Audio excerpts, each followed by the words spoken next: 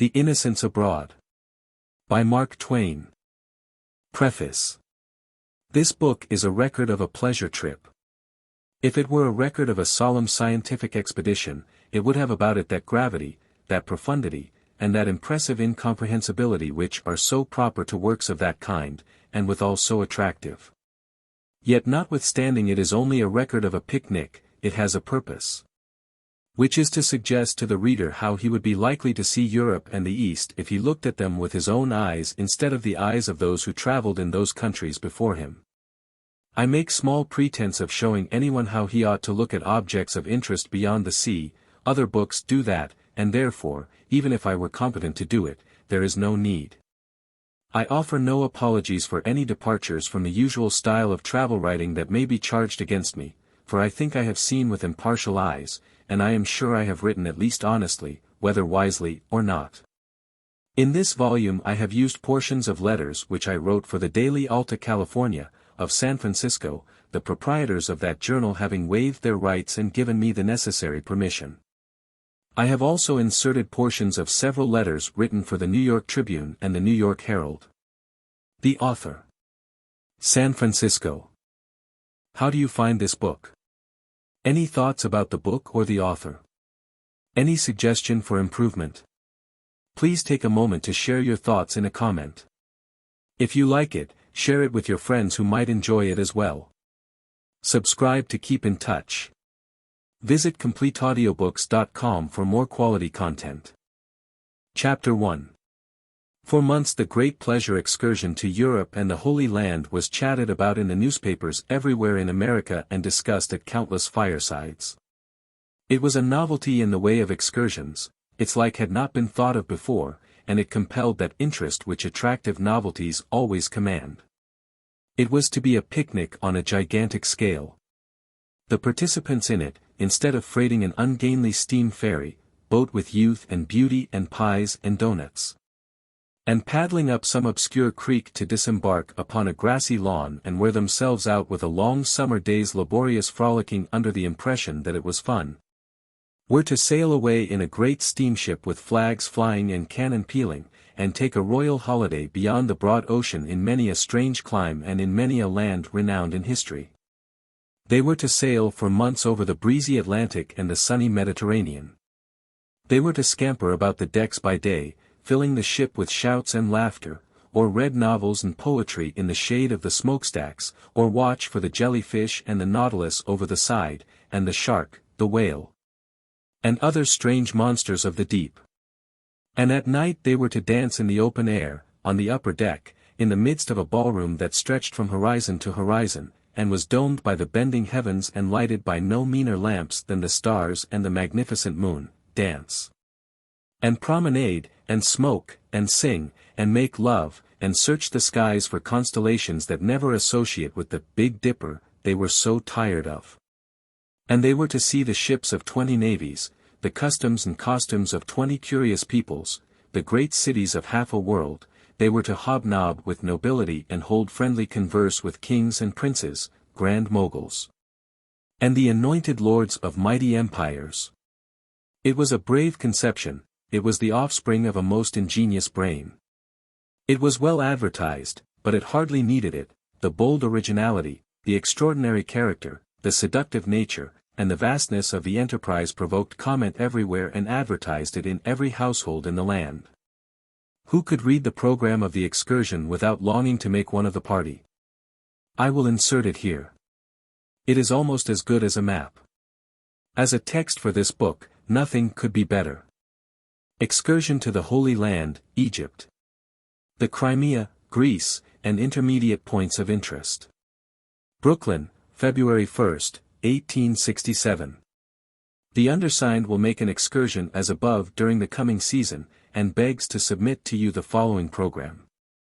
A first-class steamer, to be under his own command, and capable of accommodating at least 150 cabin passengers, will be selected, in which will be taken a select company, numbering not more than 3/4 of the ship's capacity. There is good reason to believe that this company can be easily made up in this immediate vicinity, of mutual friends and acquaintances. The steamer will be provided with every necessary comfort, including library and musical instruments.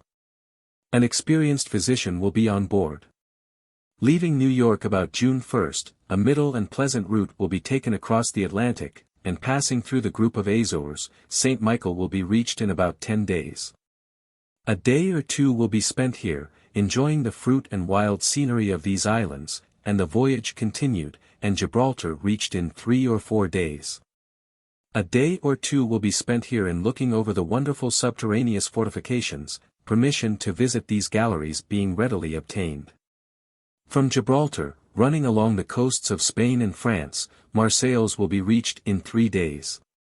Here ample time will be given not only to look over the city, which was founded 600 years before the Christian era, and its artificial port, the finest of the kind in the Mediterranean, but to visit Paris during the Great Exhibition. And the beautiful city of Lyons, lying intermediate, from the heights of which, on a clear day, Mont Blanc and the Alps can be distinctly seen. Passengers who may wish to extend the time at Paris can do so, and, passing down through Switzerland, rejoin the steamer at Genoa. From Marseilles to Genoa is a run of 1 night. The excursionists will have an opportunity to look over this, the magnificent city of palaces, and visit the birthplace of Columbus, 12 miles off, over a beautiful road built by Napoleon I. From this point, excursions may be made to Milan, Lakes Como and Maggiore, or to Milan, Verona, famous for its extraordinary fortifications, Padua, and Venice. Or, if passengers desire to visit Parma, famous for Correggio's frescoes, and Bologna, they can by rail go on to Florence, and rejoin the steamer at Leghorn, thus spending about 3 weeks amid the cities most famous for art in Italy.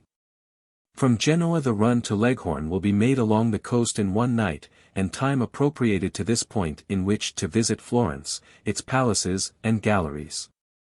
Pisa, its cathedral and leaning tower, and Lucca and its baths, and Roman amphitheatre, Florence, the most remote, being distant by rail about 60 miles.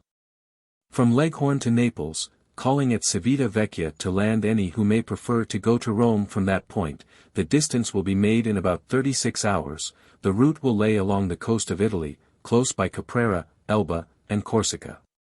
Arrangements have been made to take on board at Leghorn a pilot for Caprera, and, if practicable, a call will be made there to visit the home of Garibaldi. Rome, by rail, Herculaneum, Pompeii, Vesuvius, Virgil's tomb, and possibly the ruins of Paestum can be visited, as well as the beautiful surroundings of Naples and its charming bay. The next point of interest will be Palermo, the most beautiful city of Sicily, which will be reached in 1 night from Naples. A day will be spent here, and leaving in the evening, the course will be taken towards Athens. Skirting along the north coast of Sicily, passing through the group of Aeolian Isles, in sight of Stromboli and Vulcania, both active volcanoes, through the Straits of Messina, with Scylla on the one hand and Charybdis on the other. Along the east coast of Sicily, and in sight of Mount Etna, along the south coast of Italy, the west and south coast of Greece, in sight of ancient Crete, up Athens Gulf, and into the Piraeus, Athens will be reached in 2.5 or 3 days. After tarrying here a while, the Bay of Salamis will be crossed, and a day given to Corinth, whence the voyage will be continued to Constantinople, passing on the way through the Grecian archipelago, the Dardanelles, the Sea of Marmora, and the mouth of the Golden Horn, and arriving in about 48 hours from Athens. After leaving Constantinople, the way will be taken out through the beautiful Bosphorus, across the Black Sea to Sebastopol and Balaclava, a run of about 24 hours. Here it is proposed to remain 2 days, visiting the harbors, fortifications, and battlefields of the Crimea, thence back through the Bosphorus, touching at Constantinople to take in any who may have preferred to remain there. Down through the Sea of Marmora and the Dardanelles, along the coasts of ancient Troy and Lydia in Asia, to Smyrna, which will be reached in 2 or 2.5 days from Constantinople. A sufficient stay will be made here to give opportunity of visiting Ephesus, 50 miles distant by rail. From Smyrna towards the Holy Land the course will lay through the Grecian archipelago, close by the Isle of Patmos, along the coast of Asia, ancient Pamphylia, and the Isle of Cyprus. Beirut will be reached in 3 days. At Beirut time will be given to visit Damascus, after which the steamer will proceed to Joppa. From Joppa, Jerusalem, the river Jordan, the Sea of Tiberias, Nazareth, Bethany, Bethlehem, and other points of interest in the Holy Land can be visited, and here those who may have preferred to make the journey from Beirut through the country. Passing through Damascus, Galilee, Capernaum, Samaria, and by the river Jordan and Sea of Tiberias, can rejoin the steamer. Leaving Joppa, the next point of interest to visit will be Alexandria, which will be reached in 24 hours. The ruins of Caesar's palace, Pompey's pillar, Cleopatra's needle, the catacombs, and ruins of ancient Alexandria will be found worth the visit. The journey to Cairo, 130 miles by rail, can be made in a few hours, and from which can be visited the site of ancient Memphis, Joseph's granaries, and the pyramids. From Alexandria the route will be taken homeward, calling at Malta, Cagliari, in Sardinia, and Palma, in Majorca, all magnificent harbors, with charming scenery, and abounding in fruits. A day or two will be spent at each place, and leaving Parma in the evening, Valencia in Spain will be reached the next morning. A few days will be spent in this, the finest city of Spain. From Valencia, the homeward course will be continued, skirting along the coast of Spain. Alicante, Cartagena, Palos, and Malaga will be passed but a mile or two distant, and Gibraltar reached in about 24 hours. A stay of 1 day will be made here, and the voyage continued to Madeira, which will be reached in about 3 days. Captain Marryat writes, "I do not know a spot on the globe which so much astonishes and delights upon first arrival as Madeira. A stay of 1 or 2 days will be made here, which, if time permits, may be extended, and passing on through the islands, and probably in sight of the peak of Tenerife, a southern track will be taken. And the Atlantic crossed within the latitudes of the northeast trade winds, where mild and pleasant weather, and a smooth sea, can always be expected. A call will be made at Bermuda, which lies directly in this route homeward, and will be reached in about 10 days from Madeira, and after spending a short time with our friends the Bermudians, the final departure will be made for home, which will be reached in about 3 days. Already, applications have been received from parties in Europe wishing to join the excursion there. The ship will at all times be a home, where the excursionists, if sick, will be surrounded by kind friends, and have all possible comfort and sympathy. Should contagious sickness exist in any of the ports named in the program, such ports will be passed and others of interest substituted. The price of passage is fixed at $1,250, currency, for each adult passenger. Choice of rooms and of seats at the tables apportioned in the order in which passages are engaged, and no passage considered engaged until 10% of the passage money is deposited with the treasurer. Passengers can remain on board of the steamer, at all ports, if they desire, without additional expense, and all boating at the expense of the ship. All passages must be paid for when taken, in order that the most perfect arrangements be made for starting at the appointed time. Applications for passage must be approved by the committee before tickets are issued, and can be made to the undersigned. Articles of interest or curiosity, procured by the passengers during the voyage, may be brought home in the steamer free of charge. $5 per day, in gold, it is believed, will be a fair calculation to make for all traveling expenses on shore and at the various points where passengers may wish to leave the steamer for days at a time. The trip can be extended, and the route changed, by unanimous vote of the passengers. Chas. C. Duncan, 117, Wall Street, New York. R. R. G. Treasurer. Committee on Applications. J. T. H. Esq. R. R. G. Esq. C. C. Duncan. Committee on Selecting Steamer. Capt. W. W. S. Surveyor for Board of Underwriters. C. W. C. Consulting Engineer for U.S. and Canada. J. T. H. Esq. C. C. Duncan. P.S. The very beautiful and substantial sidewheel steamship, Quaker City, has been chartered for the occasion, and will leave New York June 8. Letters have been issued by the government commending the party to courtesies abroad. What was there lacking about that program to make it perfectly irresistible? Nothing that any finite mind could discover. Paris, England, Scotland, Switzerland, Italy, Garibaldi. The Grecian archipelago. Vesuvius. Constantinople. Smyrna. The Holy Land. Egypt and our friends the Bermudians.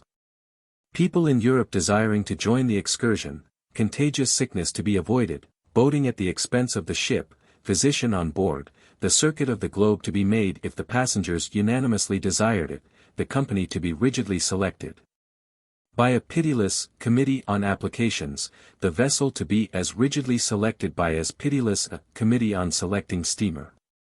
Human nature could not withstand these bewildering temptations. I hurried to the treasurer's office and deposited my 10%. I rejoiced to know that a few vacant staterooms were still left. I did avoid a critical personal examination into my character by that bowelless committee, but I referred to all the people of high standing I could think of in the community who would be least likely to know anything about me. Shortly a supplementary program was issued which set forth that the Plymouth collection of hymns would be used on board the ship.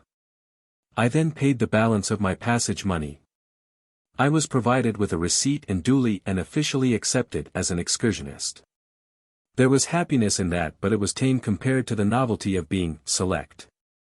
This supplementary program also instructed the excursionists to provide themselves with light musical instruments for amusement in the ship, with saddles for Syrian travel, green spectacles and umbrellas, veils for Egypt, and substantial clothing to use in rough pilgrimizing in the Holy Land.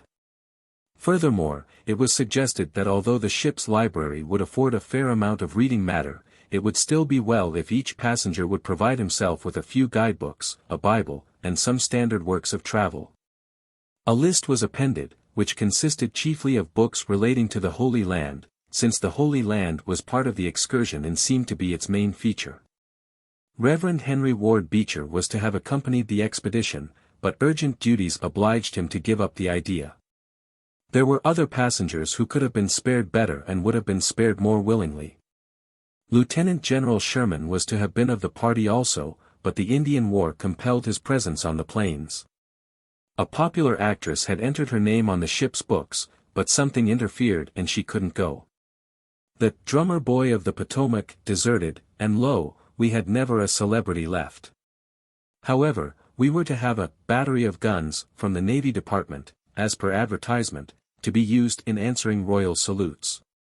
And the document furnished by the Secretary of the Navy, which was to make General Sherman and party welcome guests in the courts and camps of the Old World, was still left to us, though both document and battery, I think, were shorn of somewhat of their original august proportions. However, had not we the seductive program still, with its Paris, its Constantinople, Smyrna, Jerusalem, Jericho, and our friends the Bermudians? What did we care? Chapter 2. Occasionally, during the following month, I dropped in at 117 Wall Street to inquire how the repairing and refurnishing of the vessel was coming on, how additions to the passenger list were averaging, how many people the committee were decreeing not select every day and banishing in sorrow and tribulation. I was glad to know that we were to have a little printing press on board and issue a daily newspaper of our own. I was glad to learn that our piano, our parlor organ, and our melodeon were to be the best instruments of the kind that could be had in the market. I was proud to observe that among our excursionists were 3 ministers of the gospel, 8 doctors, 16 or 18 ladies, several military and naval chieftains with sounding titles, an ample crop of professors of various kinds, and a gentleman who had Commissioner of the United States of America to Europe, Asia, and Africa, thundering after his name in one awful blast. I had carefully prepared myself to take rather a back seat in that ship because of the uncommonly select material that would alone be permitted to pass through the camel's eye of that committee on credentials.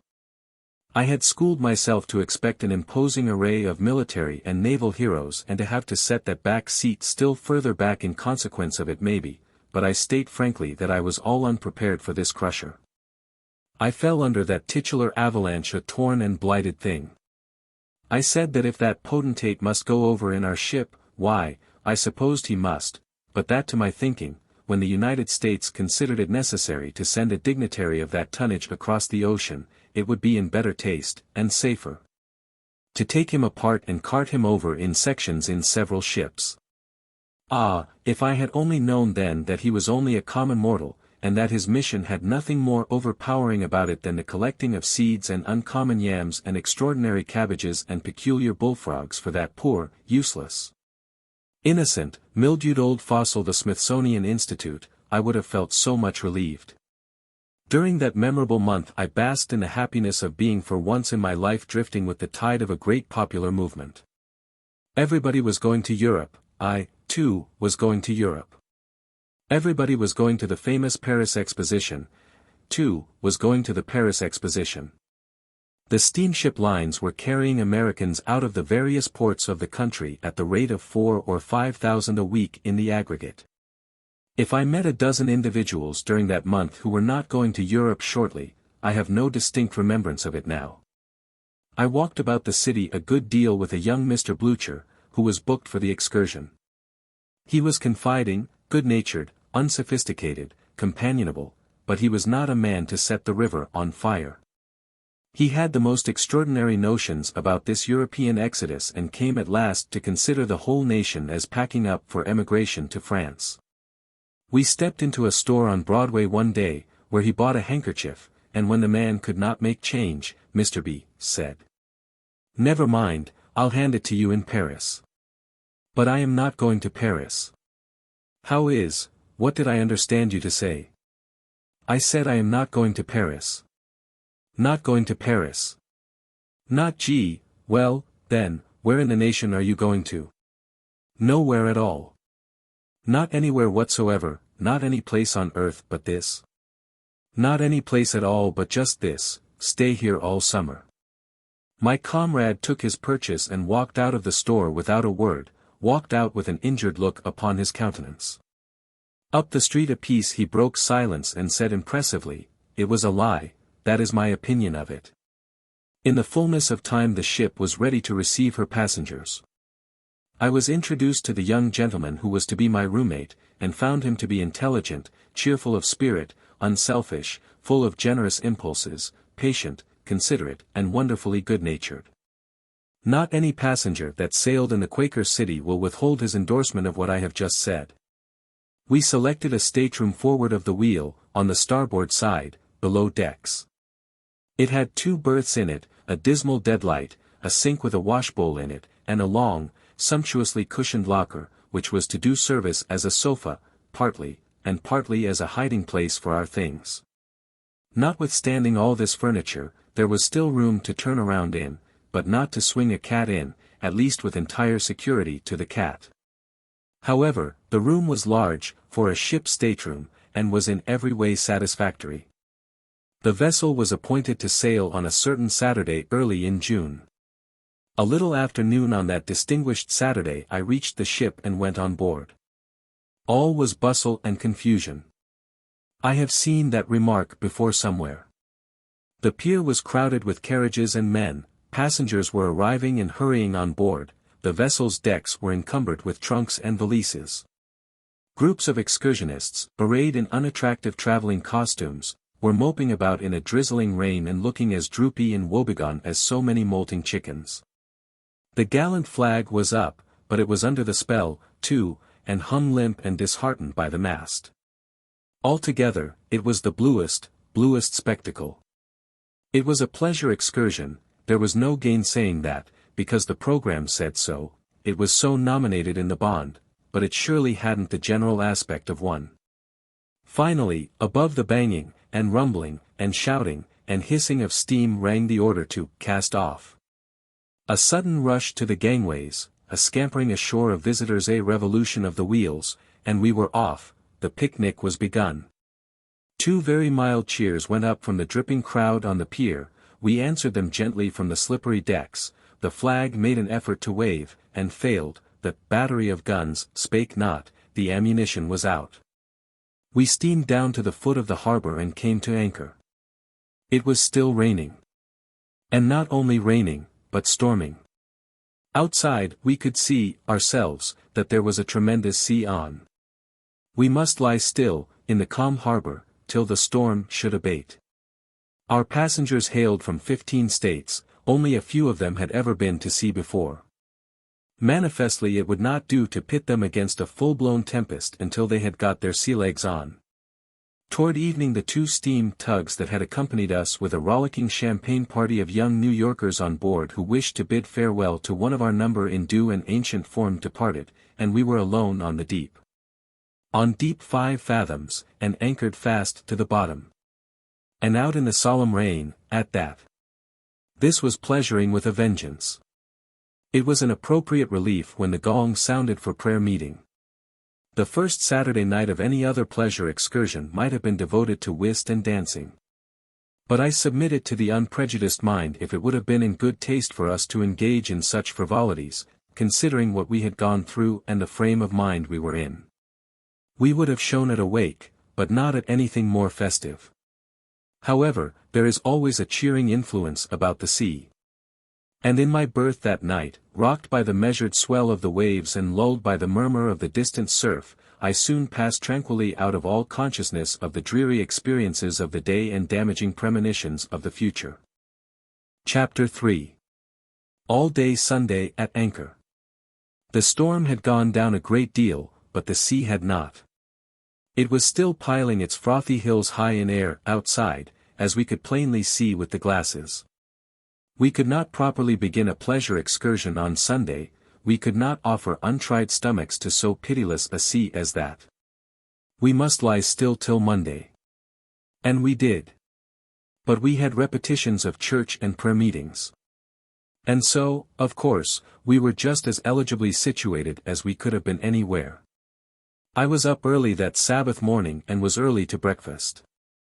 I felt a perfectly natural desire to have a good, long, unprejudiced look at the passengers at a time when they should be free from self-consciousness, which is at breakfast, when such a moment occurs in the lives of human beings at all. I was greatly surprised to see so many elderly people, I might almost say, so many venerable people. A glance at the long lines of heads was apt to make one think it was all grey. But it was not.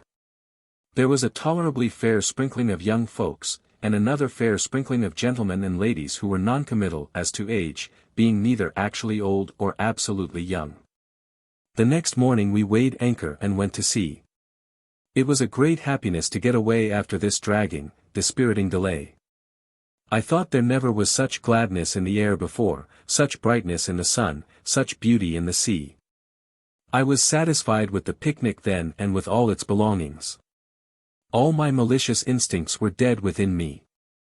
And as America faded out of sight, I think a spirit of charity rose up in their place that was as boundless, for the time being, as the broad ocean that was heaving its billows about us.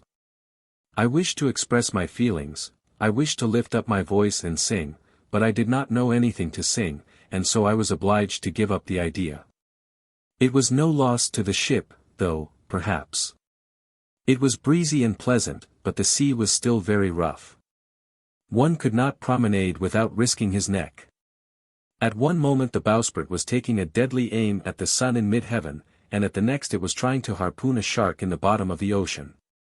What a weird sensation it is to feel the stem of a ship sinking swiftly from under you and see the bow climbing high away among the clouds. One's safest course that day was to clasp a railing and hang on, walking was too precarious a pastime. By some happy fortune I was not seasick. That was a thing to be proud of. I had not always escaped before. If there is one thing in the world that will make a man peculiarly and insufferably self-conceited, it is to have his stomach behave itself, the first day at sea, when nearly all his comrades are seasick. Soon a venerable fossil, shawled to the chin and bandaged like a mummy, appeared at the door of the after-deck house, and the next lurch of the ship shot him into my arms. I said, "Good morning, sir. It is a fine day." He put his hand on his stomach and said, "Oh, my," and then staggered away and fell over the coop of a skylight. Presently another old gentleman was projected from the same door with great violence. I said, "Calm yourself, sir, there is no hurry. It is a fine day, sir." He, also, put his hand on his stomach and said, "Oh, my," and reeled away. In a little while another veteran was discharged abruptly from the same door, clawing at the air for a saving support. I said, "Good morning, sir. It is a fine day for pleasuring." You were about to say, "Oh, my. I thought so." I anticipated him, anyhow. I stayed there and was bombarded with old gentlemen for an hour, perhaps, and all I got out of any of them was, "Oh, my." I went away then in a thoughtful mood. I said, "This is a good pleasure excursion. I like it. The passengers are not garrulous, but still they are sociable. I like those old people, but somehow they all seem to have the, oh, my, rather bad. I knew what was the matter with them. They were seasick. And I was glad of it. We all like to see people seasick when we are not, ourselves. Playing whist by the cabin lamps and it is storming outside is pleasant. Walking the quarterdeck in the moonlight is pleasant, smoking in the breezy foretop is pleasant when one is not afraid to go up there. But these are all feeble and commonplace compared with the joy of seeing people suffering the miseries of seasickness. I picked up a good deal of information during the afternoon. At one time I was climbing up the quarterdeck when the vessel's stem was in the sky. I was smoking a cigar and feeling passably comfortable. Somebody ejaculated, "Come, now, that won't answer. Read the sign up there, N.O. smoking abaft the wheel." It was Captain Duncan, chief of the expedition. I went forward, of course. I saw a long spyglass lying on a desk in one of the upper-deck staterooms back of the pilot house and reached after it. There was a ship in the distance. Ah, hands off. Come out of that. I came out of that. I said to a deck sweep, but in a low voice. Who is that overgrown pirate with the whiskers and the discordant voice? It's Captain Bursley, executive officer, sailing master. I loitered about a while, and then, for want of something better to do, fell to carving a railing with my knife. Somebody said, in an insinuating, admonitory voice. "Now, say, my friend, don't you know any better than to be whittling the ship all to pieces that way? You ought to know better than that." I went back and found the deck sweep. "Who is that smooth-faced, animated outrage yonder in the fine clothes?" "That's Captain L., the owner of the ship, he's one of the main bosses." In the course of time I brought up on the starboard side of the pilot house and found a sextant lying on a bench. "Now," I said, "they take the sun through this thing, I should think I might see that vessel through it." I had hardly got it to my eye when someone touched me on the shoulder and said deprecatingly, "I'll have to get you to give that to me, sir. If there's anything you'd like to know about taking the sun, I'd as soon tell you as not, but I don't like to trust anybody with that instrument. If you want any figuring done, sir." He was gone to answer a call from the other side. I sought the deck sweep. "Who is that spider-legged gorilla yonder with the sanctimonious countenance?" "It's Captain Jones, sir, the chief mate." "Well. This goes clear away ahead of anything I ever heard of before. Do you, now I ask you as a man and a brother, do you think I could venture to throw a rock here in any given direction without hitting a captain of this ship?" "Well, sir, I don't know, I think likely you'd fetch the captain of the watch maybe, because he's standing right yonder in the way." I went below, meditating and a little downhearted. I thought, if 5 cooks can spoil a broth, what may not 5 captains do with a pleasure excursion? Chapter 4. We plowed along bravely for a week or more, and without any conflict of jurisdiction among the captains worth mentioning. The passengers soon learned to accommodate themselves to their new circumstances, and life in the ship became nearly as systematically monotonous as the routine of a barrack. I do not mean that it was dull, for it was not entirely so by any means, but there was a good deal of sameness about it. As is always the fashion at sea, the passengers shortly began to pick up sailor terms, a sign that they were beginning to feel at home. 6:30 was no longer 6:30 to these pilgrims from New England, the South, and the Mississippi Valley. It was 7 bells, 8, 12, and 4 o'clock were 8 bells. The captain did not take the longitude at 9 o'clock, but at 2 bells. They spoke glibly of the after cabin, the forward cabin, port and starboard, and the forecastle. At 7 bells the first gong rang. At 8 there was breakfast, for such as were not too seasick to eat it. After that all the well people walked arm in arm up and down the long promenade deck, enjoying the fine summer mornings, and the seasick ones crawled out and propped themselves up in the lee of the paddle boxes and ate their dismal tea and toast. And looked wretched. From 11 o'clock until luncheon, and from luncheon until dinner at 6 in the evening, the employments and amusements were various. Some reading was done, and much smoking and sewing, though not by the same parties. There were the monsters of the deep to be looked after and wondered at, strange ships had to be scrutinized through opera glasses, and sage decisions arrived at concerning them. And more than that, everybody took a personal interest in seeing that the flag was run up and politely dipped 3 times in response to the salutes of those strangers. In the smoking room there were always parties of gentlemen playing euchre, draughts and dominoes, especially dominoes, that delightfully harmless game. And down on the main deck, forward of the chicken coops and the cattle, we had what was called horse billiards. Horse billiards is a fine game. It affords good, active exercise, hilarity, and consuming excitement. It is a mixture of hopscotch and shuffleboard played with a crutch. A large hopscotch diagram is marked out on the deck with chalk, and each compartment numbered. You stand off 3 or 4 steps, with some broad wooden discs before you on the deck, and these you send forward with a vigorous thrust of a long crutch.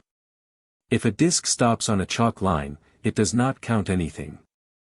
If it stops in division no. 7, it counts 7, in 5, it counts 5, and so on. The game is 100, and 4 can play at a time. That game would be very simple played on a stationary floor, but with us, to play it well required science. We had to allow for the reeling of the ship to the right or the left. Very often one made calculations for a heel to the right and the ship did not go that way. The consequence was that disc missed the whole hopscotch plan a yard or 2, and then there was humiliation on one side and laughter on the other. When it rained the passengers had to stay in the house, of course, or at least the cabins, and amuse themselves with games, reading, looking out of the windows at the very familiar billows, and talking gossip. By 7 o'clock in the evening, dinner was about over, an hour's promenade on the upper deck followed. Then the gong sounded and a large majority of the party repaired to the after cabin, upper, a handsome saloon 50 or 60 feet long, for prayers. The unregenerate called this saloon the synagogue. The devotions consisted only of 2 hymns from the Plymouth collection and a short prayer, and seldom occupied more than 15 minutes. The hymns were accompanied by parlor organ music when the sea was smooth enough to allow a performer to sit at the instrument without being lashed to his chair. After prayers the synagogue shortly took the semblance of a writing school. The like of that picture was never seen in a ship before. Behind the long dining tables on either side of the saloon, and scattered from one end to the other of the latter, some 20 or 30 gentlemen and ladies sat them down under the swaying lamps and for 2 or 3 hours wrote diligently in their journals. Alas! That journal so voluminously begun should come to so lame and impotent a conclusion as most of them did. I doubt if there is a single pilgrim of all that host but can show 100 fair pages of journal concerning the first 20 days voyaging in the Quaker City. And I am morally certain that not 10 of the party can show 20 pages of journal for the succeeding 20,000 miles of voyaging. At certain periods it becomes the dearest ambition of a man to keep a faithful record of his performances in a book. And he dashes at this work with an enthusiasm that imposes on him the notion that keeping a journal is the veriest pastime in the world, and the pleasantest. But if he only lives 21 days, he will find out that only those rare natures that are made up of pluck, endurance, devotion to duty for duty's sake, and invincible determination may hope to venture upon so tremendous an enterprise as the keeping of a journal and not sustain a shameful defeat. One of our favorite youths, Jack, a splendid young fellow with a head full of good sense, and a pair of legs that were a wonder to look upon in the way of length and straightness and slimness. Used to report progress every morning in the most glowing and spirited way, and say, "Oh, I'm coming along bully." He was a little given to slang in his happier moods. "I wrote 10 pages in my journal last night, and you know I wrote 9 the night before and 12 the night before that. Why, it's only fun." "What do you find to put in it, Jack?" "Oh, everything.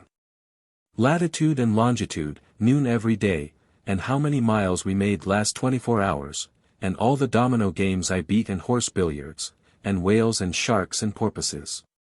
And the text of the sermon Sundays, because that'll tell at home, you know, and the ships we saluted and what nation they were. And which way the wind was, and whether there was a heavy sea, and what sail we carried, though we don't ever carry any, principally, going against a head wind always, wonder what is the reason of that. And how many lies Moult has told, oh, everything. I've got everything down. My father told me to keep that journal. Father wouldn't take $1,000 for it when I get it done. No, Jack. It will be worth more than $1,000, when you get it done. Do you? No, but do you think it will, though? Yes, it will be worth at least as much as $1,000, when you get it done. Maybe more. Well, I about half think so, myself. It ain't no slouch of a journal. But it shortly became a most lamentable slouch of a journal. One night in Paris, after a hard day's toil in sightseeing, I said, "Now I'll go and stroll around the cafes a while, Jack, and give you a chance to write up your journal, old fellow." His countenance lost its fire. He said, "Well, no, you needn't mind.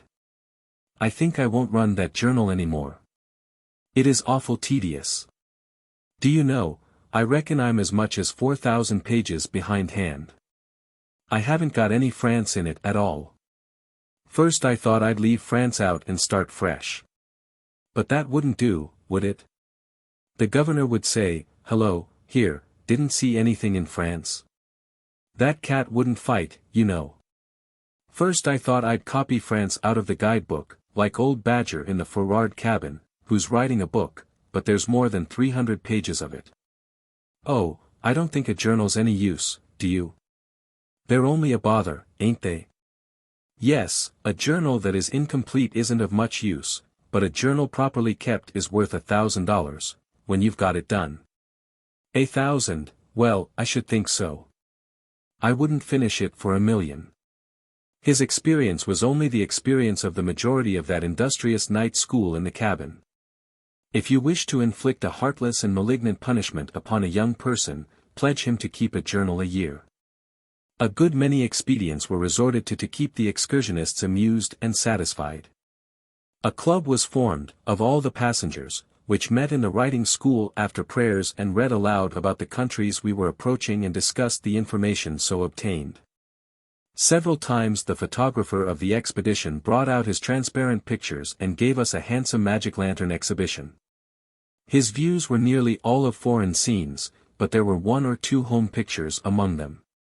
He advertised that he would open his performance in the after cabin at 2 bells, 9 p.m. and show the passengers where they shall eventually arrive, which was all very well, but by a funny accident the first picture that flamed out upon the canvas was a view of Greenwood Cemetery. On several starlight nights we danced on the upper deck, under the awnings, and made something of a ballroom display of brilliancy by hanging a number of ship's lanterns to the stanchions.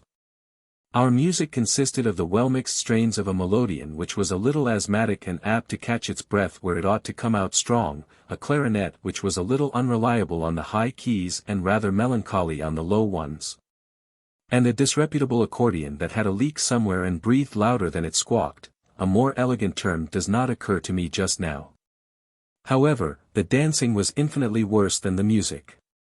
When the ship rolled to starboard the whole platoon of dancers came charging down to starboard with it, and brought up in mass at the rail. And when it rolled to port they went floundering down to port with the same unanimity of sentiment. Waltzers spun around precariously for a matter of 15 seconds and then went scurrying down to the rail as if they meant to go overboard. The Virginia reel, as performed on board the Quaker City, had more genuine reel about it than any reel I ever saw before, and was as full of interest to the spectator as it was full of desperate chances and hairbreadth escapes to the participant. We gave up dancing, finally. We celebrated a lady's birthday anniversary with toasts, speeches, a poem, and so forth. We also had a mock trial. No ship ever went to sea that hadn't a mock trial on board. The purser was accused of stealing an overcoat from stateroom number 10. A judge was appointed, also clerks, a crier of the court, constables, sheriffs, counsel for the state and for the defendant. Witnesses were subpoenaed, and a jury impaneled after much challenging. The witnesses were stupid and unreliable and contradictory, as witnesses always are. The counsel were eloquent, argumentative, and vindicatively abusive of each other, as was characteristic and proper. The case was at last submitted and duly finished by the judge with an absurd decision and a ridiculous sentence. The acting of charades was tried on several evenings by the young gentlemen and ladies, in the cabins, and proved the most distinguished success of all the amusement experiments. An attempt was made to organize a debating club, but it was a failure. There was no oratorical talent in the ship. We all enjoyed ourselves, I think I can safely say that, but it was in a rather quiet way. We very, very seldom played the piano. We played the flute and the clarinet together, and made good music, too, what there was of it, but we always played the same old tune. It was a very pretty tune. How well I remember it, I wonder when I shall ever get rid of it. We never played either the melodeon or the organ except at devotions, but I am too fast. Young Albert did no part of a tune something about, oh something or other, how sweet it is to know that he's his what's his name, I do not remember the exact title of it. But it was very plaintive and full of sentiment. Albert played that pretty much all the time until we contracted with him to restrain himself. But nobody ever sang by moonlight on the upper deck, and the congregational singing at church and prayers was not of a superior order of architecture. I put up with it as long as I could and then joined in and tried to improve it, but this encouraged young George to join in too, and that made a failure of it. Because George's voice was just turning, and when he was singing a dismal sort of bass it was apt to fly off the handle and startle everybody with a most discordant cackle on the upper notes. George didn't know the tunes either, which was also a drawback to his performances. I said, "Come, now, George, don't improvise. It looks too egotistical. It will provoke remark. Just stick to Coronation, like the others. It is a good tune, you can't improve it any, just offhand, in this way. Why, I'm not trying to improve it, and I am singing like the others, just as it is in the notes." And he honestly thought he was, too. And so he had no one to blame but himself when his voice caught on the center occasionally and gave him the lockjaw. There were those among the unregenerate who attributed the unceasing headwinds to our distressing choir music. There were those who said openly that it was taking chances enough to have such ghastly music going on, even when it was at its best, and that to exaggerate the crime by letting George help was simply flying in the face of Providence. These said that the choir would keep up their lacerating attempts at melody until they would bring down a storm some day that would sink the ship. There were even grumblers at the prayers. The executive officer said the pilgrims had no charity. There they are, down there every night at 8 bells, praying for fair winds, when they know as well as I do that this is the only ship going east this time of the year. But there's 1,000 coming west. What's a fair wind for us is a head wind to them. The Almighty's blowing a fair wind for 1,000 vessels, and this tribe wants him to turn it clear around so as to accommodate one, and she a steamship at that.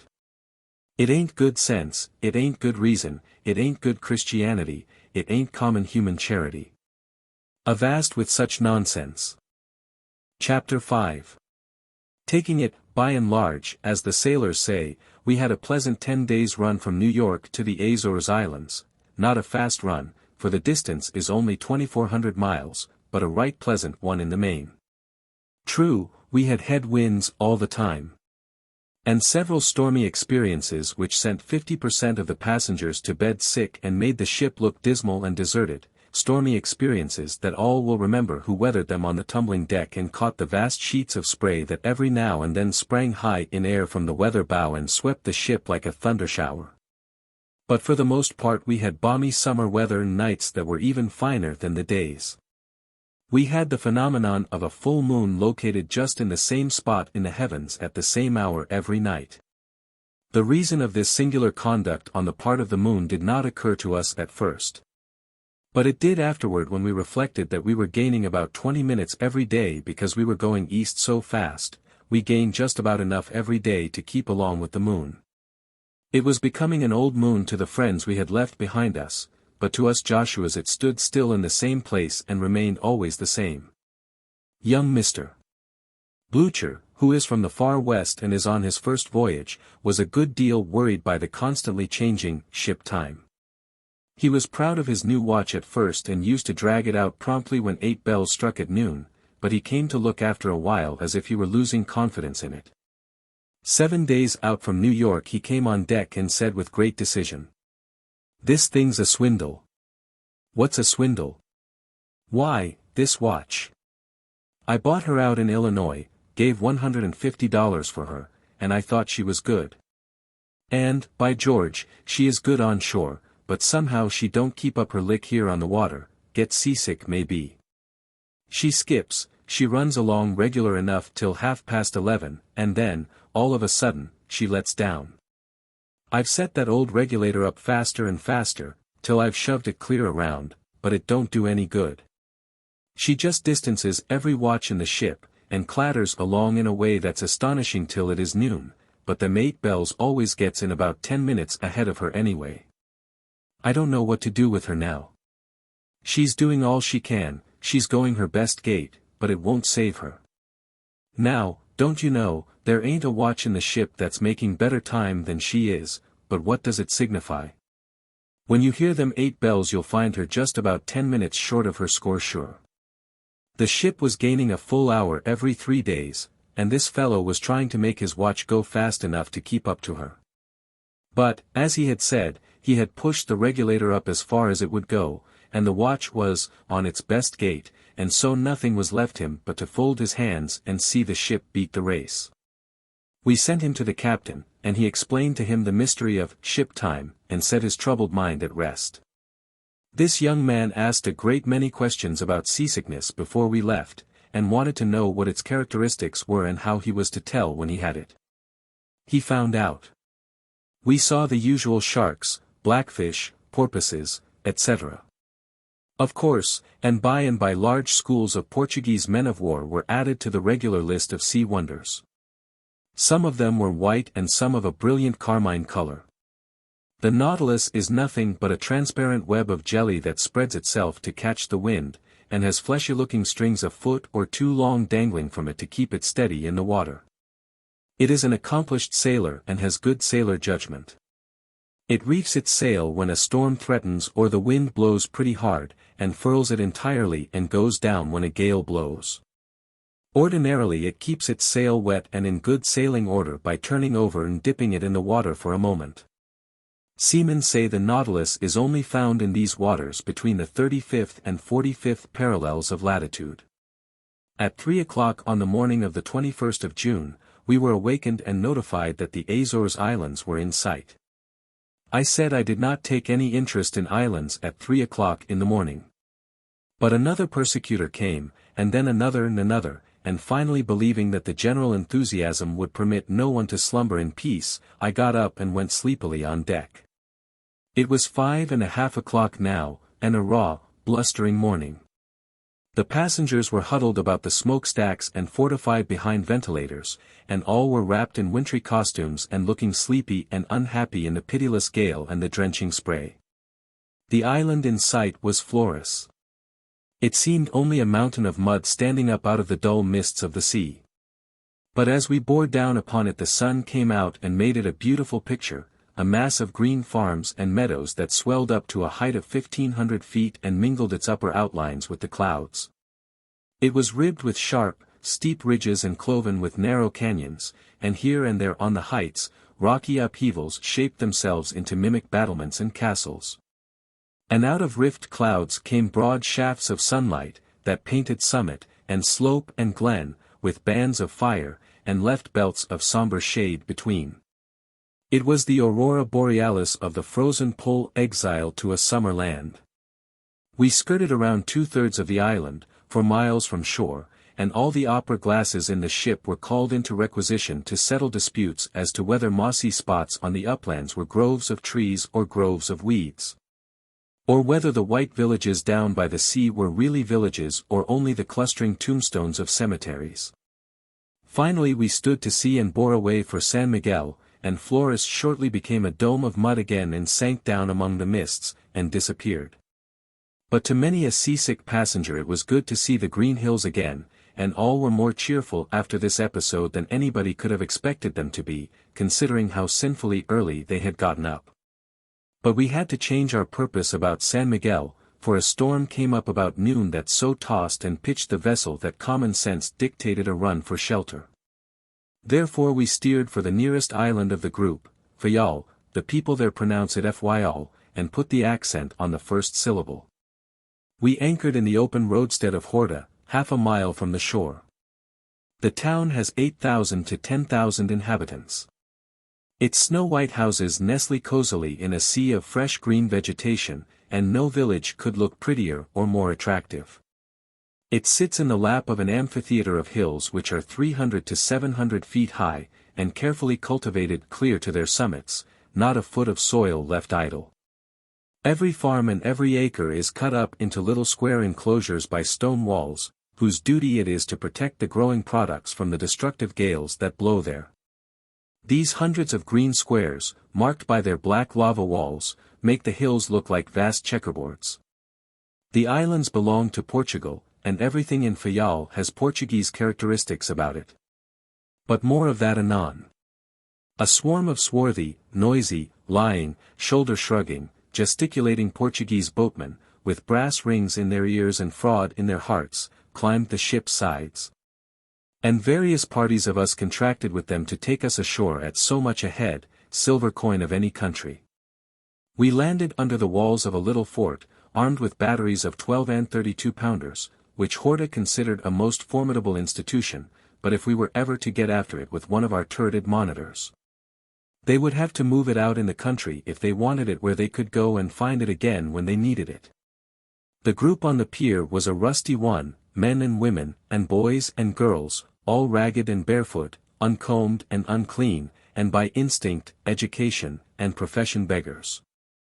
They trooped after us, and never more while we tarried in Fayal did we get rid of them. We walked up the middle of the principal street, and these vermin surrounded us on all sides and glared upon us. And every moment excited couples shot ahead of the procession to get a good look back, just as village boys do when they accompany the elephant on his advertising trip from street to street. It was very flattering to me to be part of the material for such a sensation. Here and there in the doorways we saw women with fashionable Portuguese hoods on. This hood is of thick blue cloth, attached to a cloak of the same stuff, and is a marvel of ugliness. It stands up high and spreads far abroad, and is unfathomably deep. It fits like a circus tent, and a woman's head is hidden away in it like the man's who prompts the singers from his tin shed in the stage of an opera. There is no particle of trimming about this monstrous capote, as they call it. It is just a plain, ugly dead blue mass of sail, and a woman can't go within 8 points of the wind with one of them on, she has to go before the wind or not at all. The general style of the capote is the same in all the islands, and will remain so for the next 10,000 years. But each island shapes its capotes just enough differently from the others to enable an observer to tell at a glance what particular island a lady hails from. The Portuguese pennies, or reis, pronounced reis, are prodigious. It takes 1,000 reis to make $1, and all financial estimates are made in reis. We did not know this until after we had found it out through Blucher. Blucher said he was so happy and so grateful to be on solid land once more that he wanted to give a feast, said he had heard it was a cheap land, and he was bound to have a grand banquet. He invited 9 of us, and we ate an excellent dinner at the principal hotel. In the midst of the jollity produced by good cigars, good wine, and passable anecdotes, the landlord presented his bill. Blucher glanced at it and his countenance fell. He took another look to assure himself that his senses had not deceived him and then read the items aloud, in a faltering voice, while the roses in his cheeks turned to ashes. 10 dinners, at 600 reis, 6,000 reis. Ruin and desolation. 25 cigars, at 100 reis, 2,500 reis. Oh, my sainted mother! 11 bottles of wine, at 1,200 reis, 13,200 reis. Be with us all. Total, 21,700 reis. The suffering Moses. There ain't money enough in the ship to pay that bill. Go, leave me to my misery, boys, I am a ruined community. I think it was the blankiest looking party I ever saw. Nobody could say a word. It was as if every soul had been stricken dumb. Wine glasses descended slowly to the table, their contents untasted. Cigars dropped unnoticed from nerveless fingers. Each man sought his neighbor's eye, but found in it no ray of hope, no encouragement. At last the fearful silence was broken. The shadow of a desperate resolve settled upon Blucher's countenance like a cloud, and he rose up and said, "Landlord, this is a low, mean swindle, and I'll never, never stand it. Here's $150, sir, and it's all you'll get. I'll swim in blood before I'll pay a cent more." Our spirits rose and the landlord's fell, at least we thought so. He was confused, at any rate, notwithstanding he had not understood a word that had been said. He glanced from the little pile of gold pieces to Blucher several times and then went out. He must have visited an American, for when he returned, he brought back his bill translated into a language that a Christian could understand, thus. 10 dinners, 6,000 reis, or $6. 25 cigars, 2,500 reis, or $2.50. 11 bottles wine, 13,200 reis, or 13.20. Total 21,700 reis, or $21.70. Happiness reigned once more in Blucher's dinner party. More refreshments were ordered. Chapter 6. I think the Azores must be very little known in America. Out of our whole ship's company there was not a solitary individual who knew anything whatever about them. Some of the party, well read concerning most other lands, had no other information about the Azores than that they were a group of 9 or 10 small islands far out in the Atlantic, something more than halfway between New York and Gibraltar. That was all. These considerations move me to put in a paragraph of dry facts just here. The community is eminently Portuguese, that is to say, it is slow, poor, shiftless, sleepy, and lazy. There is a civil governor, appointed by the King of Portugal, and also a military governor, who can assume supreme control and suspend the civil government at his pleasure. The islands contain a population of about 200,000, almost entirely Portuguese. Everything is staid and settled, for the country was 100 years old when Columbus discovered America. The principal crop is corn, and they raise it and grind it just as their great-great-great-grandfathers did. They plow with a board slightly shod with iron, their trifling little harrows are drawn by men and women. Small windmills grind the corn, 10 bushels a day, and there is one assistant superintendent to feed the mill and a general superintendent to stand by and keep him from going to sleep.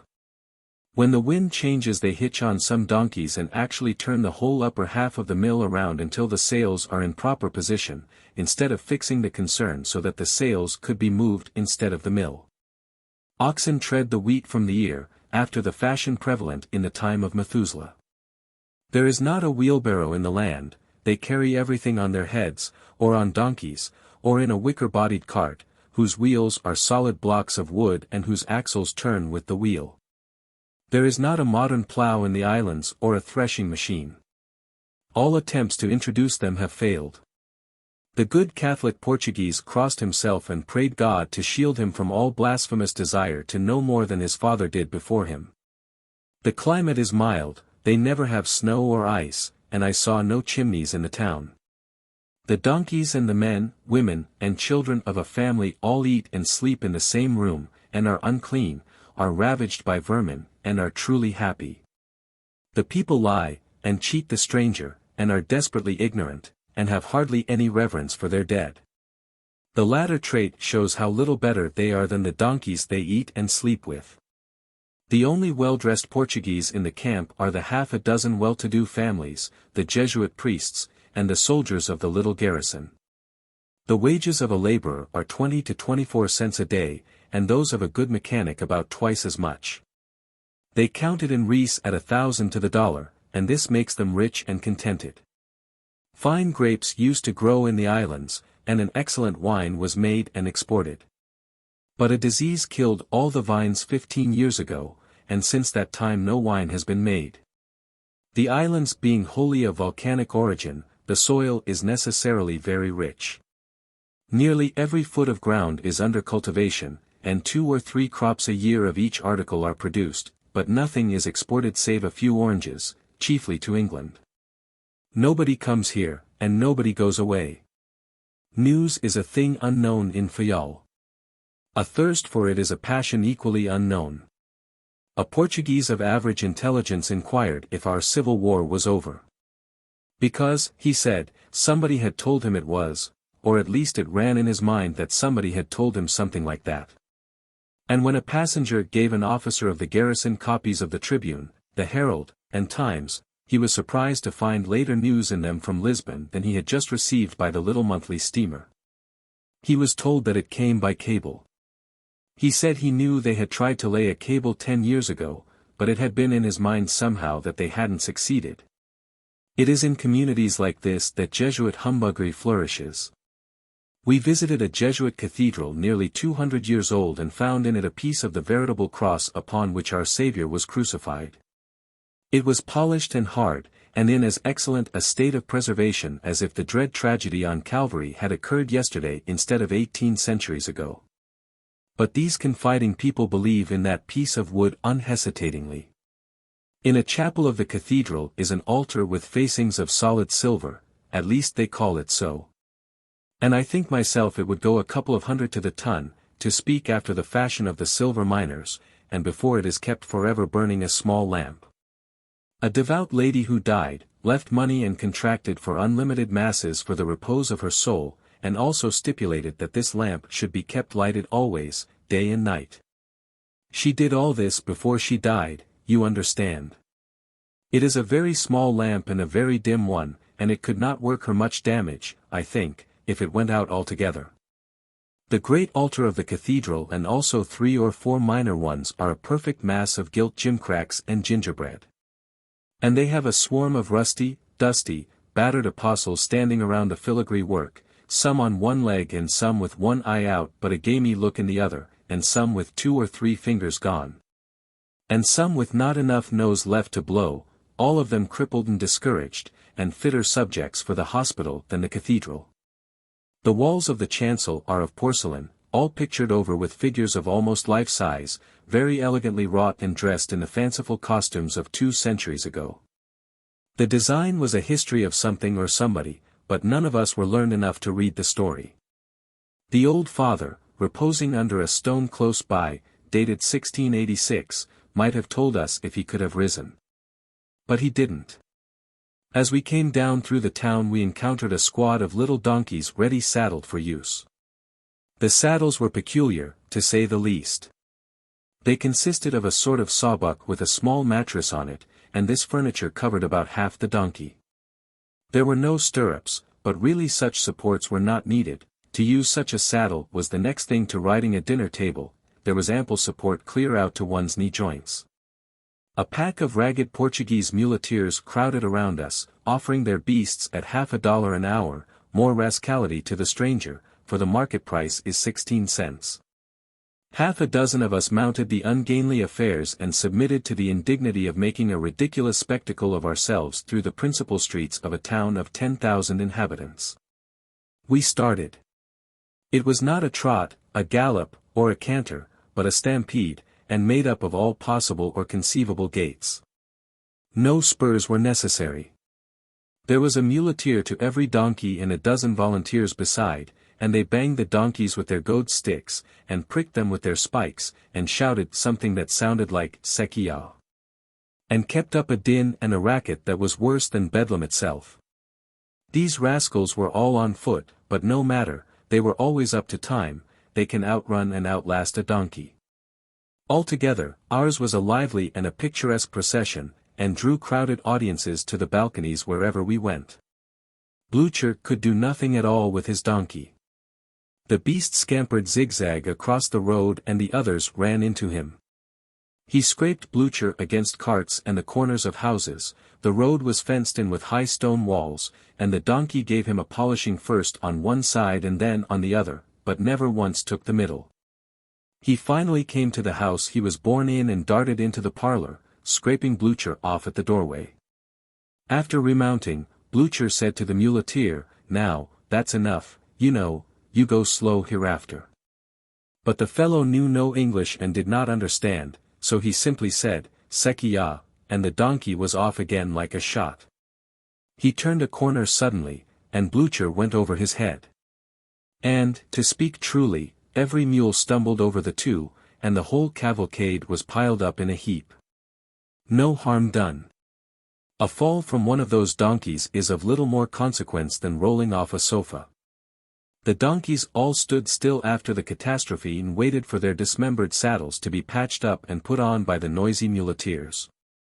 Blucher was pretty angry and wanted to swear, but every time he opened his mouth his animal did so also and let off a series of brays that drowned all other sounds. It was fun, scurrying around the breezy hills and through the beautiful canyons. There was that rare thing, novelty, about it. It was a fresh, new, exhilarating sensation, this donkey riding, and worth 100 worn and threadbare home pleasures. The roads were a wonder, and well they might be. Here was an island with only a handful of people in it, 25,000, and yet such fine roads do not exist in the United States outside of Central Park. Everywhere you go, in any direction, you find either a hard, smooth, level thoroughfare, just sprinkled with black lava sand, and bordered with little gutters neatly paved with small smooth pebbles, or compactly paved ones like Broadway. They talk much of the Russ pavement in New York, and call it a new invention, yet here they have been using it in this remote little isle of the sea for 200 years. Every street in Horta is handsomely paved with the heavy Russ blocks, and the surface is neat and true as a floor, not marred by holes like Broadway. And every road is fenced in by tall, solid lava walls, which will last 1,000 years in this land where frost is unknown. They are very thick, and are often plastered and whitewashed and capped with projecting slabs of cut stone. Trees from gardens above hang their swaying tendrils down, and contrast their bright green with the whitewash or the black lava of the walls and make them beautiful. The trees and vines stretch across these narrow roadways sometimes and so shut out the sun that you seem to be riding through a tunnel. The pavements, the roads, and the bridges are all government work. The bridges are of a single span, a single arch, of cut stone, without a support, and paved on top with flags of lava and ornamental pebblework. Everywhere are walls, walls, walls, and all of them tasteful and handsome, and eternally substantial. And everywhere are those marvelous pavements, so neat, so smooth, and so indestructible. And if ever roads and streets and the outsides of houses were perfectly free from any sign or semblance of dirt, or dust, or mud, or uncleanliness of any kind, it is Horta, it is Fayal. The lower classes of the people, in their persons and their domiciles, are not clean, but there it stops. The town and the island are miracles of cleanliness. We arrived home again finally, after a 10-mile excursion, and the irrepressible muleteers scampered at our heels through the main street, goading the donkeys, shouting the everlasting "Sekia," and singing "John Brown's Body" in ruinous English. When we were dismounted and it came to settling, the shouting and jawing and swearing and quarreling among the muleteers and with us was nearly deafening. One fellow would demand $1 an hour for the use of his donkey. Another claimed half $1 for pricking him up, another $0.25 for helping in that service, and about 14 guides presented bills for showing us the way through the town and its environs. And every vagrant of them was more vociferous, and more vehement and more frantic in gesture than his neighbor. We paid one guide and paid for one muleteer to each donkey. The mountains on some of the islands are very high. We sailed along the shore of the island of Pico, under a stately green pyramid that rose up with one unbroken sweep from our very feet to an altitude of 7,613 feet, and thrust its summit above the white clouds like an island adrift in a fog. We got plenty of fresh oranges, lemons, figs, apricots, etc., in these Azores, of course. But I will desist. I am not here to write patent office reports. We are on our way to Gibraltar, and shall reach there 5 or 6 days out from the Azores. Chapter 7. A week of buffeting a tempestuous and relentless sea, a week of seasickness and deserted cabins. Of lonely quarterdecks drenched with spray, spray so ambitious that it even coated the smokestacks thick with a white crust of salt to their very tops. A week of shivering in the shelter of the lifeboats and deckhouses by day and blowing suffocating clouds, and boisterously performing at dominoes in the smoking room at night. And the last night of the 7 was the stormiest of all. There was no thunder, no noise but the pounding bows of the ship, the keen whistling of the gale through the cordage, and the rush of the seething waters. But the vessel climbed aloft as if she would climb to heaven, then paused an instant that seemed a century and plunged headlong down again, as from a precipice. The sheeted sprays drenched the decks like rain. The blackness of darkness was everywhere. At long intervals a flash of lightning clove it with a quivering line of fire that revealed a heaving world of water where was nothing before, kindled the dusky cordage to glittering silver, and lit up the faces of the men with a ghastly luster. Fear drove many on deck that were used to avoiding the night winds and the spray. Some thought the vessel could not live through the night, and it seemed less dreadful to stand out in the midst of the wild tempest and see the peril that threatened than to be shut up in the sepulchral cabins, under the dim lamps. And imagine the horrors that were abroad on the ocean. And once out, once where they could see the ship struggling in the strong grasp of the storm, once where they could hear the shriek of the winds and face the driving spray and look out upon the majestic picture the lightnings disclosed. They were prisoners to a fierce fascination they could not resist, and so remained. It was a wild night, and a very, very long one. Everybody was sent scampering to the deck at 7 o'clock this lovely morning of the 30th of June with the glad news that land was in sight. It was a rare thing and a joyful, to see all the ship's family abroad once more, albeit the happiness that sat upon every countenance could only partly conceal the ravages which that long siege of storms had wrought there. But dull eyes soon sparkled with pleasure, pallid cheeks flushed again, and frames weakened by sickness gathered new life from the quickening influences of the bright, fresh morning. Yea, and from a still more potent influence, the worn castaways were to see the blessed land again, and to see it was to bring back that motherland that was in all their thoughts. Within the hour we were fairly within the Straits of Gibraltar, the tall yellow-splotched hills of Africa on our right, with their bases veiled in a blue haze and their summits swathed in clouds, the same being according to Scripture, which says that clouds and darkness are over the land. The words were spoken of this particular portion of Africa, I believe.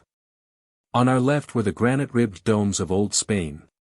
The strait is only 13 miles wide in its narrowest part. At short intervals along the Spanish shore were quaint-looking old stone towers, Moorish, we thought, but learned better afterwards. In former times the Morocco rascals used to coast along the Spanish Main in their boats till a safe opportunity seemed to present itself, and then dart in and capture a Spanish village and carry off all the pretty women they could find. It was a pleasant business, and was very popular. The Spaniards built these watchtowers on the hills to enable them to keep a sharper lookout on the Moroccan speculators. The picture on the other hand was very beautiful to eyes weary of the changeless sea, and by the ship's company grew wonderfully cheerful.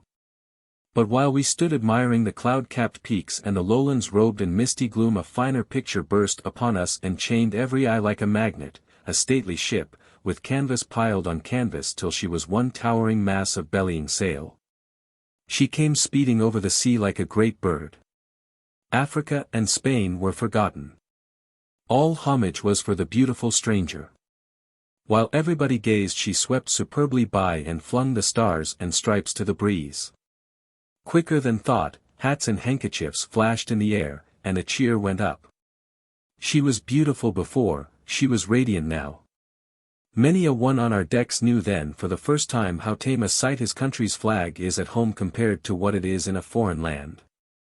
To see it is to see a vision of home itself and all its idols, and feel a thrill that would stir a very river of sluggish blood. We were approaching the famed Pillars of Hercules, and already the African one, Apes Hill, a grand old mountain with summit streaked with granite ledges, was in sight. The other, the great rock of Gibraltar, was yet to come. The ancients considered the Pillars of Hercules the head of navigation and the end of the world. The information the ancients didn't have was very voluminous.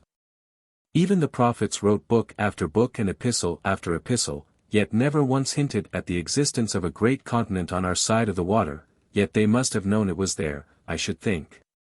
In a few moments a lonely and enormous mass of rock, standing seemingly in the center of the wide strait and apparently washed on all sides by the sea, swung magnificently into view. And we needed no tedious traveled parrot to tell us it was Gibraltar. There could not be two rocks like that in one kingdom. The Rock of Gibraltar is about 1.5 miles long, I should say, by 1,400 to 1,500 feet high, and 1/4 mile wide at its base. One side and one end of it come about as straight up out of the sea as the side of a house, the other end is irregular and the other side is a steep slant which an army would find very difficult to climb. At the foot of this slant is the walled town of Gibraltar, or rather the town occupies part of the slant. Everywhere, on hillside, in the precipice, by the sea, on the heights, everywhere you choose to look, Gibraltar is clad with masonry and bristling with guns. It makes a striking and lively picture from whatsoever point you contemplate it. It is pushed out into the sea on the end of a flat, narrow strip of land, and is suggestive of a gob of mud on the end of a shingle. A few hundred yards of this flat ground at its base belongs to the English, and then, extending across the strip from the Atlantic to the Mediterranean, a distance of 1/4 mile, comes the neutral ground. A space 200 or 300 yards wide, which is free to both parties. Are you going through Spain to Paris? That question was bandied about the ship day and night from Fayal to Gibraltar, and I thought I never could get so tired of hearing any one combination of words again or more tired of answering, I don't know. At the last moment 6 or 7 had sufficient decision of character to make up their minds to go, and did go, and I felt a sense of relief at once. It was forever too late now and I could make up my mind at my leisure not to go. I must have a prodigious quantity of mind, it takes me as much as a week sometimes to make it up.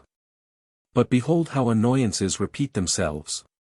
We had no sooner gotten rid of the Spain distress than the Gibraltar guides started another, a tiresome repetition of a legend that had nothing very astonishing about it, even in the first place, that high hill yonder is called the Queen's Chair.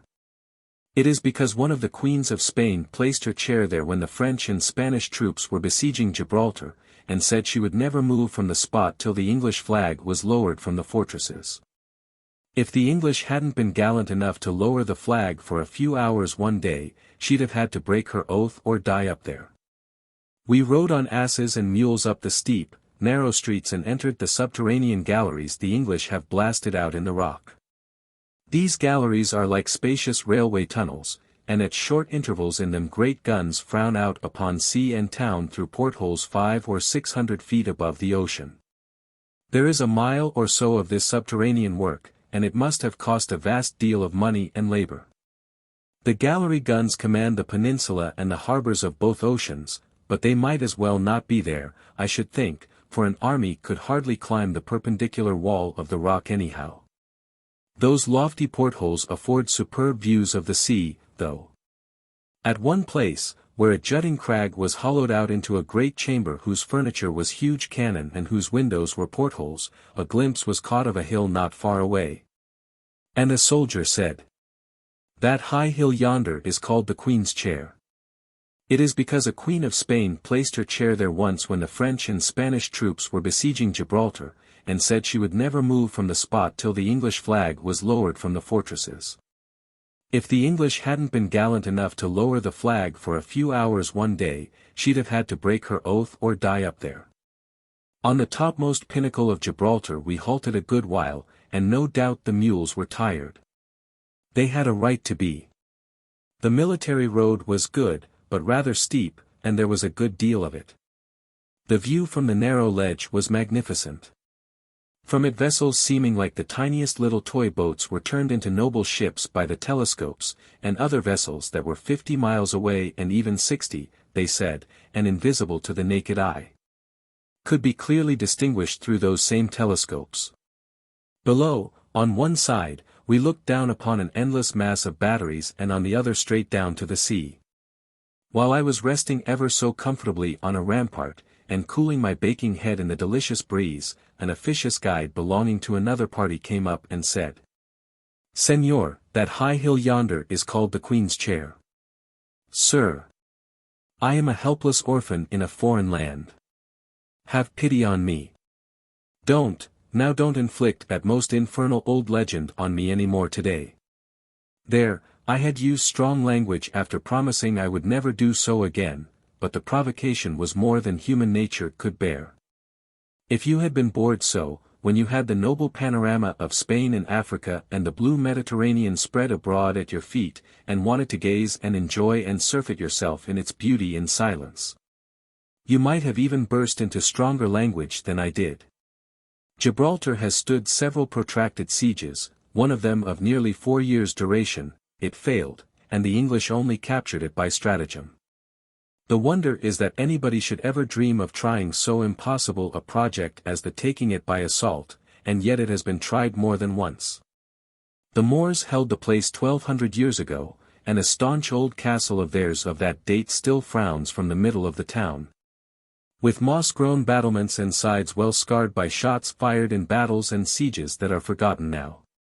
A secret chamber in the rock behind it was discovered some time ago, which contained a sort of exquisite workmanship, and some quaint old armor of a fashion that antiquaries are not acquainted with, though it is supposed to be Roman.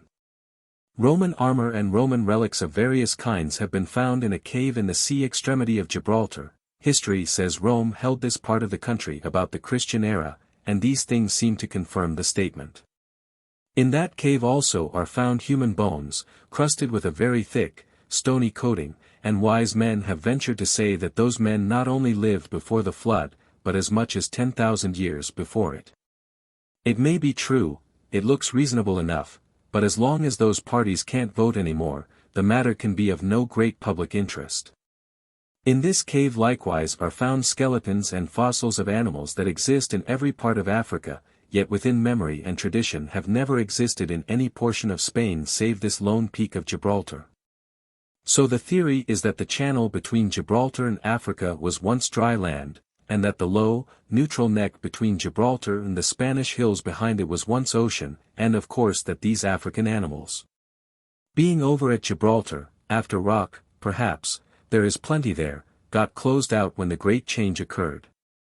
The hills in Africa, across the channel, are full of apes, and there are now and always have been apes on the rock of Gibraltar, but not elsewhere in Spain. The subject is an interesting one. There is an English garrison at Gibraltar of 6,000 or 7,000 men, and so uniforms of flaming red are plenty, and red and blue, and undress costumes of snowy white, and also the queer uniform of the bare-kneed Highlander. And one sees soft-eyed Spanish girls from San Roque, and veiled Moorish beauties, I suppose they are beauties, from Tarifa, and turbaned, sashed, and trousered Moorish merchants from Fez, and long-robed, bare-legged, ragged Mohammedan vagabonds from Tetuan and Tangier, some brown, some yellow and some as black as virgin ink, and Jews from all around, in gabardine, skullcap, and slippers, just as they are in pictures and theaters. And just as they were 3,000 years ago, no doubt. You can easily understand that a tribe, somehow our pilgrims suggest that expression, because they march in a straggling procession through these foreign places with such an Indian-like air of complacency and independence about them, like ours. Made up from 15 or 16 states of the Union, found enough to stare at in this shifting panorama of fashion today. Speaking of our pilgrims reminds me that we have one or two people among us who are sometimes an annoyance. However, I do not count the oracle in that list. I will explain that the oracle is an innocent old ass who eats for 4 and looks wiser than the whole Academy of France would have any right to look, and never uses a one-syllable word when he can think of a longer one. And never by any possible chance knows the meaning of any long word he uses or ever gets it in the right place. Yet he will serenely venture an opinion on the most abstruse subject and back it up complacently with quotations from authors who never existed, and finally when cornered will slide to the other side of the question. Say he has been there all the time, and come back at you with your own spoken arguments, only with the big words all tangled, and play them in your very teeth as original with himself. He reads a chapter in the guidebooks, mixes the facts all up, with his bad memory. And then goes off to inflict the whole mess on somebody as wisdom which has been festering in his brain for years and which he gathered in college from erudite authors who are dead now and out of print. This morning at breakfast he pointed out of the window and said, "Do you see that there hill out there on that African coast? It's one of them pillows of Hercules, I should say, and there's the ultimate one alongside of it." The ultimate one, that is a good word, but the pillars are not both on the same side of the strait. I saw he had been deceived by a carelessly written sentence in the guidebook. Well, it ain't for you to say, nor for me. Some author states it that way, and some states it different. Old Gibbons don't say nothing about it, just shirks it complete. Gibbons always done that when he got stuck, but there is Roehampton, what does he say? Why, B says that they was both on the same side, and Trinculian, and Sobaster, and Syracuse, and Langomarginable. Oh, that will do, that's enough. If you have got your hand in for inventing authors and testimony, I have nothing more to say, let them be on the same side. We don't mind the oracle. We rather like him. We can tolerate the oracle very easily, but we have a poet and a good-natured enterprising idiot on board, and they do distress the company. The one gives copies of his verses to consuls, commanders, hotel keepers, Arabs, Dutch, to anybody, in fact, who will submit to a grievous infliction most kindly meant. His poetry is all very well on shipboard, notwithstanding when he wrote an Ode to the Ocean in a Storm in 1/2 hour, and an Apostrophe to the Rooster in the waist of the ship in the next, the transition was considered to be rather abrupt. But when he sends an invoice of rhymes to the governor of Fayal and another to the commander-in-chief and other dignitaries in Gibraltar with the compliments of the laureate of the ship, it is not popular with the passengers. The other personage I have mentioned is young and green, and not bright, not learned, and not wise. He will be, though, some day if he recollects the answers to all his questions. He is known about the ship as the interrogation point, and this by constant use has become shortened to interrogation.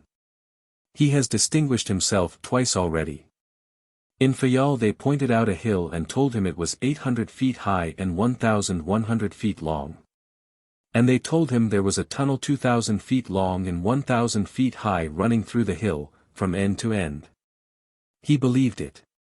He repeated it to everybody, discussed it, and read it from his notes.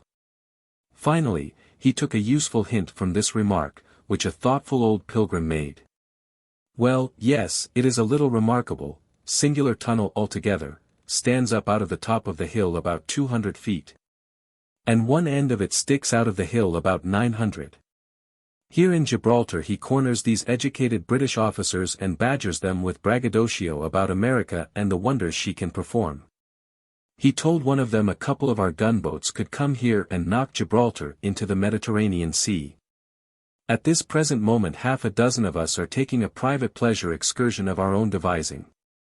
We form rather more than half the list of white passengers on board a small steamer bound for the venerable Moorish town of Tangier, Africa. Nothing could be more absolutely certain than that we are enjoying ourselves. One cannot do otherwise who speeds over these sparkling waters and breathes the soft atmosphere of this sunny land. Care cannot assail us here. We are out of its jurisdiction. We even steamed recklessly by the frowning fortress of Malabat, a stronghold of the Emperor of Morocco, without a twinge of fear. The whole garrison turned out under arms and assumed a threatening attitude, yet still we did not fear. The entire garrison marched and countermarched within the rampart, in full view, yet notwithstanding even this, we never flinched.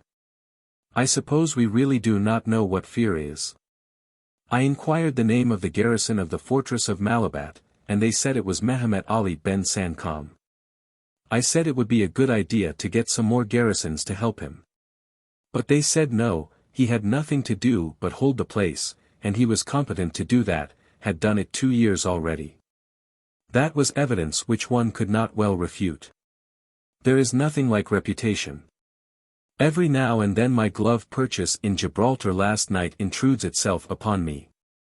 Dan and the ship's surgeon and I had been up to the great square, listening to the music of the fine military bands and contemplating English and Spanish female loveliness and fashion, and at 9 o'clock were on our way to the theatre. When we met the general, the judge, the commodore, the colonel, and the commissioner of the United States of America to Europe, Asia, and Africa, who had been to the clubhouse to register their several titles and impoverish the bill of fare. And they told us to go over to the little variety store near the Hall of Justice and buy some kid gloves. They said they were elegant and very moderate in price.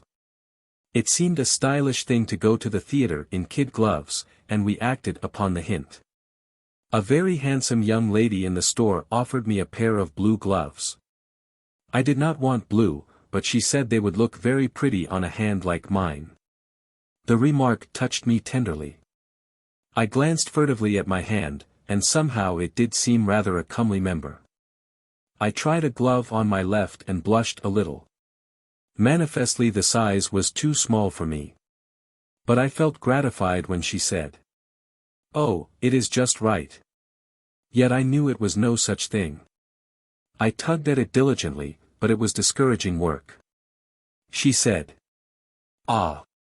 I see you are accustomed to wearing kid gloves, but some gentlemen are so awkward about putting them on." It was the last compliment I had expected. I only understand putting on the buckskin article perfectly. I made another effort and tore the glove from the base of the thumb into the palm of the hand, and tried to hide the rent. She kept up her compliments, and I kept up my determination to deserve them or die. "Ah, you have had experience. A rip down the back of the hand. They are just right for you, your hand is very small, if they tear you need not pay for them. A rent across the middle. I can always tell when a gentleman understands putting on kid gloves. There is a grace about it that only comes with long practice.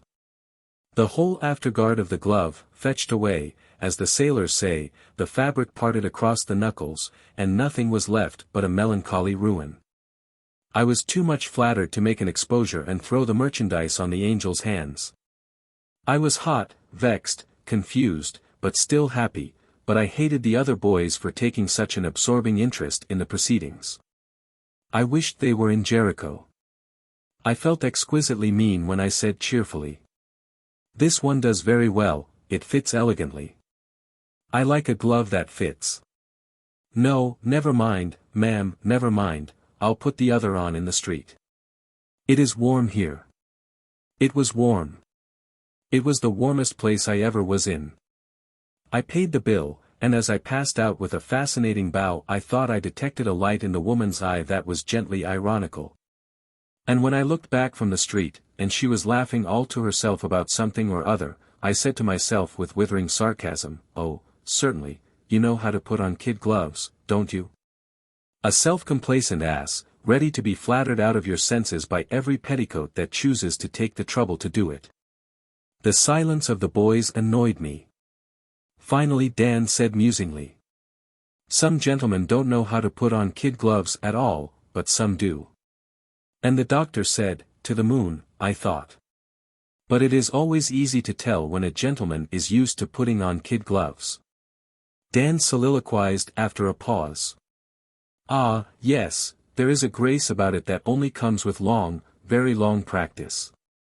Yes, indeed, I've noticed that when a man hauls on a kid glove like he was dragging a cat out of an ash hole by the tail, he understands putting on kid gloves, he's had X. Boys, enough of a thing's enough. You think you are very smart, I suppose, but I don't. And if you go and tell any of those old gossips in the ship about this thing, I'll never forgive you for it, that's all. They let me alone then for the time being. We always let each other alone in time to prevent ill feeling from spoiling a joke. But they had bought gloves, too, as I did. We threw all the purchases away together this morning. They were coarse, unsubstantial, freckled all over with broad yellow splotches, and could neither stand wear nor public exhibition. We had entertained an angel unawares, but we did not take her in. She did that for us. Tangier. A tribe of stalwart Moors are wading into the sea to carry us ashore on their backs from the small boats. Chapter 8. This is royal. Let those who went up through Spain make the best of it, these dominions of the Emperor of Morocco suit our little party well enough. We have had enough of Spain at Gibraltar for the present. Tangier is the spot we have been longing for all the time. Elsewhere we have found foreign-looking things and foreign-looking people, but always with things and people intermixed that we were familiar with before, and so the novelty of the situation lost a deal of its force. We wanted something thoroughly and uncompromisingly foreign, foreign from top to bottom, foreign from center to circumference, foreign inside and outside and all around, nothing anywhere about it to dilute its foreignness, nothing to remind us of any other people or any other land under the sun. And lo! In Tangier we have found it. Here is not the slightest thing that ever we have seen save in pictures, and we always mistrusted the pictures before. We cannot any more. The pictures used to seem exaggerations, they seemed too weird and fanciful for reality. But behold, they were not wild enough, they were not fanciful enough, they have not told half the story. Tangier is a foreign land if ever there was one, and the true spirit of it can never be found in any book save the Arabian Nights. Here are no white men visible, yet swarms of humanity are all about us. Here is a packed and jammed city enclosed in a massive stone wall which is more than 1,000 years old. All the houses nearly are 1- and 2-story, made of thick walls of stone, plastered outside, square as a dry goods box, flat as a floor on top, no cornices, whitewashed all over, a crowded city of snowy tombs. And the doors are arched with the peculiar arch we see in Moorish pictures, the floors are laid in varicolored diamond flags, in tessellated, many-colored porcelain squares wrought in the furnaces of Fez. In red tiles and broad bricks that time cannot wear, there is no furniture in the rooms, of Jewish dwellings, save divans, what there is in Moorish ones no man may know, within their sacred walls no Christian dog can enter. And the streets are oriental, some of them 3 feet wide, some 6, but only 2 that are over a dozen, a man can blockade the most of them by extending his body across them. Isn't it an oriental picture? There are stalwart Bedouins of the desert here, and stately Moors proud of a history that goes back to the night of time, and Jews whose fathers fled hither centuries upon centuries ago. And swarthy Riffians from the mountains, born cutthroats, and original, genuine Negroes as black as Moses, and howling dervishes and 100 breeds of Arabs, all sorts and descriptions of people that are foreign and curious to look upon. And their dresses are strange beyond all description. Here is a bronzed Moor in a prodigious white turban, curiously embroidered jacket, gold and crimson sash, of many folds, wrapped round and round his waist, trousers that only come a little below his knee and yet have 20 yards of stuff in them. Ornamented scimitar, bare shins, stockingless feet, yellow slippers, and gun of preposterous length, a mere soldier. I thought he was the emperor at least. And here are aged Moors with flowing white beards and long white robes with vast cowls, and Bedouins with long, cowled, striped cloaks. And Negroes and Riffians with heads clean-shaven except a kinky scalp lock back of the ear or, rather, upon the after corner of the skull, and all sorts of barbarians in all sorts of weird costumes, and all more or less ragged. And here are Moorish women who are enveloped from head to foot in coarse white robes, and whose sex can only be determined by the fact that they only leave one eye visible and never look at men of their own race, or are looked at by them in public. Here are 5,000 Jews in blue gabardines, sashes about their waists, slippers upon their feet, little skullcaps upon the backs of their heads, hair combed down on the forehead. And cut straight across the middle of it from side to side, the selfsame fashion their Tangier ancestors have worn for I don't know how many bewildering centuries. Their feet and ankles are bare. Their noses are all hooked, and hooked alike. They all resemble each other so much that one could almost believe they were of one family. Their women are plump and pretty, and do smile upon a Christian in a way which is in the last degree comforting. What a funny old town it is. It seems like profanation to laugh and jest and bandy the frivolous chat of our day amid its hoary relics. Only the stately phraseology and the measured speech of the sons of the prophet are suited to a venerable antiquity like this. Here is a crumbling wall that was old when Columbus discovered America. Was old when Peter the Hermit roused the knightly men of the Middle Ages to arm for the First Crusade, was old when Charlemagne and his paladins beleaguered enchanted castles and battled with giants and genii in the fabled days of the olden time. Was old when Christ and his disciples walked the earth, stood where it stands today when the lips of Memnon were vocal and men bought and sold in the streets of ancient Thebes. The Phoenicians, the Carthaginians, the English, Moors, Romans, all have battled for Tangier, all have won it and lost it. Here is a ragged, Oriental-looking Negro from some desert place in interior Africa, filling his goatskin with water from a stained and battered fountain built by the Romans 1200 years ago. Yonder is a ruined arch of a bridge built by Julius Caesar 1900 years ago. Men who had seen the infant Savior in the Virgin's arms have stood upon it, maybe. Near it are the ruins of a dockyard where Caesar repaired his ships and loaded them with grain when he invaded Britain, 50 years before the Christian era. Here, under the quiet stars, these old streets seem thronged with the phantoms of forgotten ages. My eyes are resting upon a spot where stood a monument which was seen and described by Roman historians less than 2,000 years ago, whereon was inscribed, "We are the Canaanites. We are they that have been driven out of the land of Canaan by the Jewish robber, Joshua.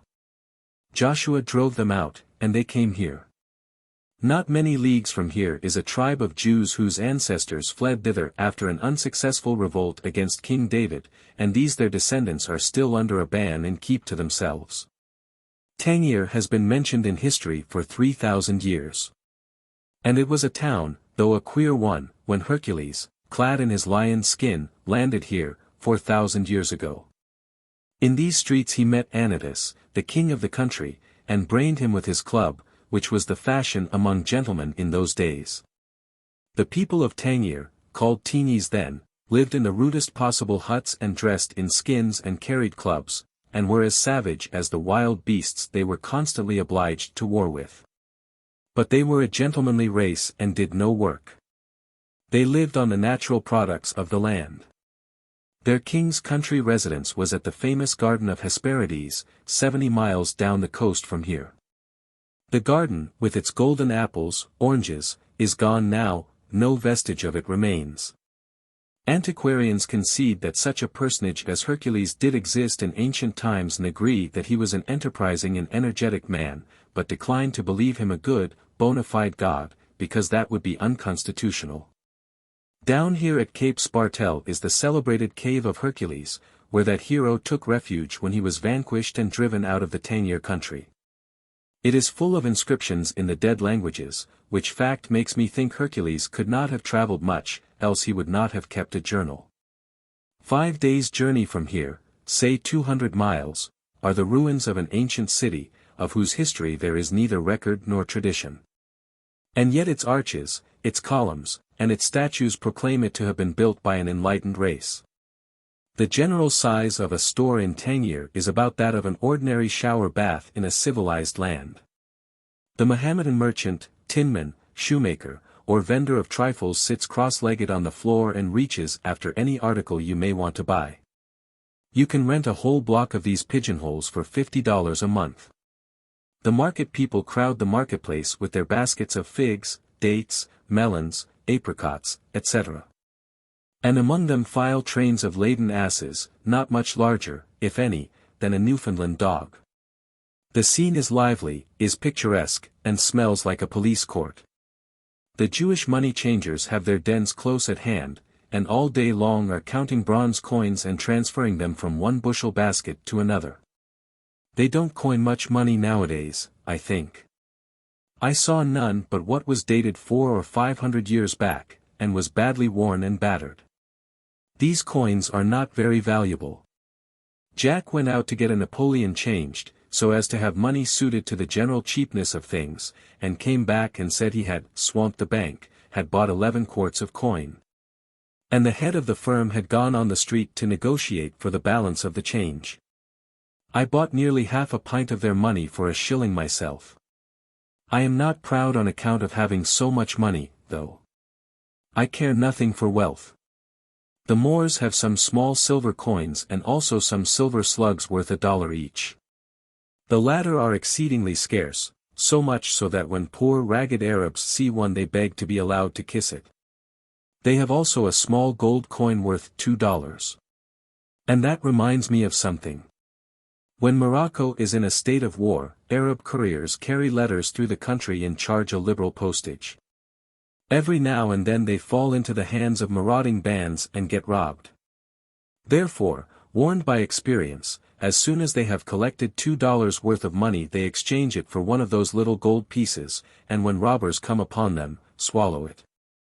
The stratagem was good while it was unsuspected, but after that the marauders simply gave the sagacious United States mail an emetic and sat down to wait.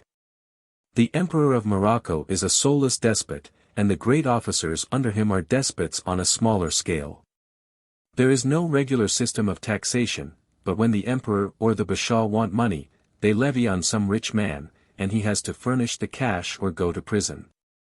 Therefore, few men in Morocco dare to be rich. It is too dangerous a luxury. Vanity occasionally leads a man to display wealth, but sooner or later the emperor trumps up a charge against him, any sort of one will do, and confiscates his property. Of course, there are many rich men in the empire, but their money is buried, and they dress in rags and counterfeit poverty. Every now and then the emperor imprisons a man who is suspected of the crime of being rich, and makes things so uncomfortable for him that he is forced to discover where he has hidden his money. Moors and Jews sometimes place themselves under the protection of the foreign consuls, and then they can flout their riches in the emperor's face with impunity. Chapter 9. About the first adventure we had yesterday afternoon, after landing here, came near finishing that heedless Blucher. We had just mounted some mules and asses and started out under the guardianship of the stately, the princely, the magnificent Haji Muhammad Lamardi, may his tribe increase. When we came upon a fine Moorish mosque, with tall tower, rich with checkerwork of many-colored porcelain, and every part and portion of the edifice adorned with the quaint architecture of the Alhambra. And Blucher started to ride into the open doorway. A startling, hi, from our camp followers and a loud, halt. From an English gentleman in the party checked the adventurer. And then we were informed that so dire a profanation is it for a Christian dog to set foot upon the sacred threshold of a Moorish mosque that no amount of purification can ever make it fit for the faithful to pray in again.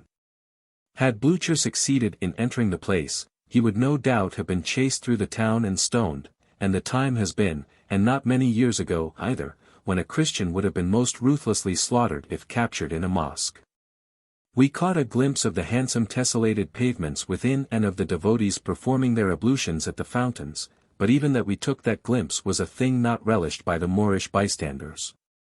Some years ago the clock in the tower of the mosque got out of order. The Moors of Tangier have so degenerated that it has been long since there was an artificer among them capable of curing so delicate a patient as a debilitated clock.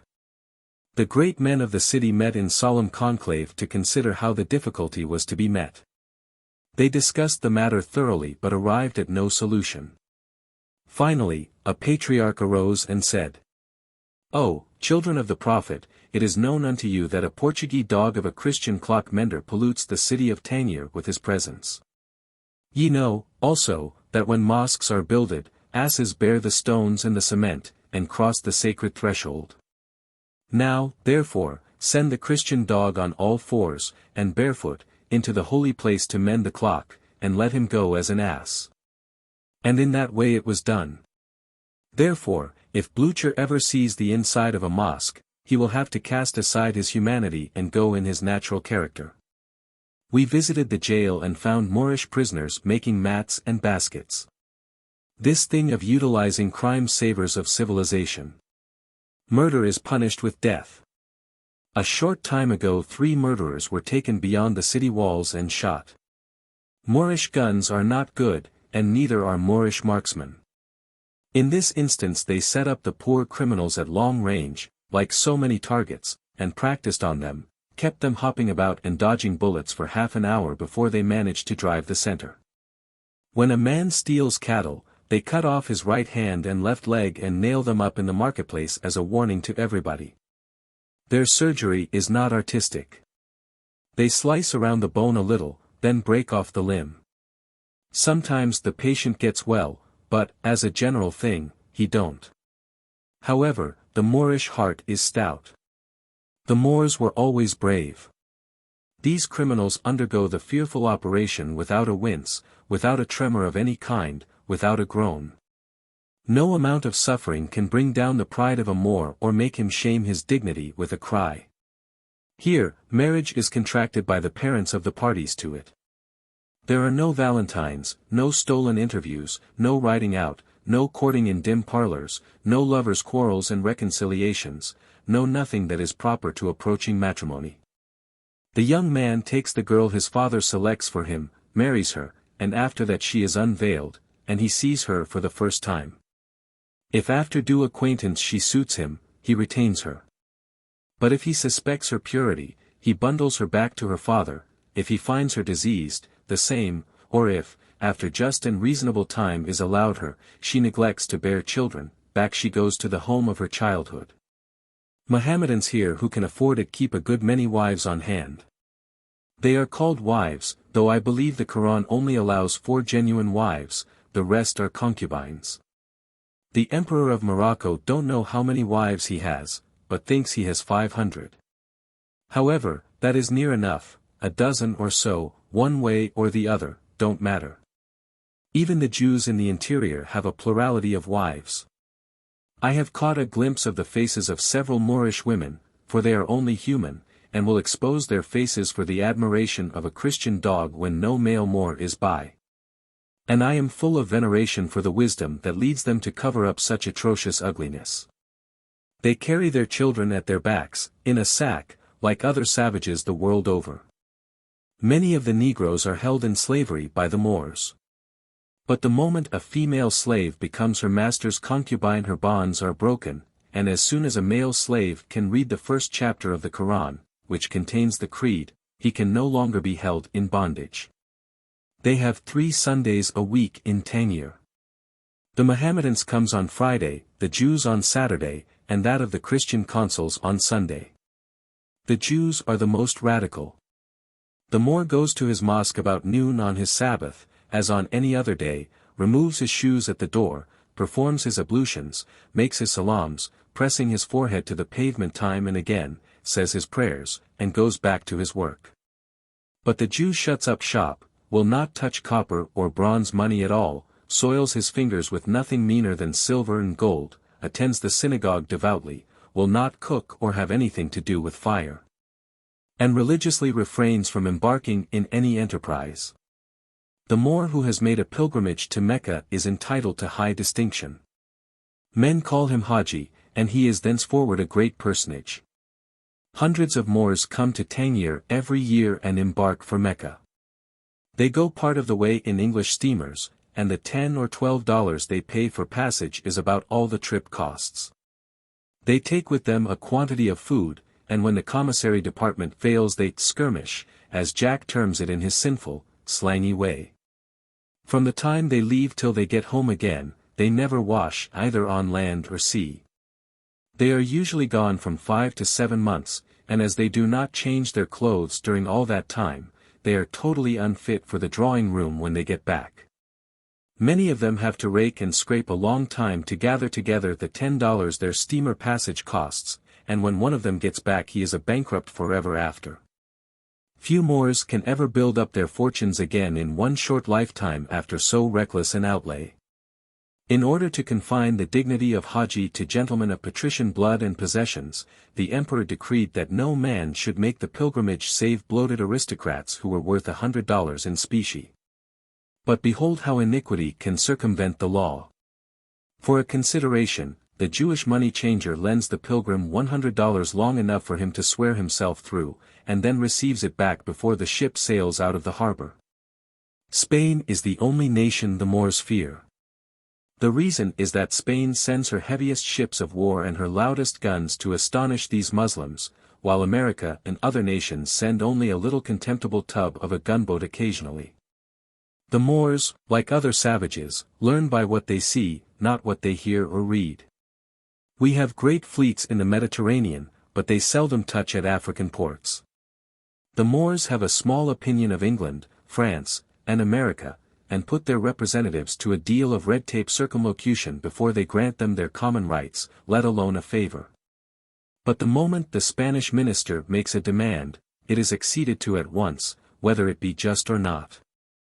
Spain chastised the Moors 5 or 6 years ago, about a disputed piece of property opposite Gibraltar, and captured the city of Tetuan. She compromised on an augmentation of her territory, $20 million indemnity in money, and peace. And then she gave up the city.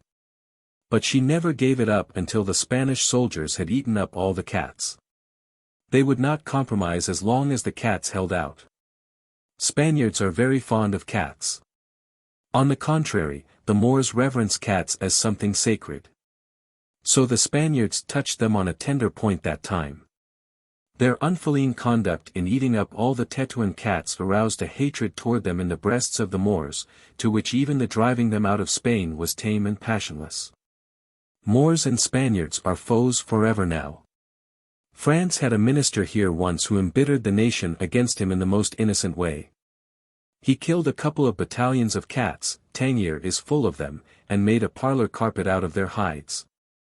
He made his carpet in circles, first a circle of old grey tomcats, with their tails all pointing toward the center, then a circle of yellow cats, next a circle of black cats and a circle of white ones, then a circle of all sorts of cats. And, finally, a centerpiece of assorted kittens. It was very beautiful, but the Moors curse his memory to this day. When we went to call on our American Consul General today, I noticed that all possible games for parlor amusement seemed to be represented on his center tables. I thought that hinted at lonesomeness. The idea was correct. His is the only American family in Tangier. There are many foreign consuls in this place, but much visiting is not indulged in. Tangier is clear out of the world, and what is the use of visiting when people have nothing on earth to talk about? There is none. So each consul's family stays at home chiefly and amuses itself as best it can. Tangier is full of interest for one day, but after that it is a weary prison. The consul general has been here 5 years, and has got enough of it to do him for a century, and is going home shortly. His family seize upon their letters and papers when the mail arrives, read them over and over again for 2 days or 3, talk them over and over again for 2 or 3 more till they wear them out. And after that for days together they eat and drink and sleep, and ride out over the same old road, and see the same old tiresome things that even decades of centuries have scarcely changed, and say never a single word. They have literally nothing whatever to talk about. The arrival of an American man-of-war is a godsend to them. O solitude, where are the charms which sages have seen in thy face? It is the completest exile that I can conceive of. I would seriously recommend to the government of the United States that when a man commits a crime so heinous that the law provides no adequate punishment for it, they make him consul general to Tangier. I am glad to have seen Tangier, the second oldest town in the world. But I am ready to bid it goodbye, I believe. We shall go hence to Gibraltar this evening or in the morning, and doubtless the Quaker City will sail from that port within the next 48 hours. Chapter 10. We passed the 4th of July on board the Quaker City, in mid-ocean. It was in all respects a characteristic Mediterranean day, faultlessly beautiful. A cloudless sky, a refreshing summer wind. A radiant sunshine that glinted cheerily from dancing wavelets instead of crested mountains of water. A sea beneath us that was so wonderfully blue, so richly, brilliantly blue, that it overcame the dullest sensibilities with the spell of its fascination. They even have fine sunsets on the Mediterranean, a thing that is certainly rare in most quarters of the globe. The evening we sailed away from Gibraltar, that hard-featured rock was swimming in a creamy mist so rich, so soft, so enchantingly vague and dreamy, that even the oracle, that serene, that inspired, that overpowering humbug, scorned the dinner gong and tarried to worship. He said, "Well, that's gorgies, ain't it? They don't have none of them things in our parts, do they? I consider that them effects is on account of the superior refragability, as you may say, of the sun's dynamic combination with the lymphatic forces of the perihelion of Jupiter. What should you think? Oh, go to bed." Dan said that, and went away. Oh, yes, it's all very well to say go to bed when a man makes an argument which another man can't answer. Dan don't never stand any chance in an argument with me. And he knows it, too. What should you say, Jack? Now, doctor, don't you come bothering around me with that dictionary bosh. I don't do you any harm, do I? Then you let me alone. He's gone, too. Well, them fellows have all tackled the old oracle, as they say, but the old man's most too many for 'em. Maybe the poet laureate ain't satisfied with them deductions. The poet replied with a barbarous rhyme and went below. Pairs that he can't qualify, neither. Well, I didn't expect nothing out of him. I never see one of them poets yet that knowed anything. He'll go down now and grind out about 4 reams of the awfulest slush about that old rock and give it to a consul, or a pilot, or a nigger, or anybody he comes across first which he can impose on. Pity but somebody'd take that poor old lunatic and dig all that poetry rubbish out of him. Why can't a man put his intellect onto things that some value? Gibbons, and Hippocrates, and Sarcophagus, and all them old ancient philosophers was down on poets. Doctor, I said, you are going to invent authorities now and I'll leave you, too. I always enjoy your conversation, notwithstanding the luxuriance of your syllables, when the philosophy you offer rests on your own responsibility. But when you begin to soar, when you begin to support it with the evidence of authorities who are the creations of your own fancy, I lose confidence. That was the way to flatter the doctor. He considered it a sort of acknowledgment on my part of a fear to argue with him. He was always persecuting the passengers with abstruse propositions framed in language that no man could understand, and they endured the exquisite torture a minute or two and then abandoned the field. A triumph like this, over half a dozen antagonists was sufficient for one day. From that time forward he would patrol the decks beaming blandly upon all comers, and so tranquilly, blissfully happy. But I digress. The thunder of our 2 brave cannon announced the 4th of July, at daylight, to all who were awake. But many of us got our information at a later hour, from the almanac. All the flags were sent aloft except half a dozen that were needed to decorate portions of the ship below, and in a short time the vessel assumed a holiday appearance. During the morning, meetings were held and all manner of committees set to work on the celebration ceremonies. In the afternoon the ship's company assembled aft, on deck, under the awnings. The flute, the asthmatic melodeon, and the consumptive clarinet crippled the star-spangled banner, the choir chased it to cover, and George came in with a peculiarly lacerating screech on the final note and slaughtered it. Nobody mourned. We carried out the corpse on 3 cheers, that joke was not intentional and I do not endorse it, and then the president, thrown behind a cable locker with a national flag spread over it, announced the reader. Who rose up and read that same old Declaration of Independence which we have all listened to so often without paying any attention to what it said. And after that the president piped the orator of the day to quarters and he made that same old speech about our national greatness which we so religiously believe and so fervently applaud. Now came the choir into court again, with the complaining instruments, and assaulted Hail Columbia, and when victory hung wavering in the scale, George returned with his dreadful wild goose stop turned on and the choir won, of course.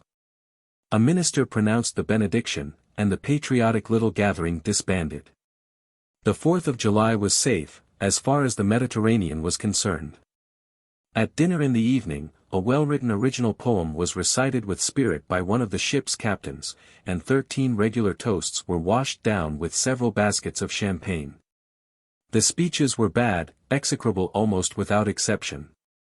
In fact, without any exception but one. Captain Duncan made a good speech. He made the only good speech of the evening. He said, "Ladies and gentlemen, may we all live to a green old age and be prosperous and happy. Steward, bring up another basket of champagne." It was regarded as a very able effort. The festivities, so to speak, closed with another of those miraculous balls on the promenade deck. We were not used to dancing on an even keel, though, and it was only a questionable success. But take it all together, it was a bright, cheerful, pleasant 4th. Toward nightfall the next evening, we steamed into the great artificial harbor of this noble city of Marseilles, and saw the dying sunlight gild its clustering spires and ramparts, and flood its leagues of environing verdure with a mellow radiance that touched with an added charm the white villas that flecked the landscape far and near. Copyright secured according to law. There were no stages out, and we could not get on the pier from the ship. It was annoying. We were full of enthusiasm, we wanted to see France. Just at nightfall our party of 3 contracted with a waterman for the privilege of using his boat as a bridge. Its stern was at our companion ladder and its bow touched the pier. We got in and the fellow backed out into the harbor. I told him in French that all we wanted was to walk over his thwarts and step ashore, and asked him what he went away out there for. He said he could not understand me. I repeated. Still he could not understand. He appeared to be very ignorant of French. The doctor tried him, but he could not understand the doctor. I asked this boatman to explain his conduct, which he did, and then I couldn't understand him. Dan said, "Oh, go to the pier, you old fool, that's where we want to go." We reasoned calmly with Dan that it was useless to speak to this foreigner in English, that he had better let us conduct this business in the French language and not let the stranger see how uncultivated he was. "Well, go on, he said, "don't mind me. I don't wish to interfere. Only, if you go on telling him in your kind of French, he never will find out where we want to go to. That is what I think about it." We rebuked him severely for this remark and said we never knew an ignorant person yet but was prejudiced. The Frenchman spoke again, and the doctor said, "There now, Dan, he says he is going to Alès to the douane. Means he is going to the hotel." "Oh, certainly, we don't know the French language." This was a crusher, as Jack would say. It silenced further criticism from the disaffected member. We coasted past the sharp bows of a navy of great steamships and stopped at last at a government building on a stone pier. It was easy to remember then that the douane was the custom house and not the hotel. We did not mention it, however. With winning French politeness the officers merely opened and closed our satchels, declined to examine our passports, and sent us on our way. We stopped at the first café we came to and entered. An old woman seated us at a table and waited for orders. The doctor said, "Avez-vous du vin?" The dame looked perplexed. The doctor said again, with elaborate distinctness of articulation, "Avez-vous du vin?" The dame looked more perplexed than before. I said, "Doctor, there is a flaw in your pronunciation somewhere. Let me try her. Madam, avez-vous du vin? It isn't any use, doctor, take the witness. Madam, avez-vous du vin, du fromage, pain, pickled pig's feet, beurre, de oeufs, du beurre, horseradish, sauerkraut, hog and hominy, anything in the world that can stay a Christian stomach." She said, "Bless you, why didn't you speak English before? I don't know anything about your plagued French." The humiliating taunts of the disaffected member spoiled the supper, and we dispatched it in angry silence and got away as soon as we could. Here we were in beautiful France, in a vast stone house of quaint architecture, surrounded by all manner of curiously worded French signs, stared at by strangely habited, bearded French people, everything gradually and surely forcing upon us the coveted consciousness that at last, and beyond all question, we were in beautiful France and absorbing its nature to the forgetfulness of everything else. And coming to feel the happy romance of the thing in all its enchanting delightfulness, and to think of this skinny veteran intruding with her vile English, at such a moment, to blow the fair vision to the winds. It was exasperating. We set out to find the center of the city, inquiring the direction every now and then. We never did succeed in making anybody understand just exactly what we wanted, and neither did we ever succeed in comprehending just exactly what they said in reply, but then they always pointed, they always did that, and we bowed politely and said, "Merci, monsieur," and so it was a blighting triumph over the disaffected member anyway. He was restive under these victories and often asked, "What did that pirate say?" "Why, he told us which way to go to find the Grand Casino." "Yes, but what did he say?" "Oh, it don't matter what he said, we understood him. These are educated people, not like that absurd boatman." "Well, I wish they were educated enough to tell a man a direction that goes somewhere, for we've been going around in a circle for an hour. I've passed this same old drugstore 7 times. We said it was a low, disreputable falsehood, but we knew it was not. It was plain that it would not do to pass that drugstore again, though, we might go on asking directions, but we must cease from following finger-pointings if we hope to check the suspicions of the disaffected member. A long walk through smooth, asphaltum-paved streets bordered by blocks of vast new mercantile houses of cream-colored stone, every house and every block precisely like all the other houses and all the other blocks for a mile, and all brilliantly lighted, brought us at last to the principal thoroughfare. On every hand were bright colors, flashing constellations of gas burners, gaily dressed men and women thronging the sidewalks, hurry, life, activity, cheerfulness, conversation, and laughter everywhere. We found the Grand Hôtel du Louvre et de la Paix, and wrote down who we were, where we were born, what our occupations were, the place we came from last, whether we were married or single, how we liked it, how old we were, where we were bound for and when we expected to get there, and a great deal of information of similar importance, all for the benefit of the landlord and the secret police. We hired a guide and began the business of sightseeing immediately. That first night on French soil was a stirring one. I cannot think of half the places we went to or what we particularly saw. We had no disposition to examine carefully into anything at all, we only wanted to glance and go, to move, keep moving. The spirit of the country was upon us. We sat down, finally, at a late hour, in the great casino, and called for unstinted champagne. It is so easy to be bloated aristocrats where it costs nothing of consequence. There were about 500 people in that dazzling place, I suppose, though the walls being papered entirely with mirrors, so to speak, one could not really tell but that there were 100,000. Young, daintily dressed exquisites and young, stylishly dressed women, and also old gentlemen and old ladies, sat in couples and groups about innumerable marble-topped tables and ate fancy suppers, drank wine, and kept up a chattering din of conversation that was dazing to the senses. There was a stage at the far end and a large orchestra, and every now and then actors and actresses in preposterous comic dresses came out and sang the most extravagantly funny songs, to judge by their absurd actions. But that audience merely suspended its chatter, stared cynically, and never once smiled, never once applauded. I had always thought that Frenchmen were ready to laugh at anything. Chapter 11. We are getting foreignized rapidly and with facility. We are getting reconciled to halls and bedchambers with unhomelike stone floors and no carpets, floors that ring to the tread of one's heels with a sharpness that is death to sentimental musing.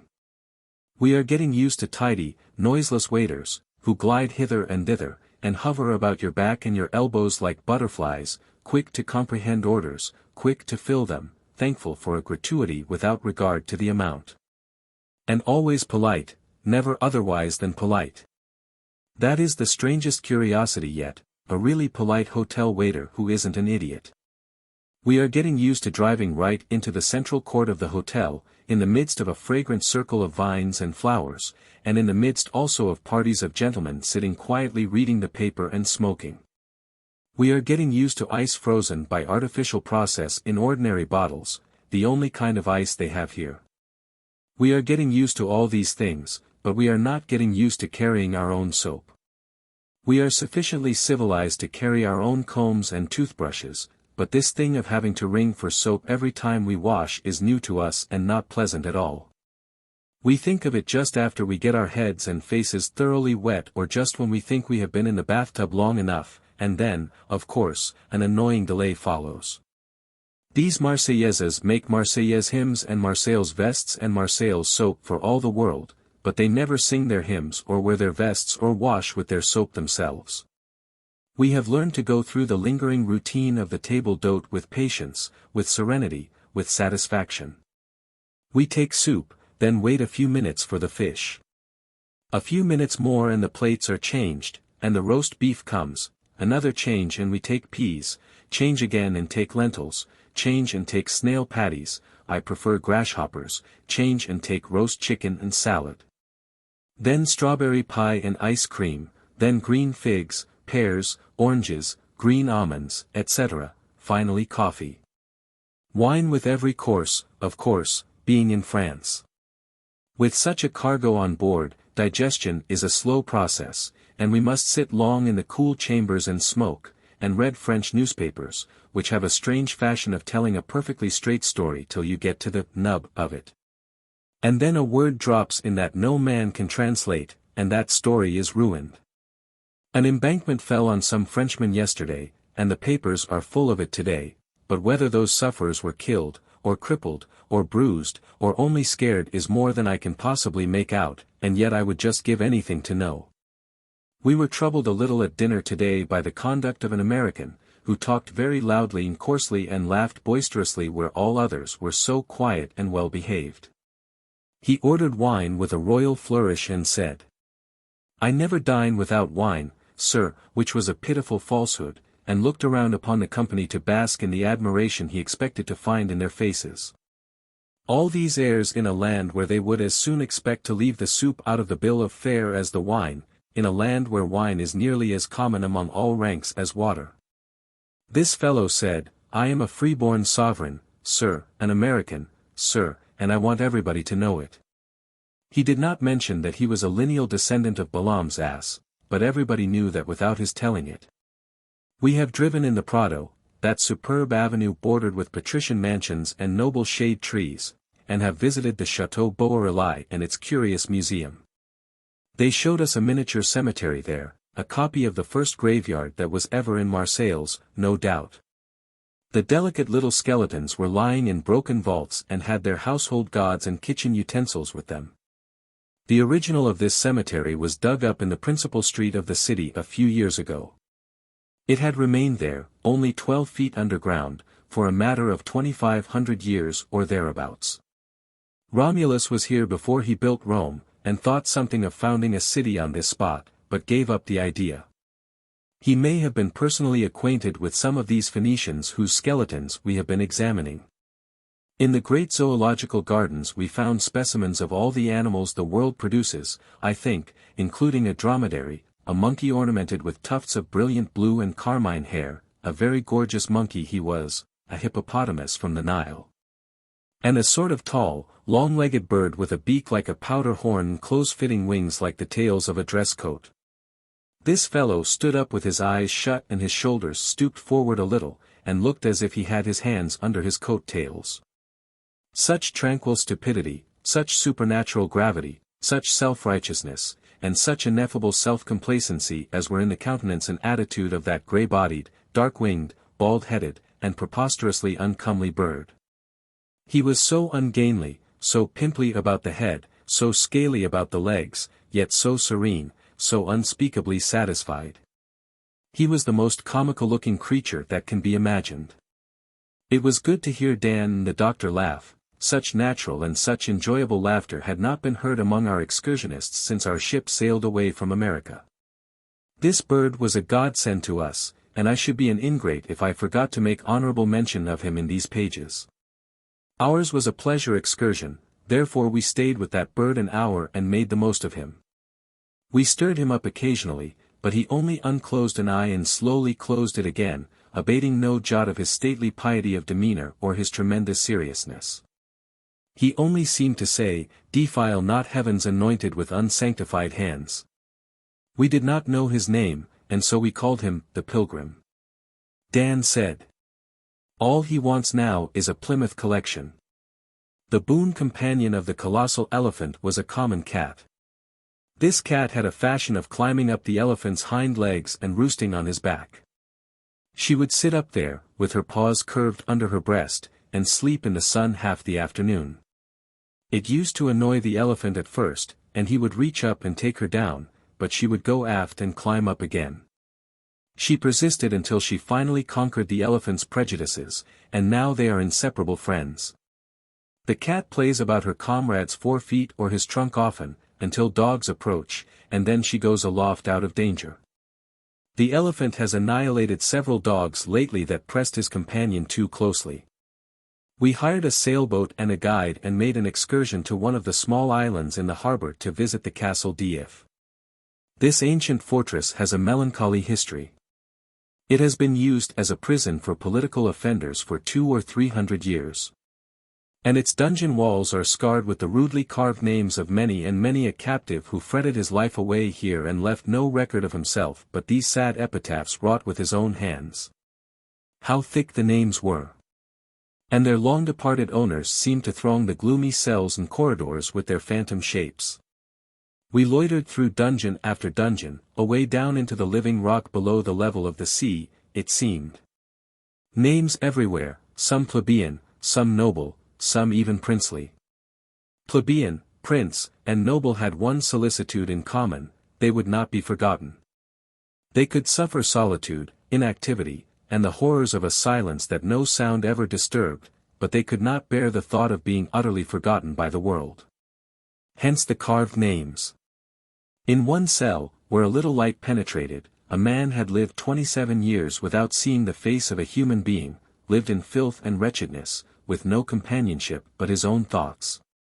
And they were sorrowful enough and hopeless enough, no doubt. Whatever his jailers considered that he needed was conveyed to his cell by night through a wicket. This man carved the walls of his prison house from floor to roof with all manner of figures of men and animals grouped in intricate designs. He had toiled there year after year, at his self-appointed task. While infants grew to boyhood, to vigorous youth, idled through school and college, acquired a profession, claimed man's mature estate, married and looked back to infancy as to a thing of some vague, ancient time, almost. But who shall tell how many ages it seemed to this prisoner? With the one, time flew sometimes, with the other, never, it crawled always. To the one, nights spent in dancing had seemed made of minutes instead of hours. To the other, those selfsame nights had been like all other nights of dungeon life and seemed made of slow, dragging weeks instead of hours and minutes. One prisoner of 15 years had scratched verses upon his walls, and brief prose sentences, brief, but full of pathos. These spoke not of himself and his hard estate, but only of the shrine where his spirit fled the prison to worship, of home and the idols that were templed there. He never lived to see them. The walls of these dungeons are as thick as some bedchambers at home are wide, 15 feet. We saw the damp, dismal cells in which 2 of Dumas' heroes passed their confinement, heroes of Monte Cristo. It was here that the brave abbé wrote a book with his own blood, with a pen made of a piece of iron hoop, and by the light of a lamp made out of shreds of cloth soaked in grease obtained from his food. And then dug through the thick wall with some trifling instrument which he wrought himself out of a stray piece of iron or table cutlery and freed Dantes from his chains. It was a pity that so many weeks of dreary labor should have come to naught at last. They showed us the noisome cell where the celebrated Iron Mask, that ill-starred brother of a hard-hearted king of France, was confined for a season before he was sent to hide the strange mystery of his life from the curious in the dungeons of Ste. Marguerite. The place had a far greater interest for us than it could have had if we had known beyond all question who the Iron Mask was, and what his history had been, and why this most unusual punishment had been meted out to him. Mystery. That was the charm. That speechless tongue, those prison features, that heart so freighted with unspoken troubles, and that breast so oppressed with its piteous secret had been here. These dank walls had known the man whose dolorous story is a sealed book forever. There was fascination in the spot. Chapter 12. We have come 500 miles by rail through the heart of France. What a bewitching land it is! What a garden! Surely the leagues of bright green lawns are swept and brushed and watered every day and their grasses trimmed by the barber. Surely the hedges are shaped and measured and their symmetry preserved by the most architectural of gardeners. Surely the long straight rows of stately poplars that divide the beautiful landscape like the squares of a checkerboard are set with line and plummet, and their uniform height determined with a spirit level. Surely the straight, smooth, pure white turnpikes are jack-planed and sandpapered every day. How else are these marvels of symmetry, cleanliness, and order attained? It is wonderful. There are no unsightly stone walls and never a fence of any kind. There is no dirt, no decay, no rubbish anywhere, nothing that even hints at untidiness, nothing that ever suggests neglect. All is orderly and beautiful, everything is charming to the eye. We had such glimpses of the Rhone gliding along between its grassy banks, of cozy cottages buried in flowers and shrubbery, of quaint old red-tiled villages with mossy medieval cathedrals looming out of their midst. Of wooded hills with ivy-grown towers and turrets of feudal castles projecting above the foliage, such glimpses of paradise, it seemed to us, such visions of fabled fairyland. We knew then what the poet meant when he sang of, "Thy cornfields green, and sunny vines, O pleasant land of France." And it is a pleasant land. No word describes it so felicitously as that one. They say there is no word for home in the French language. Well, considering that they have the article itself in such an attractive aspect, they ought to manage to get along without the word. Let us not waste too much pity on homeless France. I have observed that Frenchmen abroad seldom wholly give up the idea of going back to France some time or other. I am not surprised at it now. We are not infatuated with these French railway cars, though. We took first-class passage, not because we wished to attract attention by doing a thing which is uncommon in Europe but because we could make our journey quicker by so doing. It is hard to make railroading pleasant in any country. It is too tedious. Stagecoaching is infinitely more delightful. Once I crossed the plains and deserts and mountains of the West in a stagecoach, from the Missouri line to California, and since then all my pleasure trips must be measured to that rare holiday frolic. 2,000 miles of ceaseless rush and rattle and clatter, by night and by day, and never a weary moment, never a lapse of interest. The first 700 miles a level continent, its grassy carpet greener and softer and smoother than any sea and figured with designs fitted to its magnitude, the shadows of the clouds. Here were no scenes but summer scenes, and no disposition inspired by them but to lie at full length on the mail sacks in the grateful breeze and dreamily smoke the pipe of peace, what other, where all was repose and contentment. In cool mornings, before the sun was fairly up, it was worth a lifetime of city toiling and moiling to perch in the foretop with the driver and see the 6 mustangs scamper under the sharp snapping of the whip that never touched them. To scan the blue distances of a world that knew no lords but us, to cleave the wind with uncovered head and feel the sluggish pulses rousing to the spirit of a speed that pretended to the resistless rush of a typhoon. Then 1,300 miles of desert solitudes, of limitless panoramas of bewildering perspective. Of mimic cities, of pinnacled cathedrals, of massive fortresses, counterfeited in the eternal rocks and splendid with the crimson and gold of the setting sun. Of dizzy altitudes among fog-wreathed peaks and never-melting snows, where thunders and lightnings and tempests warred magnificently at our feet and the storm clouds above swung their shredded banners in our very faces. But I forgot. I am in elegant France now, and not scurrying through the great South Pass and the Wind River Mountains, among antelopes and buffaloes and painted Indians on the warpath. It is not meet that I should make too disparaging comparisons between humdrum travel on a railway and that royal summer flight across a continent in a stagecoach. I meant in the beginning to say that railway journeying is tedious and tiresome, and so it is, though at the time I was thinking particularly of a dismal 50-hour pilgrimage between New York and St. Louis.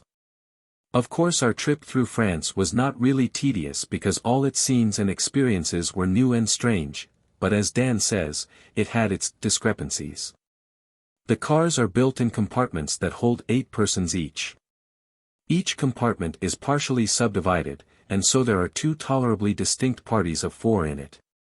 4 face the other 4. The seats and backs are thickly padded and cushioned and are very comfortable. You can smoke if you wish. There are no bothersome peddlers. You are saved the infliction of a multitude of disagreeable fellow passengers. So far, so well. But then the conductor locks you in when the train starts. There is no water to drink in the car. There is no heating apparatus for night travel. If a drunken rowdy should get in, you could not remove a matter of 20 seats from him or enter another car. But above all, if you are worn out and must sleep, you must sit up and do it in naps. With cramped legs and in a torturing misery that leaves you withered and lifeless the next day, for behold they have not that culmination of all charity in human kindness, a sleeping car, in all France. I prefer the American system. It has not so many grievous discrepancies. In France, all is clockwork, all is order. They make no mistakes. Every third man wears a uniform, and whether he be a marshal of the empire or a brakeman, he is ready and perfectly willing to answer all your questions with tireless politeness, ready to tell you which car to take, yeah. And ready to go and put you into it to make sure that you shall not go astray. You cannot pass into the waiting room of the depot till you have secured your ticket, and you cannot pass from its only exit till the train is at its threshold to receive you. Once on board, the train will not start till your ticket has been examined, till every passenger's ticket has been inspected. This is chiefly for your own good. If by any possibility you have managed to take the wrong train, you will be handed over to a polite official who will take you whither you belong and bestow you with many an affable bow. Your ticket will be inspected every now and then along the route, and when it is time to change cars you will know it. You are in the hands of officials who zealously study your welfare and your interest, instead of turning their talents to the invention of new methods of discommoding and snubbing you. As is very often the main employment of that exceedingly self-satisfied monarch, the railroad conductor of America. But the happiest regulation in French railway government is, 30 minutes to dinner. No 5-minute boltings of flabby rolls, muddy coffee, questionable eggs, gutta-percha beef, and pies whose conception and execution are a dark and bloody mystery to all save the cook that created them. No, we sat calmly down. It was in old Dijon, which is so easy to spell and so impossible to pronounce except when you civilize it and call it demijohn, and poured out rich Burgundian wines and munched calmly through a long table-d'hote bill of fare. Snail patties, delicious fruits and all, then paid the trifle it cost and stepped happily aboard the train again, without once cursing the railroad company. A rare experience and one to be treasured forever. They say they do not have accidents on these French roads, and I think it must be true. If I remember rightly, we passed high above wagon roads or through tunnels under them, but never crossed them on their own level. About every quarter of a mile, it seemed to me, a man came out and held up a club till the train went by, to signify that everything was safe ahead. Switches were changed a mile in advance by pulling a wire rope that passed along the ground by the rail, from station to station. Signals for the day and signals for the night gave constant and timely notice of the position of switches. No, they have no railroad accidents to speak of in France. But why? Because when one occurs, somebody has to hang for it. Not hang, maybe, but be punished at least with such vigor of emphasis as to make negligence a thing to be shuddered at by railroad officials for many a day thereafter. No blame attached to the officers. That lying and disaster-breeding verdict so common to our soft-hearted juries is seldom rendered in France. If the trouble occurred in the conductor's department, that officer must suffer if his subordinate cannot be proven guilty. If in the engineer's department and the case be similar, the engineer must answer. The old travelers, those delightful parrots who have been here before and know more about the country than Louis Napoleon knows now or ever will know, tell us these things. And we believe them because they are pleasant things to believe and because they are plausible and savor of the rigid subjection to law and order which we behold about us everywhere. But we love the old travelers. We love to hear them prate and drivel and lie. We can tell them the moment we see them. They always throw out a few feelers.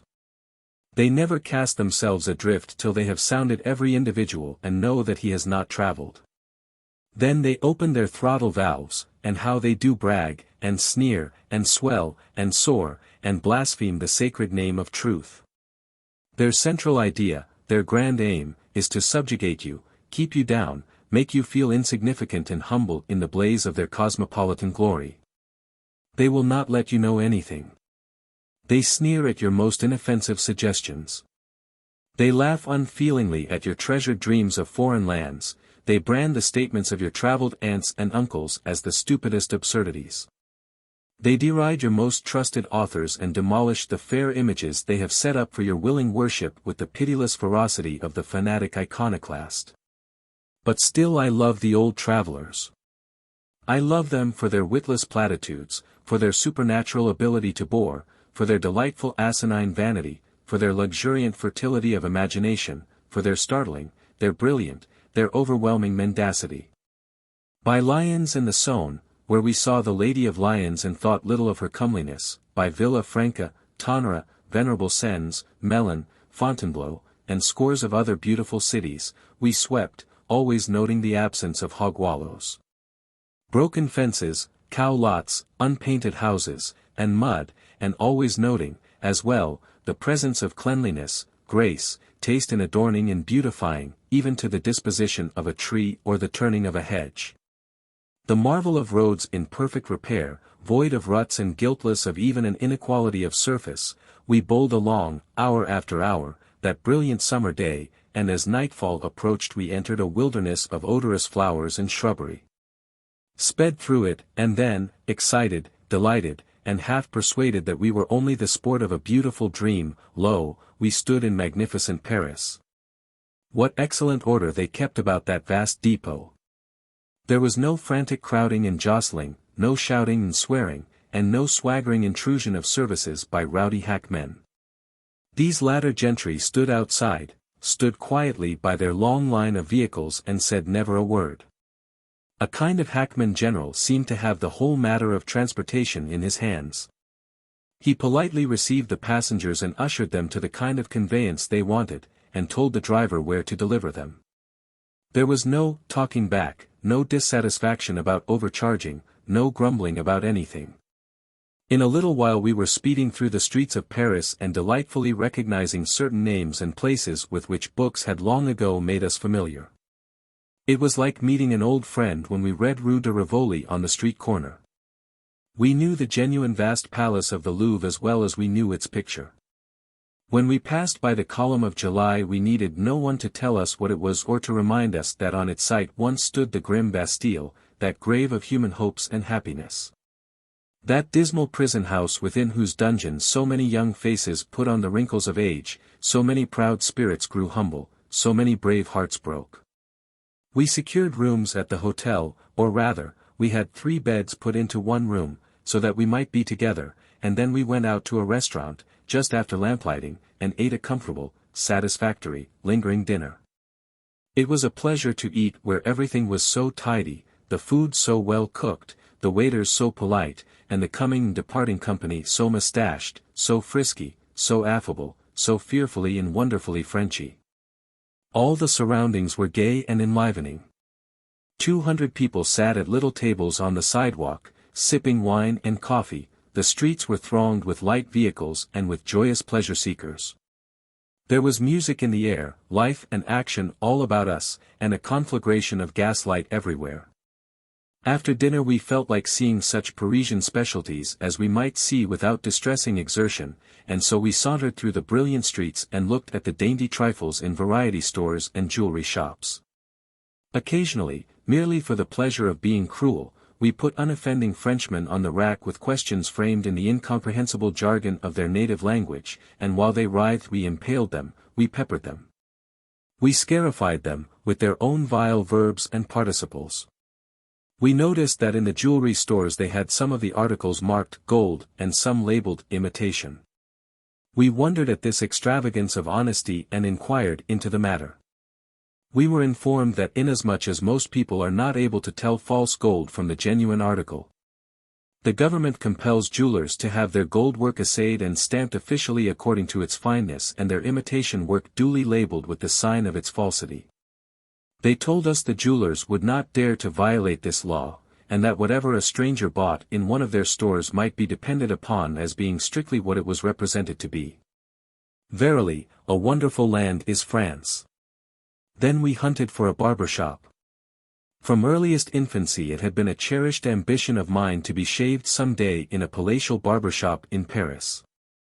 I wished to recline at full length in a cushioned invalid chair, with pictures about me and sumptuous furniture, with frescoed walls and gilded arches above me and vistas of Corinthian columns stretching far before me, with perfumes of Araby to intoxicate my senses and the slumberous drone of distant noises to soothe me to sleep. At the end of an hour I would wake up regretfully and find my face as smooth and as soft as an infant's. Departing, I would lift my hands above that barber's head and say, "Heaven bless you, my son." So we searched high and low, for a matter of 2 hours, but never a barber shop could we see. We saw only wig-making establishments, with shocks of dead and repulsive hair bound upon the heads of painted waxen brigands who stared out from glass boxes upon the passer-by with their stony eyes and scared him with the ghostly white of their countenances. We shunned these signs for a time, but finally we concluded that the wig-makers must of necessity be the barbers as well, since we could find no single legitimate representative of the fraternity. We entered and asked, and found that it was even so. I said I wanted to be shaved. The barber inquired where my room was. I said never mind where my room was, I wanted to be shaved, there, on the spot. The doctor said he would be shaved also. Then there was an excitement among those two barbers. There was a wild consultation, and afterwards a hurrying to and fro and a feverish gathering up of razors from obscure places and a ransacking for soap. Next they took us into a little mean, shabby back room. They got 2 ordinary sitting-room chairs and placed us in them with our coats on. My old dream of bliss vanished into thin air. I sat bolt upright, silent, sad, and solemn. One of the wig-making villains lathered my face for 10 terrible minutes and finished by plastering a mass of suds into my mouth. I expelled the nasty stuff with a strong English expletive and said, "Foreigner, beware." Then this outlaw strapped his razor on his boot, hovered over me ominously for 6 fearful seconds, and then swooped down upon me like the genius of destruction. The first rake of his razor loosened the very hide from my face and lifted me out of the chair. I stormed and raved, and the other boys enjoyed it. Their beards are not strong and thick. Let us draw the curtain over this harrowing scene. Suffice it that I submitted and went through with the cruel infliction of a shave by a French barber. Tears of exquisite agony coursed down my cheeks now and then, but I survived. Then the incipient assassin held a basin of water under my chin and slopped its contents over my face, and into my bosom, and down the back of my neck, with a mean pretense of washing away the soap and blood. He dried my features with a towel and was going to comb my hair, but I asked to be excused. I said, with withering irony, that it was sufficient to be skinned. I declined to be scalped. I went away from there with my handkerchief about my face, and never desired to dream of palatial Parisian barber shops any more. The truth is, as I believe I have since found out, that they have no barber shops worthy of the name in Paris, and no barbers either, for that matter. The impostor who does duty as a barber brings his pans and napkins and implements of torture to your residence and deliberately skins you in your private apartments. Ah, I have suffered, here in Paris, but never mind, the time is coming when I shall have a dark and bloody revenge. Some day a Parisian barber will come to my room to skin me, and from that day forth that barber will never be heard of more. At 11 o'clock we alighted upon a sign which manifestly referred to billiards. Joy! We had played billiards in the Azores with balls that were not round and on an ancient table that was very little smoother than a brick pavement, one of those wretched old things with dead cushions. And with patches in the faded cloth and invisible obstructions that made the balls describe the most astonishing and unsuspected angles and perform feats in the way of unlooked-for and almost impossible scratches that were perfectly bewildering. We had played at Gibraltar with balls the size of a walnut, on a table like a public square, and in both instances we achieved far more aggravation than amusement. We expected to fare better here, but we were mistaken. The cushions were a good deal higher than the balls, and as the balls had a fashion of always stopping under the cushions, we accomplished very little in the way of caroms. The cushions were hard and unelastic, and the cues were so crooked that in making a shot you had to allow for the curve or you would infallibly put the English on the wrong side of the hull. Dan was to mark while the doctor and I played. At the end of an hour neither of us had made a count, and so Dan was tired of keeping tally with nothing to tally, and we were heated and angry and disgusted. We paid the heavy bill, about 6 cents, and said we would call around sometime when we had a week to spend, and finish the game. We adjourned to one of those pretty cafes and took supper and tested the wines of the country, as we had been instructed to do, and found them harmless and unexciting. They might have been exciting, however, if we had chosen to drink a sufficiency of them. To close our first day in Paris cheerfully and pleasantly, we now sought our grand room in the Grand Hotel du Louvre and climbed into our sumptuous bed to read and smoke, but alas! It was pitiful. In a whole city full. Gas we had none. Joke by the doctor. No gas to read by, nothing but dismal candles. It was a shame. We tried to map out excursions for the morrow, we puzzled over French guides to Paris. We talked disjointedly in a vain endeavor to make head or tail of the wild chaos of the day's sights and experiences, we subsided to indolent smoking.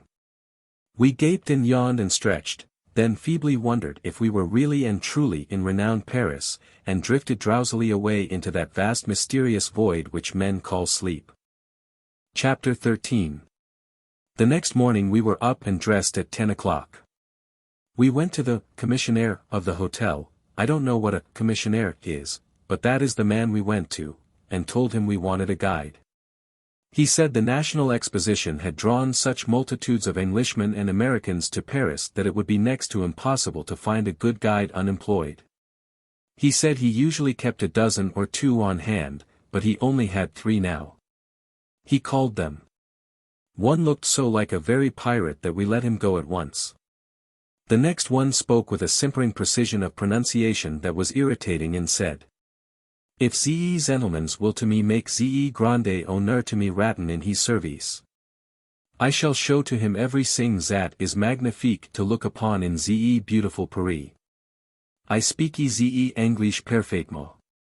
He would have done well to have stopped there, because he had that much by heart and said it right off without making a mistake. But his self-complacency seduced him into attempting a flight into regions of unexplored English, and the reckless experiment was his ruin.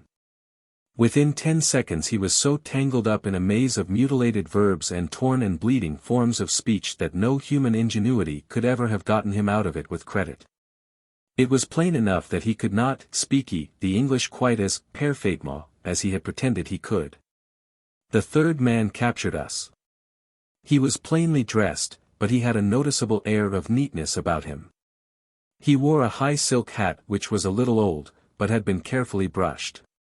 He wore second-hand kid gloves, in good repair, and carried a small rattan cane with a curved handle, a female leg, of ivory. He stepped as gently and as daintily as a cat crossing a muddy street, and oh, he was urbanity, he was quiet, unobtrusive self-possession, he was deference itself. He spoke softly and guardedly.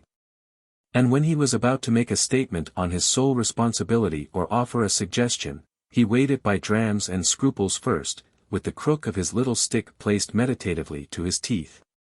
His opening speech was perfect.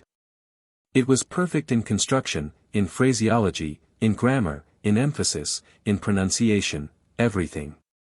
He spoke little and guardedly after that. We were charmed. We were more than charmed, we were overjoyed. We hired him at once. We never even asked him his price.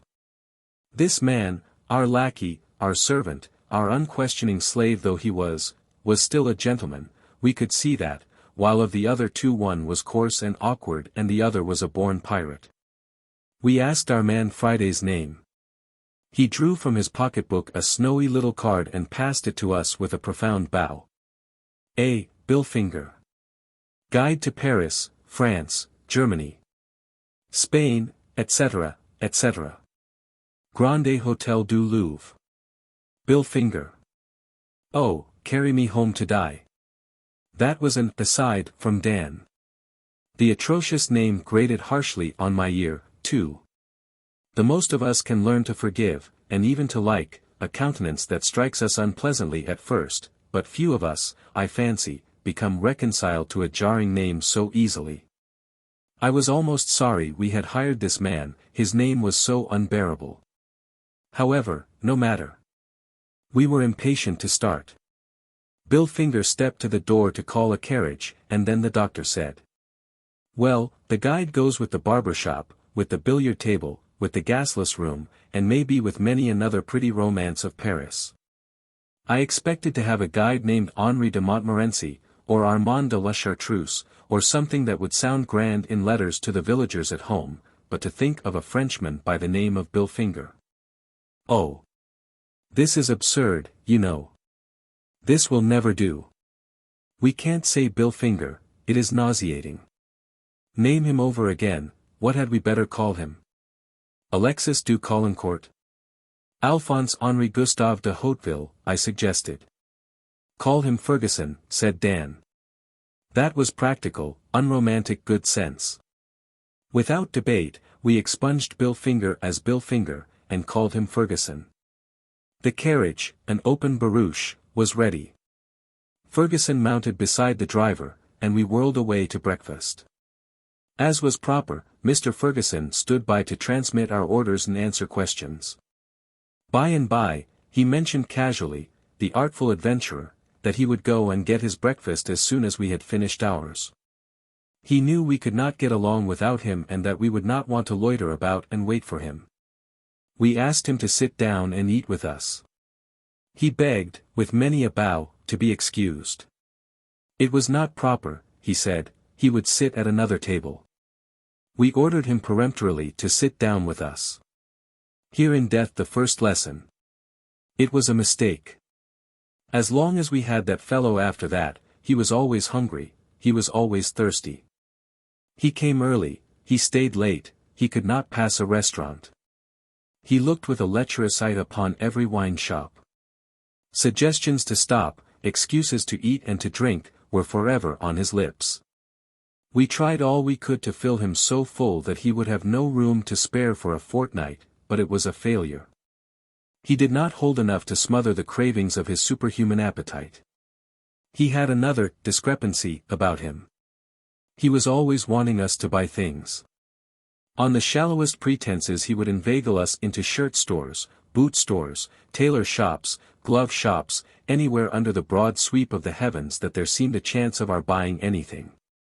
Anyone could have guessed that the shopkeepers paid him a percentage on the sales, but in our blessed innocence we didn't until this feature of his conduct grew unbearably prominent. One day Dan happened to mention that he thought of buying 3 or 4 silk dress patterns for presents.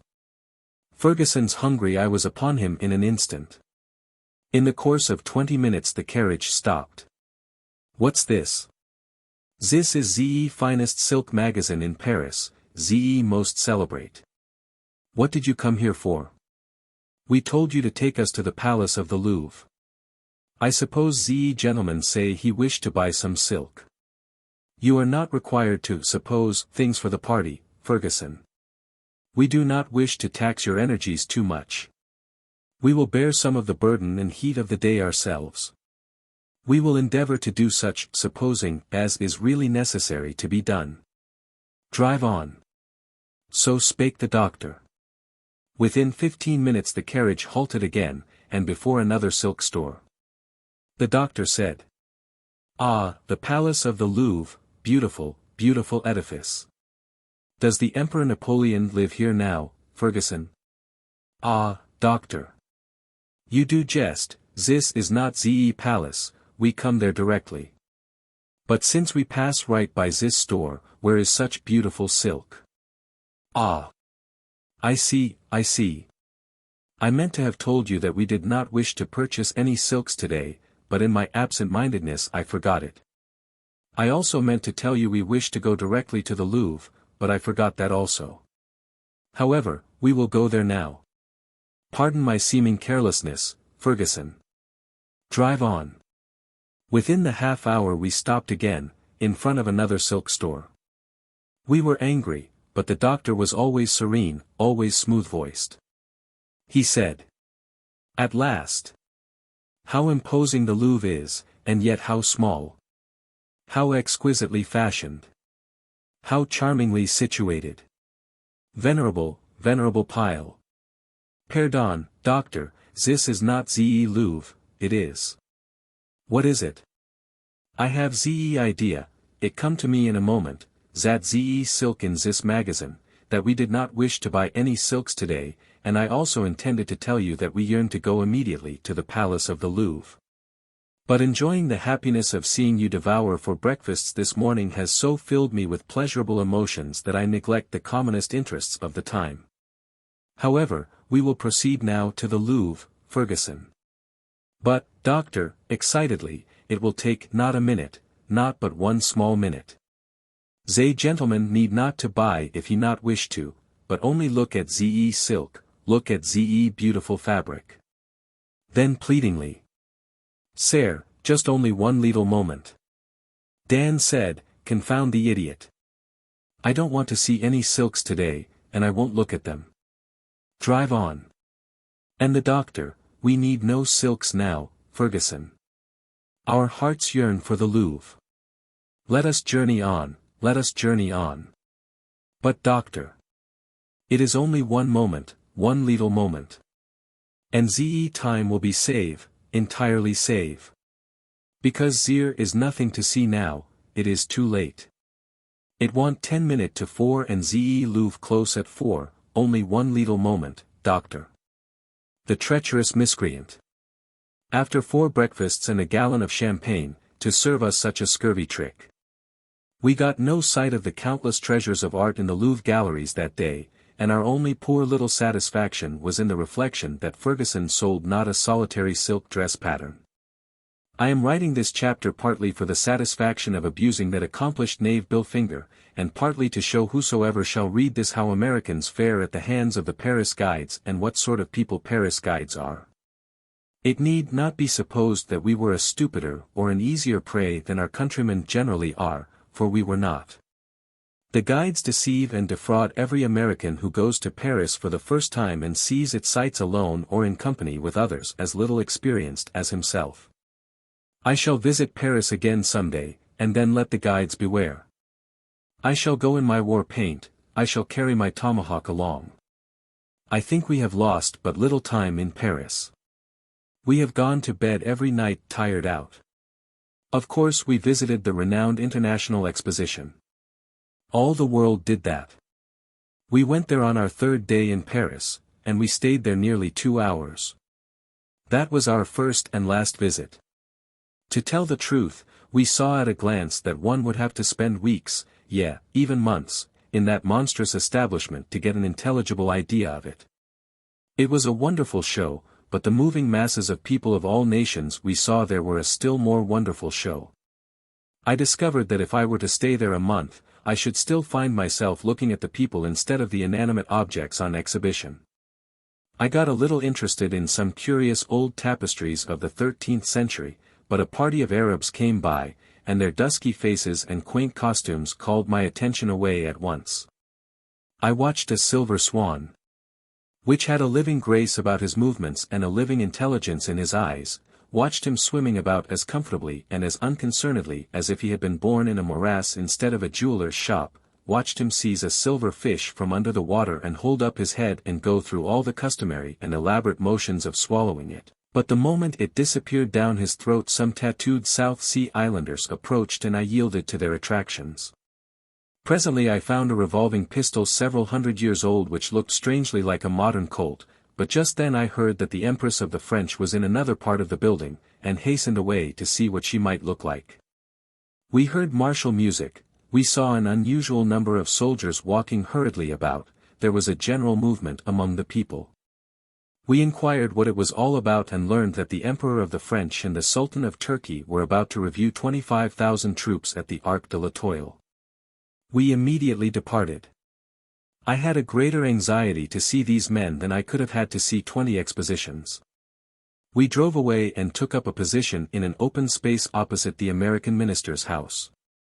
A speculator bridged a couple of barrels with a board and we hired standing places on it. Presently there was a sound of distant music, in another minute a pillar of dust came moving slowly toward us. A moment more and then, with colors flying in a grand crash of military music, a gallant array of cavalrymen emerged from the dust and came down the street on a gentle trot. After them came a long line of artillery. Then more cavalry, in splendid uniforms, and then their Imperial Majesties Napoleon III and Abdul Aziz. The vast concourse of people swung their hats and shouted, the windows and housetops in the wide vicinity burst into a snowstorm of waving handkerchiefs, and the wavers of the same mingled their cheers with those of the masses below. It was a stirring spectacle. But the two central figures claimed all my attention. Was ever such a contrast set up before a multitude till then? Napoleon in military uniform, a long-bodied, short-legged man, fiercely mustached, old, wrinkled, with eyes half closed, and such a deep, crafty, scheming expression about them.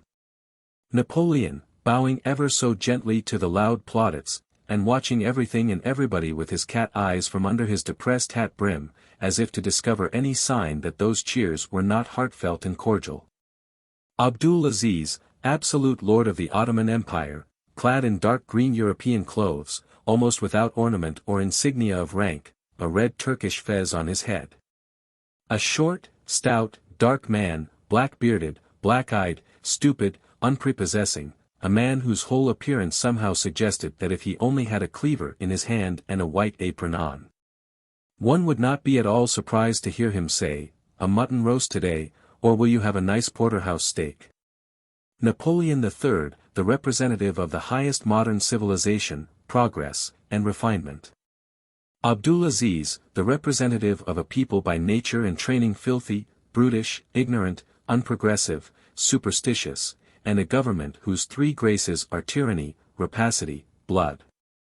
Here in brilliant Paris, under this majestic arch of triumph, the 1st century greets the 19th. Napoleon III, Emperor of France. Surrounded by shouting thousands, by military pomp, by the splendors of his capital city, and companioned by kings and princes, this is the man who was sneered at and reviled and called bastard, yet who was dreaming of a crown and an empire all the while. Who was driven into exile, but carried his dreams with him, who associated with the common herd in America and ran foot races for a wager, but still sat upon a throne in fancy. Who braved every danger to go to his dying mother, and grieved that she could not be spared to see him cast aside his plebeian vestments for the purple of royalty. Who kept his faithful watch and walked his weary beat a common policeman of London, but dreamed the while of a coming night when he should tread the long-drawn corridors of the Tuileries, who made the miserable fiasco of Strasbourg. Saw his poor, shabby eagle, forgetful of its lesson, refuse to perch upon his shoulder, delivered his carefully prepared, sententious burst of eloquence upon unsympathetic ears. Found himself a prisoner, the butt of small wits, a mark for the pitiless ridicule of all the world, yet went on dreaming of coronations and splendid pageants as before. Who lay a forgotten captive in the dungeons of Ham, and still schemed and planned and pondered over future glory and future power, President of France at last. A coup d'état, and surrounded by applauding armies, welcomed by the thunders of cannon, he mounts a throne and waves before an astounded world the scepter of a mighty empire. Who talks of the marvels of fiction? Who speaks of the wonders of romance? Who prates of the tame achievements of Aladdin and the Magi of Arabia?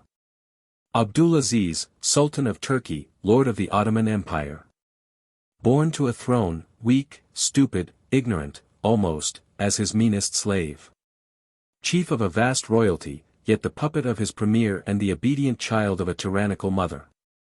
A man who sits upon a throne, the beck of whose finger moves navies and armies, who holds in his hands the power of life and death over millions, yet who sleeps, eats, idles with his 800 concubines.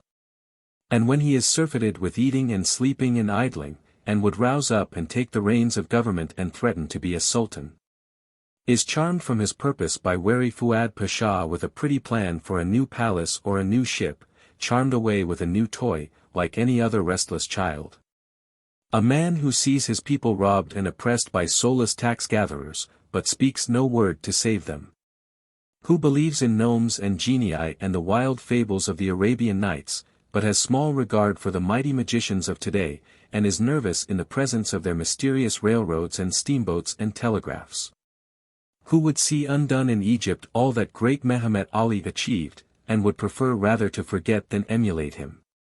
A man who found his great empire a blot upon the earth, a degraded, poverty-stricken, miserable, infamous agglomeration of ignorance, crime, and brutality, and will idle away the allotted days of his trivial life and then pass to the dust and the worms and leave it so. Napoleon has augmented the commercial prosperity of France in 10 years to such a degree that figures can hardly compute it. He has rebuilt Paris and has partly rebuilt every city in the state. He condemns a whole street at a time, assesses the damages, pays them, and rebuilds superbly. Then speculators buy up the ground and sell, but the original owner is given the first choice by the government at a stated price before the speculator is permitted to purchase. But above all things, he has taken the sole control of the Empire of France into his hands and made it a tolerably free land, for people who will not attempt to go too far in meddling with government affairs. No country offers greater security to life and property than France, and one has all the freedom he wants, but no license to interfere with anybody or make anyone uncomfortable. As for the Sultan, one could set a trap anywhere and catch a dozen abler men in a night. The band struck up, and the brilliant adventurer, Napoleon III, the genius of energy, persistence, enterprise. And the feeble Abdulaziz, the genius of ignorance, bigotry, and indolence, prepared for the forward march. We saw the splendid review, we saw the white-moustached old Crimean soldier, Canrobert, Marshal of France, we saw everything, and then we went home satisfied. Chapter 14. We went to see the Cathedral of Notre Dame. We had heard of it before. It surprises me sometimes to think how much we do know and how intelligent we are. We recognized the brown old Gothic pile in a moment, it was like the pictures. We stood at a little distance and changed from one point of observation to another and gazed long at its lofty square towers and its rich front, clustered thick with stony, mutilated saints who had been looking calmly down from their perches for ages. The Patriarch of Jerusalem stood under them in the old days of chivalry and romance, and preached the Third Crusade, more than 600 years ago. And since that day they have stood there and looked quietly down upon the most thrilling scenes, the grandest pageants, the most extraordinary spectacles that have grieved or delighted Paris. These battered and broken-nosed old fellows saw many and many a cavalcade of mail-clad knights come marching home from Holy Land, they heard the bells above them toll the signal for the St. Bartholomew's massacre, and they saw the slaughter that followed. Later they saw the Reign of Terror, the carnage of the Revolution, the overthrow of a king, the coronation of 2 Napoleons.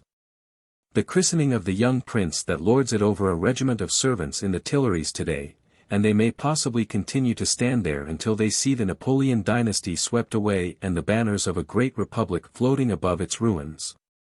I wish these old parties could speak. They could tell a tale worth the listening to. They say that a pagan temple stood where Notre Dame now stands, in the old Roman days, 18 or 20 centuries ago, remains of it are still preserved in Paris. And that a Christian church took its place about AD 300, another took the place of that in AD 500, and that the foundations of the present cathedral were laid about AD 1100. The ground ought to be measurably sacred by this time, one would think. One portion of this noble old edifice is suggestive of the quaint fashions of ancient times. It was built by Jean Sans Père, Duke of Burgundy, to set his conscience at rest. He had assassinated the Duke of Orleans. Alas! Those good old times are gone when a murderer could wipe the stain from his name and soothe his troubles to sleep simply by getting out his bricks and mortar and building an addition to a church. The portals of the Great Western Front are bisected by square pillars. They took the central one away in 1852, on the occasion of Thanksgivings for the reinstitution of the presidential power, but precious soon they had occasion to reconsider that motion and put it back again. And they did. We loitered through the grand aisles for an hour or two, staring up at the rich stained-glass windows embellished with blue and yellow and crimson saints and martyrs, and trying to admire the numberless great pictures in the chapels. And then we were admitted to the sacristy and shown the magnificent robes which the Pope wore when he crowned Napoleon I. A wagon-load of solid gold and silver utensils used in the great public processions and ceremonies of the Church, some nails of the true cross, a fragment of the cross itself, a part of the crown of thorns. We had already seen a large piece of the true cross in a church in the Azores, but no nails. They showed us likewise the bloody robe which that Archbishop of Paris wore who exposed his sacred person and braved the wrath of the insurgents of 1848. To mount the barricades and hold aloft the olive branch of peace in the hope of stopping the slaughter. His noble effort cost him his life. He was shot dead. They showed us a cast of his face taken after death, the bullet that killed him, and the two vertebrae in which it lodged. These people have a somewhat singular taste in the matter of relics. Ferguson told us that the silver cross which the good Archbishop wore at his girdle was seized and thrown into the Seine, where it lay embedded in the mud for 15 years, and then an angel appeared to a priest and told him where to dive for it. He did dive for it and got it, and now it is there on exhibition at Notre Dame, to be inspected by anybody who feels an interest in inanimate objects of miraculous intervention. Next we went to visit the morgue, that horrible receptacle for the dead who die mysteriously and leave the manner of their taking off a dismal secret. We stood before a grating and looked through into a room which was hung all about with the clothing of dead men, coarse blouses, water-soaked, the delicate garments of women and children, patrician vestments, hacked and stabbed and stained with red. A hat that was crushed and bloody. On a slanting stone lay a drowned man, naked, swollen, purple. Clasping the fragment of a broken bush with a grip which death had so petrified that human strength could not unloose it, mute witness of the last despairing effort to save the life that was doomed beyond all help. A stream of water trickled ceaselessly over the hideous face. We knew that the body and the clothing were there for identification by friends, but still we wondered if anybody could love that repulsive object or grieve for its loss. We grew meditative and wondered if, some 40 years ago, when the mother of that ghastly thing was dandling it upon her knee, and kissing it and petting it and displaying it with satisfied pride to the passers-by. A prophetic vision of this dread ending ever flitted through her brain. I half feared that the mother, or the wife or a brother of the dead man might come while we stood there, but nothing of the kind occurred. Men and women came, and some looked eagerly in and pressed their faces against the bars. Others glanced carelessly at the body and turned away with a disappointed look, people, I thought, who live upon strong excitements and who attend the exhibitions of the morgue regularly. Just as other people go to see theatrical spectacles every night. When one of these looked in and passed on, I could not help thinking. Now this don't afford you any satisfaction, a party with his head shot off is what you need. One night we went to the celebrated Jardin Mobile, but only stayed a little while. We wanted to see some of this kind of Paris life, however, and therefore the next night we went to a similar place of entertainment in a great garden in the suburb of Asnières. We went to the railroad depot, toward evening, and Ferguson got tickets for a second-class carriage. Such a perfect jam of people I have not often seen, but there was no noise, no disorder, no rowdyism. Some of the women and young girls that entered the train we knew to be of the demi-monde, but others we were not at all sure about. The girls and women in our carriage behaved themselves modestly and becomingly all the way out, except that they smoked. When we arrived at the garden in Asnières, we paid a franc or two admission and entered a place which had flower beds in it, and grass plots, and long, curving rows of ornamental shrubbery, with here and there a secluded bower convenient for eating ice cream in. We moved along the sinuous gravel walks, with the great concourse of girls and young men, and suddenly a domed and filigreed white temple, starred over and over and over again with brilliant gas jets, burst upon us like a fallen sun. Nearby was a large, handsome house with its ample front illuminated in the same way, and above its roof floated the star-spangled banner of America. "Well," I said. "How is this?" It nearly took my breath away. Ferguson said an American, a New Yorker, kept the place, and was carrying on quite a stirring opposition to the Jardin Mobile. Crowds composed of both sexes and nearly all ages were frisking about the garden or sitting in the open air in front of the flagstaff and the temple, drinking wine and coffee or smoking. The dancing had not begun yet. Ferguson said there was to be an exhibition. The famous Blondin was going to perform on a tightrope in another part of the garden. We went thither.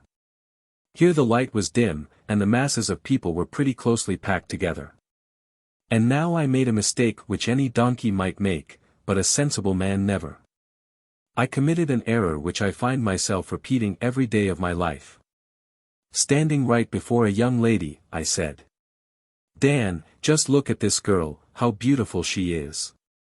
I thank you more for the evident sincerity of the compliment, sir, than for the extraordinary publicity you have given to it. This in good, pure English. We took a walk, but my spirits were very, very sadly dampened. I did not feel right comfortable for some time afterward. Why will people be so stupid as to suppose themselves the only foreigners among a crowd of 10,000 persons? But Blondin came out shortly. He appeared on a stretched cable, far away above the sea of tossing hats and handkerchiefs, and in the glare of the hundreds of rockets that whizzed heavenward by him he looked like a wee insect. He balanced his pole and walked the length of his rope, 200 or 300 feet, he came back and got a man and carried him across, he returned to the center and danced a jig. Next he performed some gymnastic and balancing feats too perilous to afford a pleasant spectacle. And he finished by fastening to his person 1,000 Roman candles, Catherine wheels, serpents and rockets of all manner of brilliant colors. Setting them on fire all at once and walking and waltzing across his rope again in a blinding blaze of glory that lit up the garden and the people's faces like a great conflagration at midnight.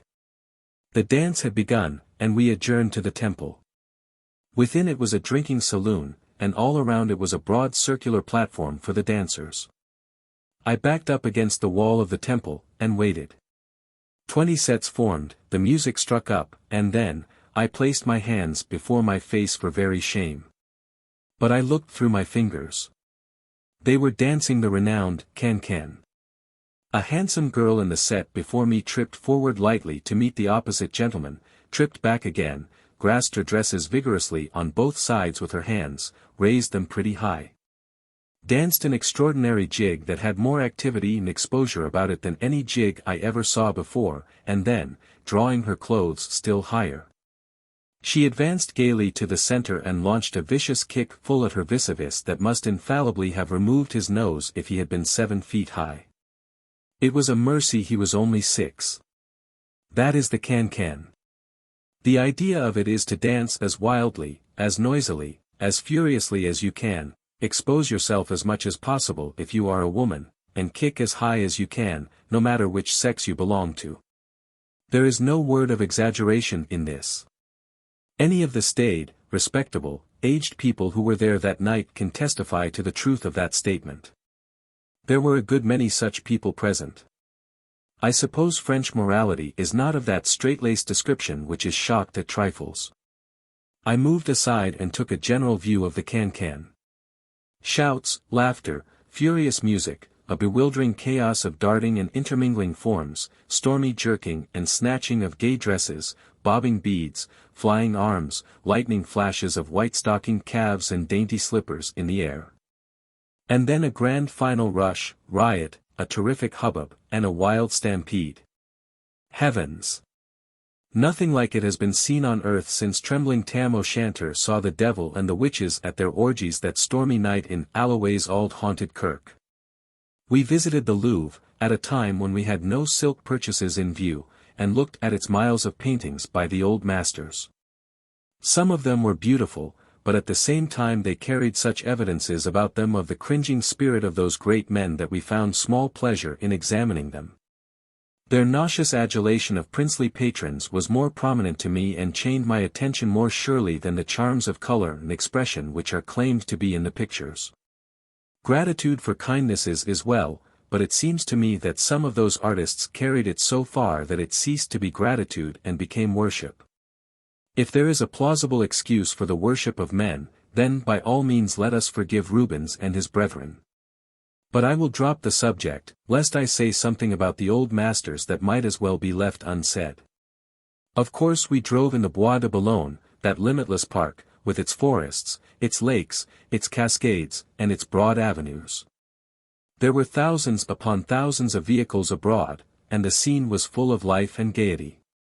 There were very common hacks, with father and mother and all the children in them, conspicuous little open carriages with celebrated ladies of questionable reputation in them. There were dukes and duchesses abroad, with gorgeous footmen perched behind, and equally gorgeous outriders perched on each of the 6 horses. There were blue and silver, and green and gold, and pink and black, and all sorts and descriptions of stunning and startling liveries out, and I almost yearned to be a flunkey myself, for the sake of the fine clothes. But presently the emperor came along and he outshone them all. He was preceded by a bodyguard of gentlemen on horseback in showy uniforms, his carriage horses, there appeared to be somewhere in the remote neighborhood of 1,000 of them, were best-ridden by gallant-looking fellows, also in stylish uniforms. And after the carriage followed another detachment of bodyguards. Everybody got out of the way, everybody bowed to the emperor and his friend the sultan, and they went by on a swinging trot and disappeared. I will not describe the Bois de Boulogne. I cannot do it. It is simply a beautiful, cultivated, endless, wonderful wilderness. It is an enchanting place. It is in Paris now, one may say, but a crumbling old cross in one portion of it reminds one that it was not always so.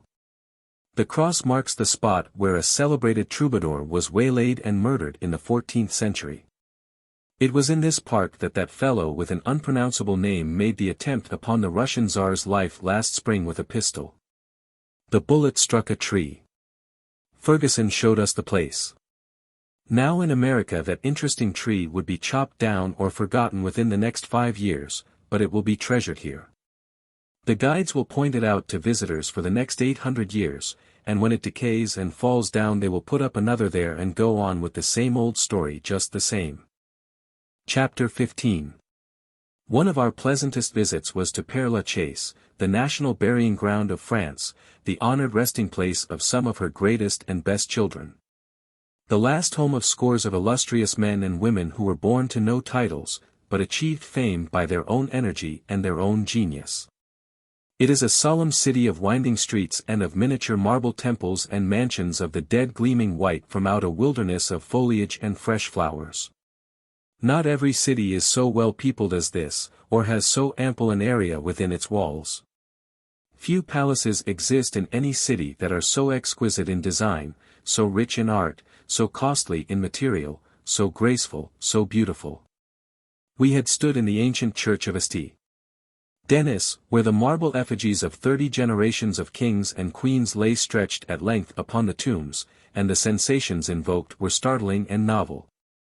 The curious armor, the obsolete costumes, the placid faces, the hands placed palm to palm in eloquent supplication, it was a vision of grey antiquity. It seemed curious enough to be standing face to face, as it were, with old Dagobert I. And Clovis and Charlemagne, those vague, colossal heroes, those shadows, those myths of 1,000 years ago. I touched their dust-covered faces with my finger, but Dagobert was deader than the 16 centuries that have passed over him, Clovis slept well after his labor for Christ, and old Charlemagne went on dreaming of his paladins. Of bloody Roncesvalles, and gave no heed to me. The great names of Père Lachaise impress one, too, but differently. There the suggestion brought constantly to his mind is, that this place is sacred to a nobler royalty, the royalty of heart and brain. Every faculty of mind, every noble trait of human nature, every high occupation which men engage in, seems represented by a famous name. The effect is a curious medley. Davoust and Messina, who wrought in many a battle tragedy, are here, and so also is Rachel, of equal renown in mimic tragedy on the stage. The Abbé Sicard sleeps here, the first great teacher of the deaf and dumb, a man whose heart went out to every unfortunate, and whose life was given to kindly offices in their service. And not far off, in repose and peace at last, lies Marshal Ney, whose stormy spirit knew no music like the bugle call to arms. The man who originated public gaslighting, and that other benefactor who introduced the cultivation of the potato and thus blessed millions of his starving countrymen, lie with the Prince of Masserano. And with exiled queens and princes of further India. Gay-Lussac the chemist, Laplace the astronomer, Larry the surgeon, de Souzy the advocate, are here, and with them are Talma, Bellini, Rubini, de Balzac, Beaumarchais, Béranger, Molière and La Fontaine, and scores of other men whose names and whose worthy labors are as familiar in the remote byplaces of civilization as are the historic deeds of the kings and princes that sleep in the marble vaults of Saint Denis. But among the thousands and thousands of tombs in Père Lachaise, there is one that no man, no woman, no youth of either sex, ever passes by without stopping to examine. Every visitor has a sort of indistinct idea of the history of its dead and comprehends that homage is due there, but not 1 in 20,000 clearly remembers the story of that tomb and its romantic occupants. This is the grave of Abelard and Heloise, a grave which has been more revered, more widely known, more written and sung about and wept over, for 700 years, than any other in Christendom save only that of the Saviour. All visitors linger pensively about it, all young people capture and carry away keepsakes and mementos of it, all Parisian youths and maidens who are disappointed in love come there to bail out when they are full of tears. Yea, many stricken lovers make pilgrimages to this shrine from distant provinces to weep and wail and grit their teeth over their heavy sorrows. And to purchase the sympathies of the chastened spirits of that tomb with offerings of immortelles and budding flowers. Go when you will, you find somebody snuffling over that tomb. Go when you will, you find it furnished with those bouquets and immortelles. Go when you will, you find a gravel train from Marseilles arriving to supply the deficiencies caused by memento-cabbaging vandals whose affections have miscarried. Yet who really knows the story of Abelard and Heloise? Precious few people. The names are perfectly familiar to every body, and that is about all. With infinite pains I have acquired a knowledge of that history, and I propose to narrate it here. Partly for the honest information of the public and partly to show that public that they have been wasting a good deal of marketable sentiment very unnecessarily. Story of Abelard and Heloise. Heloise was born 766 years ago. She may have had parents. There is no telling. She lived with her uncle Fulbert, a canon of the Cathedral of Paris. I do not know what a canon of a cathedral is, but that is what he was. He was nothing more than a sort of a mountain howitzer, likely, because they had no heavy artillery in those days. Suffice it, then, that Heloise lived with her uncle the howitzer and was happy. She spent the most of her childhood in the convent of Argenteuil, never heard of Argenteuil before, but supposed there was really such a place. She then returned to her uncle, the old gun, or son of a gun, as the case may be, and he taught her to write and speak Latin, which was the language of literature and polite society at that period. Just at this time, Pierre Abelard, who had already made himself widely famous as a rhetorician, came to found a school of rhetoric in Paris. The originality of his principles, his eloquence, and his great physical strength and beauty created a profound sensation. He saw Heloise, and was captivated by her blooming youth, her beauty, and her charming disposition. He wrote to her. She answered. He wrote again, she answered again. He was now in love. He longed to know her, to speak to her face to face. His school was near Fulbert's house. He asked Fulbert to allow him to call. The good old Swivel saw here a rare opportunity. His niece, whom he so much loved, would absorb knowledge from this man, and it would not cost him a cent. Such was Fulbert, penurious. Fulbert's first name is not mentioned by any author, which is unfortunate. However, George W. Fulbert will answer for him as well as any other. We will let him go at that. He asked Abelard to teach her. Abelard was glad enough of the opportunity. He came often and stayed long. A letter of his shows in its very first sentence that he came under that friendly roof like a cold-hearted villain as he was, with the deliberate intention of debauching a confiding, innocent girl. This is the letter. I cannot cease to be astonished at the simplicity of Fulbert. I was as much surprised as if he had placed a lamb in the power of a hungry wolf. Heloise and I, under pretext of study, gave ourselves up wholly to love, and the solitude that love seeks our studies procured for us. Books were open before us, but we spoke oftener of love than philosophy, and kisses came more readily from our lips than words. And so, exulting over an honorable confidence which to his degraded instinct was a ludicrous simplicity, this unmanly Abelard seduced the niece of the man whose guest he was. Paris found it out.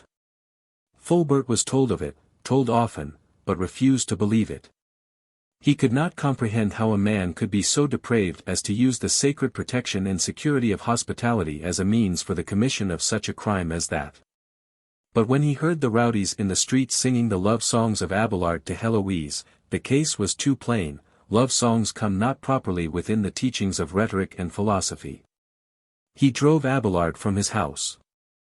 Abelard returned secretly and carried Heloise away to Palais, in Brittany, his native country. Here, shortly afterward, she bore a son, who, from his rare beauty, was surnamed Astrolabe, William G.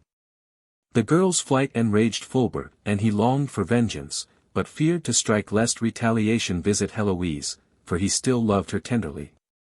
At length Abelard offered to marry Heloise, but on a shameful condition, that the marriage should be kept secret from the world, to the end that, while her good name remained a wreck, as before, his priestly reputation might be kept untarnished. It was like that miscreant. Fulbert saw his opportunity and consented.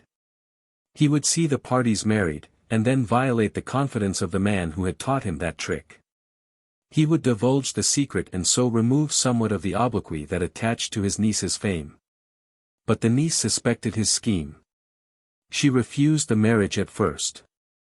She said Fulbert would betray the secret to save her, and besides, she did not wish to drag down a lover who was so gifted, so honored by the world, and who had such a splendid career before him. It was noble, self-sacrificing love, and characteristic of the pure-souled Heloise, but it was not good sense. But she was overruled, and the private marriage took place. Now for Fulbert. The heart so wounded should be healed at last. The proud spirit so tortured should find rest again, the humbled head should be lifted up once more. He proclaimed the marriage in the high places of the city and rejoiced that dishonor had departed from his house. But lo! Abelard denied the marriage. Heloise denied it. The people, knowing the former circumstances, might have believed Fulbert had only Abelard denied it, but when the person chiefly interested, the girl herself, denied it, they laughed, despairing Fulbert to scorn. The poor canon of the Cathedral of Paris was spiked again. The last hope of repairing the wrong that had been done his house was gone. What next? Human nature suggested revenge. He compassed it. The historian says, ruffians, hired by Fulbert, fell upon Abelard by night, and inflicted upon him a terrible and nameless mutilation. I am seeking the last resting place of those ruffians. When I find it I shall shed some tears on it, and stack up some bouquets and immortelles, and cart away from it some gravel whereby to remember that howsoever blotted by crime their lives may have been, these ruffians did one just deed, at any rate. Albeit it was not warranted by the strict letter of the law.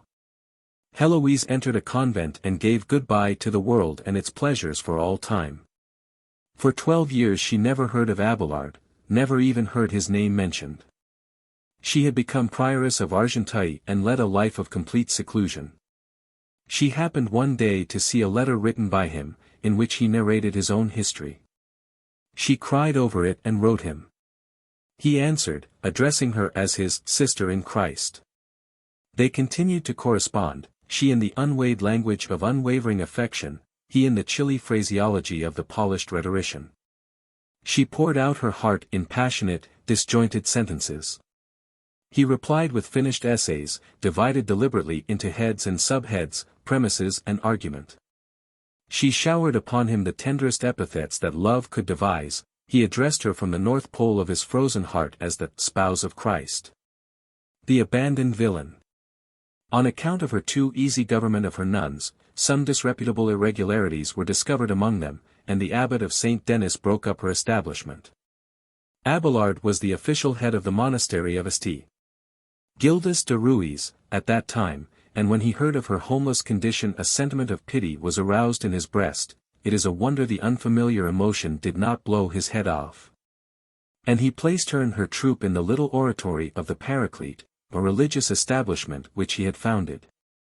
She had many privations and sufferings to undergo at first, but her worth and her gentle disposition won influential friends for her, and she built up a wealthy and flourishing nunnery. She became a great favorite with the heads of the church, and also the people, though she seldom appeared in public. She rapidly advanced in esteem, in good report, and in usefulness, and Abelard as rapidly lost ground. The Pope so honored her that he made her the head of her order. Abelard, a man of splendid talents, and ranking as the first debater of his time, became timid, irresolute, and distrustful of his powers.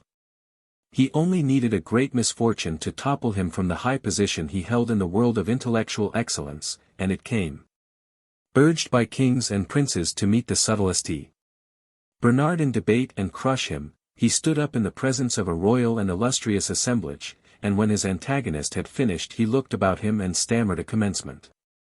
But his courage failed him, the cunning of his tongue was gone, with his speech unspoken, he trembled and sat down, a disgraced and vanquished champion. He died a nobody, and was buried at Cluny, A.D. 1144. They removed his body to the Paraclete afterward, and when Heloise died, 20 years later, they buried her with him, in accordance with her last wish. He died at the ripe age of 64, and she at 63. After the bodies had remained entombed 300 years, they were removed once more. They were removed again in 1800, and finally, 17 years afterward, they were taken up and transferred to Père Lachaise, where they will remain in peace and quiet until it comes time for them to get up and move again. History is silent concerning the last acts of the mountain howitzer. Let the world say what it will about him, I, at least, shall always respect the memory and sorrow for the abused trust and the broken heart and the troubled spirit of the old smoothbore. Rest and repose be his. Such is the story of Abelard and Heloise. Such is the history that Lamartine has shed such cataracts of tears over. But that man never could come within the influence of a subject in the least pathetic without overflowing his banks. He ought to be damned, or levied, I should more properly say. Such is the history, not as it is usually told, but as it is when stripped of the nauseous sentimentality that would enshrine for our loving worship a dastardly seducer like Pierre Abelard.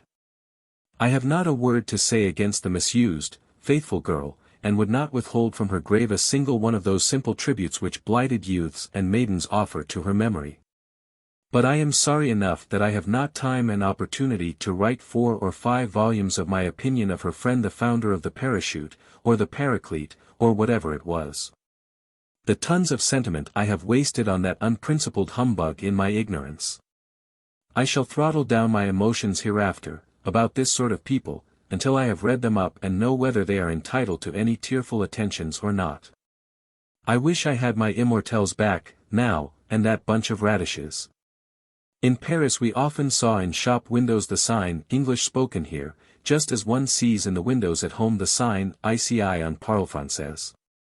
We always invaded these places at once, and invariably received the information, framed in faultless French, that the clerk who did the English for the establishment had just gone to dinner and would be back in an hour.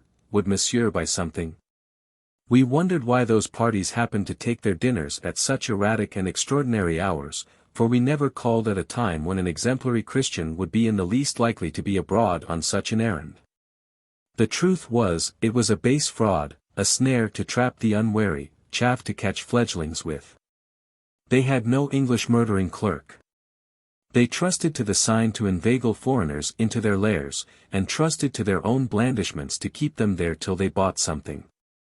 We ferreted out another French imposition, a frequent sign to this effect: all manner of American drinks artistically prepared here.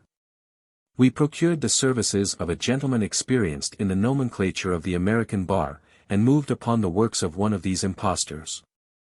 A bowing, aproned Frenchman skipped forward and said, "Que voulez-les messieurs?"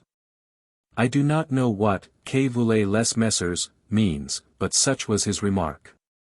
Our general said, "We will take a whiskey straight." A stare from the Frenchman. "Well, if you don't know what that is, give us a champagne cocktail." A stare and a shrug. "Well, then, give us a sherry cobbler." The Frenchman was checkmated. This was all Greek to him. "Give us a brandy smash." The Frenchman began to back away, suspicious of the ominous vigor of the last order, began to back away, shrugging his shoulders and spreading his hands apologetically. The general followed him up and gained a complete victory. The uneducated foreigner could not even furnish a Santa Cruz punch, an eye-opener, a stone fence, or an earthquake. It was plain that he was a wicked impostor. An acquaintance of mine said the other day that he was doubtless the only American visitor to the exposition who had had the high honor of being escorted by the emperor's bodyguard. I said with unobtrusive frankness that I was astonished that such a long-legged, lantern-jawed, unprepossessing-looking spectre as he should be singled out for a distinction like that, and asked how it came about. He said he had attended a great military review in the Champ de Mars some time ago, and while the multitude about him was growing thicker and thicker every moment he observed an open space inside the railing. He left his carriage and went into it. He was the only person there, and so he had plenty of room, and the situation being central, he could see all the preparations going on about the field. By and by there was a sound of music, and soon the Emperor of the French and the Emperor of Austria, escorted by the famous Cent Guards, entered the enclosure. They seemed not to observe him, but directly, in response to a sign from the commander of the guard, a young lieutenant came toward him with a file of his men following, halted, raised his hand, and gave the military salute. And then said in a low voice that he was sorry to have to disturb a stranger and a gentleman, but the place was sacred to royalty. Then this New Jersey phantom rose up and bowed and begged pardon, then with the officer beside him, the file of men marching behind him, and with every mark of respect, he was escorted to his carriage by the Imperial Cent Guards. The officer saluted again and fell back. The New Jersey sprite bowed in return and had presence of mind enough to pretend that he had simply called on a matter of private business with those emperors. And so waved them an adieu and drove from the field. Imagine a poor Frenchman ignorantly intruding upon a public rostrum sacred to some sixpenny dignitary in America. The police would scare him to death first with a storm of their elegant blasphemy, and then pull him to pieces getting him away from there. We are measurably superior to the French in some things, but they are immeasurably our betters in others. Enough of Paris for the present. We have done our whole duty by it. We have seen the Tuileries, the Napoleon Column, the Madeleine, that wonder of wonders, the tomb of Napoleon, all the great churches and museums, libraries, imperial palaces, and sculpture and picture galleries, the Pantheon, Jardin des Plantes. The opera, the circus, the legislative body, the billiard rooms, the barbers, the grisettes. Ah, the grisettes! I had almost forgotten. They are another romantic fraud. They were, if you let the books of travel tell it, always so beautiful, so neat and trim, so graceful, so naive and trusting, so gentle, so winning, so faithful to their shop duties. So irresistible to buyers in their prattling importunity, so devoted to their poverty-stricken students of the Latin Quarter, so light-hearted and happy on their Sunday picnics in the suburbs, and oh, so charmingly, so delightfully immoral. Stuff! For 3 or 4 days I was constantly saying, "Quick, Ferguson. Is that a grisette?" And he always said, "No." He comprehended at last that I wanted to see a grisette. Then he showed me dozens of them. They were like nearly all the French women I ever saw, homely. They had large hands, large feet, large mouths, they had pug noses as a general thing, and mustaches that not even good breeding could overlook. They combed their hair straight back without parting, they were ill-shaped, they were not winning, they were not graceful, I knew by their looks that they ate garlic and onions. And lastly and finally, to my thinking it would be base flattery to call them immoral. Aroint thee, wench. I sorrow for the vagabond student of the Latin Quarter now, even more than formerly I envied him. Thus topples to earth another idol of my infancy. We have seen everything, and tomorrow we go to Versailles. We shall see Paris only for a little while as we come back to take up our line of march for the ship, and so I may as well bid the beautiful city a regretful farewell. We shall travel many thousands of miles after we leave here and visit many great cities, but we shall find none so enchanting as this. Some of our party have gone to England, intending to take a roundabout course and rejoin the vessel at Leghorn or Naples several weeks hence. We came near going to Geneva, but have concluded to return to Marseilles and go up through Italy from Genoa. I will conclude this chapter with a remark that I am sincerely proud to be able to make, and glad, as well, that my comrades cordially endorse it, to wit, by far the handsomest women we have seen in France were born and reared in America. I feel now like a man who has redeemed a failing reputation and shed luster upon a dim escutcheon, by a single just deed done at the 11th hour. Let the curtain fall, to slow music. Chapter 16. Versailles. It is wonderfully beautiful. You gaze and stare and try to understand that it is real, that it is on the earth, that it is not the Garden of Eden, but your brain grows giddy, stupefied by the world of beauty around you. And you half believe you are the dupe of an exquisite dream. The scene thrills one like military music. A noble palace, stretching its ornamented front, block upon block away, till it seemed that it would never end, a grand promenade before it, whereon the armies of an empire might parade. All about it rainbows of flowers, and colossal statues that were almost numberless and yet seemed only scattered over the ample space. Broad flights of stone steps leading down from the promenade to lower grounds of the park, stairways that whole regiments might stand to arms upon and have room to spare. Vast fountains whose great bronze effigies discharged rivers of sparkling water into the air and mingled 100 curving jets together in forms of matchless beauty. Wide grass-carpeted avenues that branched hither and thither in every direction and wandered to seemingly interminable distances. Walled all the way on either side with compact ranks of leafy trees whose branches met above and formed arches as faultless and as symmetrical as ever were carved in stone. And here and there were glimpses of sylvan lakes with miniature ships glassed in their surfaces. And everywhere, on the palace steps, and the great promenade, around the fountains, among the trees, and far under the arches of the endless avenues, hundreds and hundreds of people in gay costumes walked or ran or danced. And gave to the fairy picture the life and animation which was all of perfection it could have lacked. It was worth a pilgrimage to see. Everything is on so gigantic a scale. Nothing is small, nothing is cheap.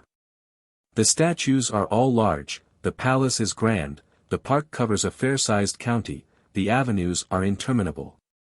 All the distances and all the dimensions about Versailles are vast. I used to think the pictures exaggerated these distances and these dimensions beyond all reason, and that they made Versailles more beautiful than it was possible for any place in the world to be. I know now that the pictures never came up to the subject in any respect, and that no painter could represent Versailles on canvas as beautiful as it is in reality. I used to abuse Louis XIV for spending $200 million in creating this marvelous park, when bread was so scarce with some of his subjects, but I have forgiven him now. He took a tract of land 60 miles in circumference and set to work to make this park and build this palace and a road to it from Paris. He kept 36,000 men employed daily on it, and the labor was so unhealthy that they used to die and be hauled off by cartloads every night. The wife of a nobleman of the time speaks of this as an inconvenience, but naively remarks that it does not seem worthy of attention in the happy state of tranquility we now enjoy. I always thought ill of people at home who trimmed their shrubbery into pyramids and squares and spires and all manner of unnatural shapes, and when I saw the same thing being practiced in this great park I began to feel dissatisfied. But I soon saw the idea of the thing and the wisdom of it. They seek the general effect.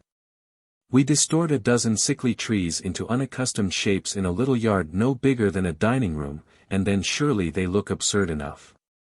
But here they take 200,000 tall forest trees and set them in a double row, allow no sign of leaf or branch to grow on the trunk lower down than 6 feet above the ground. From that point the boughs begin to project, and very gradually they extend outward further and further till they meet overhead, and a faultless tunnel of foliage is formed. The arch is mathematically precise. The effect is then very fine. They make trees take 50 different shapes, and so these quaint effects are infinitely varied and picturesque. The trees in no two avenues are shaped alike, and consequently the eye is not fatigued with anything in the nature of monotonous uniformity. I will drop this subject now, leaving it to others to determine how these people manage to make endless ranks of lofty forest trees grow to just a certain thickness of trunk, say 1 foot and 2/3. How they make them spring to precisely the same height for miles, how they make them grow so close together, how they compel one huge limb to spring from the same identical spot on each tree and form the main sweep of the arch. And how all these things are kept exactly in the same condition and in the same exquisite shapeliness and symmetry month after month and year after year, for I have tried to reason out the problem and have failed. We walked through the great hall of sculpture and the 150 galleries of paintings in the Palace of Versailles, and felt that to be in such a place was useless unless one had a whole year at his disposal. These pictures are all battle scenes, and only one solitary little canvas among them all treats of anything but great French victories. We wandered, also, through the Grand Trianon and the Petit Trianon, those monuments of royal prodigality, and with histories so mournful, filled, as it is, with souvenirs of Napoleon I, and 3 dead kings and as many queens. In one sumptuous bed they had all slept in succession, but no one occupies it now. In a large dining room stood the table at which Louis XIV and his mistress Madame Maintenon, and after them Louis XV, and Pompadour, had sat at their meals naked and unattended, for the table stood upon a trapdoor, which descended with it to regions below when it was necessary to replenish its dishes. In a room of the Petit Trianon stood the furniture, just as poor Marie Antoinette left it when the mob came and dragged her and the king to Paris, never to return. Near at hand, in the stables, were prodigious carriages that showed no color but gold, carriages used by former kings of France on state occasions, and never used now save when a kingly head is to be crowned or an imperial infant christened. And with them were some curious sleighs, whose bodies were shaped like lions, swans, tigers, etc., vehicles that had once been handsome with pictured designs and fine workmanship, but were dusty and decaying now. They had their history. When Louis XIV had finished the Grand Trianon, he told Maintenon he had created a paradise for her, and asked if she could think of anything now to wish for. He said he wished the Trianon to be perfection, nothing less. She said she could think of but one thing, it was summer, and it was balmy France, yet she would like well to sleigh ride in the leafy avenues of Versailles. The next morning found miles and miles of grassy avenues spread thick with snowy salt and sugar, and a procession of those quaint sleighs waiting to receive the chief concubine of the gayest and most unprincipled court that France has ever seen. From sumptuous Versailles, with its palaces, its statues, its gardens, and its fountains, we journeyed back to Paris and sought its antipodes, the Faubourg Saint-Antoine. Little, narrow streets, dirty children blockading them. Greasy, slovenly women capturing and spanking them, filthy dens on first floors, with rag stores in them. The heaviest business in the Faubourg is the chiffoniers. Other filthy dens where whole suits of second and third-hand clothing are sold at prices that would ruin any proprietor who did not steal his stock. Still other filthy dens where they sold groceries, sold them by the half-pennyworth, $5 would buy the man out, goodwill and all. Up these little crooked streets they will murder a man for $7 and dump the body in the Seine. And up some other of these streets, most of them, I should say, live lorettes. All through this Faubourg Saint-Antoine, misery, poverty, vice, and crime go hand in hand, and the evidences of it stare one in the face from every side. Here the people live who begin the revolutions. Whenever there is anything of that kind to be done, they are always ready. They take as much genuine pleasure in building a barricade as they do in cutting a throat or shoving a friend into the Seine. It is these savage-looking ruffians who storm the splendid halls of the Tuileries occasionally, and swarm into Versailles when a king is to be called to account. But they will build no more barricades, they will break no more soldiers' heads with paving stones. Louis Napoleon has taken care of all that. He is annihilating the crooked streets and building in their stead noble boulevards as straight as an arrow, avenues which a cannon-ball could traverse from end to end without meeting an obstruction more irresistible than the flesh and bones of men, boulevards whose stately edifices will never afford refuges and plotting places for starving, discontented revolution breeders. 5 of these great thoroughfares radiate from one ample center, a center which is exceedingly well adapted to the accommodation of heavy artillery. The mobs used to riot there, but they must seek another rallying place in future. And this ingenious Napoleon paves the streets of his great cities with a smooth, compact composition of asphaltum and sand. No more barricades of flagstones, no more assaulting His Majesty's troops with cobbles. I cannot feel friendly toward my quondam fellow American, Napoleon III, especially at this time, July, 1867. When in fancy I see his credulous victim, Maximilian, lying stark and stiff in Mexico, and his maniac widow watching eagerly from her French asylum for the form that will never come, but I do admire his nerve, his calm self-reliance, his shrewd good sense. Chapter 17. We had a pleasant journey of it seaward again. We found that for the 3 past nights our ship had been in a state of war. The first night the sailors of a British ship, being happy with grog, came down on the pier and challenged our sailors to a free fight. They accepted with alacrity, repaired to the pier, and gained their share of a drawn battle. Several bruised and bloody members of both parties were carried off by the police and imprisoned until the following morning. The next night the British boys came again to renew the fight, but our men had had strict orders to remain on board and out of sight. They did so, and the besieging party grew noisy and more abusive as the fact became apparent, to them, that our men were afraid to come out. They went away finally with a closing burst of ridicule and offensive epithets. The third night they came again and were more obstreperous than ever. They swaggered up and down the almost deserted pier, and hurled curses, obscenity, and stinging sarcasms at our crew. It was more than human nature could bear. The executive officer ordered our men ashore, with instructions not to fight. They charged the British and gained a brilliant victory. I probably would not have mentioned this war had it ended differently.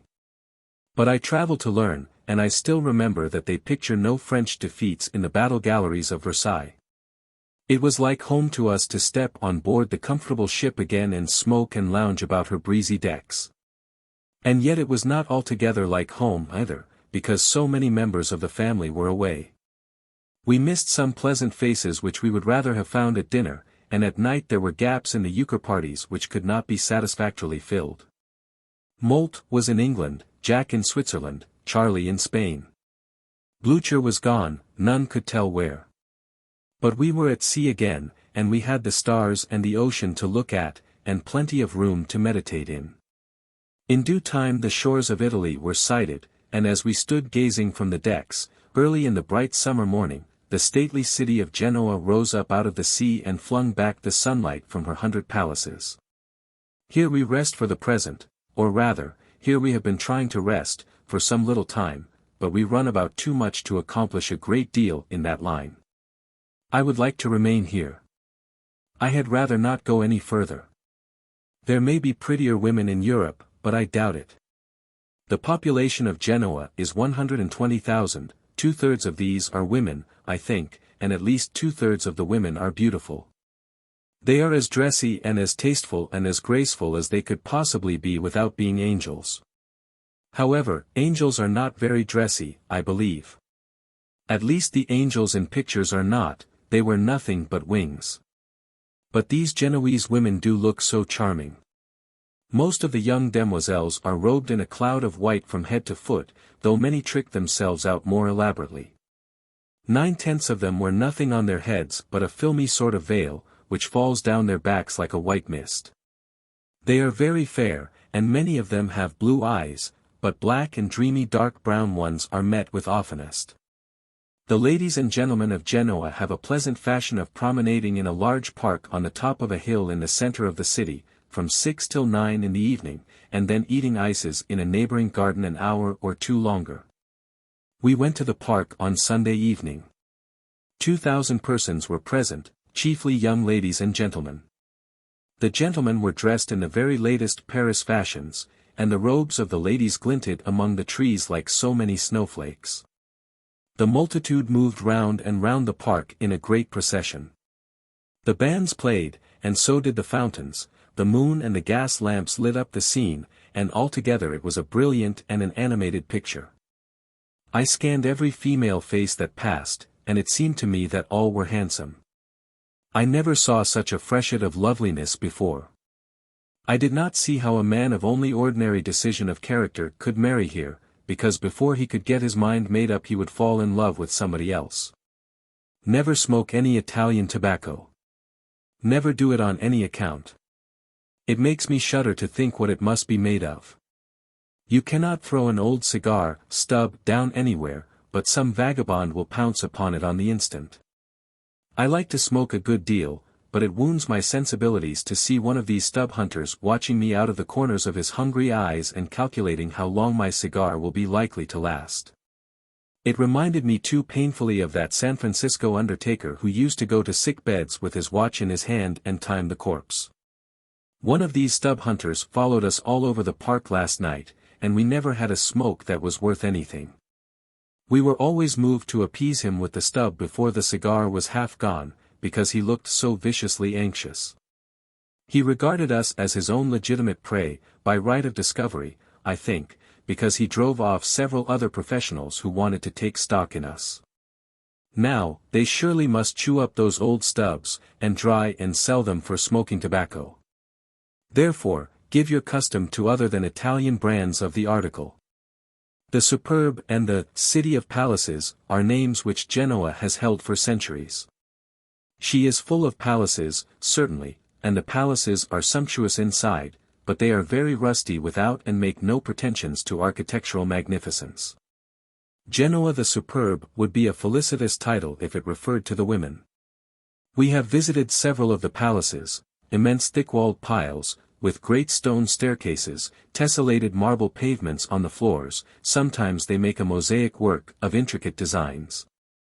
Wrought in pebbles or little fragments of marble laid in cement, and grand salons hung with pictures by Rubens, Guido, Titian, Paul Veronese, and so on, and portraits of heads of the family, in plumed helmets and gallant coats of mail. And patrician ladies in stunning costumes of centuries ago. But, of course, the folks were all out in the country for the summer, and might not have known enough to ask us to dinner if they had been at home, and so all the grand empty salons, with their resounding pavements. Their grim pictures of dead ancestors, and tattered banners with the dust of bygone centuries upon them, seemed to brood solemnly of death and the grave, and our spirits ebbed away, and our cheerfulness passed from us. We never went up to the 11th story. We always began to suspect ghosts.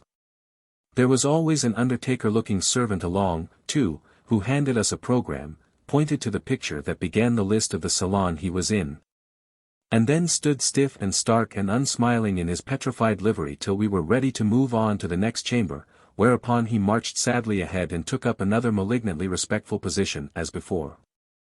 I wasted so much time praying that the roof would fall in on these dispiriting flunkies that I had but little left to bestow upon palace and pictures. And besides, as in Paris, we had a guide. Perdition catch all the guides. This one said he was the most gifted linguist in Genoa, as far as English was concerned, and that only 2 persons in the city beside himself could talk the language at all. He showed us the birthplace of Christopher Columbus, and after we had reflected in silent awe before it for 15 minutes, he said it was not the birthplace of Columbus, but of Columbus' grandmother. When we demanded an explanation of his conduct he only shrugged his shoulders and answered in barbarous Italian. I shall speak further of this guide in a future chapter. All the information we got out of him we shall be able to carry along with us, I think. I have not been to church so often in a long time as I have in the last few weeks. The people in these old lands seem to make churches their specialty. Especially does this seem to be the case with the citizens of Genoa. I think there is a church every 300 or 400 yards all over town. The streets are sprinkled from end to end with shovel-hatted, long-robed, well-fed priests, and the church bells by dozens are pealing all the day long, nearly. Every now and then one comes across a friar of orders grey, with shaven head, long, coarse robe, rope girdle and beads, and with feet cased in sandals or entirely bare. These worthies suffer in the flesh and do penance all their lives, I suppose, but they look like consummate famine breeders. They are all fat and serene. The old cathedral of San Lorenzo is about as notable a building as we have found in Genoa.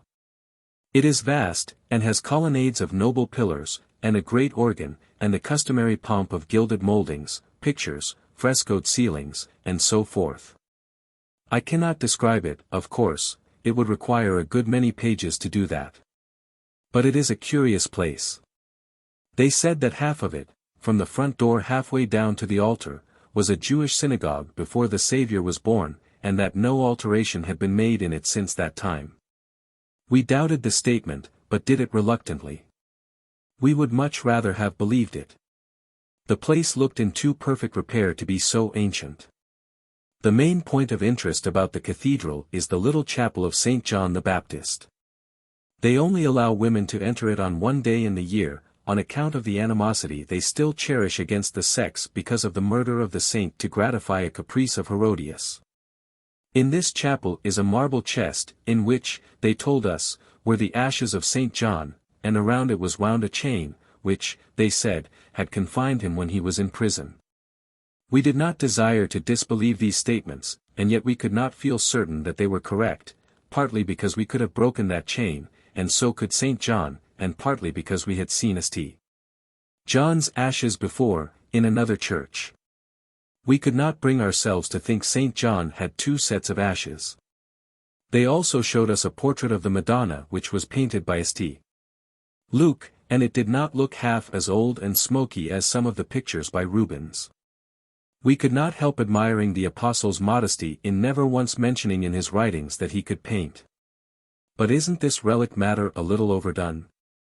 We find a piece of the true cross in every old church we go into, and some of the nails that held it together. I would not like to be positive, but I think we have seen as much as a keg of these nails. Then there is the crown of thorns. They have part of one in Sainte-Chapelle, in Paris, and part of one also in Notre Dame. And as for bones of Saint Denis, I feel certain we have seen enough of them to duplicate him if necessary. I only meant to write about the churches, but I keep wandering from the subject. I could say that the Church of the Annunciation is a wilderness of beautiful columns, of statues, gilded moldings, and pictures almost countless, but that would give no one an entirely perfect idea of the thing, and so where is the use? One family built the whole edifice, and have got money left. There is where the mystery lies. We had an idea at first that only a mint could have survived the expense. These people here live in the heaviest, highest, broadest, darkest, solidest houses one can imagine. Each one might laugh a siege to scorn. 100 feet front and 100 high is about the style, and you go up 3 flights of stairs before you begin to come upon signs of occupancy. Everything is stone, and stone of the heaviest, floors, stairways, mantels, benches, everything. The walls are 4 to 5 feet thick. The streets generally are 4 or 5 to 8 feet wide and as crooked as a corkscrew. You go along one of these gloomy cracks, and look up and behold the sky like a mere ribbon of light, far above your head, where the tops of the tall houses on either side of the street bend almost together. You feel as if you were at the bottom of some tremendous abyss, with all the world far above you. You wind in and out and here and there, in the most mysterious way, and have no more idea of the points of the compass than if you were a blind man.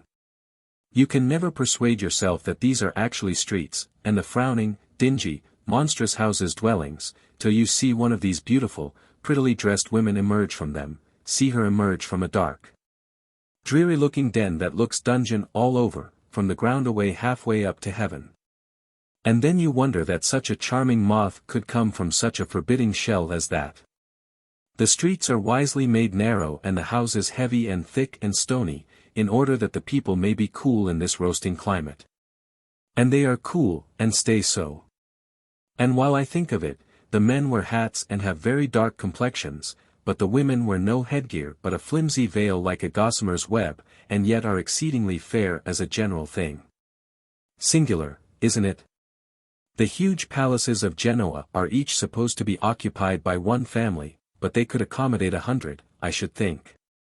They are relics of the grandeur of Genoa's palmy days, the days when she was a great commercial and maritime power several centuries ago.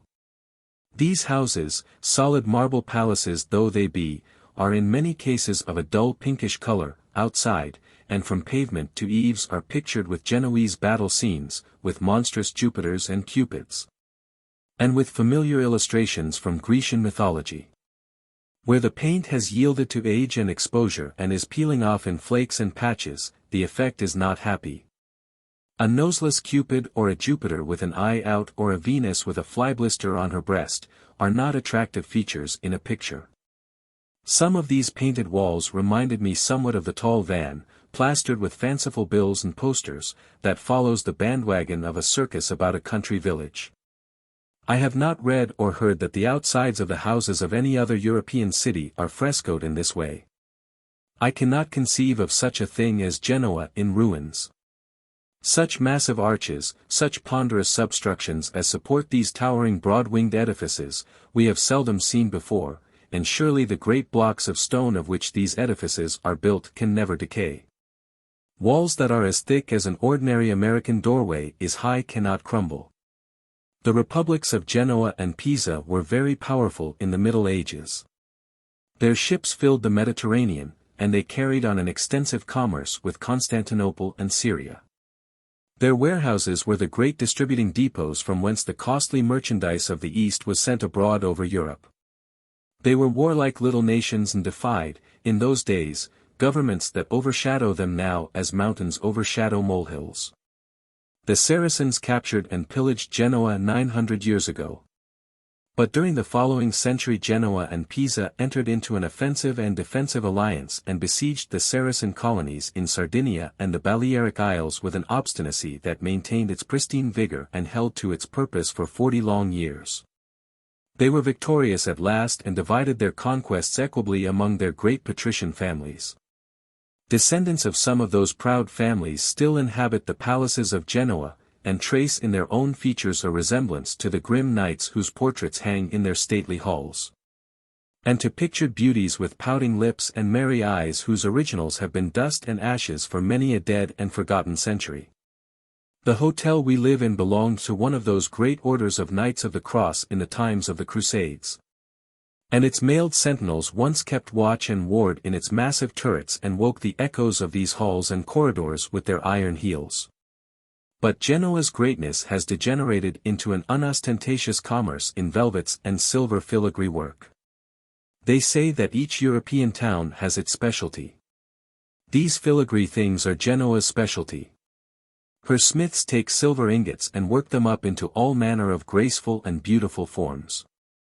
They make bunches of flowers, from flakes and wires of silver, that counterfeit the delicate creations the frost weaves upon a windowpane. And we were shown a miniature silver temple whose fluted columns, whose Corinthian capitals and rich entablatures, whose spire, statues, bells, and ornate lavishness of sculpture were wrought in polished silver. And with such matchless art that every detail was a fascinating study and the finished edifice a wonder of beauty. We are ready to move again, though we are not really tired yet of the narrow passages of this old marble cave. Cave is a good word, when speaking of Genoa under the stars.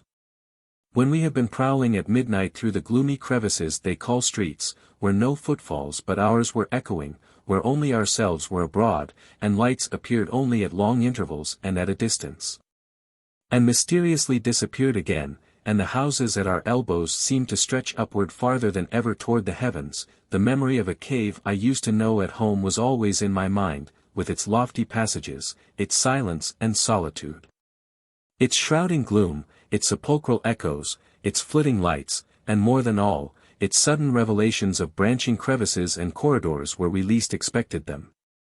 We are not tired of the endless processions of cheerful, chattering gossipers that throng these courts and streets all day long either, nor of the coarse-robed monks, nor of the Asti wines, which that old doctor, whom we call the oracle, with customary felicity in the matter of getting everything wrong, misterms nasty. But we must go, nevertheless. Our last sight was the cemetery, a burial place intended to accommodate 60,000 bodies, and we shall continue to remember it after we shall have forgotten the palaces. It is a vast marble colonnade corridor extending around a great unoccupied square of ground, its broad floor is marble, and on every slab is an inscription, for every slab covers a corpse. On either side, as one walks down the middle of the passage, are monuments, tombs, and sculptured figures that are exquisitely wrought and are full of grace and beauty. They are new and snowy. Every outline is perfect, every feature guiltless of mutilation, flaw, or blemish. And therefore, to us these far-reaching ranks of bewitching forms are 100-fold more lovely than the damaged and dingy statuary they have saved from the wreck of ancient art and set up in the galleries of Paris for the worship of the world. Well provided with cigars and other necessaries of life, we are now ready to take the cars for Milan. Chapter 18. All day long we sped through a mountainous country whose peaks were bright with sunshine, whose hillsides were dotted with pretty villas sitting in the midst of gardens and shrubbery, and whose deep ravines were cool and shady and looked ever so inviting from where we and the birds were winging our flight through the sultry upper air. We had plenty of chilly tunnels wherein to check our perspiration, though. We timed one of them. We were 20 minutes passing through it, going at the rate of 30 to 35 miles an hour. Beyond Alessandria we passed the battlefield of Marengo. Toward dusk we drew near Milan and caught glimpses of the city and the blue mountain peaks beyond. But we were not caring for these things, they did not interest us in the least. We were in a fever of impatience, we were dying to see the renowned cathedral. We watched, in this direction and that, all around, everywhere. We needed no one to point it out, we did not wish anyone to point it out, we would recognize it even in the desert of the Great Sahara. At last, a forest of graceful needles, shimmering in the amber sunlight, rose slowly above the pygmy housetops, as one sometimes sees, in the far horizon, a gilded and pinnacled mass of cloud lift itself above the waste of waves, at sea. The cathedral. We knew it in a moment.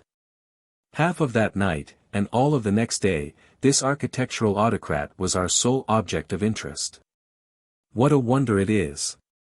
So grand, so solemn, so vast. And yet so delicate, so airy, so graceful. A very world of solid weight, and yet it seems in the soft moonlight only a fairy delusion of frostwork that might vanish with a breath. How sharply its pinnacled angles and its wilderness of spires were cut against the sky, and how richly their shadows fell upon its snowy roof. It was a vision, a miracle, an anthem sung in stone, a poem wrought in marble. Howsoever you look at the great cathedral, it is noble, it is beautiful. Wherever you stand in Milan or within 7 miles of Milan, it is visible, and when it is visible, no other object can chain your whole attention. Leave your eyes unfettered by your will but a single instant and they will surely turn to seek it. It is the first thing you look for when you rise in the morning, and the last your lingering gaze rests upon at night. Surely it must be the princeliest creation that ever brain of man conceived. At 9 o'clock in the morning we went and stood before this marble colossus. The central one of its 5 great doors is bordered with a bas-relief of birds and fruits and beasts and insects, which have been so ingeniously carved out of the marble that they seem like living creatures, and the figures are so numerous and the design so complex that one might study it a week without exhausting its interest. On the great steeple, surmounting the myriad of spires, inside of the spires, over the doors, the windows, in nooks and corners, everywhere that a niche or a perch can be found about the enormous building, from summit to base, there is a marble statue. And every statue is a study in itself. Raphael, Angelo, Canova, giants like these gave birth to the designs, and their own pupils carved them. Every face is eloquent with expression, and every attitude is full of grace. Away above, on the lofty roof, rank on rank of carved and fretted spires spring high in the air, and through their rich tracery one sees the sky beyond. In their midst the central steeple towers proudly up like the mainmast of some great Indiaman among a fleet of coasters. We wished to go aloft. The sacristan showed us a marble stairway, of course it was marble, and of the purest and whitest, there is no other stone, no brick, no wood, among its building materials, and told us to go up 182 steps and stop till he came. It was not necessary to say stop, we should have done that anyhow. We were tired by the time we got there. This was the roof. Here, springing from its broad marble flagstones, were the long files of spires, looking very tall close at hand, but diminishing in the distance like the pipes of an organ. We could see now that the statue on the top of each was the size of a large man, though they all looked like dolls from the street. We could see, also, that from the inside of each and every one of these hollow spires, from 16 to 31 beautiful marble statues looked out upon the world below. From the eaves to the comb of the roof stretched in endless succession great curved marble beams, like the fore and aft braces of a steamboat. And along each beam from end to end stood up a row of richly carved flowers and fruits, each separate and distinct in kind, and over 15,000 species represented. At a little distance these rows seemed to close together like the ties of a railroad track, and then the mingling together of the buds and blossoms of this marble garden forms a picture that is very charming to the eye. We descended and entered. Within the church, long rows of fluted columns, like huge monuments, divided the building into broad aisles, and on the figured pavement fell many a soft blush from the painted windows above. I knew the church was very large, but I could not fully appreciate its great size until I noticed that the men standing far down by the altar looked like boys, and seemed to glide, rather than walk. We loitered about gazing aloft at the monster windows all aglow with brilliantly colored scenes in the lives of the Savior and his followers. Some of these pictures are mosaics, and so artistically are their 1,000 particles of tinted glass or stone put together that the work has all the smoothness and finish of a painting. We counted 60 panes of glass in one window, and each pane was adorned with one of these master achievements of genius and patience. The guide showed us a coffee-colored piece of sculpture which he said was considered to have come from the hand of Phidias, since it was not possible that any other artist, of any epoch, could have copied nature with such faultless accuracy. The figure was that of a man without a skin, with every vein, artery, muscle, every fiber and tendon and tissue of the human frame represented in minute detail. It looked natural, because somehow it looked as if it were in pain. A skinned man would be likely to look that way unless his attention were occupied with some other matter. It was a hideous thing, and yet there was a fascination about it somewhere. I am very sorry I saw it, because I shall always see it now. I shall dream of it sometimes. I shall dream that it is resting its corded arms on the bed's head and looking down on me with its dead eyes. I shall dream that it is stretched between the sheets with me and touching me with its exposed muscles and its stringy cold legs. It is hard to forget repulsive things. I remember yet how I ran off from school once, when I was a boy, and then, pretty late at night, concluded to climb into the window of my father's office and sleep on a lounge, because I had a delicacy about going home and getting thrashed. As I lay on the lounge and my eyes grew accustomed to the darkness, I fancied I could see a long, dusky, shapeless thing stretched upon the floor. A cold shiver went through me. I turned my face to the wall. That did not answer. I was afraid that that thing would creep over and seize me in the dark. I turned back and stared at it for minutes and minutes, they seemed hours. It appeared to me that the lagging moonlight never would get to it. I turned to the wall and counted 20, to pass the feverish time away. I looked, the pale square was nearer. I turned again and counted 50, it was almost touching it. With desperate will I turned again and counted 100, and faced about, all in a tremble. A white human hand lay in the moonlight. Such an awful sinking at the heart, such a sudden gasp for breath. I felt, I cannot tell what I felt. When I recovered strength enough, I faced the wall again.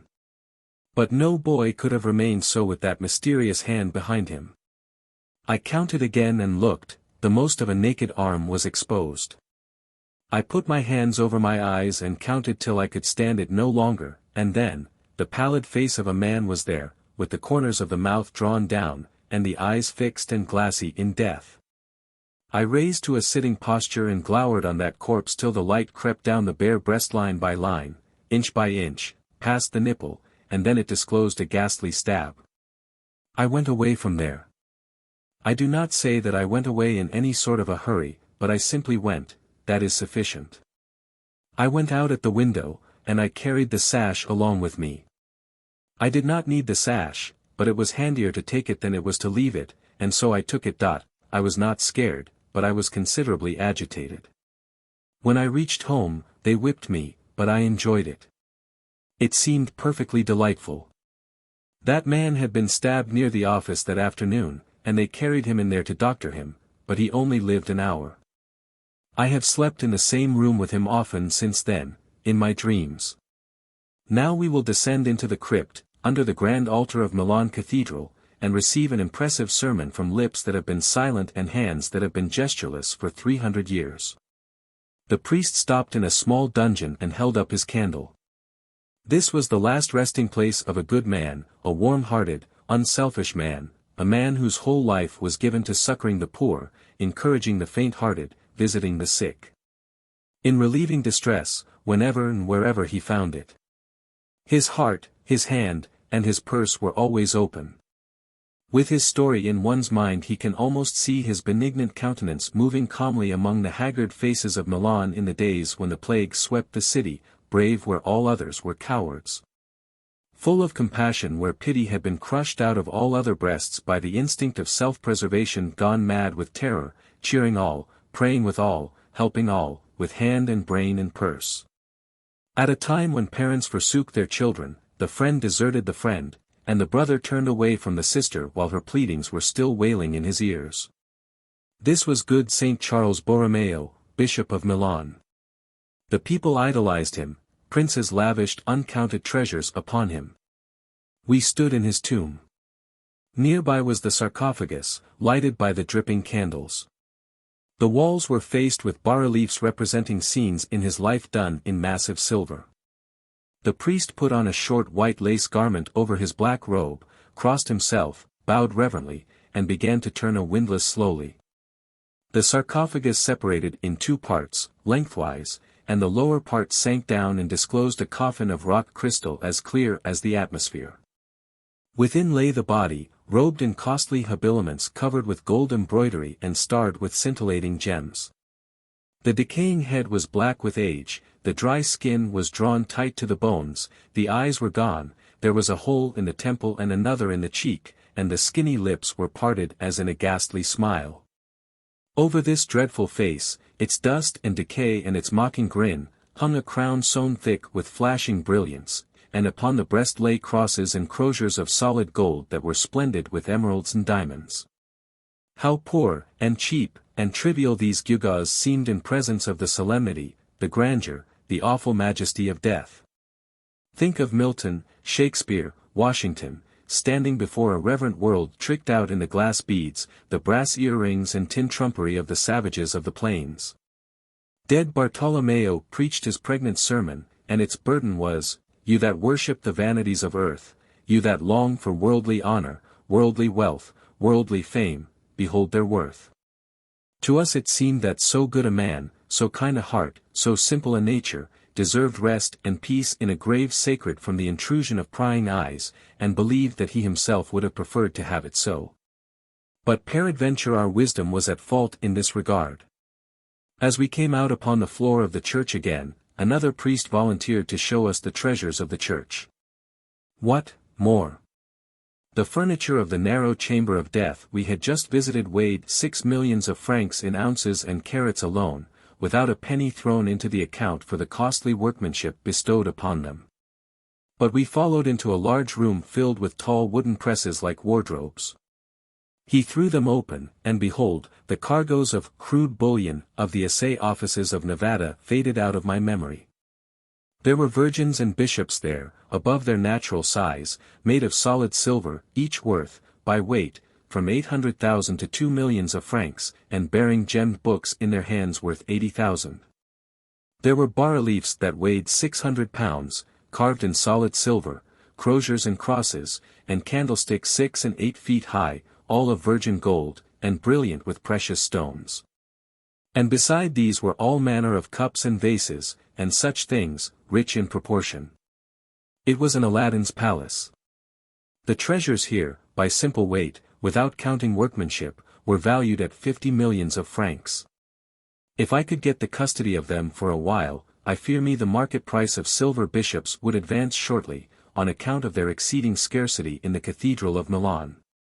The priests showed us 2 of St. Paul's fingers, and 1 of St. Peter's, a bone of Judas Iscariot, it was black, and also bones of all the other disciples, a handkerchief in which the Saviour had left the impression of his face. Among the most precious of the relics were a stone from the Holy Sepulchre, part of the crown of thorns, they have a whole one at Notre Dame, a fragment of the purple robe worn by the Saviour, a nail from the cross. And a picture of the Virgin and Child painted by the veritable hand of St.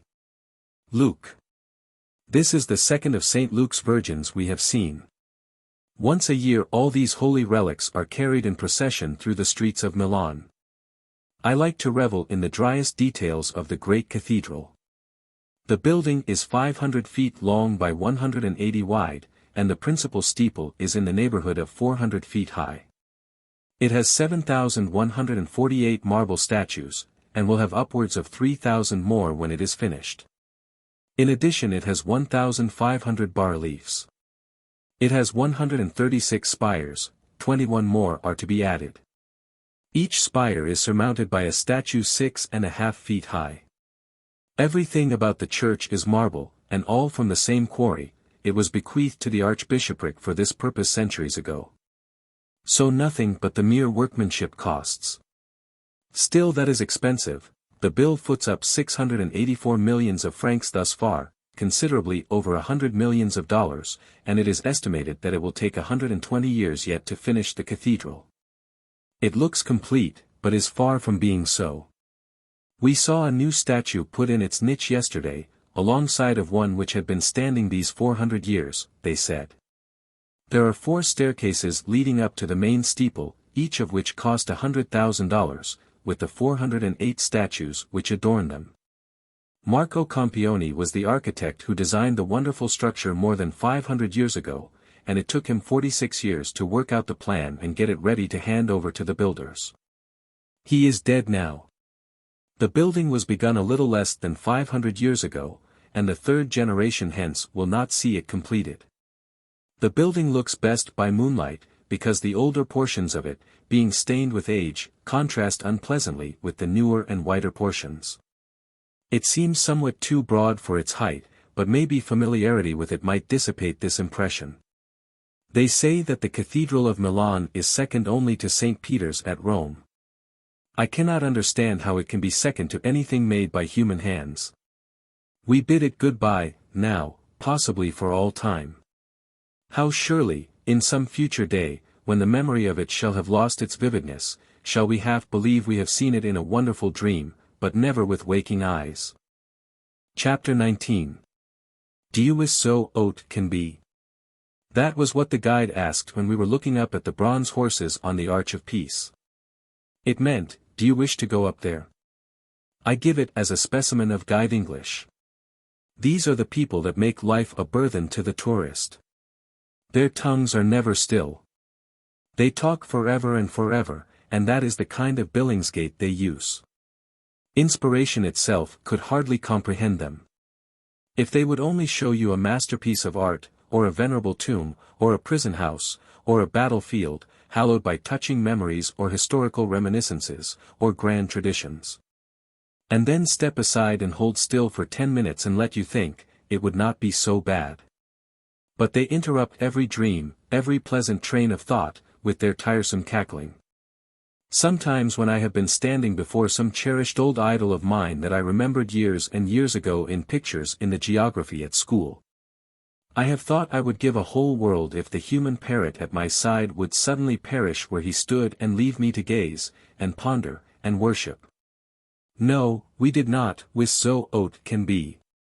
We wished to go to La Scala, the largest theatre in the world, I think they call it. We did so. It was a large place. 7 separate and distinct masses of humanity, 6 great circles and a monster parquet.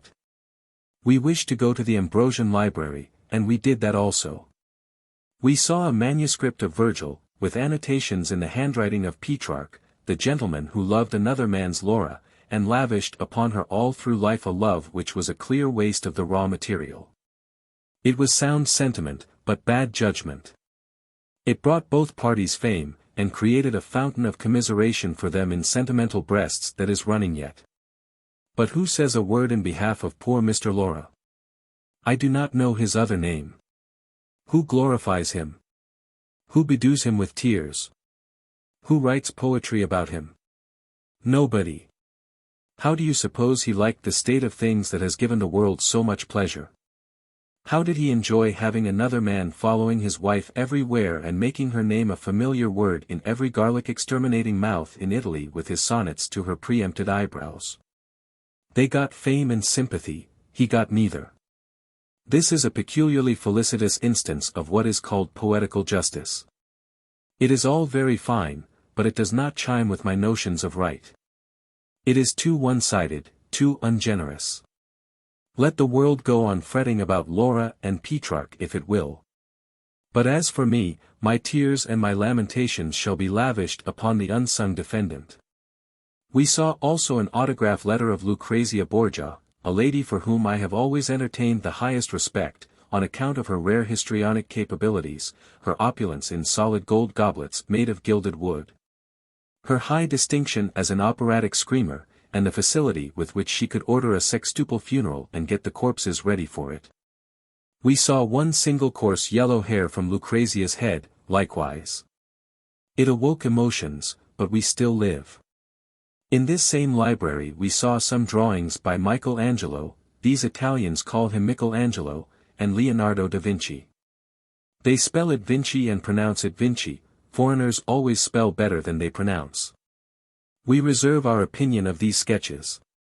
In another building they showed us a fresco representing some lions and other beasts drawing chariots. And they seemed to project so far from the wall that we took them to be sculptures. The artist had shrewdly heightened the delusion by painting dust on the creatures' backs, as if it had fallen there naturally and properly. Smart fellow, if it be smart to deceive strangers. Elsewhere we saw a huge Roman amphitheatre, with its stone seats still in good preservation. Modernized, it is now the scene of more peaceful recreations than the exhibition of a party of wild beasts with Christians for dinner. Part of the time, the Milanese use it for a race track, and at other seasons they flood it with water and have spirited yachting regattas there. The guide told us these things, and he would hardly try so hazardous an experiment as the telling of a falsehood, when it is all he can do to speak the truth in English without getting the lockjaw. In another place we were shown a sort of summer arbor, with a fence before it. We said that was nothing. We looked again, and saw, through the arbor, an endless stretch of garden, and shrubbery, and grassy lawn. We were perfectly willing to go in there and rest, but it could not be done. It was only another delusion, a painting by some ingenious artist with little charity in his heart for tired folk.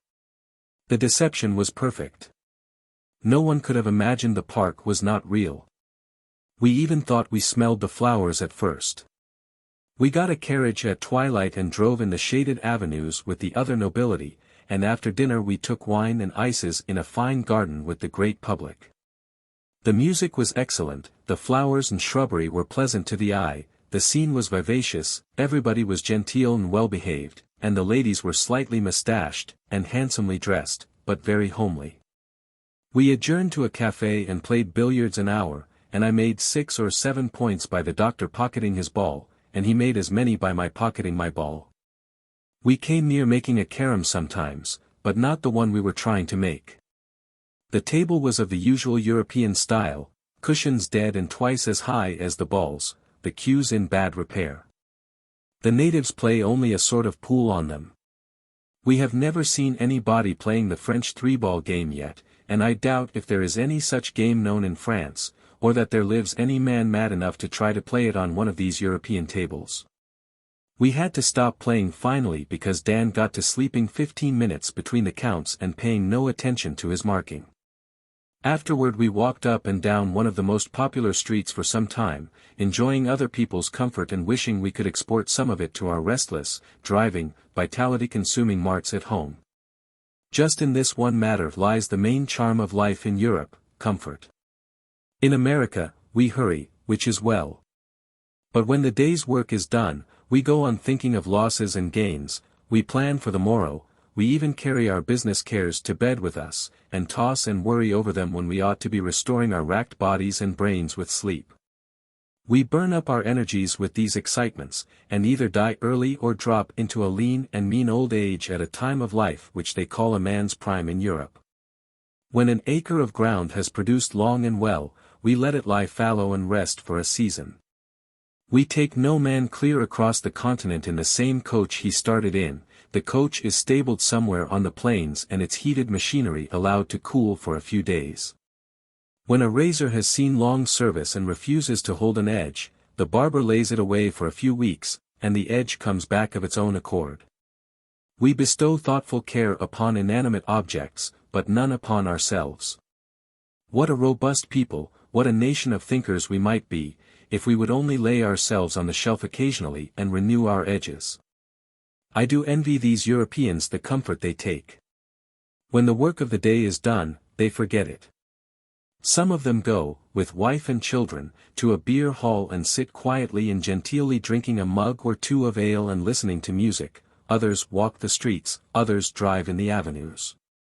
Others assemble in the great ornamental squares in the early evening to enjoy the sight and the fragrance of flowers and to hear the military bands play, no European city being without its fine military music at eventide. And yet others of the populace sit in the open air in front of the refreshment houses and eat ices and drink mild beverages that could not harm a child. They go to bed moderately early, and sleep well.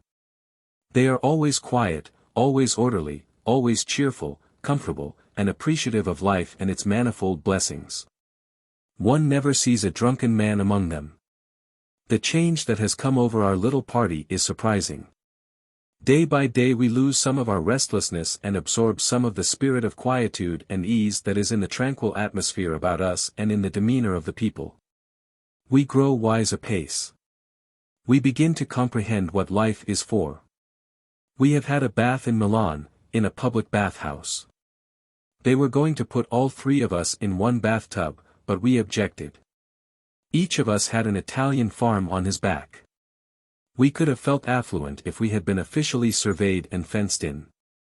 We chose to have 3 bathtubs, and large ones, tubs suited to the dignity of aristocrats who had real estate, and brought it with them. After we were stripped and had taken the first chilly dash, we discovered that haunting atrocity that has embittered our lives in so many cities and villages of Italy and France, there was no soap. I called. A woman answered, and I barely had time to throw myself against the door, she would have been in another second. I said, "Beware, woman. Go away from here, go away, now, or it will be the worse for you. I am an unprotected male, but I will preserve my honor at the peril of my life." These words must have frightened her, for she scurried away very fast. Dan's voice rose on the air. "Oh, bring some soap, why don't you?" The reply was Italian. Dan resumed. Soap, you know, soap. That is what I want, soap. SOAP, soap, SOP, soap, SOUP, soap. Hurry up. I don't know how you Irish spell it, but I want it. Spell it to suit yourself, but fetch it. I'm freezing. I heard the doctor say impressively. Dan, how often have we told you that these foreigners cannot understand English? Why will you not depend upon us? Why will you not tell us what you want, and let us ask for it in the language of the country? It would save us a great deal of the humiliation your reprehensible ignorance causes us. I will address this person in his mother tongue, here, Cospetto. Corpo di Bacco. Sacramento. Solferino, soap, you son of a gun. Dan, if you would let us talk for you, you would never expose your ignorant vulgarity. Even this fluent discharge of Italian did not bring the soap at once, but there was a good reason for it. There was not such an article about the establishment. It is my belief that there never had been. They had to send far uptown, and to several different places before they finally got it, so they said. We had to wait 20 or 30 minutes. The same thing had occurred the evening before, at the hotel. I think I have divined the reason for this state of things at last. The English know how to travel comfortably, and they carry soap with them. Other foreigners do not use the article. At every hotel we stop at we always have to send out for soap, at the last moment, when we are grooming ourselves for dinner, and they put it in the bill along with the candles and other nonsense. In Marseilles they make half the fancy toilet soap we consume in America, but the Marseillais only have a vague theoretical idea of its use, which they have obtained from books of travel. Just as they have acquired an uncertain notion of clean shirts, and the peculiarities of the gorilla, and other curious matters. This reminds me of poor Blucher's note to the landlord in Paris. Paris, le 7 juillet. Monsieur le landlord, sir, pourquoi don't you met as some savon in your bedchambers? Est-ce que vous pensez I will steal it? La nuit passée you charged me pour deux chandelles when I only had one, here vous avez charged me avec glacé when I had none at all. Tout les jours you are coming some fresh game or other on me, mais vous ne pouvez pas play this savon dodge on me twice. Savon is a necessary de la vie to any body but a Frenchman, in JLRI or de CET hotel or make trouble. You hear me. Allons. Blucher.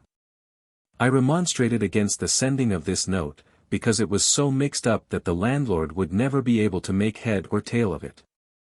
But Blucher said he guessed the old man could read the French of it and average the rest. Blucher's French is bad enough, but it is not much worse than the English one finds in advertisements all over Italy every day. For instance, observe the printed card of the hotel we shall probably stop at on the shores of Lake Como. Notice. This hotel, which the best it is in Italy and most superb, is handsome, locate on the best situation of the lake, with the most splendid view near the Villas Melzi, to the King of Belgium, and Cerboloni. This hotel have recently enlarged, do offer all commodities on moderate price, at the strangers gentlemen who wish spend the seasons on the lake come. How is that, for a specimen? In the hotel is a handsome little chapel where an English clergyman is employed to preach to such of the guests of the house as hail from England and America, and this fact is also set forth in barbarous English in the same advertisement. Wouldn't you have supposed that the adventurous linguist who framed the card would have known enough to submit it to that clergyman before he sent it to the printer? Here in Milan, in an ancient tumble-down ruin of a church, is the mournful wreck of the most celebrated painting in the world, The Last Supper, by Leonardo da Vinci. We are not infallible judges of pictures, but of course we went there to see this wonderful painting, once so beautiful, always so worshipped by masters in art, and forever to be famous in song and story. And the first thing that occurred was the infliction on us of a placard fairly reeking with wretched English. Take a morsel of it. Bartholomew, that is the first figure on the left-hand side at the Spectator, uncertain and doubtful about what he thinks to have heard, and upon which he wants to be assured by himself at Christ and by no others. Good, isn't it? And then Peter is described as argumenting in a threatening and angrily condition at Judas Iscariot. This paragraph recalls the picture. The Last Supper is painted on the dilapidated wall of what was a little chapel attached to the main church in ancient times, I suppose. It is battered and scarred in every direction, and stained and discolored by time, and Napoleon's horses kicked the legs off most the disciples when they, the horses, not the disciples, were stabled there more than half a century ago. I recognized the old picture in a moment, the Savior with bowed head seated at the center of a long, rough table with scattering fruits and dishes upon it, and 6 disciples on either side in their long robes. Talking to each other, the picture from which all engravings and all copies have been made for 3 centuries. Perhaps no living man has ever known an attempt to paint the Lord's Supper differently. The world seems to have become settled in the belief, long ago, that it is not possible for human genius to outdo this creation of Da Vinci's. I suppose painters will go on copying it as long as any of the original is left visible to the eye. There were a dozen easels in the room, and as many artists transferring the great picture to their canvases. 50 proofs of steel engravings and lithographs were scattered around, too. And as usual, I could not help noticing how superior the copies were to the original, that is, to my inexperienced eye. Wherever you find a Raphael, a Rubens, a Michelangelo, a Carracci, or a Da Vinci, and we see them every day, you find artists copying them, and the copies are always the handsomest. Maybe the originals were handsome when they were new, but they are not now. The colors are dimmed with age, the countenances are scaled and marred, and nearly all expression is gone from them. The hair is a dead blur upon the wall, and there is no life in the eyes. Only the attitudes are certain. People come here from all parts of the world, and glorify this masterpiece. They stand entranced before it with bated breath and parted lips, and when they speak, it is only in the catchy ejaculations of rapture. Oh, wonderful! Such expression! Such grace of attitude! Such dignity! Such faultless drawing! Such matchless coloring! Such feeling! What delicacy of touch! What sublimity of conception! A vision! A vision! I only envy these people, envy them their honest admiration, if it be honest, their delight, if they feel delight. I harbor no animosity toward any of them. But at the same time the thought will intrude itself upon me, how can they see what is not visible? What would you think of a man who looked at some decayed, blind, toothless, pockmarked Cleopatra, and said, "What matchless beauty! What soul! What expression!" What would you think of a man who gazed upon a dingy, foggy sunset, and said, "What sublimity! What feeling! What richness of coloring!" What would you think of a man who stared in ecstasy upon a desert of stumps and said, "Oh, my soul, my beating heart, what a noble forest is here"? You would think that those men had an astonishing talent for seeing things that had already passed away. It was what I thought when I stood before the Last Supper, and heard men apostrophizing wonders, and beauties and perfections which had faded out of the picture and gone, 100 years before they were born. We can imagine the beauty that was once in an aged face, we can imagine the forest if we see the stumps, but we cannot absolutely see these things when they are not there. I am willing to believe that the eye of the practiced artist can rest upon the Last Supper and renew a luster where only a hint of it is left, supply a tint that has faded away, restore an expression that is gone. Patch, and color, and add, to the dull canvas until at last its figures shall stand before him aglow with the life, the feeling, the freshness, yea, with all the noble beauty that was theirs when first they came from the hand of the Master. But I cannot work this miracle. Can those other uninspired visitors do it, or do they only happily imagine they do? After reading so much about it, I am satisfied that the Last Supper was a very miracle of art once. But it was 300 years ago. It vexes me to hear people talk so glibly of feeling, expression, tone, and those other easily acquired and inexpensive technicalities of art that make such a fine show in conversations concerning pictures. There is not one man in 7,500 that can tell what a pictured face is intended to express. There is not one man in 500 that can go into a courtroom and be sure that he will not mistake some harmless innocent of a juryman for the black-hearted assassin on trial. Yet such people talk of character and presume to interpret expression in pictures. There is an old story that Matthews, the actor, was once lauding the ability of the human face to express the passions and emotions hidden in the breast. He said the countenance could disclose what was passing in the heart plainer than the tongue could. Now, he said, observe my face, what does it express? Despair. Bah, it expresses peaceful resignation. What does this express? Rage. Stuff. It means terror. This. Imbecility. Fool. It is smothered ferocity. Now this. Joy. Oh, perdition. Any ass can see it means insanity. Expression. People coolly pretend to read it who would think themselves presumptuous if they pretended to interpret the hieroglyphics on the obelisks of Luxor, yet they are fully as competent to do the one thing as the other. I have heard two very intelligent critics speak of Murillo's Immaculate Conception, now in the museum at Seville, within the past few days. One said, "Oh, the Virgin's face is full of the ecstasy of a joy that is complete, that leaves nothing more to be desired on earth." The other said, "Ah, that wonderful face is so humble, so pleading, it says as plainly as words could say it, I fear, I tremble, I am unworthy. But thy will be done, sustain thou thy servant." The reader can see the picture in any drawing room. It can be easily recognized, the Virgin, the only young and really beautiful Virgin that was ever painted by one of the old masters, some of us think, stands in the crescent of the new moon, with a multitude of cherubs hovering about her. And more coming.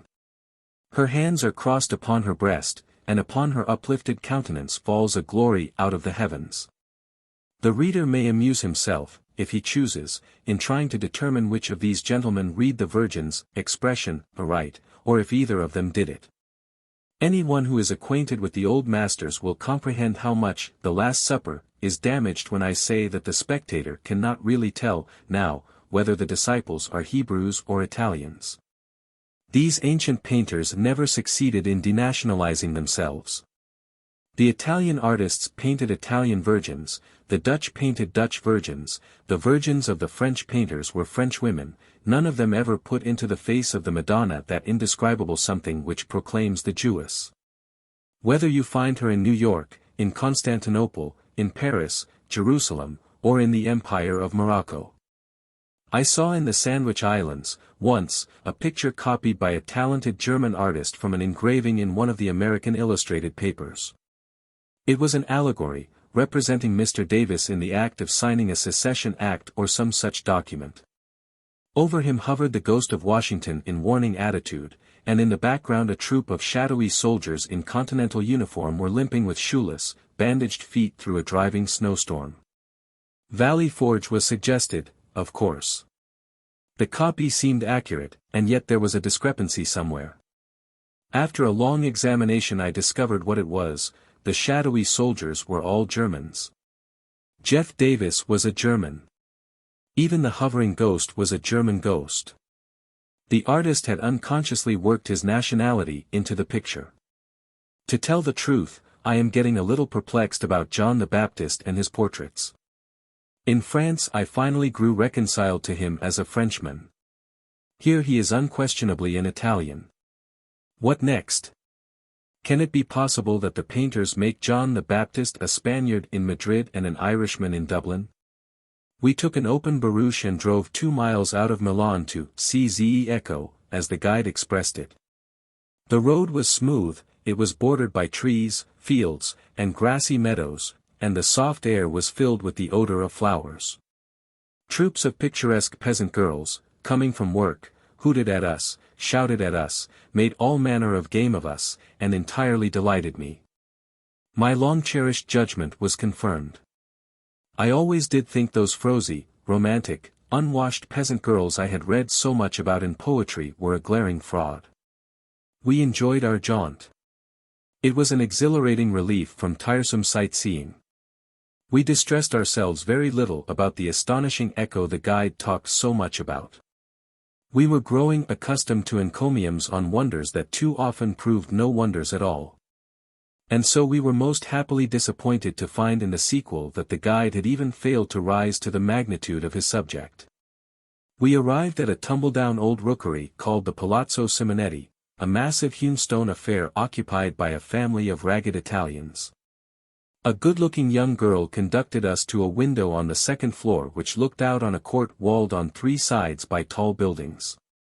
She put her head out at the window and shouted. The echo answered more times than we could count. She took a speaking trumpet and through it she shouted, sharp and quick, a single ha. The echo answered. Ha, ha, ha, ha, ha, ha. Ha. Ha. And finally went off into a rollicking convulsion of the jolliest laughter that could be imagined. It was so joyful, so long continued, so perfectly cordial and hearty, that everybody was forced to join in. There was no resisting it. Then the girl took a gun and fired it. We stood ready to count the astonishing clatter of reverberations. We could not say 1, 2, 3, fast enough, but we could dot our notebooks with our pencil points almost rapidly enough to take down a sort of shorthand report of the result.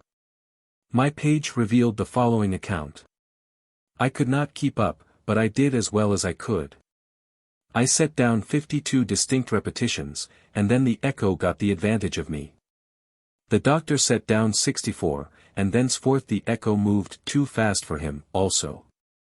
After the separate concussions could no longer be noted, the reverberations dwindled to a wild, long-sustained clatter of sound such as a watchman's rattle produces. It is likely that this is the most remarkable echo in the world. The doctor, in jest, offered to kiss the young girl, and was taken a little aback when she said he might for a franc. The commonest gallantry compelled him to stand by his offer, and so he paid the franc and took the kiss. She was a philosopher. She said a franc was a good thing to have, and she did not care anything for one paltry kiss, because she had 1,000,000 left. Then our comrade, always a shrewd businessman, offered to take the whole cargo at 30 days, but that little financial scheme was a failure. Chapter 20. We left Milan by rail. The cathedral 6 or 7 miles behind us, vast, dreamy, bluish, snow-clad mountains 20 miles in front of us, these were the accented points in the scenery. The more immediate scenery consisted of fields and farmhouses outside the car and a monster-headed dwarf and a mustached woman inside it. These latter were not show people. Alas, deformity and female beards are too common in Italy to attract attention. We passed through a range of wild, picturesque hills, steep, wooded, cone-shaped, with rugged crags projecting here and there, and with dwellings and ruinous castles perched away up toward the drifting clouds. We lunched at the curious old town of Como, at the foot of the lake, and then took the small steamer and had an afternoon's pleasure excursion to this place, Bellagio. When we walked ashore, a party of policemen, people whose cocked hats and showy uniforms would shame the finest uniform in the military service of the United States, put us into a little stone cell and locked us in. We had the whole passenger list for company, but their room would have been preferable, for there was no light, there were no windows, no ventilation. It was close and hot. We were much crowded. It was the black hole of Calcutta on a small scale. Presently a smoke rose about our feet, a smoke that smelled of all the dead things of earth, of all the putrefaction and corruption imaginable. We were there 5 minutes, and when we got out it was hard to tell which of us carried the vilest fragrance. These miserable outcasts called that fumigating us, and the term was a tame one indeed. They fumigated us to guard themselves against the cholera, though we hailed from no infected port. We had left the cholera far behind us all the time. However, they must keep epidemics away somehow or other, and fumigation is cheaper than soap. They must either wash themselves or fumigate other people. Some of the lower classes had rather die than wash, but the fumigation of strangers causes them no pangs. They need no fumigation themselves. Their habits make it unnecessary. They carry their preventive with them, they sweat and fumigate all the day long. I trust one am a humble and a consistent Christian. I try to do what is right. I know it is my duty to pray for them that despitefully use me. And therefore, hard as it is, I shall still try to pray for these fumigating, macaroni-stuffing organ grinders. Our hotel sits at the water's edge, at least its front garden does, and we walk among the shrubbery and smoke at twilight. We look afar off at Switzerland and the Alps, and feel an indolent willingness to look no closer. We go down the steps and swim in the lake, we take a shapely little boat and sail abroad among the reflections of the stars. Lie on the thwarts and listen to the distant laughter, the singing, the soft melody of flutes and guitars that comes floating across the water from pleasuring gondolas. We close the evening with exasperating billiards on one of those same old execrable tables. A midnight luncheon in our ample bedchamber, a final smoke in its contracted veranda facing the water, the gardens, and the mountains. A summing up of the day's events. Then to bed, with drowsy brains harassed with a mad panorama that mixes up pictures of France, of Italy, of the ship, of the ocean, of home, in grotesque and bewildering disorder. Then a melting away of familiar faces, of cities, and of tossing waves, into a great calm of forgetfulness and peace. After which, the nightmare. Breakfast in the morning, and then the lake. I did not like it yesterday. I thought Lake Tahoe was much finer. I have to confess now, however, that my judgment erred somewhat, though not extravagantly. I always had an idea that Como was a vast basin of water, like Tahoe, shut in by great mountains. Well, the border of huge mountains is here, but the lake itself is not a basin. It is as crooked as any brook, and only from 1/4 to 2/3 as wide as the Mississippi. There is not a yard of low ground on either side of it, nothing but endless chains of mountains that spring abruptly from the water's edge and tower to altitudes varying from 1,000 to 2,000 feet. Their craggy sides are clothed with vegetation, and white specks of houses peep out from the luxuriant foliage everywhere. They are even perched upon jutting and picturesque pinnacles 1,000 feet above your head. Again, for miles along the shores, handsome country seats, surrounded by gardens and groves, sit fairly in the water, sometimes in nooks carved by nature out of the vine-hung precipices, and with no ingress or egress save by boats. Some have great broad stone staircases leading down to the water, with heavy stone balustrades ornamented with statuary and fancifully adorned with creeping vines and bright-colored flowers, for all the world like a drop curtain in a theatre. And lacking nothing but long-waisted, high-heeled women and plumed gallants in silken tights coming down to go serenading in the splendid gondola in waiting. A great feature of Como's attractiveness is the multitude of pretty houses and gardens that cluster upon its shores and on its mountain sides. They look so snug and so homelike, and at eventide and everything seems to slumber, and the music of the vesper bells comes stealing over the water. One almost believes that nowhere else than on the Lake of Como can there be found such a paradise of tranquil repose. From my window here in Bellagio, I have a view of the other side of the lake now, which is as beautiful as a picture. A scarred and wrinkled precipice rises to a height of 1,800 feet. On a tiny bench halfway up its vast wall, sits a little snowflake of a church, no bigger than a martin box, apparently. Skirting the base of the cliff are 100 orange groves and gardens, flecked with glimpses of the white dwellings that are buried in them. In front, 3 or 4 gondolas lie idle upon the water, and in the burnished mirror of the lake, mountain, chapel, houses. Groves and boats are counterfeited so brightly and so clearly that one scarce knows where the reality leaves off and the reflection begins. The surroundings of this picture are fine. A mile away, a grove-plumed promontory juts far into the lake and glasses its palace in the blue depths. In midstream a boat is cutting the shining surface and leaving a long track behind, like a ray of light. The mountains beyond are veiled in a dreamy purple haze.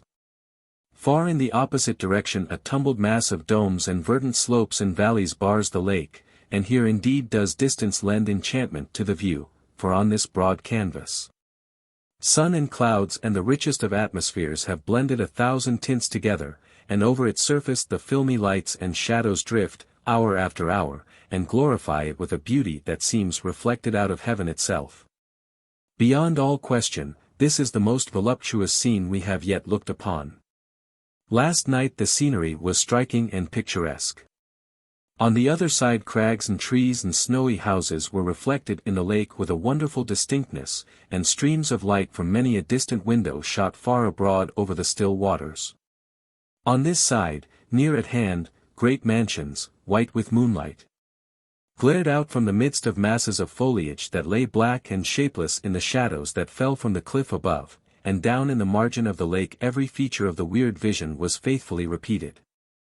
Today we have idled through a wonder of a garden attached to a ducal estate, but enough of description is enough, I judge.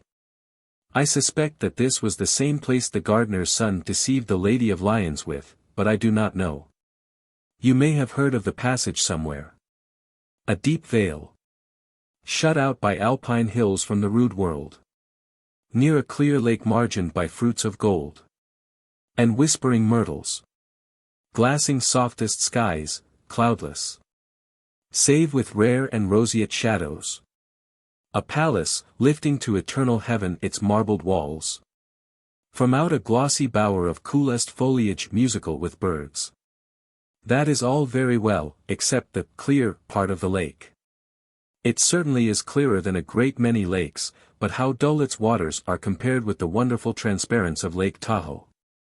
I speak of the north shore of Tahoe, where one can count the scales on a trout at a depth of 180 feet. I have tried to get this statement off at par here, but with no success. So I have been obliged to negotiate it at 50% discount. At this rate I find some takers, perhaps the reader will receive it on the same terms, 90 feet instead of 180. But let it be remembered that those are forced terms, sheriff's sale prices. As far as I am privately concerned, I abate not a jot of the original assertion that in those strangely magnifying waters one may count the scales on a trout of the large kind. At a depth of 180 feet, may see every pebble on the bottom, might even count a paper of dray pins. People talk of the transparent waters of the Mexican Bay of Acapulco, but in my own experience I know they cannot compare with those I am speaking of. I have fished for trout, in Tahoe, and at a measured depth of 84 feet I have seen them put their noses to the bait and I could see their gills open and shut. I could hardly have seen the trout themselves at that distance in the open air. As I go back in spirit and recall that noble sea, reposing among the snow peaks 6,000 feet above the ocean, the conviction comes strong upon me again that Como would only seem a bedizened little courtier in that august presence. Sorrow and misfortune overtake the legislature that still from year to year permits Tahoe to retain its unmusical cognomen. Tahoe. It suggests no crystal waters, no picturesque shores, no sublimity. Tahoe for a sea in the clouds, a sea that has character and asserts it in solemn calms at times in savage storms. A sea whose royal seclusion is guarded by a cordon of sentinel peaks that lift their frosty fronts 9,000 feet above the level world. A sea whose every aspect is impressive, whose belongings are all beautiful, whose lonely majesty types the deity. Tahoe means grasshoppers. It means grasshopper soup. It is Indian, and suggestive of Indians. They say it is Paiute, possibly it is Digger. I am satisfied it was named by the diggers, those degraded savages who roast their dead relatives, then mix the human grease and ashes of bones with tar, and gom it thick all over their heads and foreheads and ears. And go caterwauling about the hills and call it morning. These are the gentry that named the lake. People say that Tahoe means silver lake, limpid water, falling leaf. Bosh. It means grasshopper soup, the favorite dish of the Digger tribe, and of the Paiutes as well. It isn't worthwhile, in these practical times, for people to talk about Indian poetry, there never was any in them, except in the Fenimore Cooper Indians. But they are an extinct tribe that never existed. I know the noble red man. I have camped with the Indians, I have been on the warpath with them, taken part in the chase with them, for grasshoppers, helped them steal cattle, I have roamed with them, scalped them, had them for breakfast. I would gladly eat the whole race if I had a chance. But I am growing unreliable. I will return to my comparison of the lakes. Como is a little deeper than Tahoe, if people here tell the truth. They say it is 1,800 feet deep at this point, but it does not look a dead enough blue for that. Tahoe is 1,525 feet deep in the center, by the state geologist's measurement. They say the great peak opposite this town is 5,000 feet high, but I feel sure that 3,000 feet of that statement is a good honest lie. The lake is a mile wide, here, and maintains about that width from this point to its northern extremity, which is distant 16 miles, from here to its southern extremity, say 15 miles, it is not over half a mile wide in any place. I should think. Its snow-clad mountains one hears so much about are only seen occasionally, and then in the distance, the Alps. Tahoe is from 10 to 18 miles wide, and its mountains shut it in like a wall. Their summits are never free from snow the year round. One thing about it is very strange, it never has even a skim of ice upon its surface, although lakes in the same range of mountains, lying in a lower and warmer temperature, freeze over in winter. It is cheerful to meet a shipmate in these out-of-the-way places and compare notes with him. We have found one of ours here, an old soldier of the war, who is seeking bloodless adventures and rest from his campaigns in these sunny lands. Colonel J. Heron Foster, editor of a Pittsburgh journal, and a most estimable gentleman. As these sheets are being prepared for the press, I am pained to learn of his decease shortly after his return home, Mt. Chapter 21. We voyaged by steamer down the Lago di Lecco, through wild mountain scenery, and by hamlets and villas, and disembarked at the town of Lecco. They said it was 2 hours, by carriage to the ancient city of Bergamo, and that we would arrive there in good season for the railway train. We got an open barouche and a wild, boisterous driver, and set out. It was delightful. We had a fast team and a perfectly smooth road. There were towering cliffs on our left, and the pretty Lago di Lecco on our right, and every now and then it rained on us. Just before starting, the driver picked up, in the street, a stump of a cigar an inch long, and put it in his mouth. When he had carried it thus about an hour, I thought it would be only Christian charity to give him a light. I handed him my cigar, which I had just lit, and he put it in his mouth and returned his stump to his pocket. I never saw a more sociable man. At least I never saw a man who was more sociable on a short acquaintance. We saw interior Italy, now. The houses were of solid stone, and not often in good repair. The peasants and their children were idle, as a general thing, and the donkeys and chickens made themselves at home in drawing-room and bedchamber and were not molested. The drivers of each and every one of the slow-moving market carts we met were stretched in the sun upon their merchandise, sound asleep. Every 300 or 400 yards, it seemed to me, we came upon the shrine of some saint or other, a rude picture of him built into a huge cross or a stone pillar by the roadside. Some of the pictures of the Savior were curiosities in their way. They represented him stretched upon the cross, his countenance distorted with agony. From the wounds of the crown of thorns, from the pierced side, from the mutilated hands and feet, from the scourged body, from every handbreadth of his person streams of blood were flowing. Such a gory, ghastly spectacle would frighten the children out of their senses, I should think. There were some unique auxiliaries to the painting which added to its spirited effect. These were genuine wooden and iron implements, and were prominently disposed round about the figure, a bundle of nails, the hammer to drive them, the sponge, the reed that supported it, the cup of vinegar, the ladder for the ascent of the cross, the spear that pierced the Saviour's side. The crown of thorns was made of real thorns, and was nailed to the sacred head. In some Italian church paintings, even by the old masters, the Saviour and the Virgin wear silver or gilded crowns that are fastened to the pictured head with nails. The effect is as grotesque as it is incongruous. Here and there, on the fronts of roadside inns, we found huge, coarse frescoes of suffering martyrs like those in the shrines.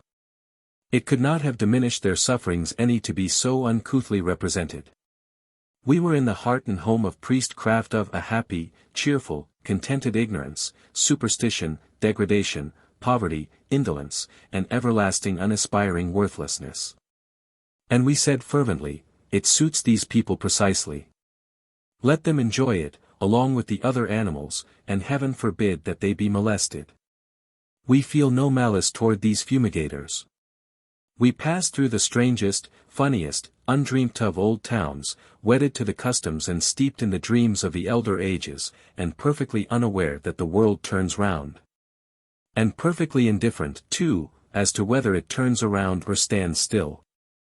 They have nothing to do but eat and sleep and eat, and toil a little when they can get a friend to stand by and keep them awake.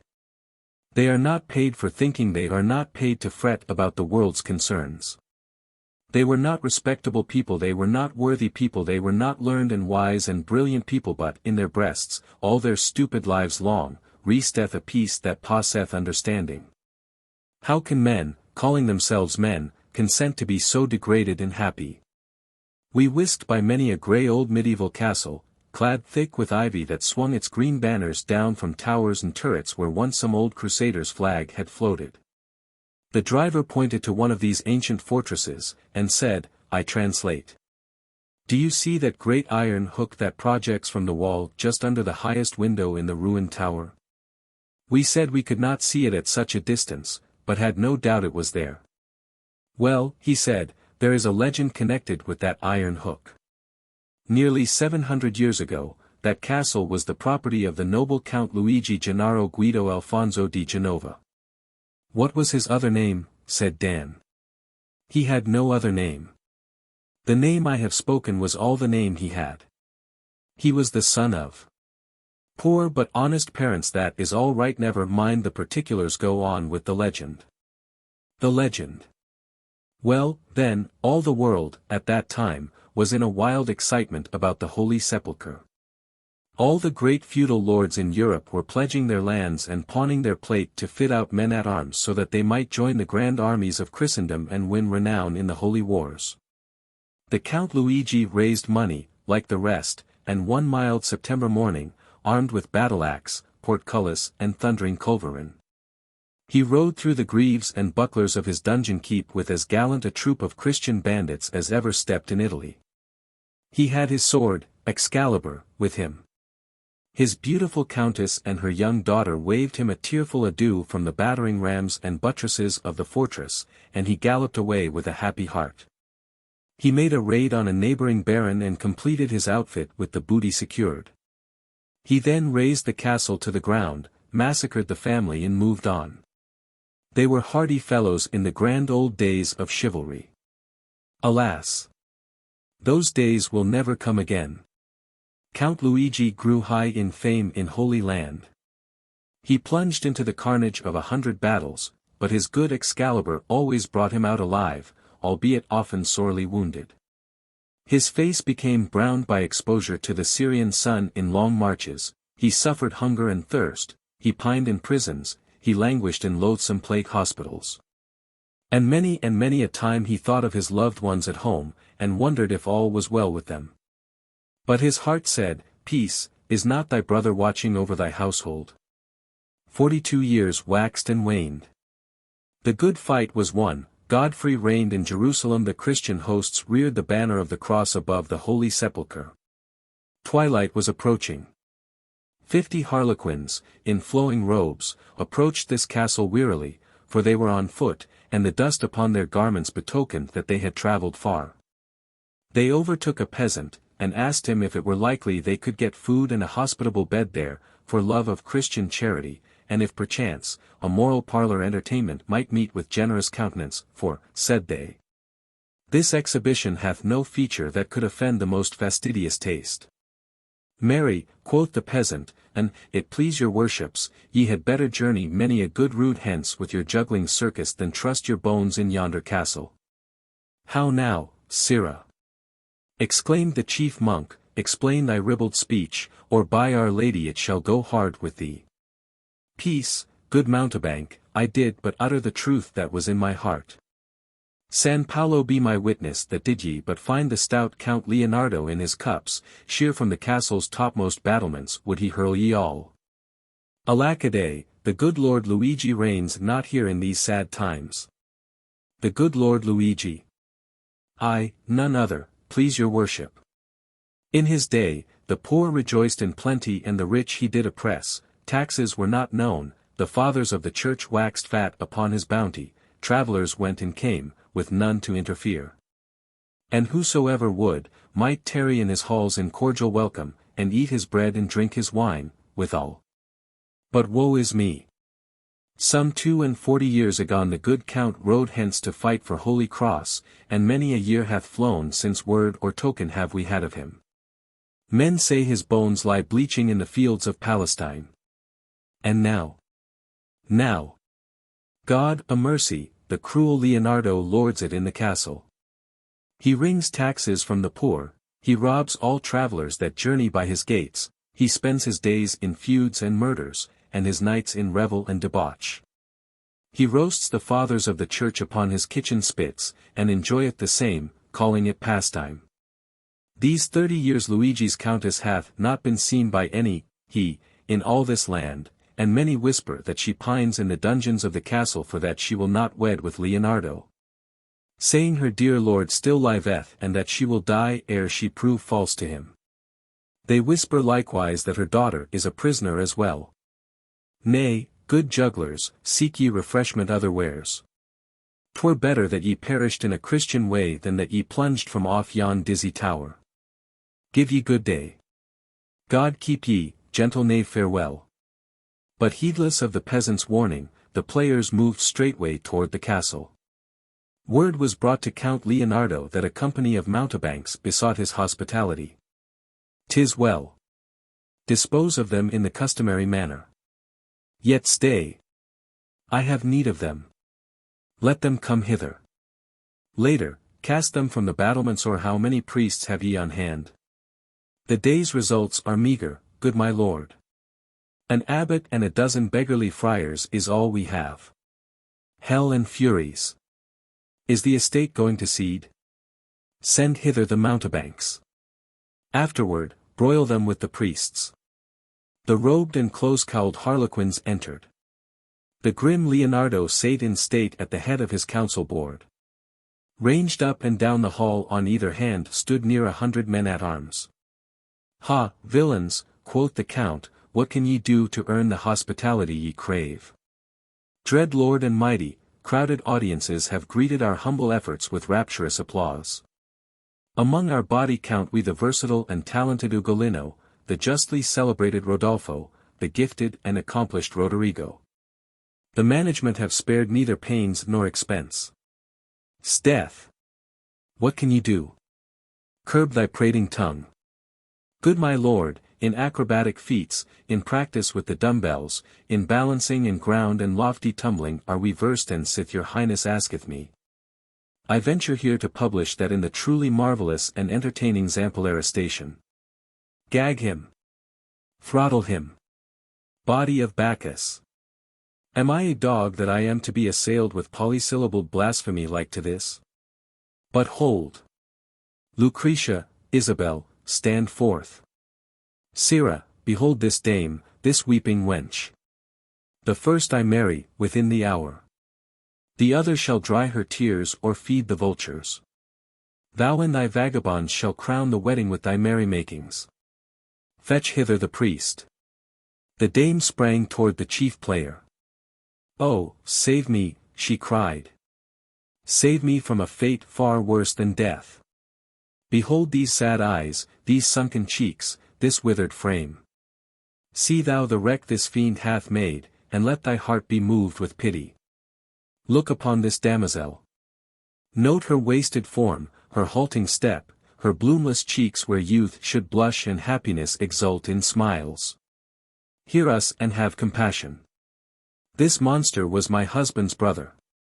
He who should have been our shield against all harm, hath kept us shut within the noisome caverns of his dungeon keep for lo these 30 years. And for what crime? None other than that I would not belie my troth, root out my strong love for him who marches with the legions of the cross in Holy Land, for oh, he is not dead. And wed with him. Save us, oh, save thy persecuted suppliants."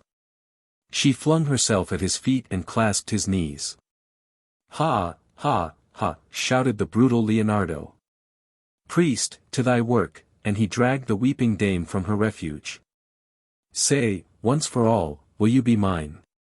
For by my halidome, that breath that uttereth thy refusal shall be thy last on earth. Enivar.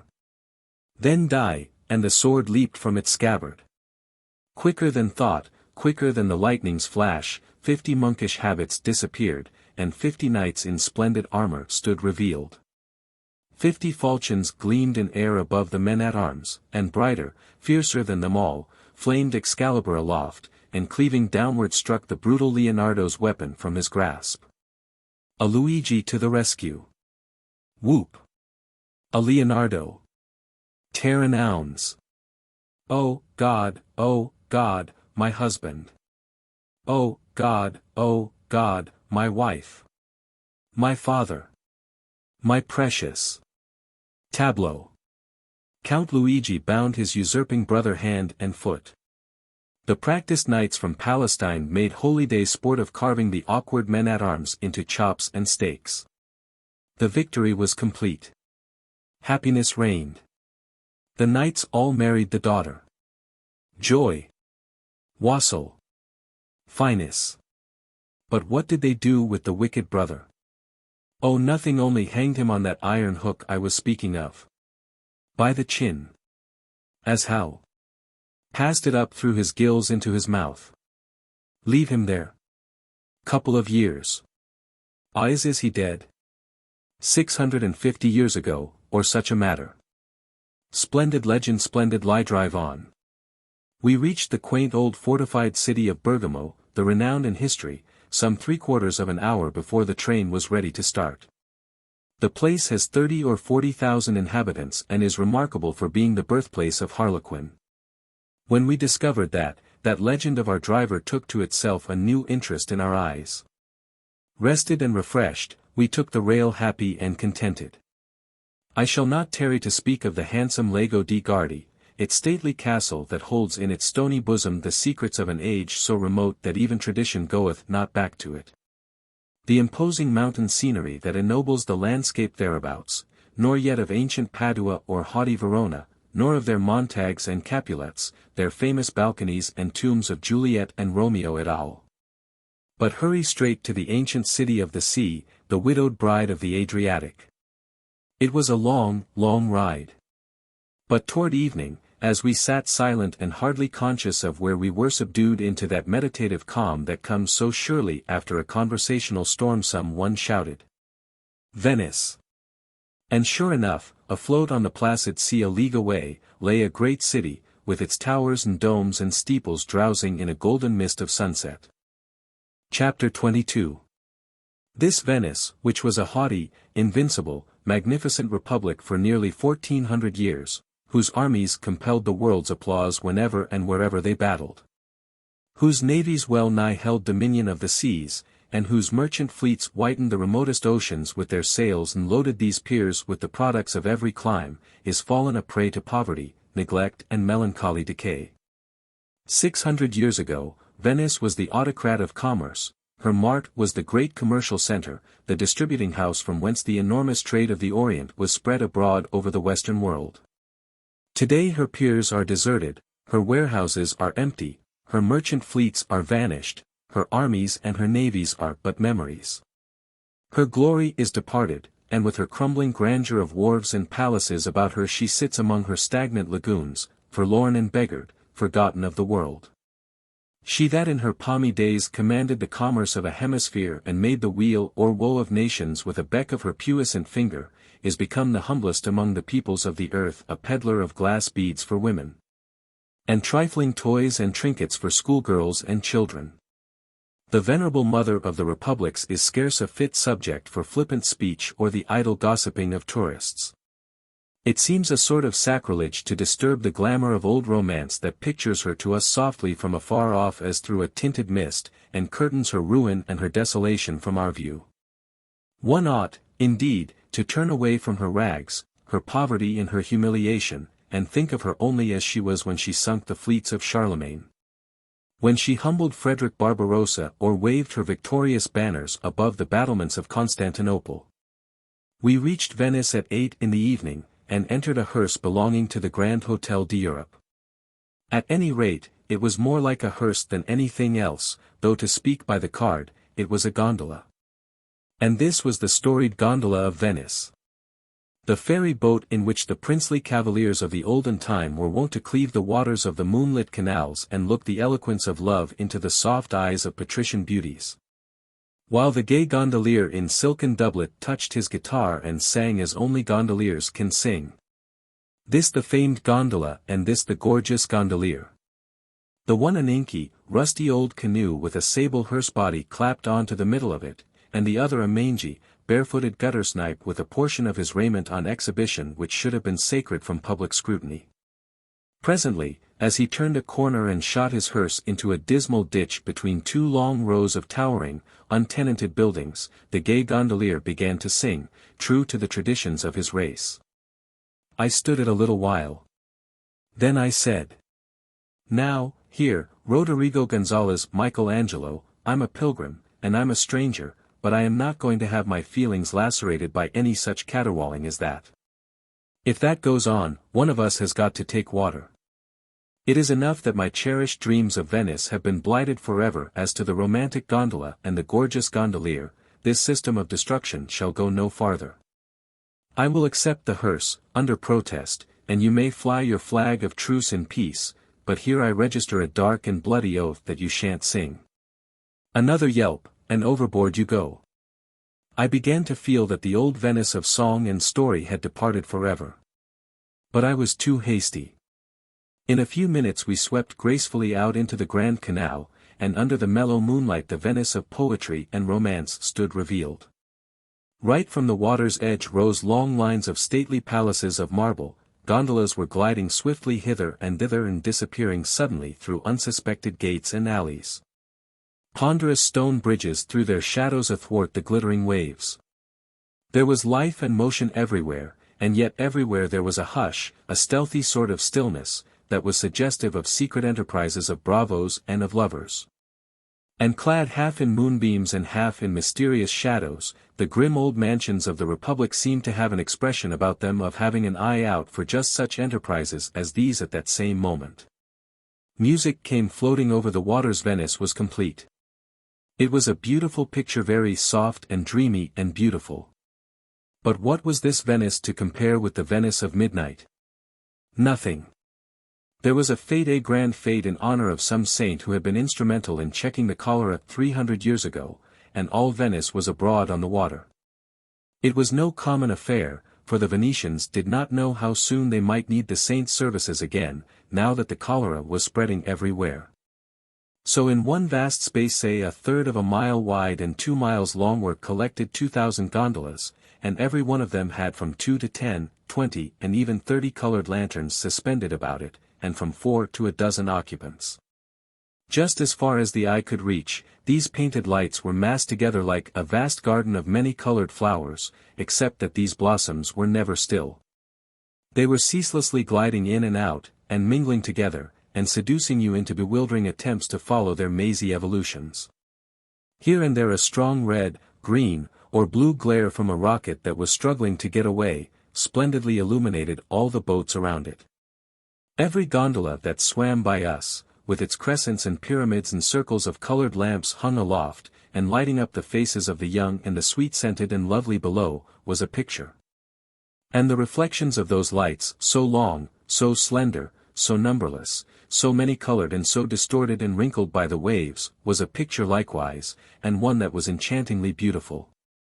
Many and many a party of young ladies and gentlemen had their state gondolas handsomely decorated, and ate supper on board, bringing their swallow-tailed, white-cravat varlets to wait upon them. And having their tables tricked out as if for a bridal supper. They had brought along the costly globe lamps from their drawing-rooms, and the lace and silken curtains from the same places, I suppose. And they had also brought pianos and guitars, and they played and sang operas, while the plebeian paper lantern gondolas from the suburbs and the back alleys crowded around to stare and listen. There was music everywhere, choruses, string bands, brass bands, flutes, everything. I was so surrounded, walled in, with music, magnificence and loveliness, that I became inspired with the spirit of the scene, and sang one tune myself. However, when I observed that the other gondolas had sailed away, and my gondolier was preparing to go overboard, I stopped. The fete was magnificent. They kept it up the whole night long, and I never enjoyed myself better than I did while it lasted. What a funny old city this Queen of the Adriatic is. Narrow streets, vast, gloomy marble palaces, black with the corroding damps of centuries, and all partly submerged, no dry land visible anywhere, and no sidewalks worth mentioning. If you want to go to church, to the theater, or to the restaurant, you must call a gondola. It must be a paradise for cripples, for verily a man has no use for legs here. For a day or two the place looked so like an overflowed Arkansas town, because of its currentless waters laving the very doorsteps of all the houses, and the cluster of boats made fast under the windows, or skimming in and out of the alleys and byways, that I could not get rid of the impression that there was nothing the matter here but a spring freshet, and that the river would fall in a few weeks and leave a dirty high-water mark on the houses, and the streets full of mud and rubbish. In the glare of day, there is little poetry about Venice, but under the charitable moon her stained palaces are white again, their battered sculptures are hidden in shadows, and the old city seems crowned once more with the grandeur that was hers 500 years ago. It is easy, then, in fancy, to people these silent canals with plumed gallants and fair ladies with Shylocks in gabardine and sandals, venturing loans upon the rich argosies of Venetian commerce with Othellos and Desdemonas, with Iagos and Roderigos, with noble fleets and victorious legions returning from the wars. In the treacherous sunlight we see Venice decayed, forlorn, poverty-stricken, and commerceless, forgotten and utterly insignificant. But in the moonlight, her 14 centuries of greatness fling their glories about her, and once more is she the princeliest among the nations of the earth. There is a glorious city in the sea. The sea is in the broad, the narrow streets, ebbing and flowing, and the salt sea weed clings to the marble of her palaces. No track of men, no footsteps to and fro, lead to her gates. The path lies o'er the sea, invisible, and from the land we went, as to a floating city steering in, and gliding up her streets, as in a dream, so smoothly, silently by many a dome, mosque-like, and many a stately portico. The statues ranged along an azure sky, by many a pile, in more than eastern pride, of old the residence of merchant kings. The fronts of some, though time had shattered them, still glowing with the richest hues of art, as though the wealth within them had run o'er. What would one naturally wish to see first in Venice? The Bridge of Sighs, of course, and next the church and the great square of St. Mark, the bronze horses, and the famous lion of St. Mark. We intended to go to the Bridge of Sighs, but happened into the Ducal Palace first-day building, which necessarily figures largely in Venetian poetry and tradition. In the Senate chamber of the ancient republic we wearied our eyes with staring at acres of historical paintings by Tintoretto and Paul Veronese. But nothing struck us forcibly except the one thing that strikes all strangers forcibly: a black square in the midst of a gallery of portraits. In one long row, around the great hall, were painted the portraits of the Doges of Venice, venerable fellows, with flowing white beards, for of the 300 senators eligible to the office, the oldest was usually chosen Doge. And each had its complimentary inscription attached till you came to the place that should have had Marino Foliero's picture in it, and that was blank and black blank, except that it bore a terse inscription, saying that the conspirator had died for his crime. It seemed cruel to keep that pitiless inscription still staring from the walls after the unhappy wretch had been in his grave 500 years. At the head of the giant staircase, where Marino Faliero was beheaded, and where the Doges were crowned in ancient times, 2 small slits in the stone wall were pointed out, 2 harmless, insignificant orifices that would never attract a stranger's attention, yet these were the terrible lions' mouths. The heads were gone, knocked off by the French during their occupation of Venice, but these were the throats, down which went the anonymous accusation, thrust in secretly at dead of night by an enemy. That doomed many an innocent man to walk the bridge of sighs and descend into the dungeon which none entered and hoped to see the sun again. This was in the old days when the patricians alone governed Venice. The common herd had no vote and no voice. There were 1,500 patricians, from these, 300 senators were chosen. From the senators a doge and a council of 10 were selected, and by secret ballot the 10 chose from their own number a council of 3. All these were government spies, then, and every spy was under surveillance himself. Men spoke in whispers in Venice, and no man trusted his neighbor, not always his own brother. No man knew who the council of 3 were, not even the Senate, not even the Doge. The members of that dread tribunal met at night in a chamber to themselves, masked, and robed from head to foot in scarlet cloaks, and did not even know each other, unless by voice. It was their duty to judge heinous political crimes, and from their sentence there was no appeal. A nod to the executioner was sufficient. The doomed man was marched down a hall and out at a doorway into the covered bridge of sighs, through it and into the dungeon and unto his death. At no time in his transit was he visible to any save his conductor. If a man had an enemy in those old days, the cleverest thing he could do was to slip a note for the council of 3 into the lion's mouth, saying, "This man is plotting against the government." If the awful 3 found no proof, 10 to 1 they would drown him anyhow, because he was a deep rascal, since his plots were unsolvable. Masked judges and masked executioners, with unlimited power, and no appeal from their judgments, in that hard, cruel age, were not likely to be lenient with men they suspected yet could not convict. We walked through the hall of the Council of 10, and presently entered the infernal den of the Council of 3. The table around which they had sat was there still, and likewise the stations where the masked inquisitors and executioners formerly stood, frozen, upright and silent, till they received a bloody order, and then, without a word, moved off like the inexorable machines they were, to carry it out. The frescoes on the walls were startlingly suited to the place. In all the other saloons, the halls, the great state chambers of the palace, the walls and ceilings were bright with gilding, rich with elaborate carving, and resplendent with gallant pictures of Venetian victories in war, and Venetian display in foreign courts, and hallowed with portraits of the Virgin, the Saviour of men, and the holy saints that preached the gospel of peace upon earth. But here, in dismal contrast, were none but pictures of death and dreadful suffering. Not a living figure but was writhing in torture, not a dead one but was smeared with blood, gashed with wounds, and distorted with the agonies that had taken away its life. From the palace to the gloomy prison is but a step. One might almost jump across the narrow canal that intervenes. The ponderous stone bridge of sighs crosses it at the second story. A bridge that is a covered tunnel. You cannot be seen when you walk in it.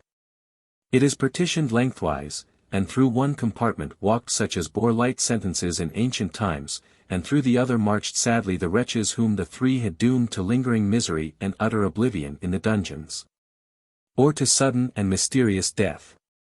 Down below the level of the water, by the light of smoking torches, we were shown the damp, thick-walled cells where many a proud patrician's life was eaten away by the long-drawn miseries of solitary imprisonment without light, air, books.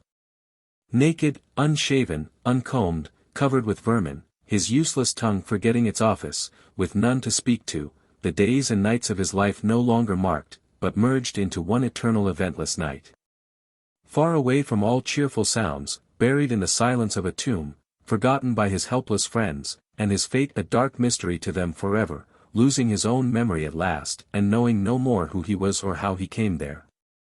Devouring the loaf of bread and drinking the water that were thrust into the cell by unseen hands, and troubling his worn spirit no more with hopes and fears and doubts and longings to be free. Ceasing to scratch vain prayers and complainings on walls where none, not even himself, could see them, and resigning himself to hopeless apathy, drivelling childishness, lunacy. Many and many a sorrowful story like this these stony walls could tell if they could but speak. In a little narrow corridor, nearby, they showed us where many a prisoner, after lying in the dungeons until he was forgotten by all save his persecutors, was brought by masked executioners and garrote, or sewed up in a sack, passed through a little window to a boat, at dead of night, and taken to some remote spot and drowned. They used to show to visitors the implements of torture wherewith the three were wont to worm secrets out of the accused villainous machines for crushing thumbs. The stocks where a prisoner sat immovable while water fell drop by drop upon his head till the torture was more than humanity could bear. And a devilish contrivance of steel, which enclosed a prisoner's head like a shell, and crushed it slowly by means of a screw. It bore the stains of blood that had trickled through its joints long ago, and on one side it had a projection whereon the torturer rested his elbow comfortably and bent down his ear to catch the moanings of the sufferer perishing within. Of course we went to see the venerable relic of the ancient glory of Venice, with its pavements worn and broken by the passing feet of 1,000 years of plebeians and patricians, the Cathedral of St. Mark. It is built entirely of precious marbles, brought from the Orient. Nothing in its composition is domestic. Its hoary traditions make it an object of absorbing interest to even the most careless stranger, and thus far it had interest for me. But no further.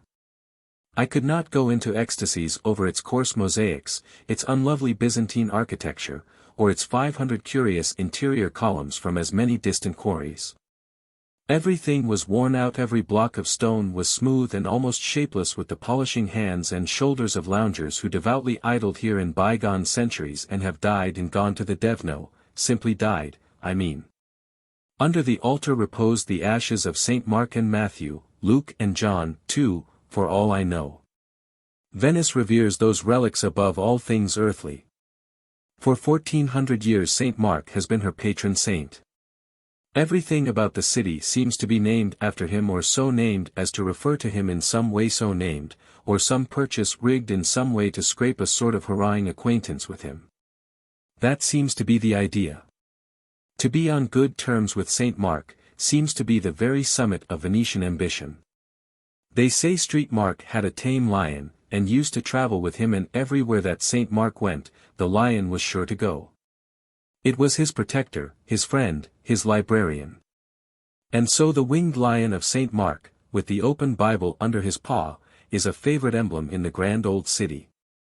It casts its shadow from the most ancient pillar in Venice, in the grand square of St. Mark, upon the throngs of free citizens below, and has so done for many a long century. The winged lion is found everywhere, and doubtless here, where the winged lion is, no harm can come. St. Mark died at Alexandria, in Egypt. He was martyred, I think. However, that has nothing to do with my legend. About the founding of the city of Venice, say 450 years after Christ, for Venice is much younger than any other Italian city, a priest dreamed that an angel told him that until the remains of St.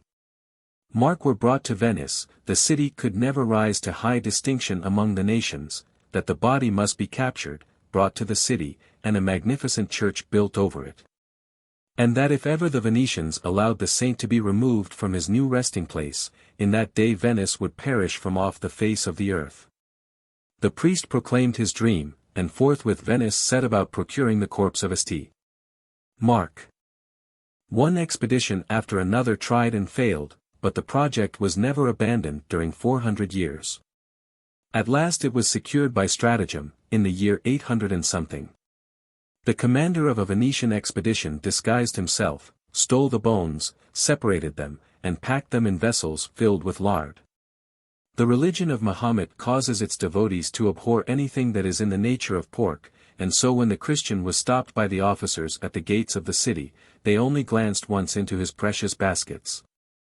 Then turned up their noses at the unholy lard, and let him go. The bones were buried in the vaults of the grand cathedral, which had been waiting long years to receive them, and thus the safety and the greatness of Venice were secured.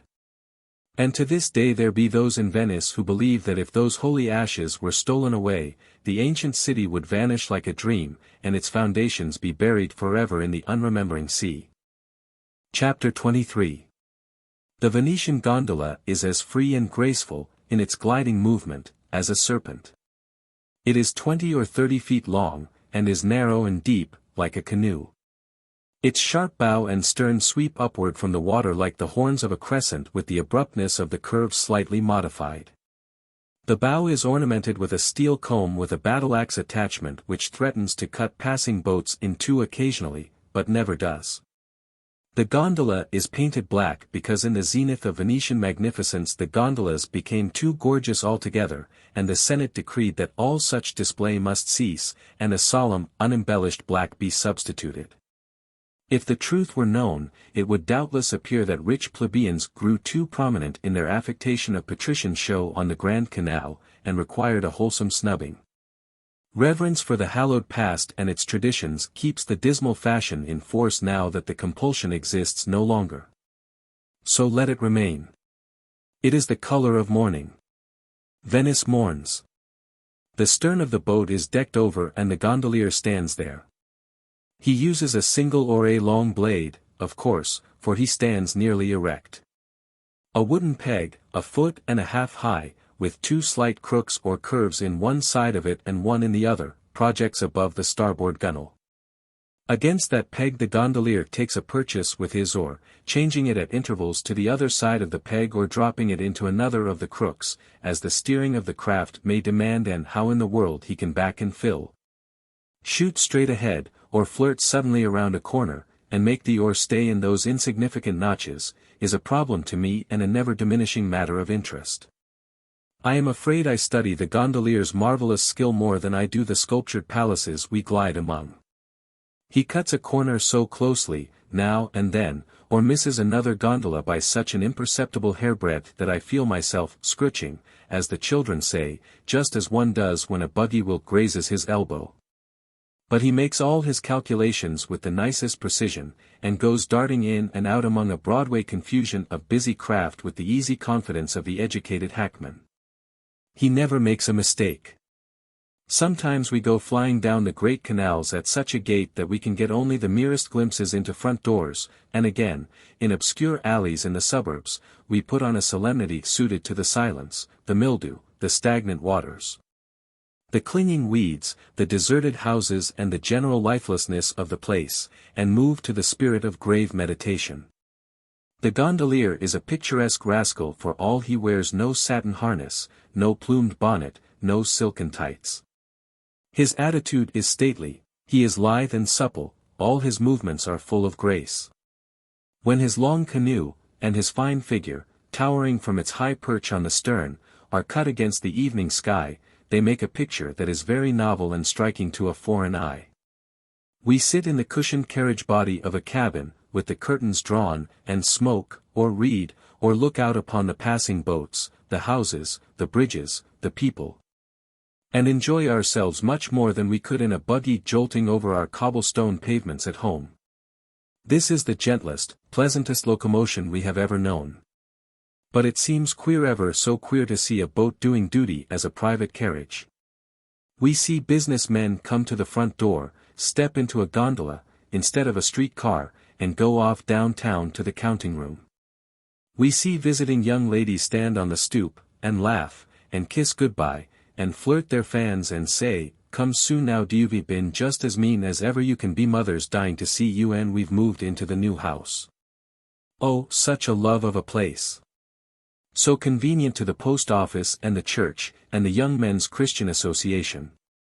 And we do have such fishing, and such carrying on, and such swimming matches in the backyard. Oh, you must come no distance at all, and if you go down through by St. Mark's and the Bridge of Sighs, and cut through the alley and come up by the church of Santa Maria dei Frari, and into the Grand Canal, there isn't a bit of current now. Do come, Sally Maria, bye-bye. And then the little humbug trips down the steps, jumps into the gondola, says, under her breath, "Disagreeable old thing, I hope she won't," goes skimming away, round the corner. And the other girl slams the street door and says, "Well, that infliction's over, anyway, but I suppose I've got to go and see her, tiresome stuck-up thing." Human nature appears to be just the same, all over the world. We see the diffident young man, mild of mustache, affluent of hair, indigent of brain, elegant of costume, drive up to her father's mansion, tell his hackman to bail out and wait. Start fearfully up the steps and meet the old gentleman, right on the threshold. Hear him ask what street the new British Bank is in, as if that were what he came for, and then bounce into his boat and scurry away with his coward heart in his boots. See him come sneaking around the corner again, directly, with a crack of the curtain open toward the old gentleman's disappearing gondola, and out scampers his Susan with a flock of little Italian endearments fluttering from her lips. And goes to drive with him in the watery avenues down toward the Rialto. We see the ladies go out shopping, in the most natural way, and flit from street to street and from store to store, just in the good old fashion, except that they leave the gondola, instead of a private carriage, waiting at the curbstone a couple of hours for them, waiting while they make the nice young clerks pull down tons and tons of silks and velvets and more antiques and those things. And then they buy a paper of pins and go paddling away to confer the rest of their disastrous patronage on some other firm. And they always have their purchases sent home just in the good old way. Human nature is very much the same all over the world, and it is so like my dear native home to see a Venetian lady go into a store and buy 10 cents worth of blue ribbon and have it sent home in a scow. Ah, it is these little touches of nature that move one to tears in these far-off foreign lands. We see little girls and boys go out in gondolas with their nurses, for an airing. We see staid families, with prayer book and beads, enter the gondola dressed in their Sunday best, and float away to church. And at midnight we see the theatre break up and discharge its swarm of hilarious youth and beauty. We hear the cries of the hackman gondoliers, and behold the struggling crowd jump aboard, and the black multitude of boats go skimming down the moonlit avenues. We see them separate here and there, and disappear up divergent streets. We hear the faint sounds of laughter and of shouted farewells floating up out of the distance. And then, the strange pageant being gone, we have lonely stretches of glittering water, of stately buildings, of blotting shadows, of weird stone faces creeping into the moonlight, of deserted bridges, of motionless boats at anchor. And over all broods that mysterious stillness, that stealthy quiet, that befits so well this old dreaming Venice. We have been pretty much everywhere in our gondola. We have bought beads and photographs in the stores, and wax matches in the great square of St. Mark. The last remark suggests a digression. Everybody goes to this vast square in the evening. The military bands play in the center of it, and countless couples of ladies and gentlemen promenade up and down on either side, and platoons of them are constantly drifting away toward the old cathedral. And by the venerable column with the winged lion of St. Mark on its top, and out to where the boats lie moored, and other platoons are as constantly arriving from the gondolas and joining the great throng. Between the promenaders and the sidewalks are seated hundreds and hundreds of people at small tables, smoking and taking granita. A first cousin to ice cream winky face on the sidewalks are more employing themselves in the same way. The shops in the first floor of the tall rows of buildings that wall in three sides of the square are brilliantly lighted. The air is filled with music and merry voices. And altogether the scene is as bright and spirited and full of cheerfulness as any man could desire. We enjoy it thoroughly. Very many of the young women are exceedingly pretty and dress with rare good taste. We are gradually and laboriously learning the ill manners of staring them unflinchingly in the face, not because such conduct is agreeable to us, but because it is the custom of the country and they say the girls like it. We wish to learn all the curious, outlandish ways of all the different countries, so that we can show off and astonish people when we get home. We wish to excite the envy of our untraveled friends with our strange foreign fashions which we can't shake off. All our passengers are paying strict attention to this thing, with the end in view which I have mentioned. The gentle reader will never know what a consummate ass he can become, until he goes abroad. I speak now, of course, in the supposition that the gentle reader has not been abroad, and therefore is not already a consummate ass. If the case be otherwise, I beg his pardon and extend to him the cordial hand of fellowship and call him brother. I shall always delight to meet an ass after my own heart when I shall have finished my travels. On this subject let me remark that there are Americans abroad in Italy who have actually forgotten their mother tongue in 3 months, forgot it in France. They cannot even write their address in English in a hotel register. I append these evidences, which I copied verbatim from the register of a hotel in a certain Italian city. John P. Whitcomb, Etats Unis. William L. Ainsworth, Traveler, he meant traveler, I suppose, Etats Unis. George P. Morton E. T. Phils, d'Amérique. Lloyd B. Williams, E. T. Trois Ames, Ville de Boston, Amérique. J. Ellsworth Baker, Tout de Suite de France, Place de Naissance Américaine. Destination La Grande Bretagne. I love this sort of people. A lady passenger of ours tells of a fellow citizen of hers who spent 8 weeks in Paris and then returned home and addressed his dearest old bosom friend Herbert as Mr. Herbert. He apologized, though, and said, "'Pon my soul it is aggravating, but I can't help it, I have got so used to speaking nothing but French, my dear Herbert, damn there it goes again. Got so used to French pronunciation that I can't get rid of it, it is positively annoying, I assure you." This entertaining idiot, whose name was Gordon, allowed himself to be hailed 3 times in the street before he paid any attention. And then begged 1,000 pardons and said he had grown so accustomed to hearing himself addressed as Monsieur Gorardon, with a roll to the R, that he had forgotten the legitimate sound of his name. He wore a rose in his buttonhole, he gave the French salutation 2 flips of the hand in front of the face, he called Paris Paris in ordinary English conversation, he carried envelopes bearing foreign postmarks protruding from his breast pocket. He cultivated a mustache and imperial, and did what else he could to suggest to the beholder his pet fancy that he resembled Louis Napoleon in a spirit of thankfulness which is entirely unaccountable. Considering the slim foundation there was for it, he praised his maker that he was as he was, and went on enjoying his little life just the same as if he really had been deliberately designed and erected by the great architect of the universe. Think of our Whitcombs, and our Ainsworths and our Williamses writing themselves down in dilapidated French in foreign hotel registers. We laugh at Englishmen, when we are at home, for sticking so sturdily to their national ways and customs, but we look back upon it from abroad very forgivingly.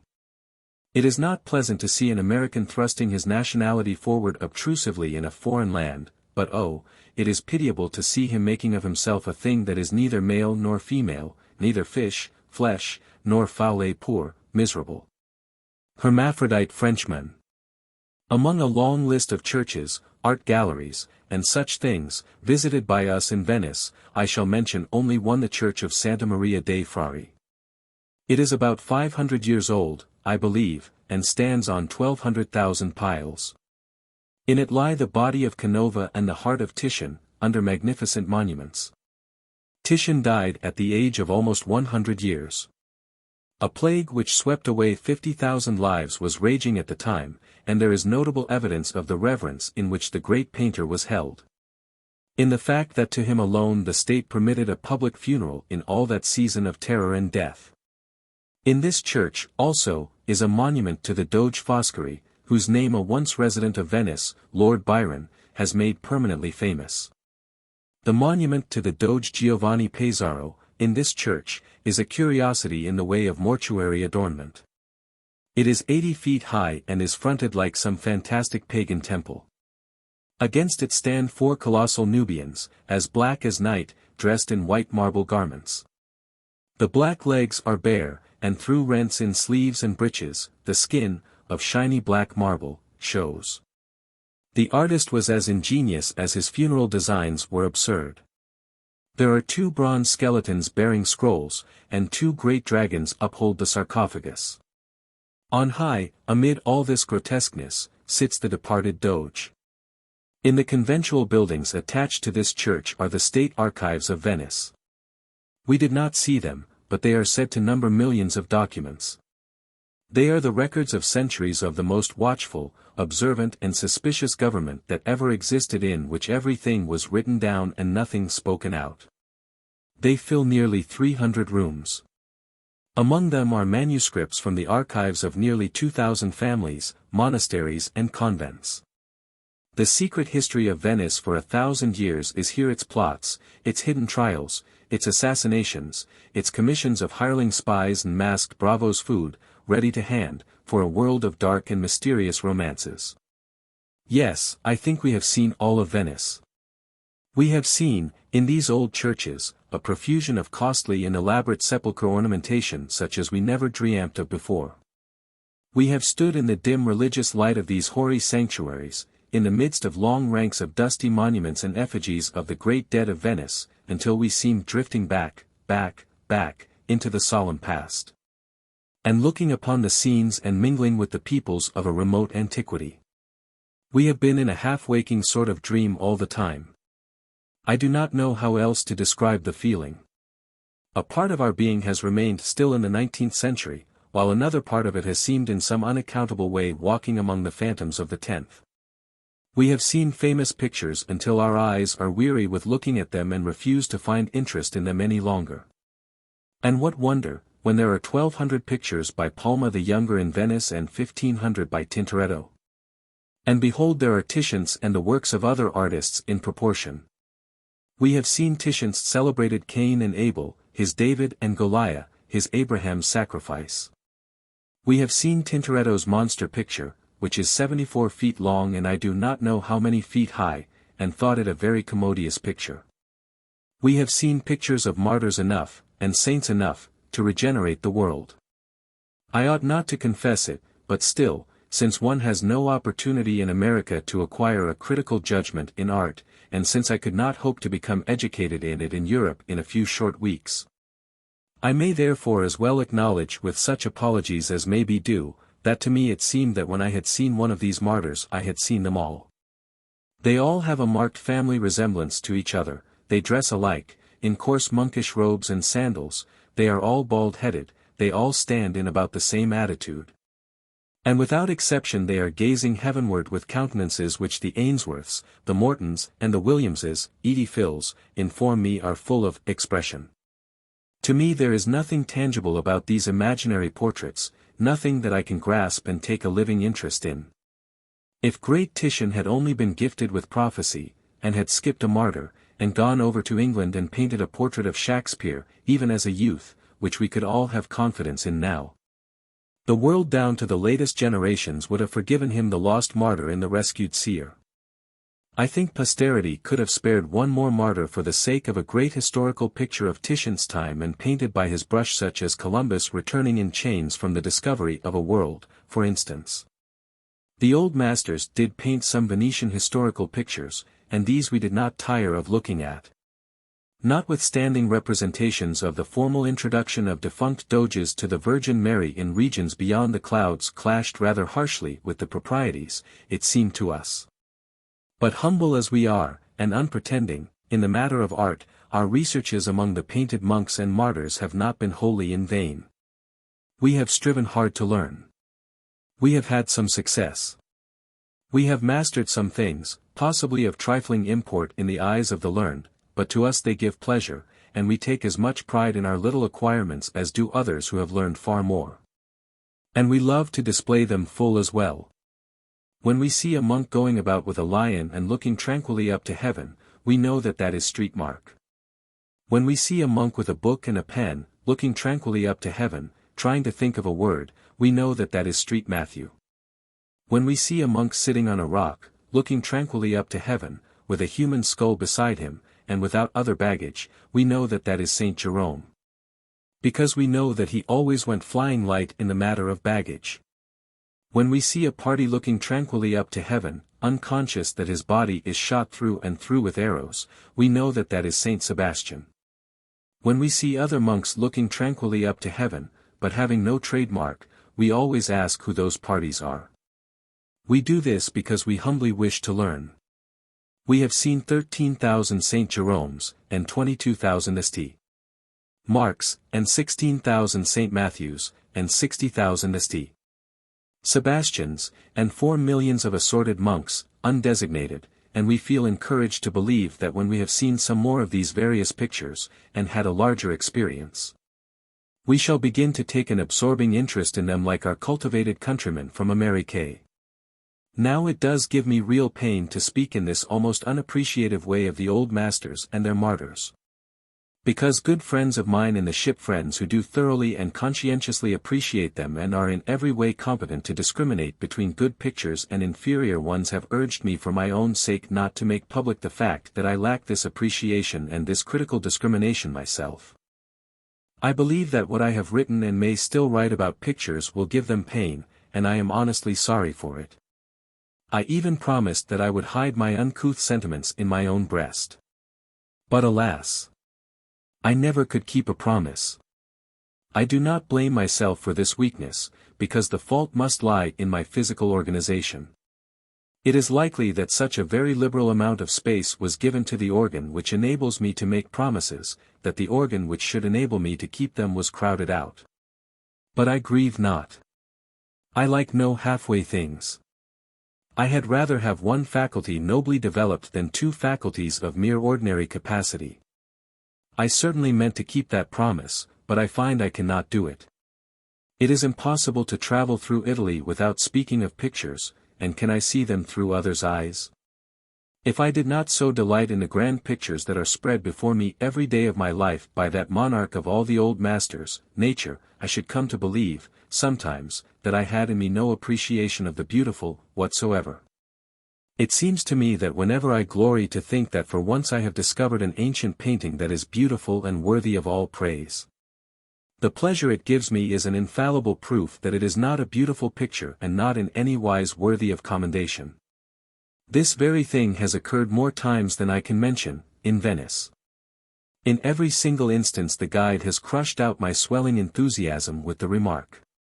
It is nothing, it is of the Renaissance. I did not know what in the mischief the Renaissance was, and so always I had to simply say, "Ah! So it is, I had not observed it before."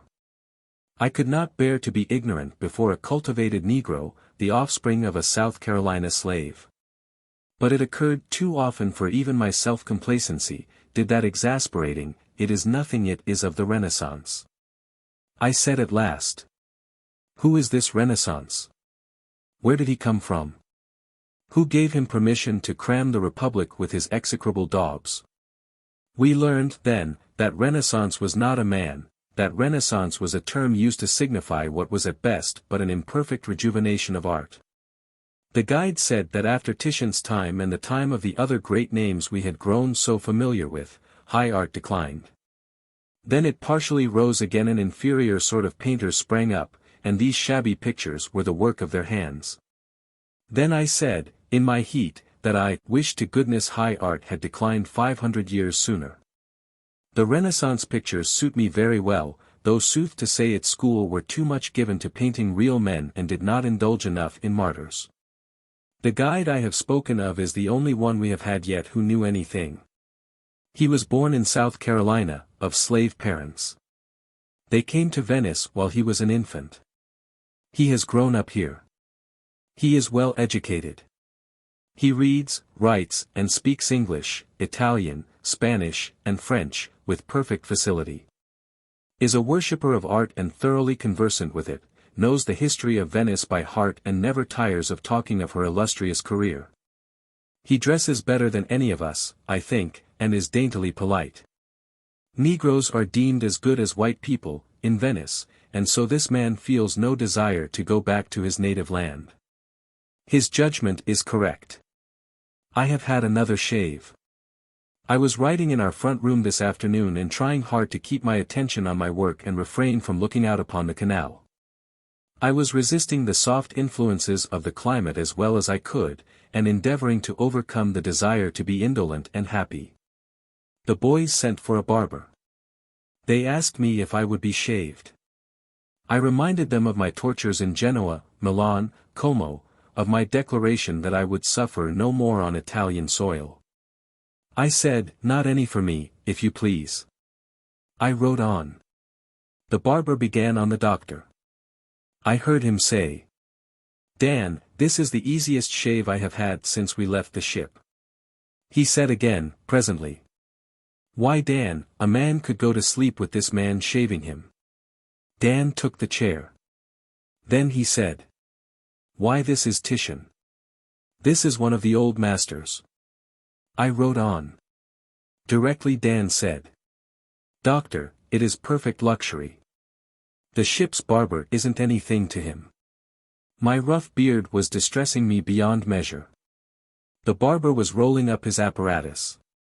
The temptation was too strong. I said, "Hold on, please. Shave me also." I sat down in the chair and closed my eyes. The barber soaped my face, and then took his razor and gave me a rake that well nigh threw me into convulsions. I jumped out of the chair. Dan and the doctor were both wiping blood off their faces and laughing. I said it was a mean, disgraceful fraud. They said that the misery of this shave had gone so far beyond anything they had ever experienced before, that they could not bear the idea of losing such a chance of hearing a cordial opinion from me on the subject. It was shameful. But there was no help for it. The skinning was begun and had to be finished. The tears flowed with every rake, and so did the fervent execrations. The barber grew confused, and brought blood every time. I think the boys enjoyed it better than anything they have seen or heard since they left home. We have seen the Campanile, and Byron's house and Balby's the geographer, and the palaces of all the ancient dukes and doges of Venice. And we have seen their effeminate descendants airing their nobility in fashionable French attire in the grand square of St. Mark, and eating ices and drinking cheap wines, instead of wearing gallant coats of mail and destroying fleets and armies as their great ancestors did in the days of Venetian glory. We have seen no bravos with poisoned stilettos, no masks, no wild carnival, but we have seen the ancient pride of Venice, the grim bronze horses that figure in 1,000 legends. Venice may well cherish them, for they are the only horses she ever had.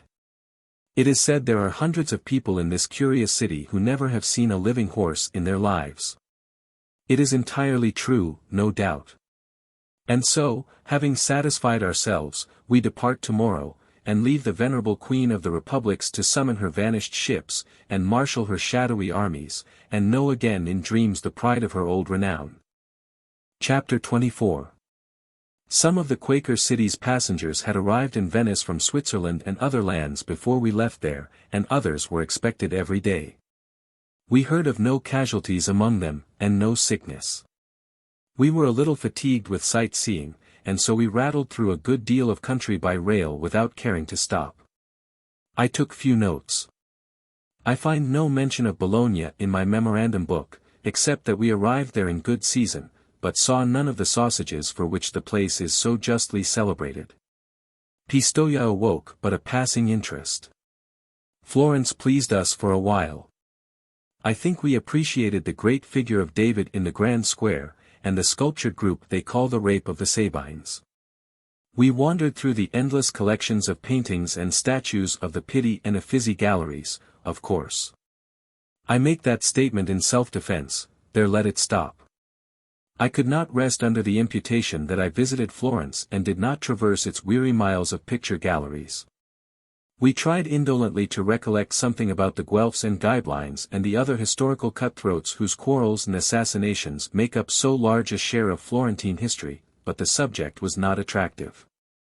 We had been robbed of all the fine mountain scenery on our little journey by a system of railroading that had 3 miles of tunnel to 100 yards of daylight, and we were not inclined to be sociable with Florence.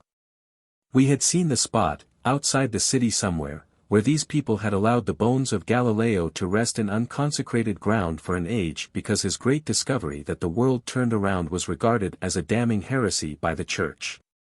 And we know that long after the world had accepted his theory and raised his name high in the list of its great men, they had still let him rot there.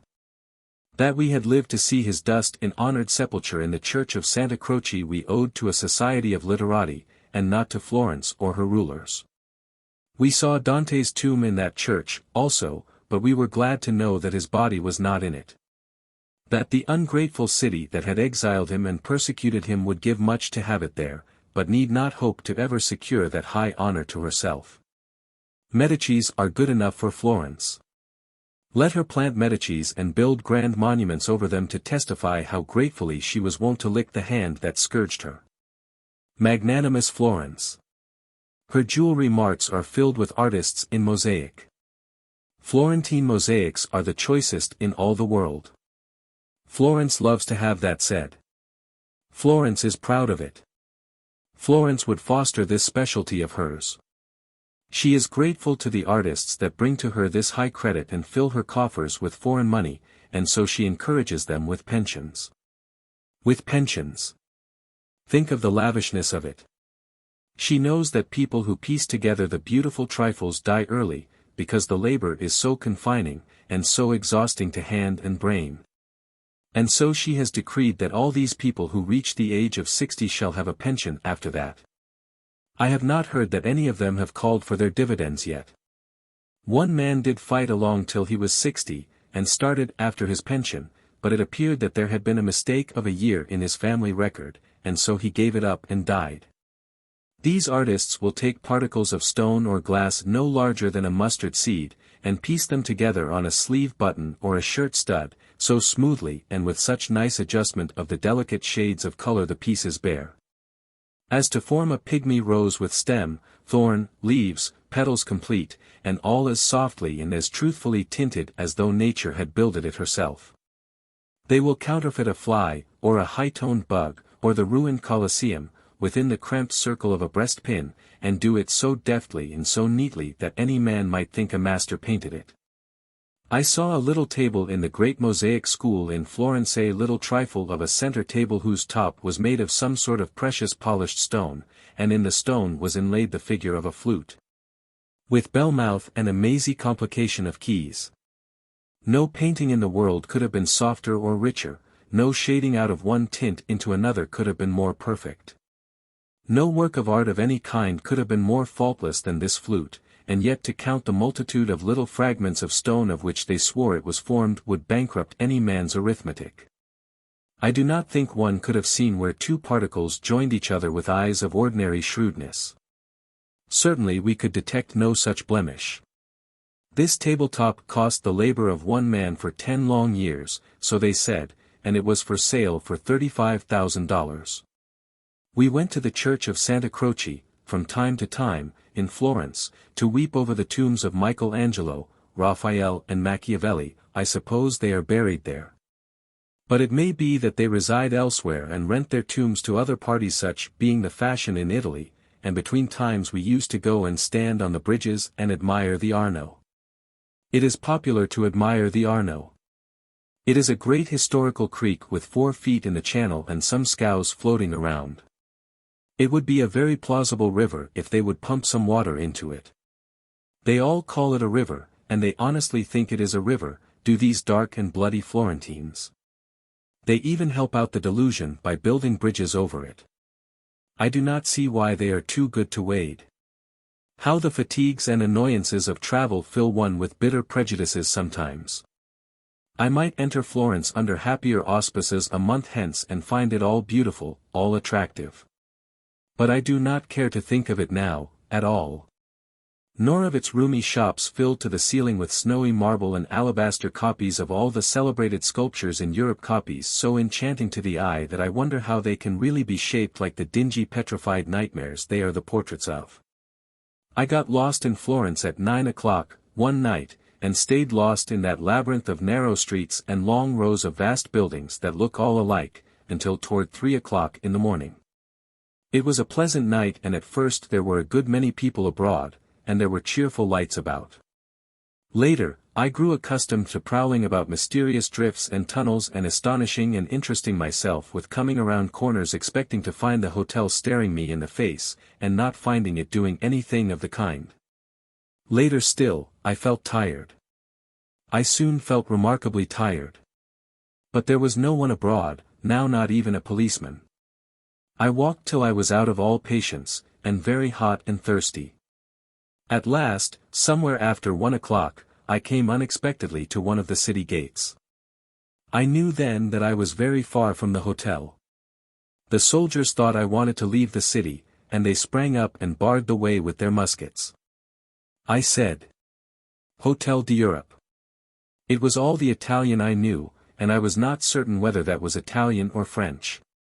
The soldiers looked stupidly at each other and at me, and shook their heads and took me into custody. I said I wanted to go home. They did not understand me. They took me into the guardhouse and searched me, but they found no sedition on me. They found a small piece of soap, we carry soap with us, now, and I made them a present of it, seeing that they regarded it as a curiosity. I continued to say Hotel d'Europe, and they continued to shake their heads, until at last a young soldier nodding in the corner roused up and said something. He said he knew where the hotel was, I suppose, for the officer of the guard sent him away with me. We walked 100 or 150 miles, it appeared to me, and then he got lost. He turned this way and that, and finally gave it up and signified that he was going to spend the remainder of the morning trying to find the city gate again. At that moment it struck me that there was something familiar about the house over the way. It was the hotel. It was a happy thing for me that there happened to be a soldier there that knew even as much as he did. For they say that the policy of the government is to change the soldiery from one place to another constantly and from country to city, so that they cannot become acquainted with the people and grow lax in their duties and enter into plots and conspiracies with friends. My experiences of Florence were chiefly unpleasant. I will change the subject. At Pisa we climbed up to the top of the strangest structure the world has any knowledge of, the Leaning Tower. As everyone knows, it is in the neighborhood of 180 feet high, and I beg to observe that 180 feet reach to about the height of 4 ordinary 3-story buildings piled one on top of the other, and is a very considerable altitude for a tower of uniform thickness to aspire to, even when it stands upright, yet this one leans more than 13 feet out of the perpendicular. It is 700 years old, but neither history or tradition say whether it was built as it is, purposely, or whether one of its sides has settled. There is no record that it ever stood straight up. It is built of marble. It is an airy and a beautiful structure, and each of its 8 stories is encircled by fluted columns, some of marble and some of granite, with Corinthian capitals that were handsome when they were new. It is a bell tower, and in its top hangs a chime of ancient bells. The winding staircase within is dark, but one always knows which side of the tower he is on because of his naturally gravitating from one side to the other of the staircase with the rise or dip of the tower. Some of the stone steps are foot-worn only on one end, others only on the other end, others only in the middle. To look down into the tower from the top is like looking down into a tilted well. A rope that hangs from the center of the top touches the wall before it reaches the bottom. Standing on the summit, one does not feel altogether comfortable when he looks down from the high side. But to crawl on your breast to the verge on the lower side and try to stretch your neck out far enough to see the base of the tower, makes your flesh creep, and convinces you for a single moment, in spite of all your philosophy, that the building is falling. You handle yourself very carefully, all the time, under the silly impression that if it is not falling, your trifling weight will start it unless you are particular not to bear down on it. The Duomo, close at hand, is one of the finest cathedrals in Europe. It is 800 years old. Its grandeur has outlived the high commercial prosperity and the political importance that made it a necessity, or rather a possibility. Surrounded by poverty, decay and ruin, it conveys to us a more tangible impression of the former greatness of Pisa than books could give us. The baptistry, which is a few years older than the Leaning Tower, is a stately rotunda, of huge dimensions, and was a costly structure. In it hangs the lamp whose measured swing suggested to Galileo the pendulum. It looked an insignificant thing to have conferred upon the world of science and mechanics such a mighty extension of their dominions as it has.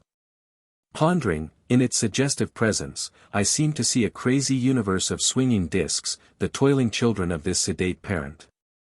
He appeared to have an intelligent expression about him of knowing that he was not a lamp at all.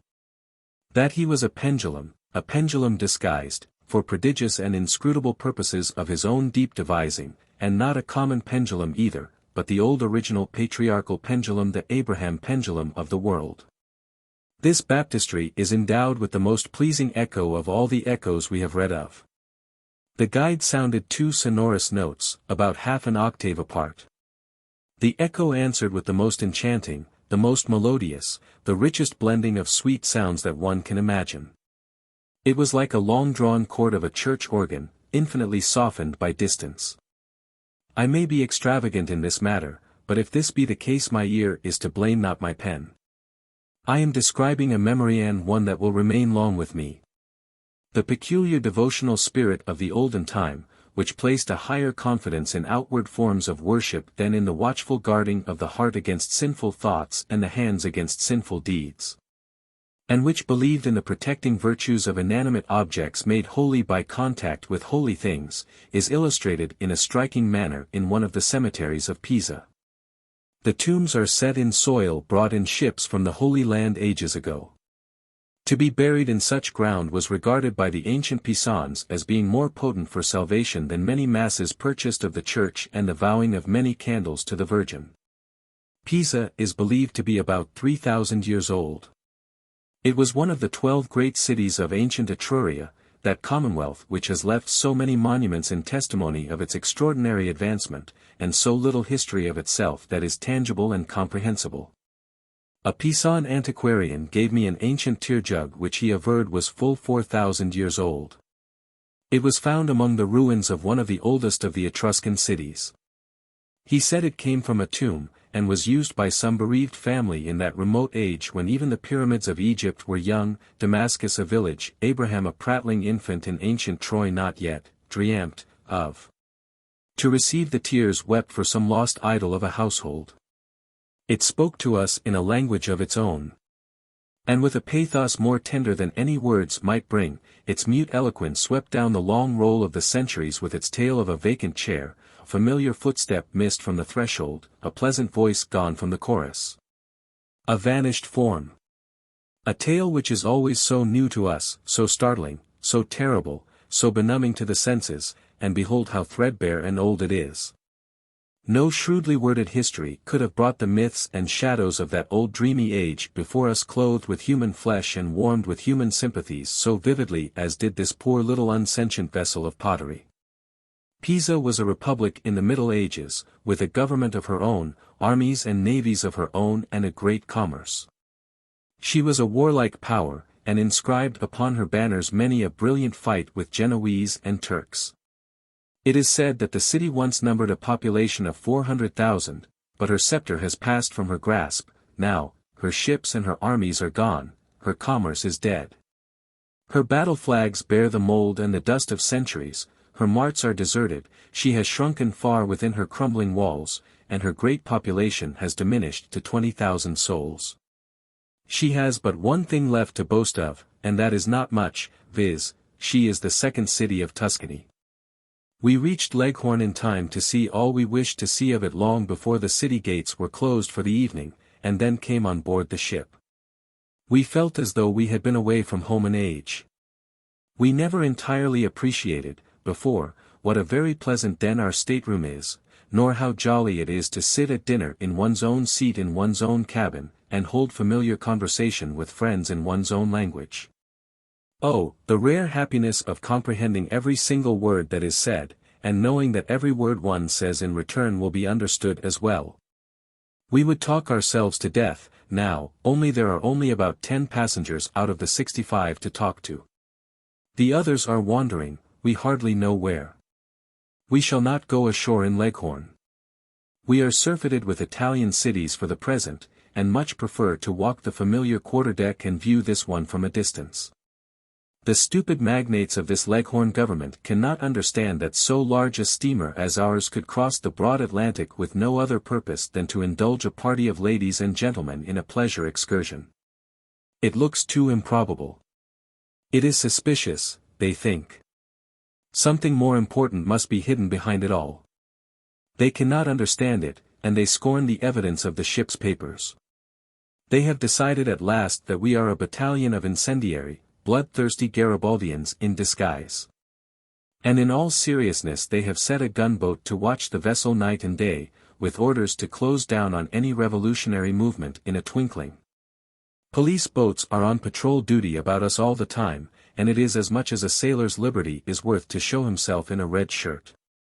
These policemen follow the executive officer's boat from shore to ship and from ship to shore and watch his dark maneuvers with a vigilant eye. They will arrest him yet unless he assumes an expression of countenance that shall have less of carnage, insurrection and sedition in it. A visit paid in a friendly way to General Garibaldi yesterday, by cordial invitation, by some of our passengers, has gone far to confirm the dread suspicions the government harbors toward us. It is thought the friendly visit was only the cloak of a bloody conspiracy. These people draw near and watch us when we bathe in the sea from the ship's side. Do they think we are communing with a reserve force of rascals at the bottom? It is said that we shall probably be quarantined at Naples. 2 or 3 of us prefer not to run this risk. Therefore, when we are rested, we propose to go in a French steamer to Civita and from thence to Rome, and by rail to Naples. They do not quarantine the cars, no matter where they got their passengers from. Chapter 25. There are a good many things about this Italy which I do not understand, and more especially I cannot understand how a bankrupt government can have such palatial railroad depots and such marvels of turnpikes. Why, these latter are as hard as adamant, as straight as a line, as smooth as a floor, and as white as snow. When it is too dark to see any other object, one can still see the white turnpikes of France and Italy. And they are clean enough to eat from, without a tablecloth. And yet no tolls are charged.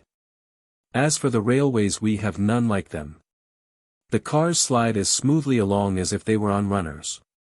The depots are vast palaces of cut marble, with stately colonnades of the same royal stone traversing them from end to end, and with ample walls and ceilings richly decorated with frescoes. The lofty gateways are graced with statues, and the broad floors are all laid in polished flags of marble. These things win me more than Italy's 100 galleries of priceless art treasures, because I can understand the one and am not competent to appreciate the other. In the turnpikes, the railways, the depots, and the new boulevards of uniform houses in Florence and other cities here, I see the genius of Louis Napoleon, or rather, I see the works of that statesman imitated. But Louis has taken care that in France there shall be a foundation for these improvements money. He has always the wherewithal to back up his projects, they strengthen France and never weaken her. Her material prosperity is genuine. But here the case is different. This country is bankrupt. There is no real foundation for these great works. The prosperity they would seem to indicate is a pretense. There is no money in the treasury, and so they enfeeble her instead of strengthening. Italy has achieved the dearest wish of her heart and become an independent state, and in so doing she has drawn an elephant in the political lottery. She has nothing to feed it on. Inexperienced in government, she plunged into all manner of useless expenditure, and swamped her treasury almost in a day. She squandered millions of francs on a navy which she did not need, and the first time she took her new toy into action she got it knocked higher than Gilderoy's kite, to use the language of the pilgrims. But it is an ill wind that blows nobody good. A year ago, when Italy saw utter ruin staring her in the face and her greenbacks hardly worth the paper they were printed on, her parliament ventured upon a coup de main that would have appalled the stoutest of her statesmen under less desperate circumstances. They, in a manner, confiscated the domains of the church. This in priest-ridden Italy. This in a land which has groped in the midnight of priestly superstition for 1600 years. It was a rare good fortune for Italy, the stress of weather that drove her to break from this prison house. They do not call it confiscating the church property. That would sound too harshly yet. But it amounts to that. There are thousands of churches in Italy, each with untold millions of treasures stored away in its closets, and each with its battalion of priests to be supported. And then there are the estates of the church, league on league of the richest lands and the noblest forests in all Italy, all yielding immense revenues to the church, and none paying a cent in taxes to the state. In some great districts the church owns all the property lands, watercourses, woods, mills and factories. They buy, they sell, they manufacture, and since they pay no taxes, who can hope to compete with them? Well, the government has seized all this in effect, and will yet seize it in rigid and unpoetical reality, no doubt. Something must be done to feed a starving treasury, and there is no other resource in all Italy, none but the riches of the church. So the government intends to take to itself a great portion of the revenues arising from priestly farms, factories, etc., and also intends to take possession of the churches and carry them on, after its own fashion and upon its own responsibility. In a few instances it will leave the establishments of great pet churches undisturbed, but in all others only a handful of priests will be retained to preach and pray, a few will be pensioned, and the balance turned adrift. Pray glance at some of these churches and their embellishments, and see whether the government is doing a righteous thing or not. In Venice, today, a city of 100,000 inhabitants, there are 1,200 priests. Heaven only knows how many there were before the parliament reduced their numbers. There was the great Jesuit church. Under the old regime it required 60 priests to engineer it. The government does it with 5, now, and the others are discharged from service. All about that church wretchedness and poverty abound. At its door a dozen hats and bonnets were doffed to us, as many heads were humbly bowed, and as many hands extended, appealing for pennies, appealing with foreign words we could not understand, but appealing mutely, with sad eyes, and sunken cheeks. And ragged raiment, that no words were needed to translate. Then we passed within the great doors, and it seemed that the riches of the world were before us. Huge columns carved out of single masses of marble, and inlaid from top to bottom with 100 intricate figures wrought in costly verde antique. Pulpits of the same rich materials, whose draperies hung down in many a pictured fold, the stony fabric counterfeiting the delicate work of the loom. The grand altar brilliant with polished facings and balustrades of oriental agate, jasper, verde antique, and other precious stones, whose names, even, we seldom hear, and slabs of priceless lapis lazuli lavished everywhere as recklessly as if the church had owned a quarry of it. In the midst of all this magnificence, the solid gold and silver furniture of the altar seemed cheap and trivial. Even the floors and ceilings cost a princely fortune. Now, where is the use of allowing all those riches to lie idle, while half of that community hardly know, from day to day, how they are going to keep body and soul together? And, where is the wisdom in permitting hundreds upon hundreds of millions of francs to be locked up in the useless trumpery of churches all over Italy, and the people ground to death with taxation to uphold a perishing government?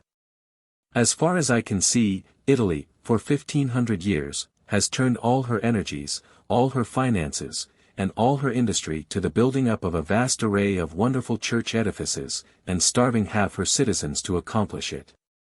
She is today one vast museum of magnificence and misery. All the churches in an ordinary American city put together could hardly buy the jeweled frippery in one of her 100 cathedrals. And for every beggar in America, Italy can show 100 in rags and vermin to match. It is the wretchedest, princeliest land on earth. Look at the Grand Duomo of Florence, a vast pile that has been sapping the purses of her citizens for 500 years, and is not nearly finished yet. Like all other men, I fell down and worshipped it, but when the filthy beggars swarmed around me the contrast was too striking, too suggestive, and I said, "Oh, sons of classic Italy, is the spirit of enterprise, of self-reliance, of noble endeavor utterly dead within ye? Curse your indolent worthlessness, why don't you rob your church? 300 happy, comfortable priests are employed in that cathedral. And now that my temper is up, I may as well go on and abuse every body I can think of. They have a grand mausoleum in Florence, which they built to bury our Lord and Savior and the Medici family in. It sounds blasphemous, but it is true, and here they act blasphemy. The dead and damned Medicis who cruelly tyrannized over Florence and were her curse for over 200 years, are salted away in a circle of costly vaults, and in their midst the Holy Sepulchre was to have been set up. The expedition sent to Jerusalem to seize it got into trouble and could not accomplish the burglary, and so the center of the mausoleum is vacant now. They say the entire mausoleum was intended for the Holy Sepulchre, and was only turned into a family burying place after the Jerusalem expedition failed, but you will excuse me. Some of those Medicis would have smuggled themselves in sure. What they had not the effrontery to do, was not worth doing. Why, they had their trivial, forgotten exploits on land and sea pictured out in grand frescoes, as did also the ancient doges of Venice, with the Savior and the Virgin throwing bouquets to them out of the clouds.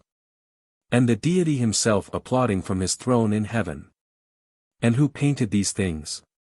Why, Titian, Tintoretto, Paul Veronese, Raphael, none other than the world's idols, the bold masters.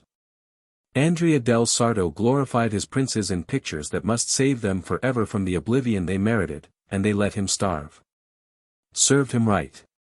Raphael pictured such infernal villains as Catherine and Marie de Medicis seated in heaven and conversing familiarly with the Virgin Mary and the angels, to say nothing of higher personages. And yet my friends abuse me because I am a little prejudiced against the old masters, because I fail sometimes to see the beauty that is in their productions.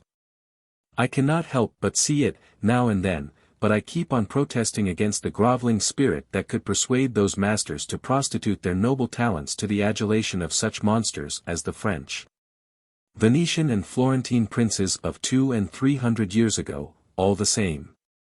I am told that the old masters had to do these shameful things for bread, the princes and potentates being the only patrons of art. If a grandly gifted man may drag his pride and his manhood in the dirt for bread rather than starve with the nobility that is in him untainted, the excuse is a valid one. It would excuse theft in Washingtons and Wellingtons, and unchastity in women as well. But somehow, I cannot keep that Medici mausoleum out of my memory. It is as large as a church, its pavement is rich enough for the pavement of a king's palace. Its great dome is gorgeous with frescoes. Its walls are made of what? Marble, plaster, wood, paper. No. Red porphyry verde antique jasper oriental agate alabaster mother of pearl chalcedony red coral lapis lazuli. All the vast walls are made wholly of these precious stones, worked in and together in elaborate patterns and figures, and polished till they glow like great mirrors with the pictured splendors reflected from the dome overhead. And before a statue of one of those dead Medicis reposes a crown that blazes with diamonds and emeralds enough to buy a ship of the line, almost. These are the things the government has its evil eye upon, and a happy thing it will be for Italy when they melt away in the public treasury. And now. However, another beggar approaches. I will go out and destroy him, and then come back and write another chapter of vituperation. Having eaten the friendless orphan, having driven away his comrades, having grown calm and reflective at length, I now feel in a kindlier mood. I feel that after talking so freely about the priests and the churches, justice demands that if I know anything good about either I ought to say it. I have heard of many things that redound to the credit of the priesthood, but the most notable matter that occurs to me now is the devotion one of the mendicant orders showed during the prevalence of the cholera last year. I speak of the Dominican friars, men who wear a coarse, heavy brown robe and a cowl, in this hot climate, and go barefoot. They live on alms altogether, I believe. They must unquestionably love their religion, to suffer so much for it. When the cholera was raging in Naples, when the people were dying by hundreds and hundreds every day, when every concern for the public welfare was swallowed up in selfish private interest, and every citizen made the taking care of himself his sole object, these men banded themselves together and went about nursing the sick and burying the dead. Their noble efforts cost many of them their lives. They laid them down cheerfully, and well they might. Creeds mathematically precise, and hair-splitting niceties of doctrine, are absolutely necessary for the salvation of some kinds of souls, but surely the charity, the purity, the unselfishness that are in the hearts of men like these would save their souls though they were bankrupt in the true religion which is ours. One of these fat barefooted rascals came here to Civita Vecchia with us in the little French steamer. There were only half a dozen of us in the cabin. He belonged in the steerage. He was the life of the ship, the bloody-minded son of the Inquisition. He and the leader of the marine band of a French man-of-war played on the piano and sang opera turnabout. They sang duets together. They rigged impromptu theatrical costumes and gave us extravagant farces and pantomimes. We got along first-rate with the friar, and were excessively conversational, albeit he could not understand what we said, and certainly he never uttered a word that we could guess the meaning of. This Civita Vecchia is the finest nest of dirt, vermin and ignorance we have found yet, except that African perdition they call Tangier, which is just like it. The people here live in alleys 2 yards wide, which have a smell about them which is peculiar but not entertaining. It is well the alleys are not wider, because they hold as much smell now as a person can stand, and of course, if they were wider they would hold more, and then the people would die. These alleys are paved with stone, and carpeted with deceased cats, and decayed rags, and decomposed vegetable tops, and remnants of old boots, all soaked with dishwater, and the people sit around on stools and enjoy it. They are indolent, as a general thing, and yet have few pastimes. They work 2 or 3 hours at a time, but not hard, and then they knock off and catch flies. This does not require any talent, because they only have to grab. If they do not get the one they are after, they get another. It is all the same to them. They have no partialities. Whichever one they get is the one they want. They have other kinds of insects, but it does not make them arrogant. They are very quiet, unpretending people. They have more of these kind of things than other communities, but they do not boast. They are very uncleanly, these people, in face, in person, and dress. When they see anybody with a clean shirt on, it arouses their scorn. The women wash clothes, half the day, at the public tanks in the streets, but they are probably somebody else's. Or maybe they keep one set to wear and another to wash, because they never put on any that have ever been washed. When they get done washing, they sit in the alleys and nurse their cubs. They nurse one ash cat at a time, and the others scratch their backs against the doorpost and are happy. All this country belongs to the Papal States. They do not appear to have any schools here, and only one billiard table. Their education is at a very low stage. One portion of the men go into the military, another into the priesthood, and the rest into the shoemaking business. They keep up the passport system here, but so they do in Turkey. This shows that the Papal States are as far advanced as Turkey. This fact will be alone sufficient to silence the tongues of malignant calumniators. I had to get my passport vised for Rome and Florence, and then they would not let me come ashore here until a policeman had examined it on the wharf and sent me a permit. They did not even dare to let me take my passport in my hands for 12 hours, I looked so formidable. They judged it best to let me cool down. They thought I wanted to take the town, likely. Little did they know me. I wouldn't have it. They examined my baggage at the depot. They took one of my ablest jokes and read it over carefully twice and then read it backwards. But it was too deep for them. They passed it around, and everybody speculated on it a while, but it mastered them all. It was no common joke. At length a veteran officer spelled it over deliberately and shook his head 3 or 4 times and said that in his opinion it was seditious. That was the first time I felt alarmed. I immediately said I would explain the document, and they crowded around. And so I explained and explained and explained, and they took notes of all I said, but the more I explained the more they could not understand it, and when they desisted at last, I could not even understand it myself.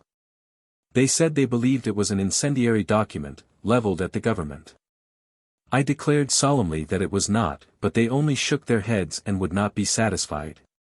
Then they consulted a good while, and finally they confiscated it.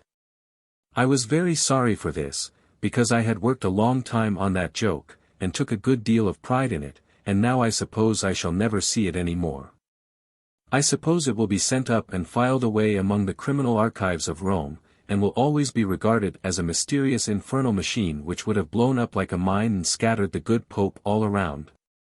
But for a miraculous providential interference. And I suppose that all the time I am in Rome the police will dog me about from place to place because they think I am a dangerous character. It is fearfully hot in Civita Vecchia. The streets are made very narrow and the houses built very solid and heavy and high, as a protection against the heat. This is the first Italian town I have seen which does not appear to have a patron saint. I suppose no saint but the one that went up in the chariot of fire could stand the climate. There is nothing here to see. They have not even a cathedral, with 11 tons of solid silver archbishops in the back room. And they do not show you any moldy buildings that are 7,000 years old, nor any smoke-dried old fire screens which are chef d'oeuvres of Rubens or Simpson, or Titian or Ferguson, or any of those parties. And they haven't any bottled fragments of saints, and not even a nail from the true cross. We are going to Rome. There is nothing to see here. Chapter 26. What is it that confers the noblest delight? What is that which swells a man's breast with pride above that which any other experience can bring to him? Discovery. To know that you are walking where none others have walked. That you are beholding what human eye has not seen before, that you are breathing a virgin atmosphere. To give birth to an idea, to discover a great thought, an intellectual nugget, right under the dust of a field that many a brainplow had gone over before. To find a new planet, to invent a new hinge, to find the way to make the lightnings carry your messages. To be the first, that is the idea. To do something, say something, see something, before anybody else. These are the things that confer a pleasure compared with which other pleasures are tame and commonplace, other ecstasies cheap and trivial. Morse, with his first message, brought by his servant, the lightning, Fulton, in that long-drawn century of suspense, when he placed his hand upon the throttle valve and lo, the steamboat moved. Jenner, when his patient with the cow's virus in his blood, walked through the smallpox hospitals unscathed. Howe, when the idea shot through his brain that for 120 generations the eye had been bored through the wrong end of the needle. The nameless lord of art who laid down his chisel in some old age that is forgotten, now, and gloated upon the finished Laocoon. Daguerre, when he commanded the sun, riding in the zenith, to print the landscape upon his insignificant silvered plate, and he obeyed. Columbus, in the Pinta's shrouds, when he swung his hat above a fabled sea and gazed abroad upon an unknown world. These are the men who have really lived, who have actually comprehended what pleasure is, who have crowded long lifetimes of ecstasy into a single moment. What is there in Rome for me to see that others have not seen before me? What is there for me to touch that others have not touched? What is there for me to feel, to learn, to hear, to know, that shall thrill me before it pass to others? What can I discover? Nothing. Nothing whatsoever. One charm of travel dies here.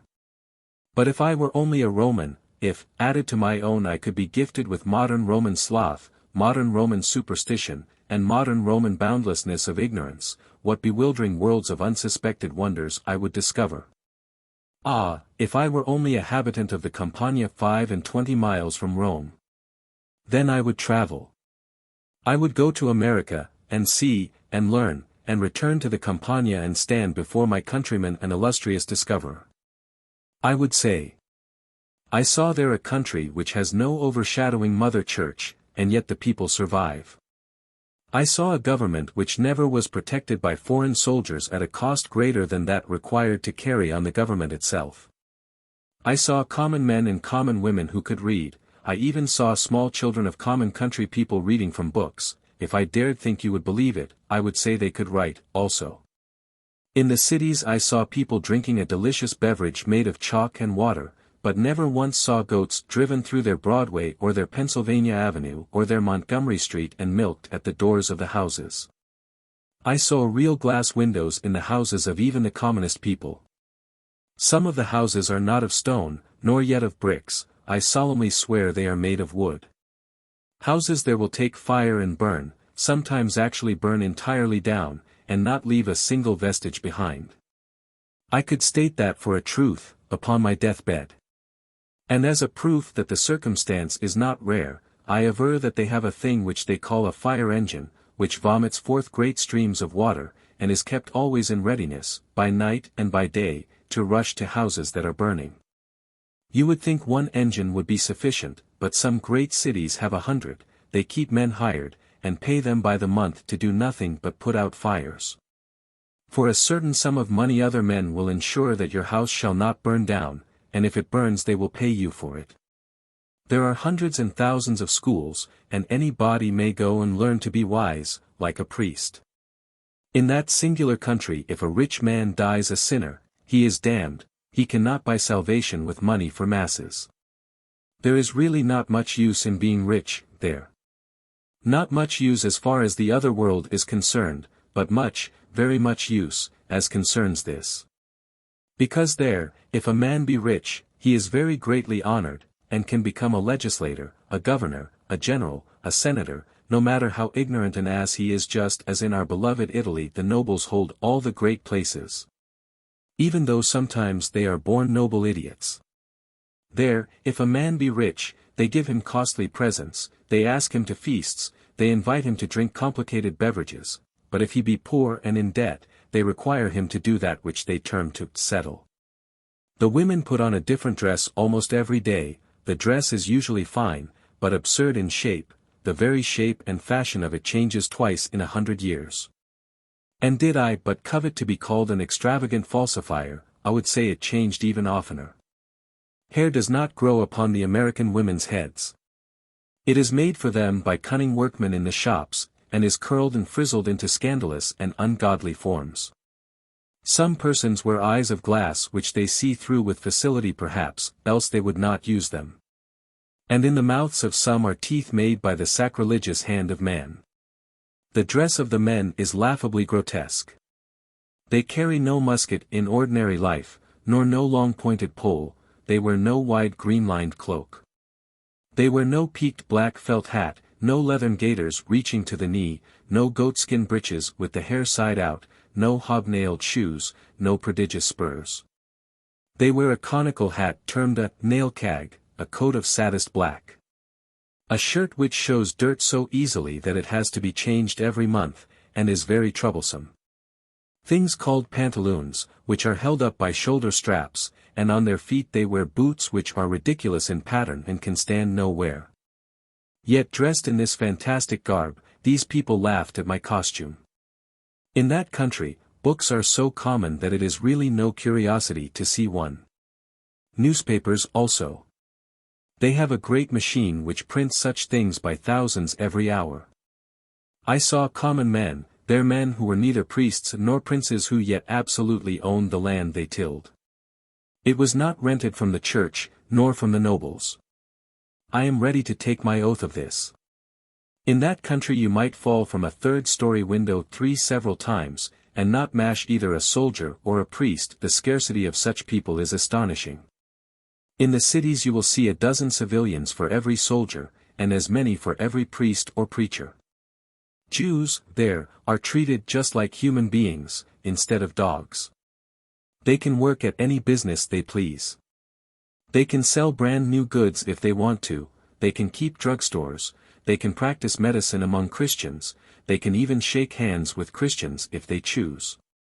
They can associate with them, just the same as one human being does with another human being. They don't have to stay shut up in one corner of the towns, they can live in any part of a town they like best.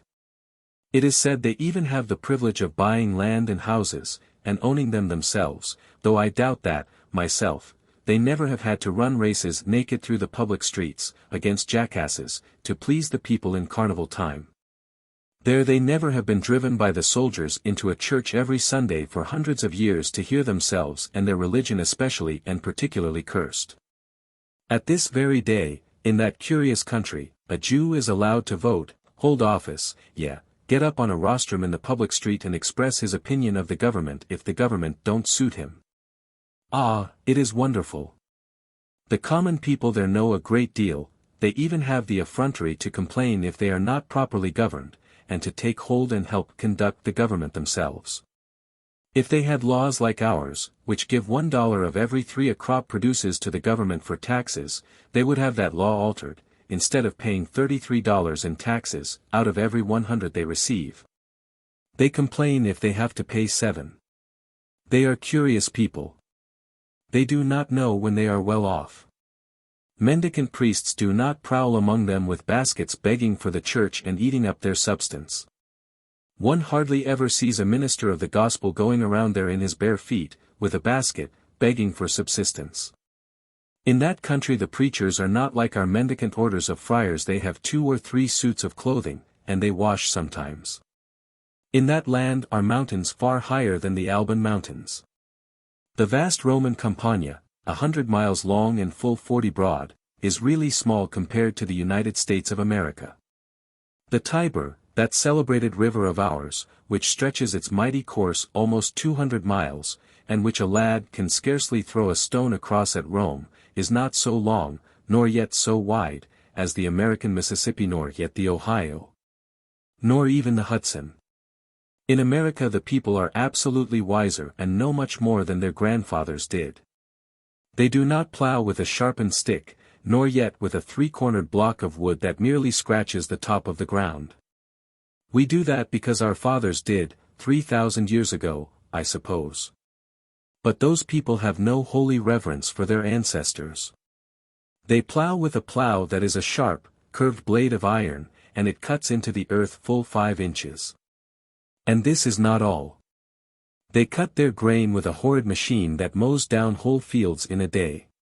If I dared, I would say that sometimes they use a blasphemous plow that works by fire and vapor and tears up an acre of ground in a single hour, but I see by your looks that you do not believe the things I am telling you. Alas, my character is ruined, and I am a branded speaker of untruths.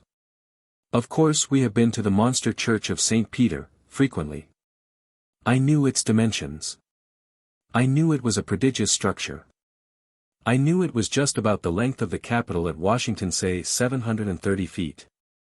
I knew it was 364 feet wide, and consequently wider than the Capitol. I knew that the cross on the top of the dome of the church was 438 feet above the ground, and therefore about 100 or maybe 125 feet higher than the dome of the Capitol. Thus I had one gauge. I wished to come as near forming a correct idea of how it was going to look, as possible. I had a curiosity to see how much I would err. I erred considerably. St. Peter's did not look nearly so large as the Capitol, and certainly not a 20th part as beautiful, from the outside. When we reached the door, and stood fairly within the church, it was impossible to comprehend that it was a very large building. I had to cipher a comprehension of it. I had to ransack my memory for some more similes. St. Peter's is bulky. Its height and size would represent two of the Washington Capitol set one on top of the other if the Capitol were wider. Or 2 blocks or 2.5 blocks of ordinary buildings set one on top of the other. St. Peter's was that large, but it could and would not look so. The trouble was that everything in it and about it was on such a scale of uniform vastness that there were no contrasts to judge by, none but the people, and I had not noticed them. They were insects. The statues of children holding vases of holy water were immense, according to the tables of figures, but so was everything else around them. The mosaic pictures in the dome were huge, and were made of thousands and thousands of cubes of glass as large as the end of my little finger, but those pictures looked smooth, and gaudy of color, and in good proportion to the dome. Evidently they would not answer to measure by. Away down toward the far end of the church, I thought it was really clear at the far end, but discovered afterward that it was in the center, under the dome. Stood the thing they call the baldacchino, a great bronze pyramidal framework like that which upholds a mosquito bar. It only looked like a considerably magnified bedstead, nothing more. Yet I knew it was a good deal more than half as high as Niagara Falls. It was overshadowed by a dome so mighty that its own height was snubbed. The 4 great square piers or pillars that stand equidistant from each other in the church, and support the roof, I could not work up to their real dimensions by any method of comparison. I knew that the faces of each were about the width of a very large dwelling house front, 50 or 60 feet, and that they were twice as high as an ordinary 3-story dwelling, but still they looked small.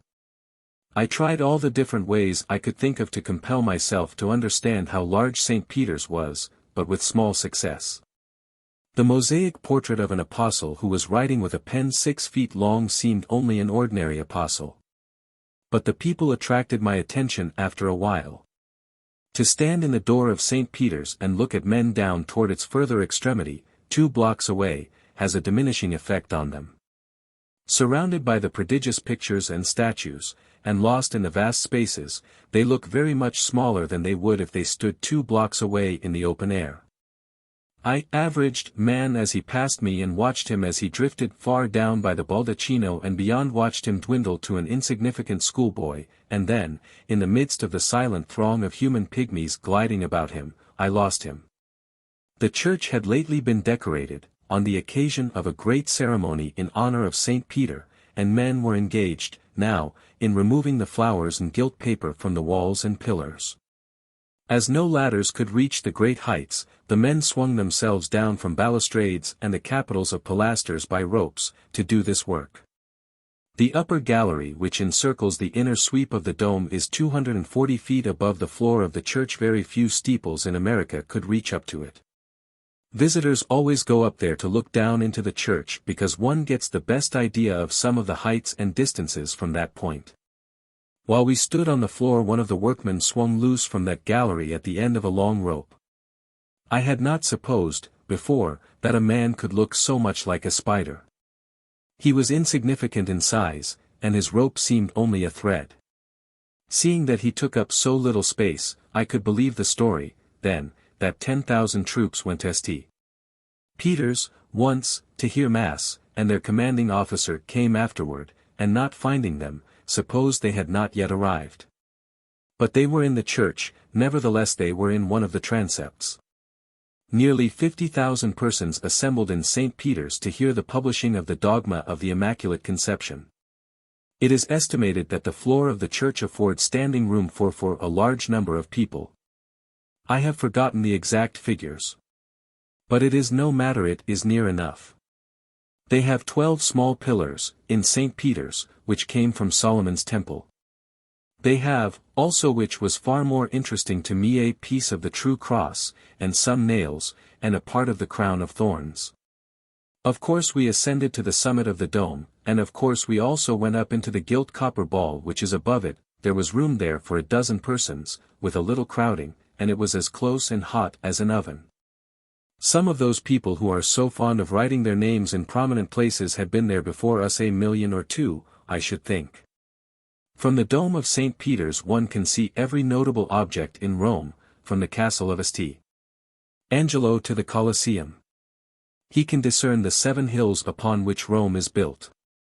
He can see the Tiber, and the locality of the bridge which Horatius kept, in the brave days of old, when Lars Porsena attempted to cross it with his invading host. He can see the spot where the Horatii and the Curatii fought their famous battle. He can see the broad green Campagna, stretching away toward the mountains, with its scattered arches and broken aqueducts of the olden time, so picturesque in their grey ruin, and so daintily festooned with vines.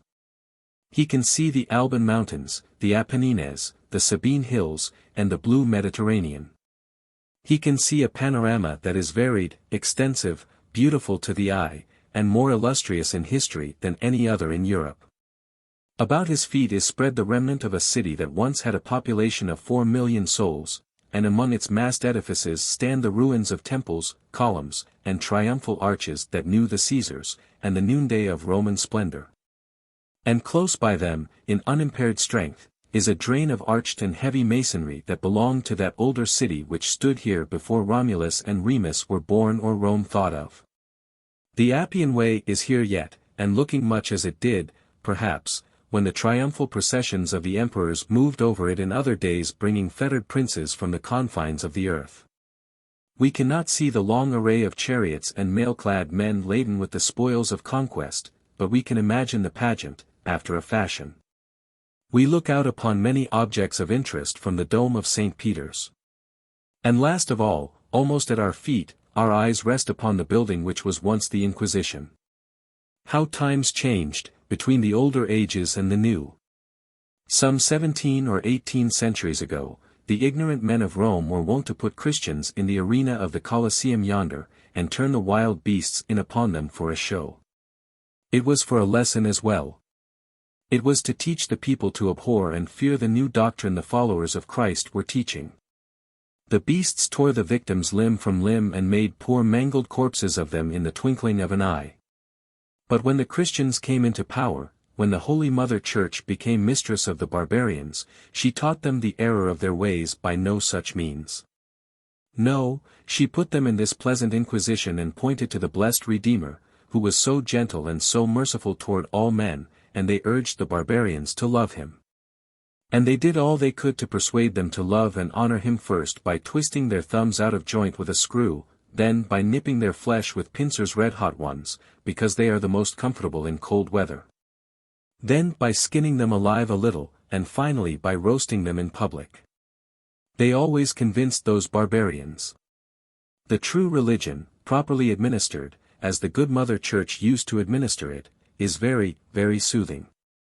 It is wonderfully persuasive, also. There is a great difference between feeding parties to wild beasts and stirring up their finer feelings in an inquisition. One is the system of degraded barbarians, the other of enlightened, civilized people. It is a great pity the playful Inquisition is no more. I prefer not to describe St. Peter's. It has been done before. The ashes of Peter, the disciple of the Savior, repose in a crypt under the baldacchino. We stood reverently in that place. So did we also in the Mamertine prison, where he was confined, where he converted the soldiers, and where tradition says he caused a spring of water to flow in order that he might baptize them. But when they showed us the print of Peter's face in the hard stone of the prison wall and said he made that by falling up against it, we doubted. And when, also, the monk at the church of San Sebastian showed us a paving stone with 2 great footprints in it and said that Peter's feet made those, we lacked confidence again. Such things do not impress one. The monk said that angels came and liberated Peter from prison by night, and he started away from Rome by the Appian Way. The Savior met him and told him to go back, which he did. Peter left those footprints in the stone upon which he stood at the time. It was not stated how it was ever discovered whose footprints they were, seeing the interview occurred secretly and at night. The print of the face in the prison was that of a man of common size, the footprints were those of a man 10 or 12 feet high. The discrepancy confirmed our unbelief. We necessarily visited the Forum, where Caesar was assassinated, and also the Tarpeian Rock. We saw the dying gladiator at the Capitol, and I think that even we appreciated that wonder of art. As much, perhaps, as we did that fearful story wrought in marble, in the Vatican the Laocoon. And then the Colosseum. Everybody knows the picture of the Colosseum. Everybody recognizes at once that looped and windowed bandbox with a side bitten out. Being rather isolated, it shows to better advantage than any other of the monuments of ancient Rome.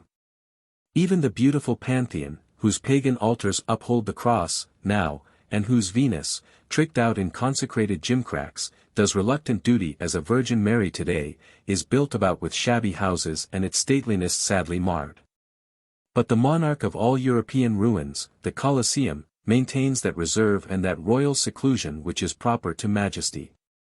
Weeds and flowers spring from its massy arches and its circling seats, and vines hang their fringes from its lofty walls.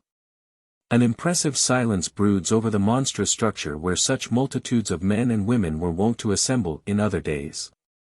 The butterflies have taken the places of the queens of fashion and beauty of 18 centuries ago, and the lizards sun themselves in the sacred seat of the emperor. More vividly than all the written histories, the Colosseum tells the story of Rome's grandeur and Rome's decay. It is the worthiest type of both that exists. Moving about the Rome of today, we might find it hard to believe in her old magnificence and her millions of population. But with this stubborn evidence before us that she was obliged to have a theater with sitting room for 80,000 persons and standing room for 20,000 more, to accommodate such of her citizens as required amusement, we find belief less difficult. The Colosseum is over 1,600 feet long, 750 wide, and 165 high. Its shape is oval. In America we make convicts useful at the same time that we punish them for their crimes. We farm them out and compel them to earn money for the state by making barrels and building roads. Thus we combine business with retribution, and all things are lovely. But in ancient Rome they combined religious duty with pleasure. Since it was necessary that the new sect called Christians should be exterminated, the people judged it wise to make this work profitable to the state at the same time, and entertaining to the public. In addition to the gladiatorial combats and other shows, they sometimes threw members of the hated sect into the arena of the Colosseum and turned wild beasts in upon them. It is estimated that 70,000 Christians suffered martyrdom in this place. This has made the Colosseum holy ground, in the eyes of the followers of the Savior. And well it might. For if the chain that bound a saint, and the footprints a saint has left upon a stone he chanced to stand upon, be holy, surely the spot where a man gave up his life for his faith is holy. 17 or 18 centuries ago this Colosseum was the theater of Rome, and Rome was mistress of the world. Splendid pageants were exhibited here, in presence of the emperor, the great ministers of state, the nobles, and vast audiences of citizens of smaller consequence. Gladiators fought with gladiators and at times with warrior prisoners from many a distant land. It was the theater of Rome of the world, and the man of fashion who could not let fall in a casual and unintentional manner something about my private box at the Colosseum, could not move in the first circles. When the clothing store merchant wished to consume the corner grocery man with envy, he bought secured seats in the front row and let the thing be known. When the irresistible dry goods clerk wished to blight and destroy, according to his native instinct, he got himself up regardless of expense and took some other fellow's young lady to the Colosseum.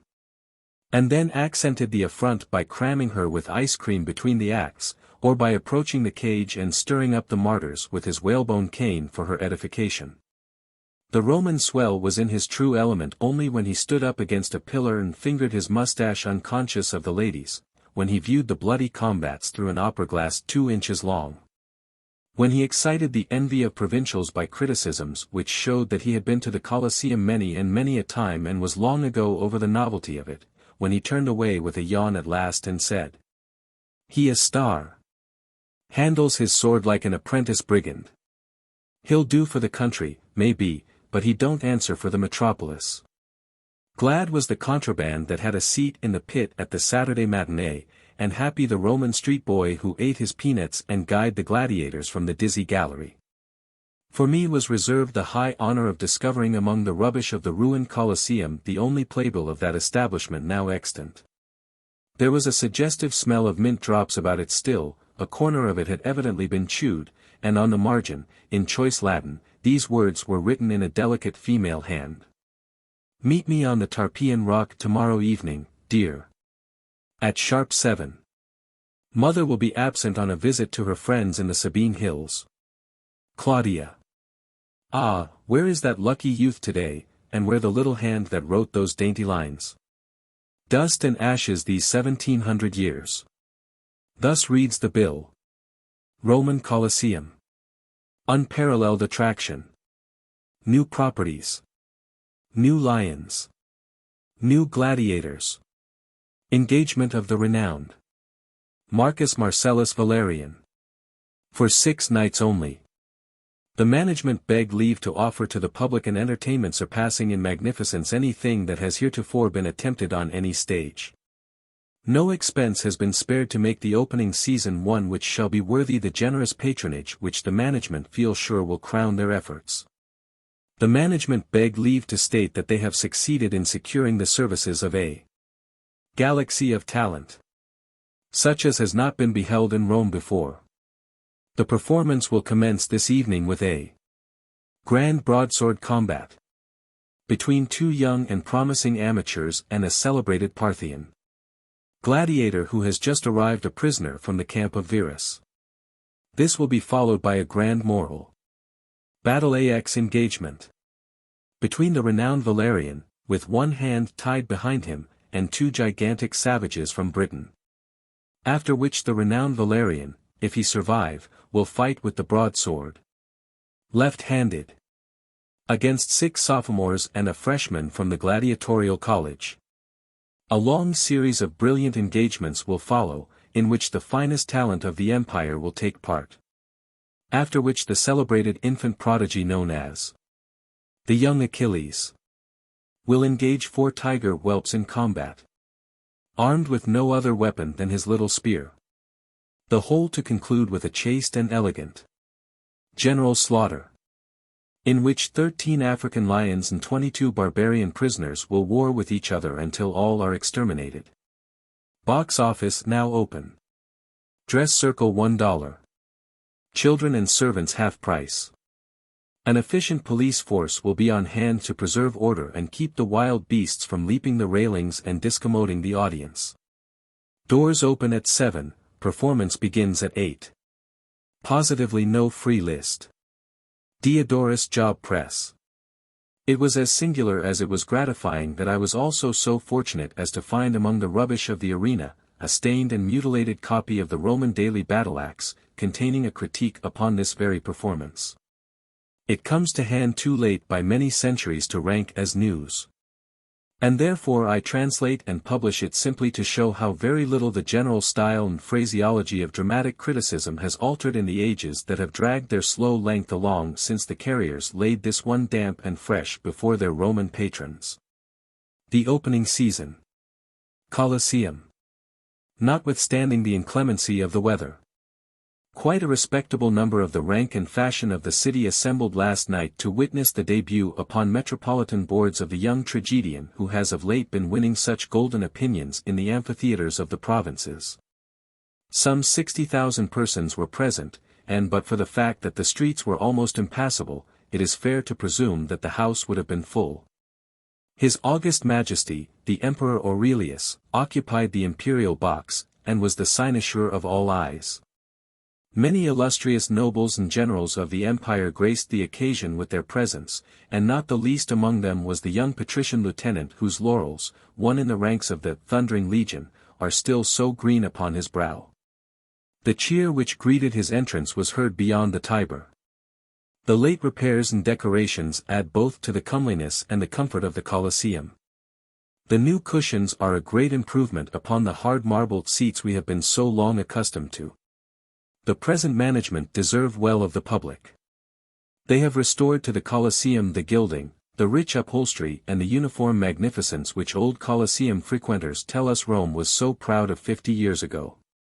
The opening scene last night, the broadsword combat between two young amateurs and a famous Parthian gladiator who was sent here a prisoner, was very fine. The elder of the two young gentlemen handled his weapon with a grace that marked the possession of extraordinary talent. His feint of thrusting, followed instantly by a happily delivered blow which unhelmeted the Parthian, was received with hearty applause. He was not thoroughly up in the backhanded stroke, but it was very gratifying to his numerous friends to know that, in time, practice would have overcome this defect. However, he was killed. His sisters, who were present, expressed considerable regret. His mother left the Colosseum.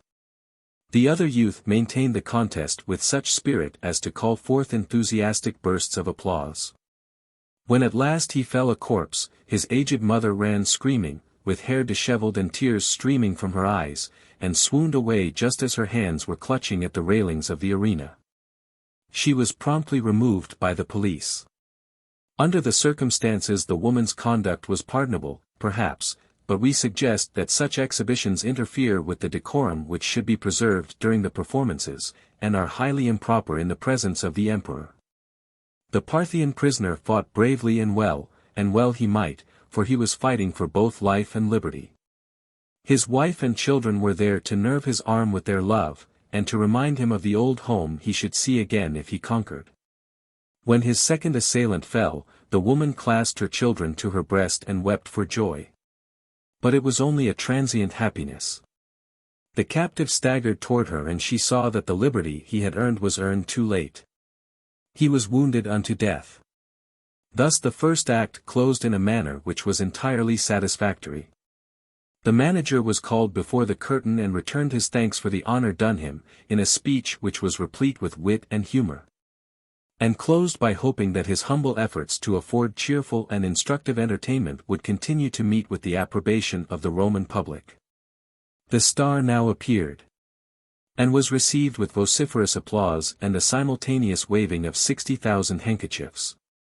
Marcus Marcellus Valerian, stage name, his real name is Smith, is a splendid specimen of physical development, and an artist of rare merit. His management of the battle-axe is wonderful. His gaiety and his playfulness are irresistible, in his comic parts, and yet they are inferior to his sublime conceptions in the grave realm of tragedy. When his axe was describing fiery circles about the heads of the bewildered barbarians, in exact time with his springing body and his prancing legs, the audience gave way to uncontrollable bursts of laughter. But when the back of his weapon broke the skull of one and almost in the same instant its edge clove the other's body in twain, the howl of enthusiastic applause that shook the building was the acknowledgment of a critical assemblage that he was a master of the noblest department of his profession. If he has a fault, and we are sorry to even intimate that he has, it is that of glancing at the audience, in the midst of the most exciting moments of the performance, as if seeking admiration. The pausing in a fight to bow when bouquets are thrown to him is also in bad taste. In the great left-handed combat he appeared to be looking at the audience half the time, instead of carving his adversaries. And when he had slain all the sophomores and was dallying with the freshmen, he stooped and snatched a bouquet as it fell, and offered it to his adversary at a time when a blow was descending which promised favorably to be his death warrant. Such levity is proper enough in the provinces, we make no doubt, but it ill suits the dignity of the metropolis. We trust our young friend will take these remarks in good part, for we mean them solely for his benefit. All who know us are aware that although we are at times justly severe upon tigers and martyrs, we never intentionally offend gladiators. The infant prodigy performed wonders. He overcame his 4 tiger whelps with ease, and with no other hurt than the loss of a portion of his scalp. The general slaughter was rendered with a faithfulness to details which reflects the highest credit upon the late participants in it. Upon the whole, last night's performances shed honor not only upon the management but upon the city that encourages and sustains such wholesome and instructive entertainments. We would simply suggest that the practice of vulgar young boys in the gallery of shying peanuts and paper pellets at the tigers, and saying "hi-yi," and manifesting approbation or dissatisfaction by such observations as "bully for the lion," "go it, Gladdy," "boots," "speech," "take a walk round the block," and so on, are extremely reprehensible, when the emperor is present, and ought to be stopped by the police. Several times last night, when the supernumeraries entered the arena to drag out the bodies, the young ruffians in the gallery shouted, "Soup! Soup!" and also, "Oh, what a coat," and "Why don't you pad them shanks?" and made use of various other remarks expressive of derision. These things are very annoying to the audience. A matinee for the little folks is promised for this afternoon, on which occasion several martyrs will be eaten by the tigers. The regular performance will continue every night till further notice. Material change of program every evening. Benefit of Valerian, Tuesday, 29th, if he lives. I have been a dramatic critic myself, in my time, and I was often surprised to notice how much more I knew about Hamlet than Forrest did. And it gratifies me to observe, now, how much better my brethren of ancient times knew how a broadsword battle ought to be fought than the gladiators. Chapter 27. So far, good. If any man has a right to feel proud of himself, and satisfied, surely it is I. For I have written about the Colosseum, and the gladiators, the martyrs, and the lions, and yet have never once used the phrase, "butchered to make a Roman holiday."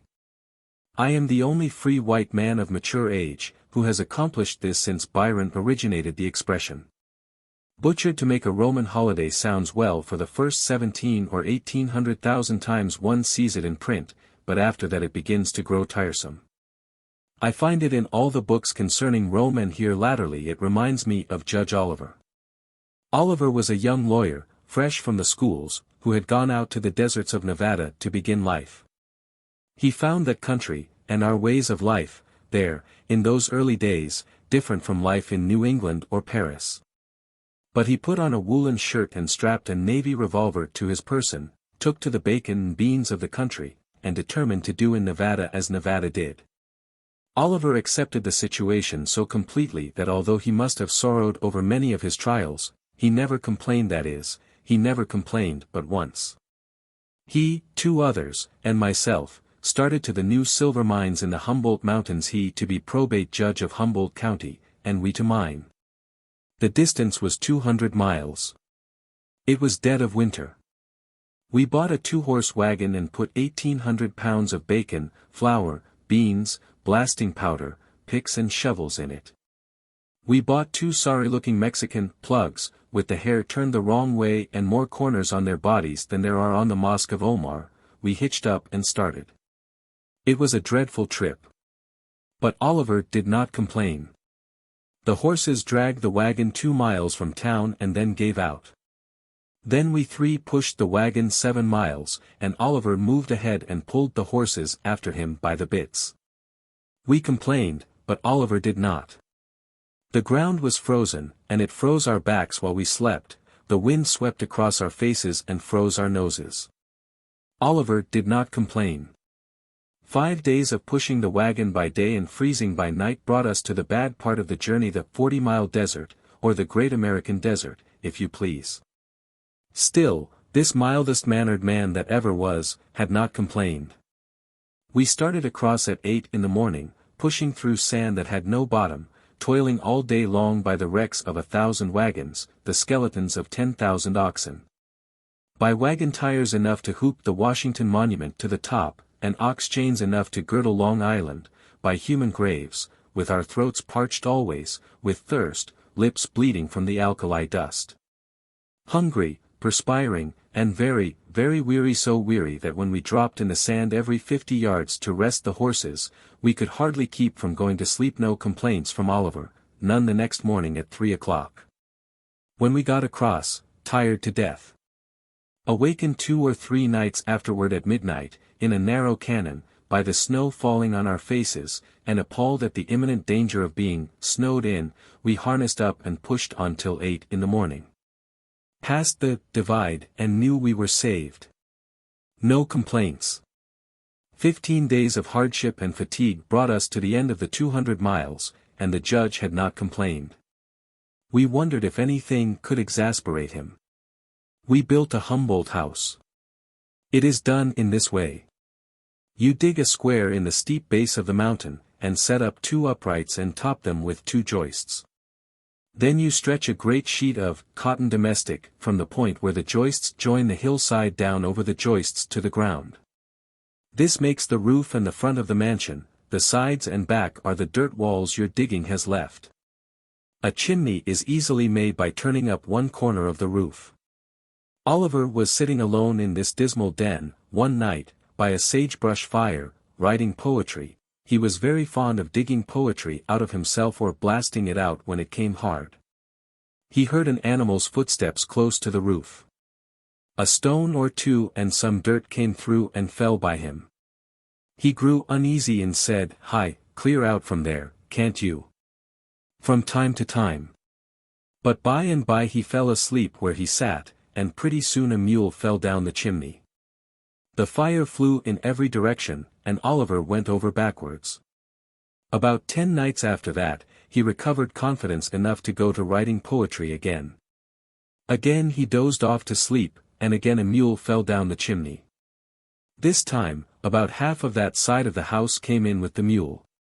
Struggling to get up, the mule kicked the candle out and smashed most of the kitchen furniture, and raised considerable dust. These violent awakenings must have been annoying to Oliver, but he never complained. He moved to a mansion on the opposite side of the canon, because he had noticed the mules did not go there. One night about 8 o'clock he was endeavoring to finish his poem, when a stone rolled in, then a hoof appeared below the canvas, then part of a cow, the after part. He leaned back in dread, and shouted, "Hooey! Hooey! Get out of this!" And the cow struggled manfully, lost ground steadily, dirt and dust streamed down, and before Oliver could get well away, the entire cow crashed through onto the table and made a shapeless wreck of everything. Then, for the first time in his life, I think, Oliver complained. He said, "This thing is growing monotonous." Then he resigned his judgeship and left Humboldt County. Butchered to make a Roman holyday has grown monotonous to me. In this connection I wish to say one word about Michelangelo Buonarroti. I used to worship the mighty genius of Michelangelo, that man who was great in poetry, painting, sculpture, architecture, great in everything he undertook. But I do not want Michelangelo for breakfast, for luncheon, for dinner, for tea, for supper, for between meals. I like a change, occasionally. In Genoa, he designed everything. In Milan he or his pupils designed everything.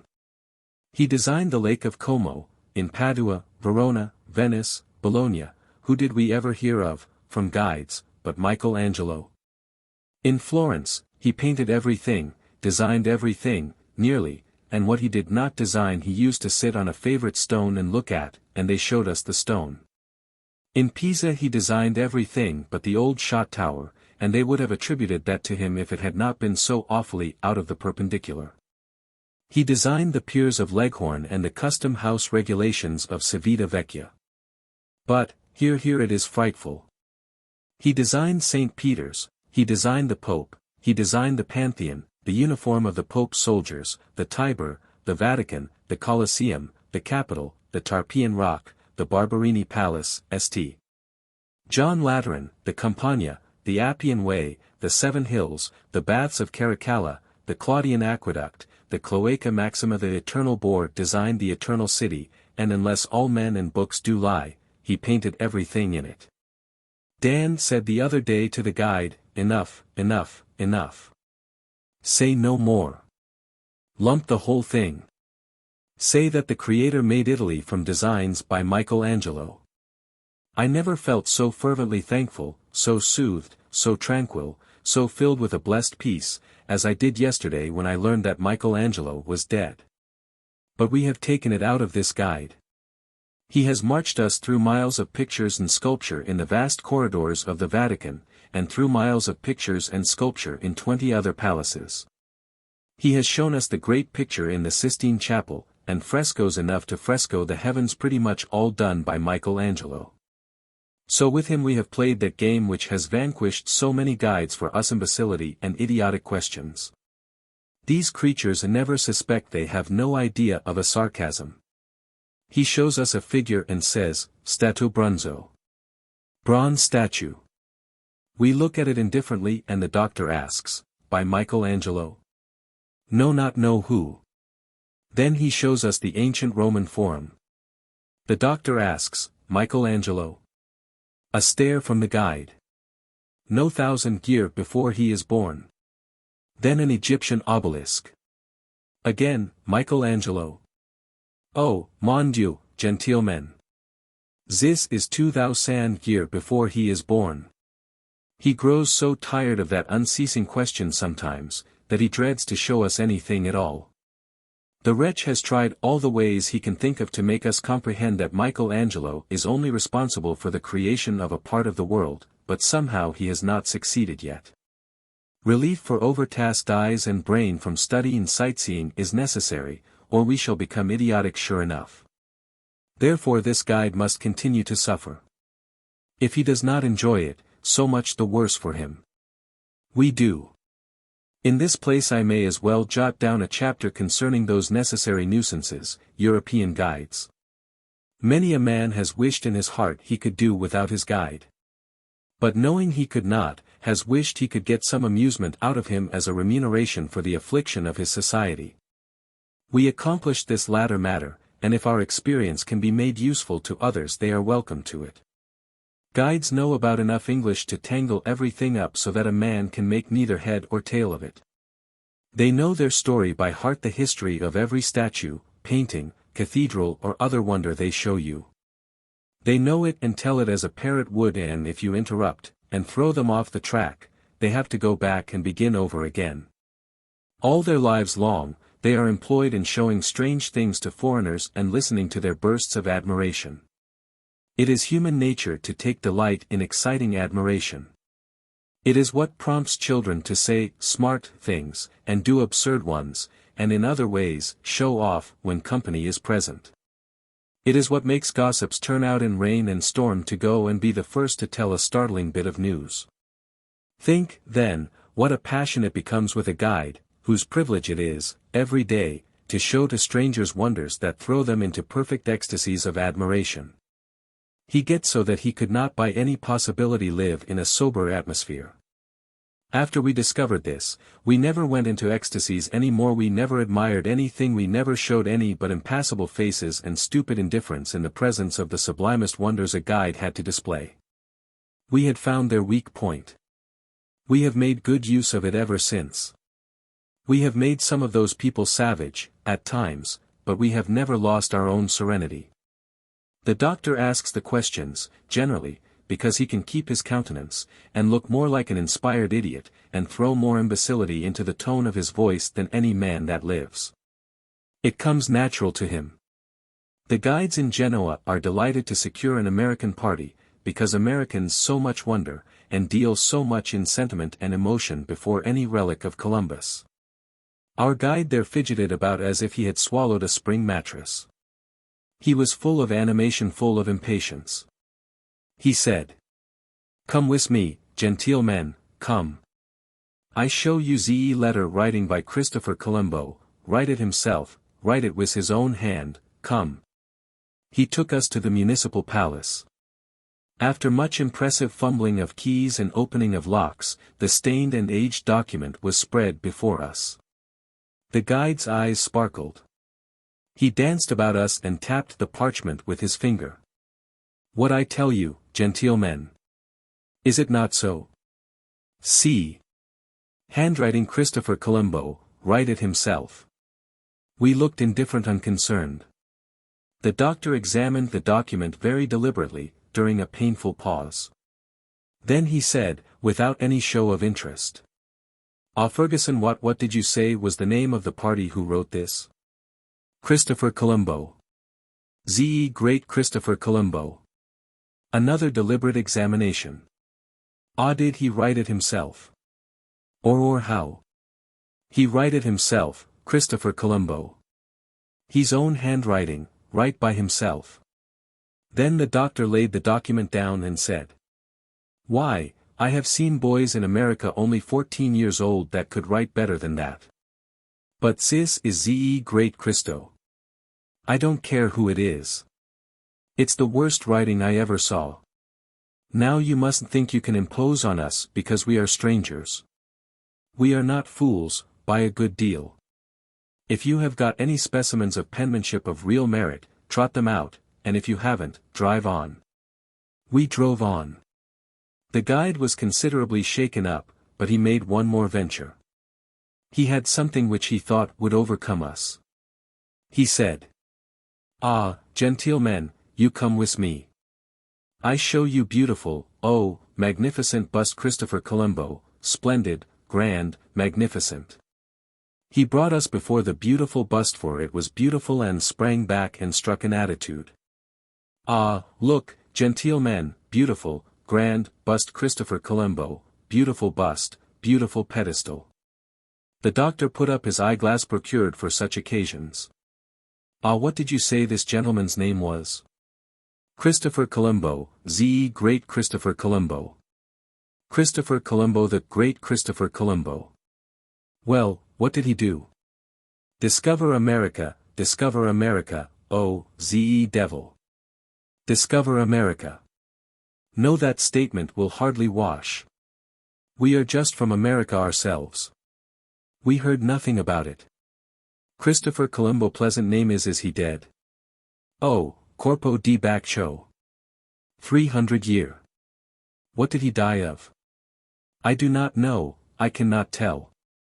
Smallpox, think. I do not know, genteel men, I do not know what he die of. Measles, likely. Maybe I do not know, I think he die of somethings. Parents living. Impossible. Which is the bust and which is the pedestal? Santa Maria, this Z.E. bust, this Z.E. pedestal. I see, happy combination, very happy combination, indeed. Is this the first time this gentleman was ever on a bust? That joke was lost on the foreigner. Guides cannot master the subtleties of the American joke. We have made it interesting for this Roman guide. Yesterday we spent 3 or 4 hours in the Vatican, again, that wonderful world of curiosities. We came very near expressing interest, sometimes even admiration. It was very hard to keep from it. We succeeded though. Nobody else ever did, in the Vatican museums. The guide was bewildered, nonplussed. He walked his legs off, nearly, hunting up extraordinary things, and exhausted all his ingenuity on us, but it was a failure. We never showed any interest in anything. He had reserved what he considered to be his greatest wonder till the last day, royal Egyptian mummy, the best preserved in the world, perhaps. He took us there. He felt so sure, this time, that some of his old enthusiasm came back to him. See, genteel men, mummy. Mummy. The eyeglass came up as calmly, as deliberately as ever. Ferguson, what did I understand you to say the gentleman's name was? Name? He got no name, mummy, Egyptian mummy. Yes. Born here? No. Egyptian mummy. Just so. Frenchman, I presume? No, not Frenchman, not Roman, born in Egypta. Born in Egypta. Never heard of Egypta before. Foreign locality, likely. Mummy. How calm he is, how self-possessed. Is he dead? Oh, Saker Blue, been dead 3,000 year. The doctor turned on him savagely. Here, now, what do you mean by such conduct as this? Playing us for Chinamen because we are strangers and trying to learn. Trying to impose your vile second-hand carcasses on us, thunder and lightning. I've a notion to if you've got a nice fresh corpse, fetch him out. Or by George we'll brain you. We make it exceedingly interesting for this Frenchman. However, he has paid us back, partly, without knowing it. He came to the hotel this morning to ask if we were up, and he endeavored as well as he could to describe us, so that the landlord would know which persons he meant. He finished with the casual remark that we were lunatics. The observation was so innocent and so honest that it amounted to a very good thing for a guide to say. There is one remark, already mentioned, which never yet has failed to disgust these guides. We use it always, when we can think of nothing else to say. After they have exhausted their enthusiasm pointing out to us and praising the beauties of some ancient bronze image or broken-legged statue, we look at it stupidly and in silence for 5, 10, 15 minutes, as long as we can hold out. In fact, and then ask. Is he dead? That conquers the serenest of them. It is not what they are looking for, especially a new guide. Our Roman Ferguson is the most patient, unsuspecting, long-suffering subject we have had yet. We shall be sorry to part with him. We have enjoyed his society very much.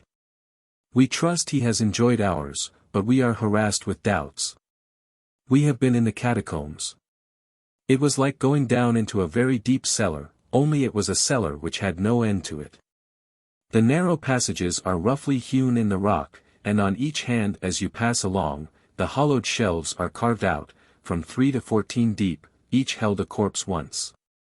There are names, and Christian symbols, and prayers, or sentences expressive of Christian hopes, carved upon nearly every sarcophagus.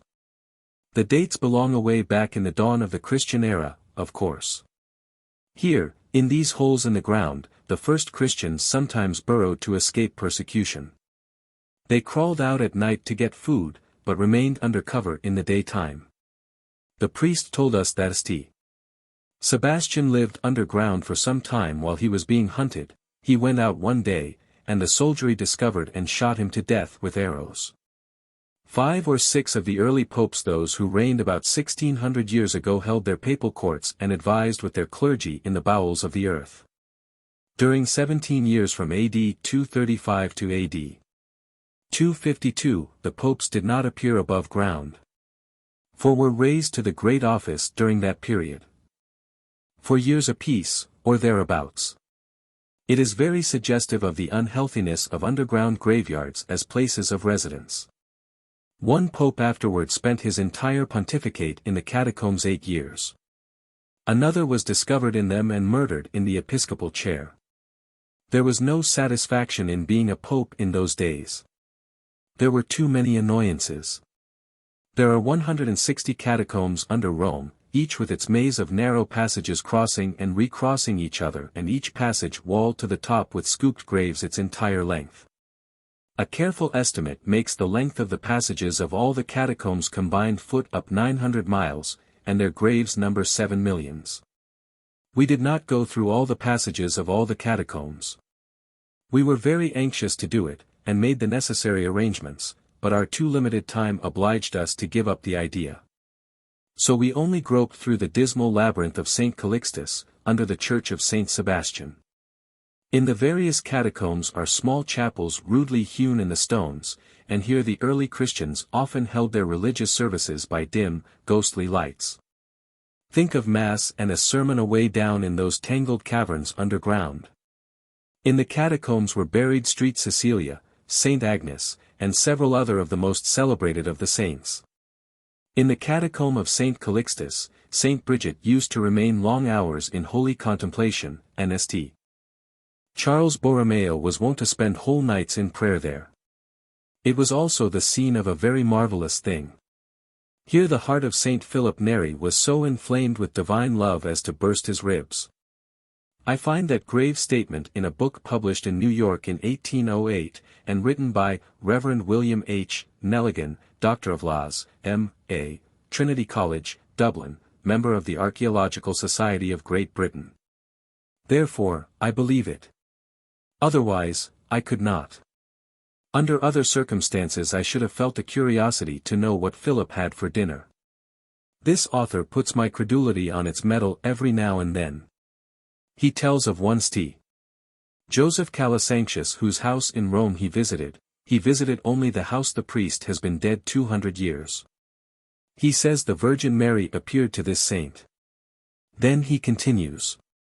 His tongue and his heart, which were found after nearly a century to be whole, when the body was disinterred before his canonization, are still preserved in a glass case, and after 2 centuries the heart is still whole. When the French troops came to Rome, and when Pius VII was carried away prisoner, blood dropped from it. To read that in a book written by a monk far back in the Middle Ages, would surprise no one, it would sound natural and proper. But when it is seriously stated in the middle of the 19th century, by a man of finished education, and Doctor of Laws, M.A., and an archaeological magnate, it sounds strangely enough. Still, I would gladly change my unbelief for Nelligan's faith, and let him make the conditions as hard as he pleased. The old gentleman's undoubting, unquestioning simplicity has a rare freshness about it in these matter-of-fact railroading and telegraphing days. Hear him, concerning the church of Era Coeli. In the roof of the church, directly above the high altar, is engraved, Regina Coeli Laetae Alleluia. In the 6th century Rome was visited by a fearful pestilence. Gregory the Great urged the people to do penance, and a general procession was formed. It was to proceed from Era Coeli to St. Peter's. As it passed before the mole of Adrian, now the castle of St. Angelo, the sound of heavenly voices was heard singing, it was Easter morn, Regina Coeli, Laetae. Alleluia. Quia quem meruisti portar, Alleluia. Resurrexit sicut dixit, Alleluia. The pontiff, carrying in his hands the portrait of the Virgin, which is over the high altar and is said to have been painted by St. Luke, answered, with the astonished people, Ora pro nobis Deum, Alleluia. At the same time an angel was seen to put up a sword in a scabbard, and the pestilence ceased on the same day. There are 4 circumstances which confirm, the italics are mine M.T. This miracle, the annual procession which takes place in the Western Church on the feast of St. Mark, the statue of St. Michael, placed on the mole of Adrian, which has since that time been called the Castle of St. Angelo. The antiphon Regina Coeli which the Catholic Church sings during Paschal time, and the inscription in the church. Chapter 28. From the sanguinary sports of the Holy Inquisition, the slaughter of the Colosseum, and the dismal tombs of the catacombs, I naturally pass to the picturesque horrors of the Capuchin convent. We stopped a moment in a small chapel in the church to admire a picture of St. Michael vanquishing Satan, a picture which is so beautiful that I cannot but think it belongs to the reviled Renaissance. Notwithstanding I believe they told us one of the ancient old masters painted it, and then we descended into the vast vault underneath. Here was a spectacle for sensitive nerves. Evidently the old masters had been at work in this place. There were 6 divisions in the apartment, and each division was ornamented with a style of decoration peculiar to itself, and these decorations were in every instance formed of human bones. There were shapely arches, built wholly of thigh bones. There were startling pyramids, built wholly of grinning skulls. There were quaint architectural structures of various kinds, built of shin bones and the bones of the arm. On the wall were elaborate frescoes, whose curving vines were made of knotted human vertebrae, whose delicate tendrils were made of sinews and tendons, whose flowers were formed of kneecaps and toenails. Every lasting portion of the human frame was represented in these intricate designs. They were by Michelangelo, I think, and there was a careful finish about the work, and an attention to details that betrayed the artist's love of his labors as well as his schooled ability. I asked the good-natured monk who accompanied us, who did this. And he said, we did it, meaning himself and his brethren upstairs. I could see that the old friar took a high pride in his curious show. We made him talkative by exhibiting an interest we never betrayed to guides. Who were these people? We upstairs monks of the Capuchin order, my brethren.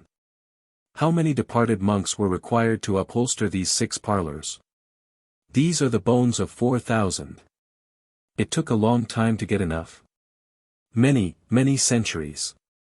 Their different parts are well separated: skulls in one room, legs in another, ribs in another. There would be stirring times here for a while if the last trump should blow. Some of the brethren might get hold of the wrong leg, in the confusion, and the wrong skull, and find themselves limping, and looking through eyes that were wider apart or closer together than they were used to. You cannot tell any of these parties apart, I suppose? Oh, yes, I know many of them. He put his finger on a skull. This was Brother Anselmo, dead 300 years, a good man. He touched another. This was Brother Alexander, dead 280 years. This was Brother Carlo, dead about as long. Then he took a skull and held it in his hand, and looked reflectively upon it, after the manner of the grave digger when he discourses of Yorick. This, he said, was Brother Thomas. He was a young prince, the scion of a proud house that traced its lineage back to the grand old days of Rome, well nigh 2,000 years ago. He loved beneath his estate. His family persecuted him, persecuted the girl, as well. They drove her from Rome, he followed, he sought her far and wide, he found no trace of her. He came back and offered his broken heart at our altar and his weary life to the service of God. But look you. Shortly his father died, and likewise his mother. The girl returned, rejoicing. She sought everywhere for him whose eyes had used to look tenderly into hers out of this poor skull, but she could not find him. At last, in this coarse garb we wear, she recognized him in the street. He knew her. It was too late. He fell where he stood. They took him up and brought him here. He never spoke afterward. Within the week he died. You can see the color of his hair faded, somewhat by this thin shred that clings still to the temple. This, taking up a thigh bone, was his. The veins of this leaf in the decorations over your head, were his finger joints, 150 years ago. This business-like way of illustrating a touching story of the heart by laying the several fragments of the lover before us and naming them, was as grotesque a performance, and as ghastly, as any I ever witnessed. I hardly knew whether to smile or shudder. There are nerves and muscles in our frames whose functions and whose methods of working it seems a sort of sacrilege to describe by cold physiological names and surgical technicalities, and the monk's talk suggested to me something of this kind. Fancy a surgeon, with his nippers lifting tendons, muscles and such things into view, out of the complex machinery of a corpse, and observing. Now this little nerve quivers, the vibration is imparted to this muscle, from here it is passed to this fibrous substance. Here its ingredients are separated by the chemical action of the blood. One part goes to the heart and thrills it with what is popularly termed emotion. Another part follows this nerve to the brain and communicates intelligence of a startling character. The third part glides along this passage and touches the spring connected with the fluid receptacles that lie in the rear of the eye. Thus, by this simple and beautiful process, the party is informed that his mother is dead, and he weeps. Horrible! I asked the monk if all the brethren upstairs expected to be put in this place when they died. He answered quietly. We must all lie here at last. See what one can accustom himself to. The reflection that he must some day be taken apart like an engine or a clock, or like a house whose owner is gone, and worked up into arches and pyramids and hideous frescoes, did not distress this monk in the least. I thought he even looked as if he were thinking, with complacent vanity, that his own skull would look well on top of the heap and his own ribs add a charm to the frescoes which possibly they lacked at present. Here and there, in ornamental alcoves, stretched upon beds of bones, lay dead and dried-up monks, with lank frames dressed in the black robes one sees ordinarily upon priests. We examined one closely. The skinny hands were clasped upon the breast. 2 lusterless tufts of hair stuck to the skull, the skin was brown and sunken, it stretched tightly over the cheekbones and made them stand out sharply, the crisp dead eyes were deep in the sockets. The nostrils were painfully prominent, the end of the nose being gone, the lips had shriveled away from the yellow teeth, and brought down to us through the circling years, and petrified there, was a weird laugh a full century old. It was the jolliest laugh, but yet the most dreadful, that one can imagine. Surely, I thought, it must have been a most extraordinary joke this veteran produced with his latest breath, that he has not got done laughing at it yet. At this moment I saw that the old instinct was strong upon the boys, and I said we had better hurry to St. Peter's. They were trying to keep from asking, is he dead? It makes me dizzy, to think of the Vatican of its wilderness of statues, paintings, and curiosities of every description in every age. The old masters, especially in sculpture, fairly swarm, there. I cannot write about the Vatican. I think I shall never remember anything I saw there distinctly but the mummies, and the Transfiguration, by Raphael, and some other things it is not necessary to mention now. I shall remember the Transfiguration partly because it was placed in a room almost by itself, partly because it is acknowledged by all to be the first oil painting in the world, and partly because it was wonderfully beautiful. The colors are fresh and rich, the expression, I am told, is fine, the feeling is lively, the tone is good, the depth is profound, and the width is about 4.5 feet, I should judge. It is a picture that really holds one's attention, its beauty is fascinating. It is fine enough to be a renaissance. A remark I made a while ago suggests a thought and a hope. Is it not possible that the reason I find such charms in this picture is because it is out of the crazy chaos of the galleries? If some of the others were set apart, might not they be beautiful? If this were set in the midst of the tempest of pictures one finds in the vast galleries of the Roman palaces, would I think it so handsome? If, up to this time, I had seen only one old master in each palace, instead of acres and acres of walls and ceilings fairly papered with them, might I not have a more civilized opinion of the old masters than I have now? I think so. When I was a schoolboy and was to have a new knife, I could not make up my mind as to which was the prettiest in the showcase, and I did not think any of them were particularly pretty, and so I chose with a heavy heart. But when I looked at my purchase, at home, where no glittering blades came into competition with it, I was astonished to see how handsome it was. To this day my new hats look better out of the shop than they did in it with other new hats. It begins to dawn upon me, now, that possibly, what I have been taking for uniform ugliness in the galleries may be uniform beauty after all. I honestly hope it is, to others, but certainly it is not to me. Perhaps the reason I used to enjoy going to the Academy of Fine Arts in New York was because there were but a few hundred paintings in it, and it did not surfeit me to go through the list. I suppose the Academy was bacon and beans in the 40-mile desert, and a European gallery is a state dinner of 13 courses. One leaves no sign after him of the one dish, but the 13 frighten away his appetite and give him no satisfaction. There is one thing I am certain of, though.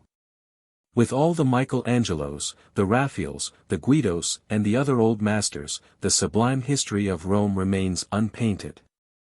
They painted virgins enough, and popes enough and saintly scarecrows enough, to people paradise, almost, and these things are all they did paint.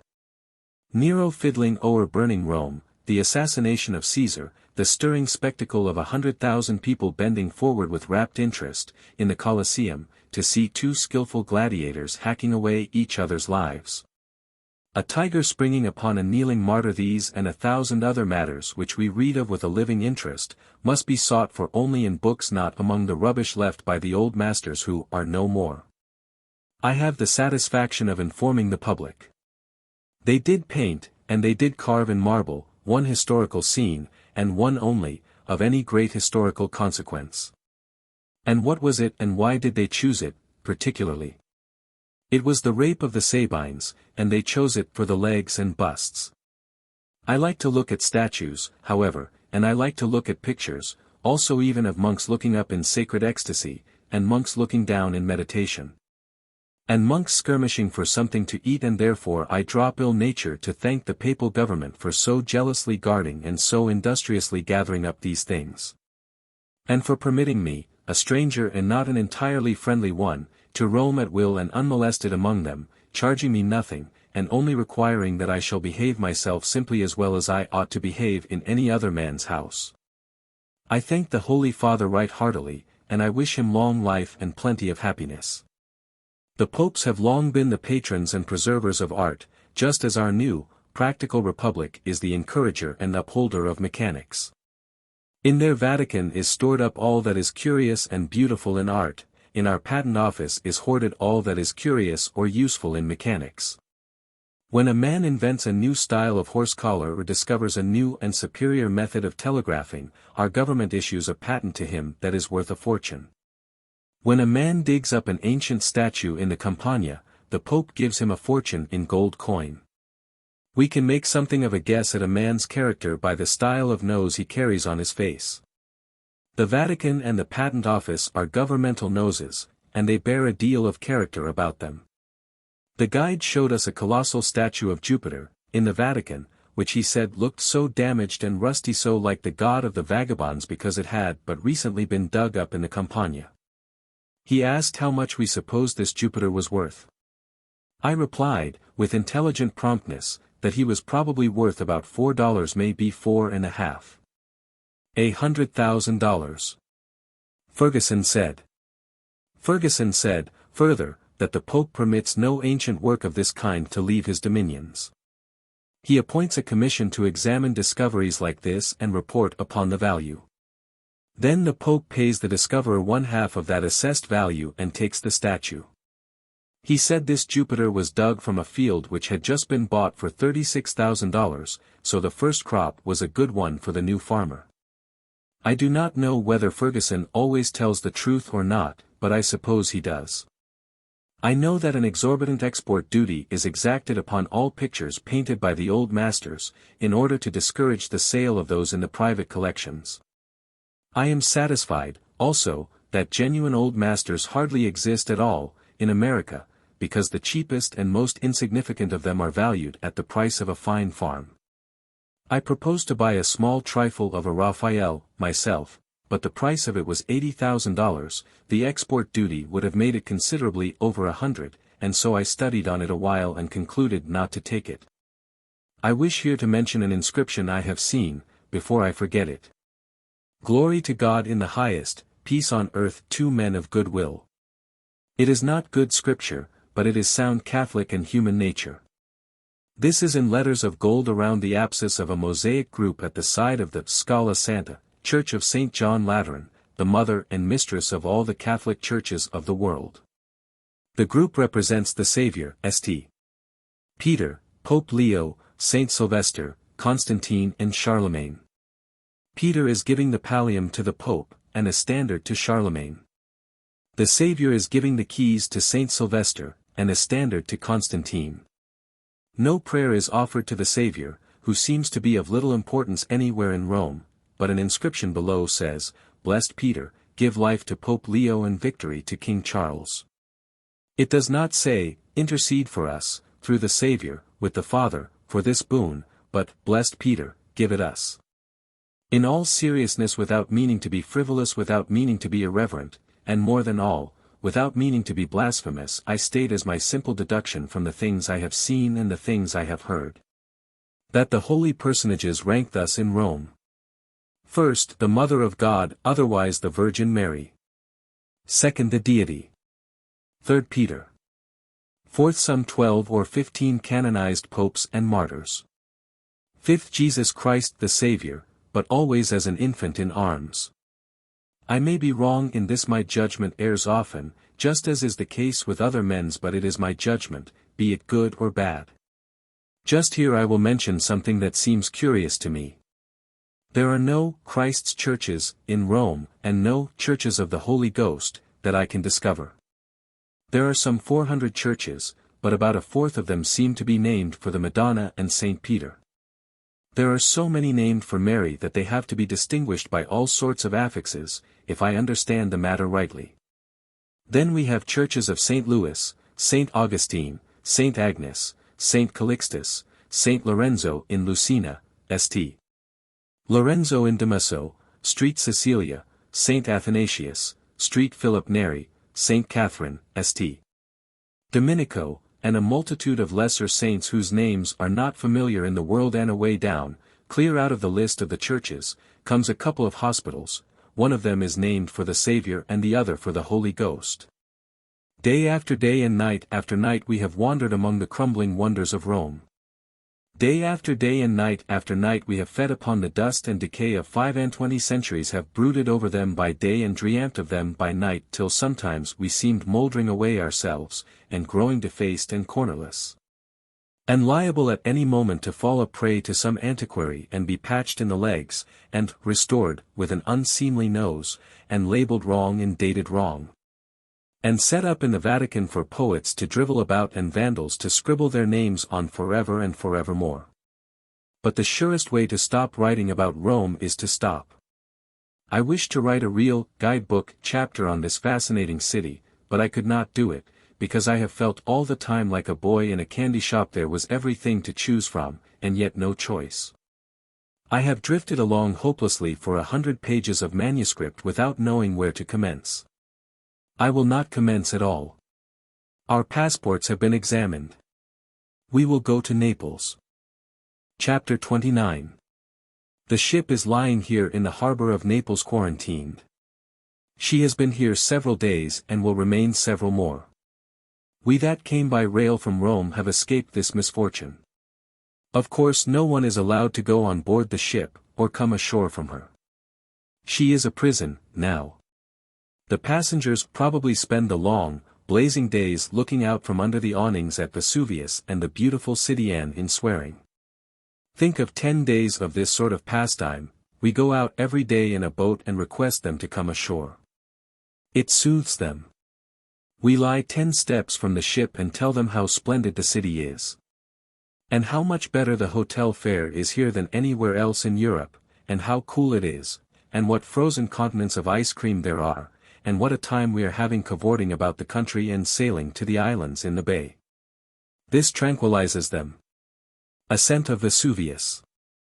I shall remember our trip to Vesuvius for many a day, partly because of its sightseeing experiences, but chiefly on account of the fatigue of the journey. 2 or 3 of us had been resting ourselves among the tranquil and beautiful scenery of the island of Ischia, 18 miles out in the harbor, for 2 days. We called it resting, but I do not remember now what the resting consisted of, for when we got back to Naples we had not slept for 48 hours. We were just about to go to bed early in the evening, and catch up on some of the sleep we had lost, when we heard of this Vesuvius expedition.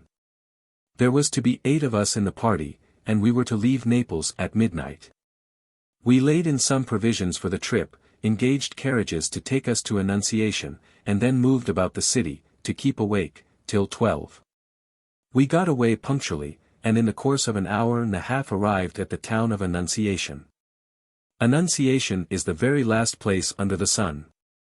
In other towns in Italy the people lie around quietly and wait for you to ask them a question or do some overt act that can be charged for, but in Annunciation they have lost even that fragment of delicacy. They seize a lady's shawl from a chair and hand it to her and charge a penny. They open a carriage door, and charge for it, shut it when you get out, and charge for it. They help you to take off a dust or 2 cents. Brush your clothes and make them worse than they were before, 2 cents, smile upon you, 2 cents, bow, with a lickspittle smirk, hat in hand, 2 cents. They volunteer all information, such as that the mules will arrive presently, 2 cents, warm day, sir, 2 cents, take you 4 hours to make the ascent, 2 cents. And so they go. They crowd you, infest you, swarm about you, and sweat and smell offensively, and look sneaking and mean, and obsequious. There is no office too degrading for them to perform, for money. I have had no opportunity to find out anything about the upper classes by my own observation, but from what I hear said about them I judge that what they lack in 1 or 2 of the bad traits the canaille have, they make up in 1 or 2 others that are worse. How the people beg, many of them very well dressed, too. I said I knew nothing against the upper classes by personal observation. I must recall it. I had forgotten.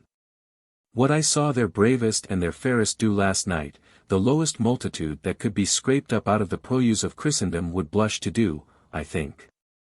They assembled by hundreds, and even thousands, in the great theater of San Carlo, to do what? Why, simply, to make fun of an old woman, to deride, to hiss, to jeer at an actress they once worshipped, but whose beauty is faded now and whose voice has lost its former richness. Everybody spoke of the rare sport there was to be. They said the theater would be crammed, because Frezzolini was going to sing. It was said she could not sing well, now, but then the people liked to see her, anyhow. And so we went. And every time the woman sang they hissed and laughed the whole magnificent house, and as soon as she left the stage they called her on again with applause. Once or twice she was encored 5 and 6 times in succession, and received with hisses when she appeared, and discharged with hisses and laughter when she had finished, then instantly encored and insulted again. And how the high-born knaves enjoyed it! White-kidded gentlemen and ladies laughed till the tears came, and clapped their hands in very ecstasy when that unhappy old woman would come meekly out for the 6th time, with uncomplaining patience, to meet a storm of hisses. It was the cruelest exhibition, the most wanton, the most unfeeling. The singer would have conquered an audience of American rowdies by her brave, unflinching tranquility, for she answered encore after encore, and smiled and bowed pleasantly, and sang the best she possibly could, and went bowing off. Through all the jeers and hisses, without ever losing countenance or temper, and surely in any other land than Italy her sex and her helplessness must have been an ample protection to her, she could have needed no other. Think what a multitude of small souls were crowded into that theater last night. If the manager could have filled his theater with Neapolitan souls alone, without the bodies, he could not have cleared less than $90 millions.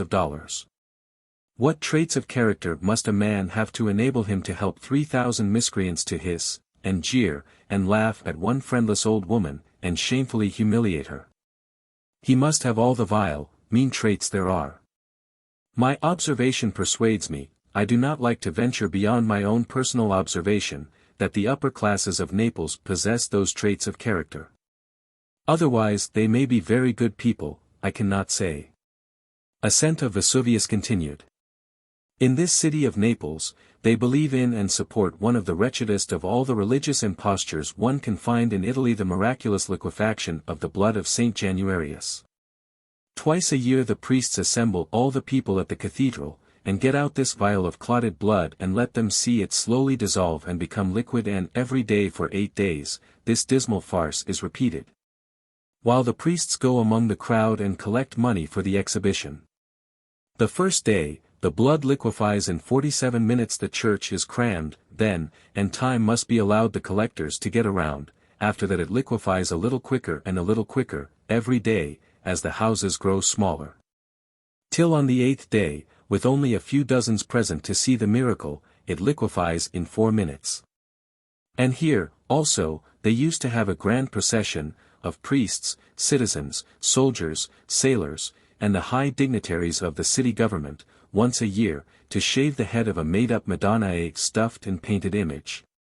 Like a milliner's dummy whose hair miraculously grew and restored itself every 12 months. They still kept up this shaving procession as late as 4 or 5 years ago. It was a source of great profit to the church that possessed the remarkable effigy, and the ceremony of the public barbering of her was always carried out with the greatest possible éclat and display, the more the better. Because the more excitement there was about it, the larger the crowds it drew and the heavier the revenues it produced. But at last a day came when the Pope and his servants were unpopular in Naples. And the city government stopped the Madonna's annual show. There we have 2 specimens of these Neapolitans, 2 of the silliest possible frauds, which half the population religiously and faithfully believed, and the other half either believed also or else said nothing about. And thus lent themselves to the support of the imposture. I am very well satisfied to think the whole population believed in those poor, cheap miracles. People who want 2 cents every time they bow to you, and who abuse a woman, are capable of it, I think. Ascent of Vesuvius continued. These Neapolitans always ask 4 times as much money as they intend to take, but if you give them what they first demand, they feel ashamed of themselves for aiming so low, and immediately ask more. When money is to be paid and received, there is always some vehement jawing and gesticulating about it. One cannot buy and pay for 2 cents worth of clams without trouble and a quarrel. One course, in a 2-horse carriage, costs a franc. That is law, but the hackman always demands more, on some pretense or other, and if he gets it he makes a new demand. It is said that a stranger took a 1-horse carriage for a course tariff, half a franc. He gave the man 5 francs, by way of experiment. He demanded more, and received another franc. Again he demanded more, and got a franc. Demanded more, and it was refused. He grew vehement, was again refused, and became noisy. The stranger said, "Well, give me the 7 francs again, and I will see what I can do," and when he got them, he handed the hackman half a franc, and he immediately asked for 2 cents to buy a drink with. It may be thought that I am prejudiced. Perhaps I am. I would be ashamed of myself if I were not. Ascent of Vesuvius continued. Well, as I was saying, we got our mules and horses, after an hour and a half of bargaining with the population of Annunciation, and started sleepily up the mountain, with a vagrant at each mule's tail who pretended to be driving the brute along, but was really holding on and getting himself dragged up instead. I made slow headway at first, but I began to get dissatisfied at the idea of paying my minion 5 francs to hold my mule back by the tail and keep him from going up the hill, and so I discharged him. I got along faster then. We had one magnificent picture of Naples from a high point on the mountainside. We saw nothing but the gas lamps, of course 2/3 of a circle, skirting the great Bay necklace of diamonds glinting up through the darkness from the remote distance, less brilliant than the stars overhead, but more softly richly beautiful, and over all the great city the lights crossed and recrossed each other in many and many a sparkling line and curve. And back of the town, far around and abroad over the miles of level Campagna, were scattered rows, and circles, and clusters of lights, all glowing like so many gems, and marking where a score of villages were sleeping. About this time, the fellow who was hanging on to the tail of the horse in front of me and practicing all sorts of unnecessary cruelty upon the animal, got kicked some 14 rods, and this incident, together with the fairy spectacle of the lights far in the distance, made me serenely happy, and I was glad I started to Vesuvius. Ascent of Mount Vesuvius continued. This subject will be excellent matter for a chapter, and tomorrow or next day I will write it. Chapter 30. Ascent of Vesuvius continued. See Naples and die. Well, I do not know that one would necessarily die after merely seeing it, but to attempt to live there might turn out a little differently. To see Naples as we saw it in the early dawn from far up on the side of Vesuvius, is to see a picture of wonderful beauty. At that distance its dingy buildings looked white, and so, rank on rank of balconies, windows and roofs, they piled themselves up from the blue ocean till the colossal castle of St. Elmo topped the grand white pyramid and gave the picture symmetry, emphasis and completeness. And when its lilies turned to roses, when it blushed under the sun's first kiss, it was beautiful beyond all description. One might well say, then, see Naples and die. The frame of the picture was charming, itself. In front, the smooth sea, a vast mosaic of many colors, the lofty islands swimming in a dreamy haze in the distance. At our end of the city the stately double peak of Vesuvius, and its strong black ribs and seams of lava stretching down to the limitless level Campagna, a green carpet that enchants the eye and leads it on, past clusters of trees and isolated houses, and snowy villages, until it shreds out in a fringe of mist and general vagueness far away. It is from the Hermitage, there on the side of Vesuvius, that one should see Naples and die. But do not go within the walls and look at it in detail. That takes away some of the romance of the thing. The people are filthy in their habits, and this makes filthy streets and breeds disagreeable sights and smells. There never was a community so prejudiced against the cholera as these Neapolitans are. But they have good reason to be. The cholera generally vanquishes a Neapolitan when it seizes him, because, you understand, before the doctor can dig through the dirt and get at the disease the man dies. The upper classes take a sea bath every day, and are pretty decent. The streets are generally about wide enough for one wagon, and how they do swarm with people. It is Broadway repeated in every street, in every court, in every alley. Such masses, such throngs, such multitudes of hurrying, bustling, struggling humanity. We never saw the like of it, hardly even in New York, I think. There are seldom any sidewalks, and when there are, they are not often wide enough to pass a man on without caroming on him. So everybody walks in the street, and where the street is wide enough, carriages are forever dashing along. Why 1,000 people are not run over and crippled every day is a mystery that no man can solve. But if there is an eighth wonder in the world, it must be the dwelling houses of Naples. I honestly believe a good majority of them are 100 feet high. And the solid brick walls are 7 feet through. You go up 9 flights of stairs before you get to the first floor. No, not 9, but there or thereabouts.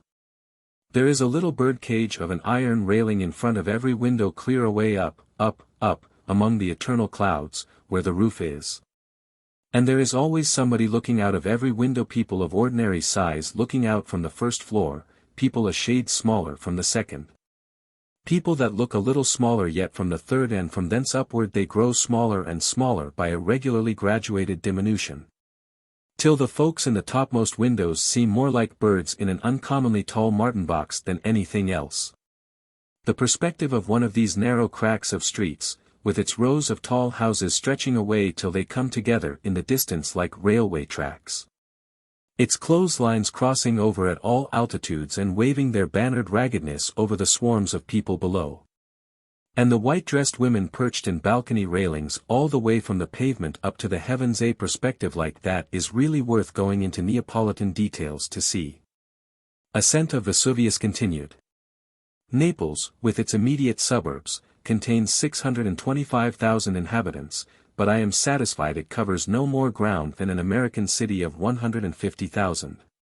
It reaches up into the air infinitely higher than 3 American cities, though, and there is where the secret of it lies. I will observe here, in passing, that the contrasts between opulence and poverty, and magnificence and misery, are more frequent and more striking in Naples than in Paris even. One must go to the Bois de Boulogne to see fashionable dressing, splendid equipages and stunning liveries, and to the Faubourg St. Antoine to see vice, misery, hunger, rags, dirt, but in the thoroughfares of Naples these things are all mixed together. Naked boys of 9 years and the fancy-dressed children of luxury, shreds and tatters, and brilliant uniforms. Jackass carts and state carriages, beggars, princes and bishops, jostle each other in every street. At 6 o'clock every evening, all Naples turns out to drive on the Riviere di Chioggia, whatever that may mean, winky face. And for 2 hours one may stand there and see the motliest and the worst mixed procession go by that ever eyes beheld. Princes, there are more princes than policemen in Naples. The city is infested with them, princes who live up 7 flights of stairs and don't own any principalities, will keep a carriage and go hungry. And clerks, mechanics, milliners and strumpets will go without their dinners and squander the money on a hack ride in the Chioggia. The ragtag and rubbish of the city stack themselves up, to the number of 20 or 30, on a rickety little go-kart hauled by a donkey not much bigger than a cat, and they drive in the Chioggia. Dukes and bankers, in sumptuous carriages and with gorgeous drivers and footmen, turn out, also, and so the furious procession goes. For 2 hours rank and wealth, and obscurity and poverty clatter along side by side in the wild procession, and then go home serene, happy, covered with glory. I was looking at a magnificent marble staircase in the king's palace, the other day, which, it was said, cost 5 million francs, and I suppose it did cost 500,000, maybe. I felt as if it must be a fine thing to live in a country where there was such comfort and such luxury as this. And then I stepped out musing, and almost walked over a vagabond who was eating his dinner on the curbstone, a piece of bread and a bunch of grapes. When I found that this Mustang was clerking in a fruit establishment, he had the establishment along with him in a basket, at 2 cents a day, and that he had no palace at home where he lived. I lost some of my enthusiasm concerning the happiness of living in Italy. This naturally suggests to me a thought about wages here. Lieutenants in the army get about $1 a day, and common soldiers a couple of cents. I only know one clerk, he gets $4 a month. Printers get $6.50 a month, but I have heard of a foreman who gets 13. To be growing suddenly and violently rich, as this man is, naturally makes him a bloated aristocrat. The airs he puts on are insufferable. And, speaking of wages, reminds me of prices of merchandise. In Paris you pay $12 a dozen for Jouven's best kid gloves. Gloves of about as good quality sell here at $3 or $4 a dozen. You pay $5 and $6 a piece for fine linen shirts in Paris. Here and in Leghorn you pay $2.50. In Marseilles you pay $40 for a first-class dress coat made by a good tailor, but in Leghorn you can get a full dress suit for the same money. Here you get handsome business suits at from $10 to $20, and in Leghorn you can get an overcoat for $15 that would cost you $70 in New York. Fine kid boots are worth $8 in Marseilles and $4 here. Lyons velvets rank higher in America than those of Genoa. Yet the bulk of Lyons velvets you buy in the States are made in Genoa and imported into Lyons, where they receive the Lyons stamp and are then exported to America.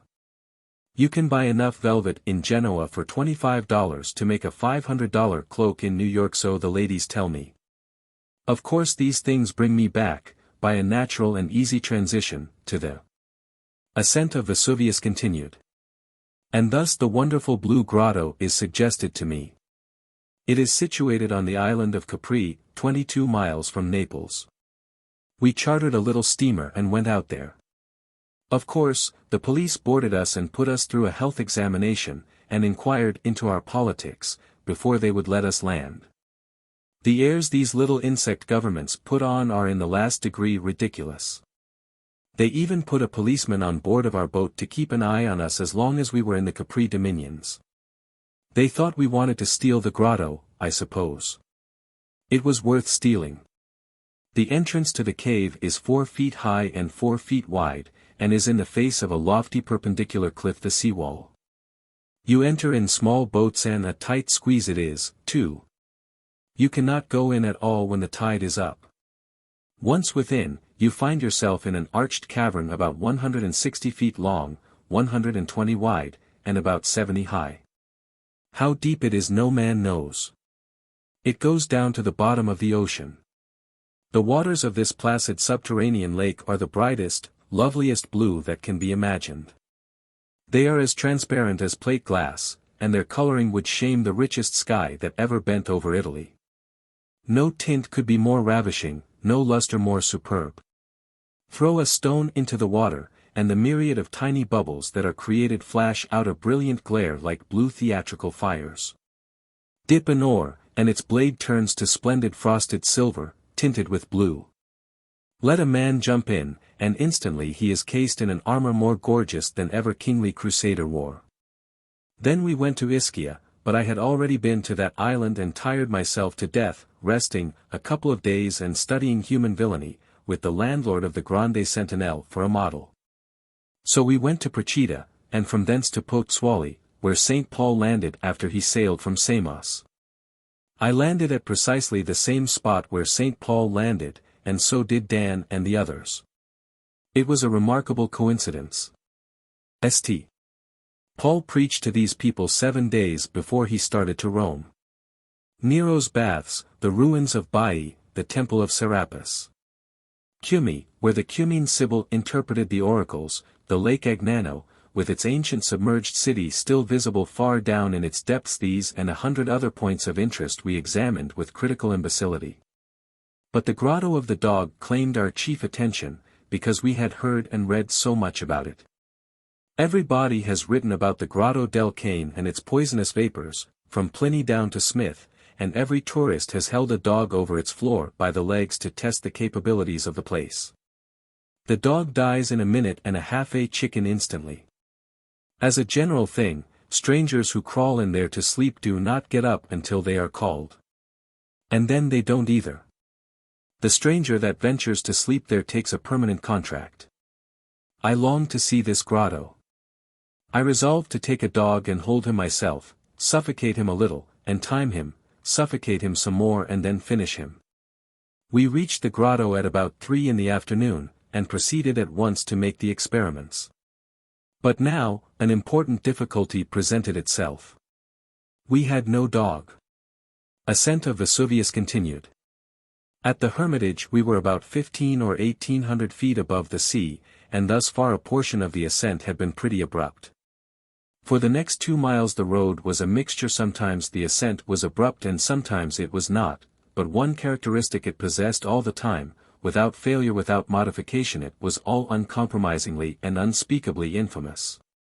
It was a rough, narrow trail, and led over an old lava flow, a black ocean which was tumbled into 1,000 fantastic shapes, a wild chaos of ruin, desolation, and barrenness, a wilderness of billowy upheavals, of furious whirlpools.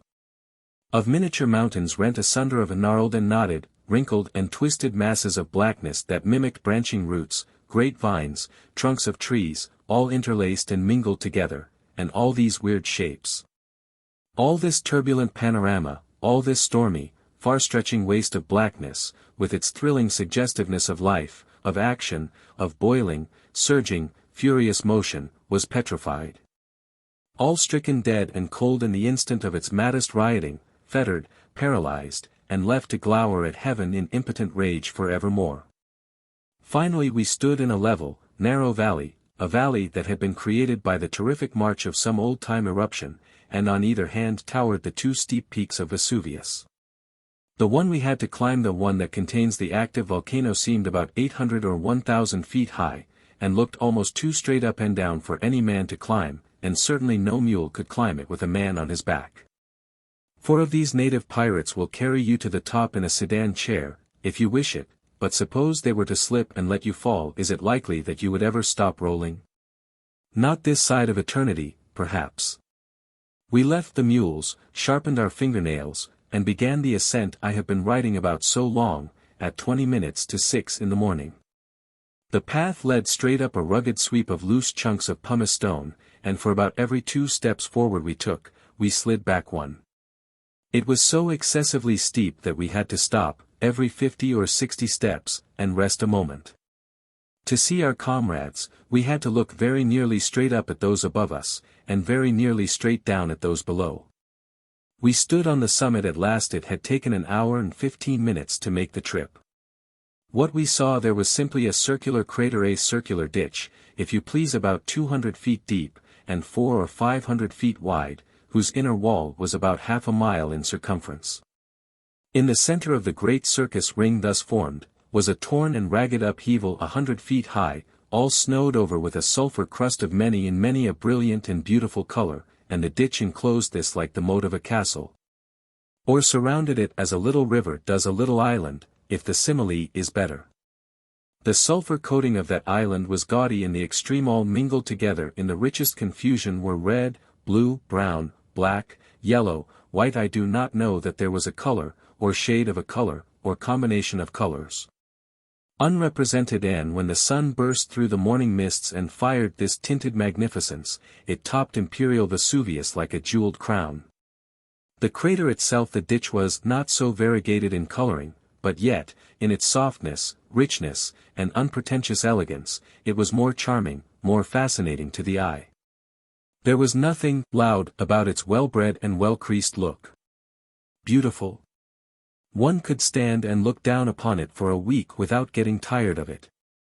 It had the semblance of a pleasant meadow, whose slender grasses and whose velvety mosses were frosted with a shining dust, and tinted with palest green that deepened gradually to the darkest hue of the orange leaf. And deepened yet again into gravest brown, then faded into orange, then into brightest gold, and culminated in the delicate pink of a new-blown rose. Where portions of the meadow had sunk, and where other portions had been broken up like an ice floe, the cavernous openings of the one, and the ragged upturned edges exposed by the other, were hung with a lacework of soft-tinted crystals of sulfur that changed their deformities into quaint shapes and figures that were full of grace and beauty. The walls of the ditch were brilliant with yellow banks of sulfur and with lava and pumice stone of many colors. No fire was visible anywhere, but gusts of sulphurous steam issued silently and invisibly from 1,000 little cracks and fissures in the crater, and were wafted to our noses with every breeze. But so long as we kept our nostrils buried in our handkerchiefs, there was small danger of suffocation.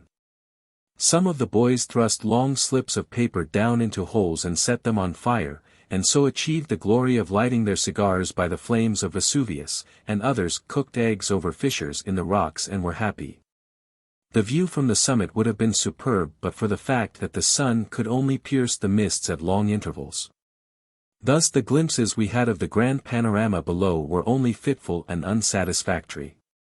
The descent. The descent of the mountain was a labor of only 4 minutes. Instead of stalking down the rugged path we ascended, we chose one which was bedded knee-deep in loose ashes, and ploughed our way with prodigious strides that would almost have shamed the performance of him of the 7-league boots. The Vesuvius of today is a very poor affair compared to the mighty volcano of Kilauea, in the Sandwich Islands, but I am glad I visited it. It was well worth it. It is said that during one of the grand eruptions of Vesuvius it discharged massy rocks weighing many tons 1,000 feet into the air, its vast jets of smoke and steam ascended 30 miles toward the firmament. And clouds of its ashes were wafted abroad and fell upon the decks of ships 750 miles at sea. I will take the ashes at a moderate discount, if any one will take the 30 miles of smoke, but I do not feel able to take a commanding interest in the whole story by myself. Chapter 31. The Buried City of Pompeii. They pronounce it Pompeii. I always had an idea that you went down into Pompeii with torches, by the way of damp, dark stairways, just as you do in silver mines. And traversed gloomy tunnels with lava overhead and something on either hand like dilapidated prisons gouged out of the solid earth, that faintly resembled houses. But you do nothing the kind. Fully 1/2 of the buried city, perhaps, is completely exhumed and thrown open freely to the light of day. And there stand the long rows of solidly built brick houses, roofless, just as they stood 1800 years ago, hot with the flaming sun. And there lie their floors, clean swept, and not a bright fragment tarnished or waiting of the labored mosaics that pictured them with the beasts, and birds, and flowers which we copy in perishable carpets today. And here are the Venuses, and Bacchuses, and Adonises, making love and getting drunk in many-hued frescoes on the walls of saloon and bedchamber. And there are the narrow streets and narrower sidewalks, paved with flags of good hard lava, the one deeply rutted with the chariot wheels, and the other with the passing feet of the Pompeians of bygone centuries. And there are the bake shops, the temples, the halls of justice, the baths, the theatres, all clean-scraped and neat and suggesting nothing of the nature of a silver mine away down in the bowels of the earth. The broken pillars lying about, the doorless doorways and the crumbled tops of the wilderness of walls, were wonderfully suggestive of the burnt district in one of our cities, and if there had been any charred timbers, shattered windows, heaps of debris, and general blackness and smokiness about the place, the resemblance would have been perfect. But no, the sun shines as brightly down on old Pompeii today as it did when Christ was born in Bethlehem, and its streets are cleaner 100 times than ever Pompeian saw them in her prime. I know whereof I speak, for in the great, chief thoroughfares, Merchant Street and the Street of Fortune, have I not seen with my own eyes how for 200 years at least the pavements were not repaired. How ruts 5 and even 10 inches deep were worn into the thick flagstones by the chariot wheels of generations of swindled taxpayers. And do I not know by these signs that street commissioners of Pompeii never attended to their business, and that if they never mended the pavements they never cleaned them? And, besides, is it not the inborn nature of street commissioners to avoid their duty whenever they get a chance? I wish I knew the name of the last one that held office in Pompeii so that I could give him a blast. I speak with feeling on this subject, because I caught my foot in one of those ruts, and the sadness that came over me when I saw the first poor skeleton, with ashes and lava sticking to it, was tempered by the reflection that maybe that party was the street commissioner. No, Pompeii is no longer a buried city. It is a city of hundreds and hundreds of roofless houses, and a tangled maze of streets where one could easily get lost, without a guide, and have to sleep in some ghostly palace that had known no living tenant since that awful November night of 18 centuries ago. We passed through the gate which faces the Mediterranean, called the Marine Gate, and by the rusty, broken image of Minerva, still keeping tireless watch and ward over the possessions it was powerless to save. And went up a long street and stood in the broad court of the Forum of Justice. The floor was level and clean, and up and down either side was a noble colonnade of broken pillars, with their beautiful Ionic and Corinthian columns scattered about them. At the upper end were the vacant seats of the judges, and behind them we descended into a dungeon where the ashes and cinders had found 2 prisoners chained on that memorable November night, and tortured them to death. How they must have tugged at the pitiless fetters as the fierce fires surged around them. Then we lounged through many and many a sumptuous private mansion which we could not have entered without a formal invitation in incomprehensible Latin, in the olden time, when the owners lived there, and we probably wouldn't have got it.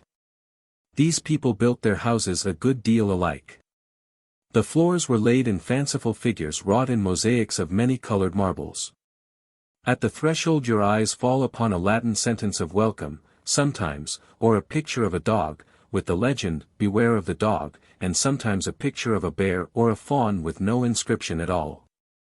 Then you enter a sort of vestibule, where they used to keep the hat rack, I suppose, next a room with a large marble basin in the midst and the pipes of a fountain. On either side are bedrooms. Beyond the fountain is a reception room, then a little garden, dining room, and so forth and so on. The floors were all mosaic, the walls were stuccoed, or frescoed, or ornamented with bas-reliefs, and here and there were statues, large and small, and little fish pools. And cascades of sparkling water that sprang from secret places in the colonnade of handsome pillars that surrounded the court, and kept the flower beds fresh and the air cool. Those Pompeians were very luxurious in their tastes and habits. The most exquisite bronzes we have seen in Europe, came from the exhumed cities of Herculaneum and Pompeii, and also the finest cameos and the most delicate engravings on precious stones. Their pictures, 18 or 19 centuries old, are often much more pleasing than the celebrated rubbish of the old masters of 3 centuries ago. They were well up in art. From the creation of these works of the first, clear up to the 11th century, art seems hardly to have existed at all, at least no remnants of it are left, and it was curious to see how far, in some things, at any rate, these old-time pagans excelled the remote generations of masters that came after them. The pride of the world in sculpture seemed to be the Laocoon and the Dying Gladiator, in Rome. They are as old as Pompeii, were dug from the earth like Pompeii, but their exact age or who made them can only be conjectured. But worn, and cracked, without a history, and with the blemishing stains of numberless centuries upon them, they still mutely mock at all efforts to rival their perfections. It was a quaint and curious pastime, wandering through this old silent city of the dead, lounging through utterly deserted streets where thousands and thousands of human beings once bought and sold, and walked and rode, and made the place resound with the noise and confusion of traffic and pleasure. They were not lazy. They hurried in those days. We had evidence of that. There was a temple on one corner. And it was a shorter cut to go between the columns of that temple from one street to the other than to go around, and behold that pathway had been worn deep into the heavy flagstone floor of the building by generations of time-saving feet. They would not go around when it was quicker to go through. We do that way in our cities. Everywhere, you see things that make you wonder how old these old houses were before the night of destruction came, things, too, which bring back those long-dead inhabitants and place the living before your eyes. For instance, the steps, 2 feet thick, lava blocks, that lead up out of the school, and the same kind of steps that lead up into the dress circle of the principal theater, are almost worn through. For ages the boys hurried out of that school, and for ages their parents hurried into that theater, and the nervous feet that have been dust and ashes for 18 centuries have left their record for us to read today. I imagined I could see crowds of gentlemen and ladies thronging into the theater, with tickets for secured seats in their hands, and on the wall, I read the imaginary placard, in infamous grammar, positively no free list. Except members of the press. Hanging about the doorway, I fancied, were slouchy Pompeian street boys uttering slang and profanity, and keeping a wary eye out for checks. I entered the theater, and sat down in one of the long rows of stone benches in the dress circle, and looked at the place for the orchestra, and the ruined stage, and around at the wide sweep of empty boxes, and thought to myself, "This house won't pay." I tried to imagine the music in full blast, the leader of the orchestra beating time. And the versatile so-and-so, who had just returned from a most successful tour in the provinces to play his last and farewell engagement of positively 6 nights only, in Pompeii, previous to his departure for Herculaneum. Charging around the stage and piling the agony mountains high, but I could not do it with such a house as that. Those empty benches tied my fancy down to dull reality. I said, these people that ought to be here have been dead, and still, and mouldering to dust for ages and ages, and will never care for the trifles and follies of life any more forever, owing to circumstances, etc., etc. There will not be any performance tonight. Close down the curtain. Put out the lights. And so I turned away and went through shop after shop and store after store, far down the long street of the merchants, and called for the wares of Rome and the East, but the tradesmen were gone, the marts were silent. And nothing was left but the broken jars all set in cement of cinders and ashes, the wine and the oil that once had filled them were gone with their owners. In a bake shop was a mill for grinding the grain, and the furnaces for baking the bread, and they say that here, in the same furnaces, the exhumers of Pompeii found nice, well-baked loaves which the baker had not found time to remove from the ovens the last time he left his shop, because circumstances compelled him to leave in such a hurry. In one house, the only building in Pompeii which no woman is now allowed to enter, were the small rooms and short beds of solid masonry, just as they were in the old times. And on the walls were pictures which looked almost as fresh as if they were painted yesterday, but which no pen could have the hardihood to describe. And here and there were Latin inscriptions, obscene scintillations of wit, scratched by hands that possibly were uplifted to heaven for succor in the midst of a driving storm of fire before the night was done. In one of the principal streets was a ponderous stone tank, and a waterspout that supplied it, and where the tired, heated toilers from the Campagna used to rest their right hands when they bent over to put their lips to the spout. The thick stone was worn down to a broad groove an inch or 2 deep.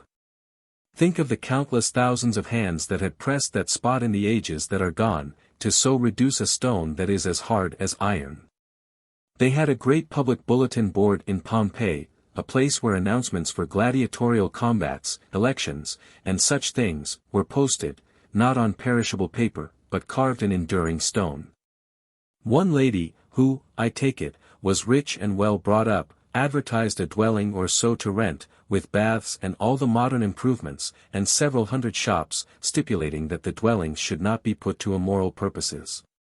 You can find out who lived in many a house in Pompeii by the carved stone doorplates affixed to them, and in the same way you can tell who they were that occupy the tombs. Everywhere around are things that reveal to you something of the customs and history of this forgotten people.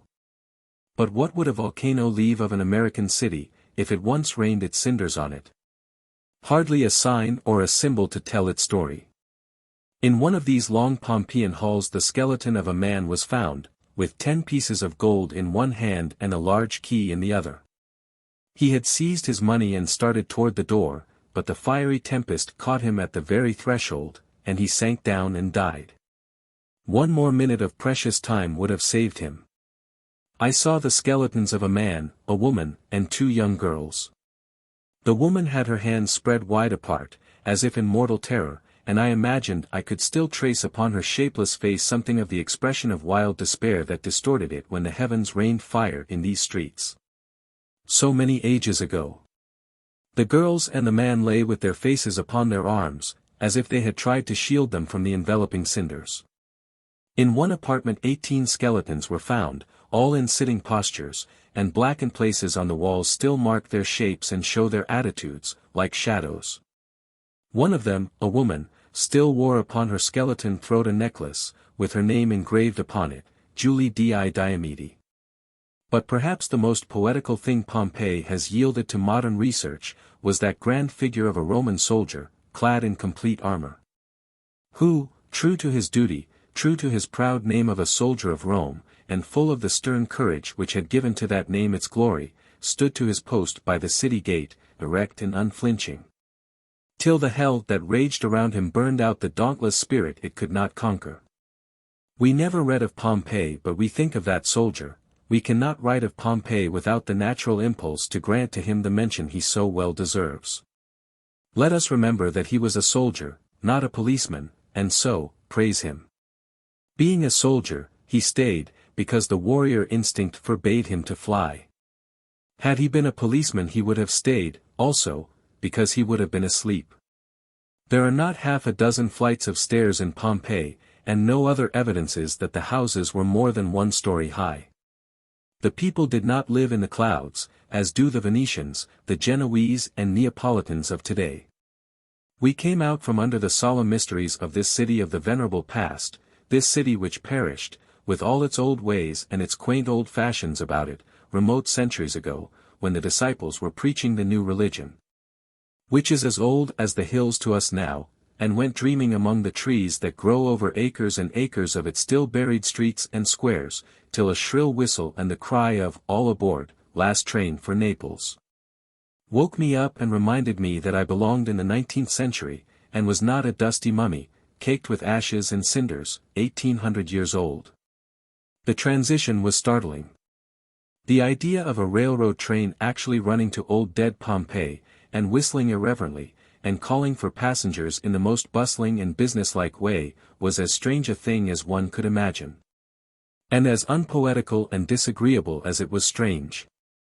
Compare the cheerful life and the sunshine of this day with the horrors the younger Pliny saw here, the 9th of November, A.D. 79, when he was so bravely striving to remove his mother out of reach of harm, while she begged him, with all a mother's unselfishness, to leave her to perish and save himself. By this time the murky darkness had so increased that one might have believed himself abroad in a black and moonless night, or in a chamber where all the lights had been extinguished. On every hand was heard the complaints of women, the wailing of children, and the cries of men. One called his father, another his son, and another his wife, and only by their voices could they know each other. Many in their despair begged that death would come and end their distress. Some implored the gods to succor them, and some believed that this night was the last, the eternal night which should engulf the universe. Even so it seemed to me, and I consoled myself for the coming death with the reflection, behold, the world is passing away. After browsing among the stately ruins of Rome, of Baiae, of Pompeii, and after glancing down the long marble ranks of battered and nameless imperial heads that stretch down the corridors of the Vatican, one thing strikes me with a force it never had before, the unsubstantial, unlasting character of fame. Men lived long lives, in the olden time, and struggled feverishly through them, toiling like slaves, in oratory, in generalship, or in literature, and then laid them down and died, happy in the possession of an enduring history in a deathless name. Well, 20 little centuries flutter away, and what is left of these things? A crazy inscription on a block of stone, which snuffy antiquaries bother over and tangle up and make nothing out of but a bare name, which they spell wrong, no history, no tradition, no poetry, nothing that can give it even a passing interest. What may be left of General Grant's great name 40 centuries hence? This, in the encyclopedia for A.D. 5868, possibly. Uriah S. or Z. Grunt, popular poet of ancient times in the Aztec provinces of the United States of British America. Some authors say flourished about A.D. 742, but the learned Aha Fufu states that he was a contemporary of Shakespeare, the English poet, and flourished about A.D. 1328, some 3 centuries after the Trojan War instead of before it. He wrote "Rock me to sleep, mother. These thoughts sadden me. I will to bed." Chapter 32. Home, again. For the first time, in many weeks, the ship's entire family met and shook hands on the quarterdeck. They had gathered from many points of the compass and from many lands, but not one was missing. There was no tale of sickness or death among the flock to dampen the pleasure of the reunion. Once more there was a full audience on deck to listen to the sailors' chorus as they got the anchor up, and to wave an adieu to the land as we sped away from Naples. The seats were full at dinner again, the domino parties were complete, and the life and bustle on the upper deck in the fine moonlight at night was like old times that had been gone weeks only. But yet they were weeks so crowded with incident, adventure and excitement, that they seemed almost like years. There was no lack of cheerfulness on board the Quaker City. For once, her title was a misnomer. At 7 in the evening, with the western horizon all golden from the sunken sun, and specked with distant ships, the full moon sailing high overhead, the dark blue of the sea underfoot, and a strange sort of twilight affected by all these different lights and colors around us and about us, we sighted superb Stromboli. With what majesty the monarch held his lonely state above the level sea. Distance clothed him in a purple gloom, and added a veil of shimmering mist that so softened his rugged features that we seemed to see him through a web of silver gauze. His torch was out, his fires were smoldering, a tall column of smoke that rose up and lost itself in the growing moonlight was all the sign he gave that he was a living autocrat of the sea and not the spectre of a dead one. At 2 in the morning we swept through the Straits of Messina. And so bright was the moonlight that Italy on the one hand and Sicily on the other seemed almost as distinctly visible as though we looked at them from the middle of a street we were traversing. The city of Messina, milk-white and starred and spangled all over with gaslights, was a fairy spectacle.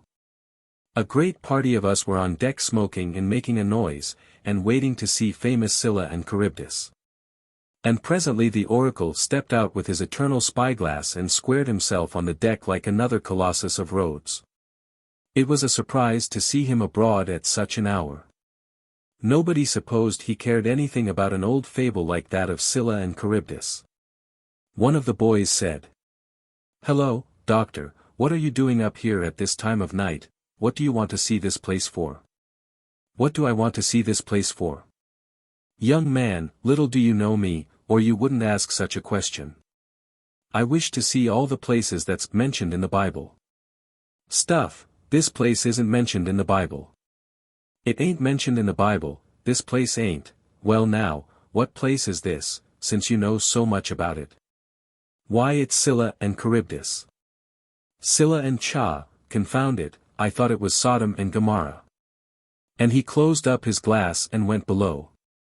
The above is the ship story.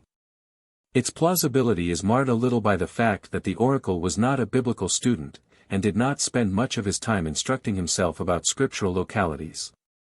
They say the oracle complains, in this hot weather, lately, that the only beverage in the ship that is passable, is the butter.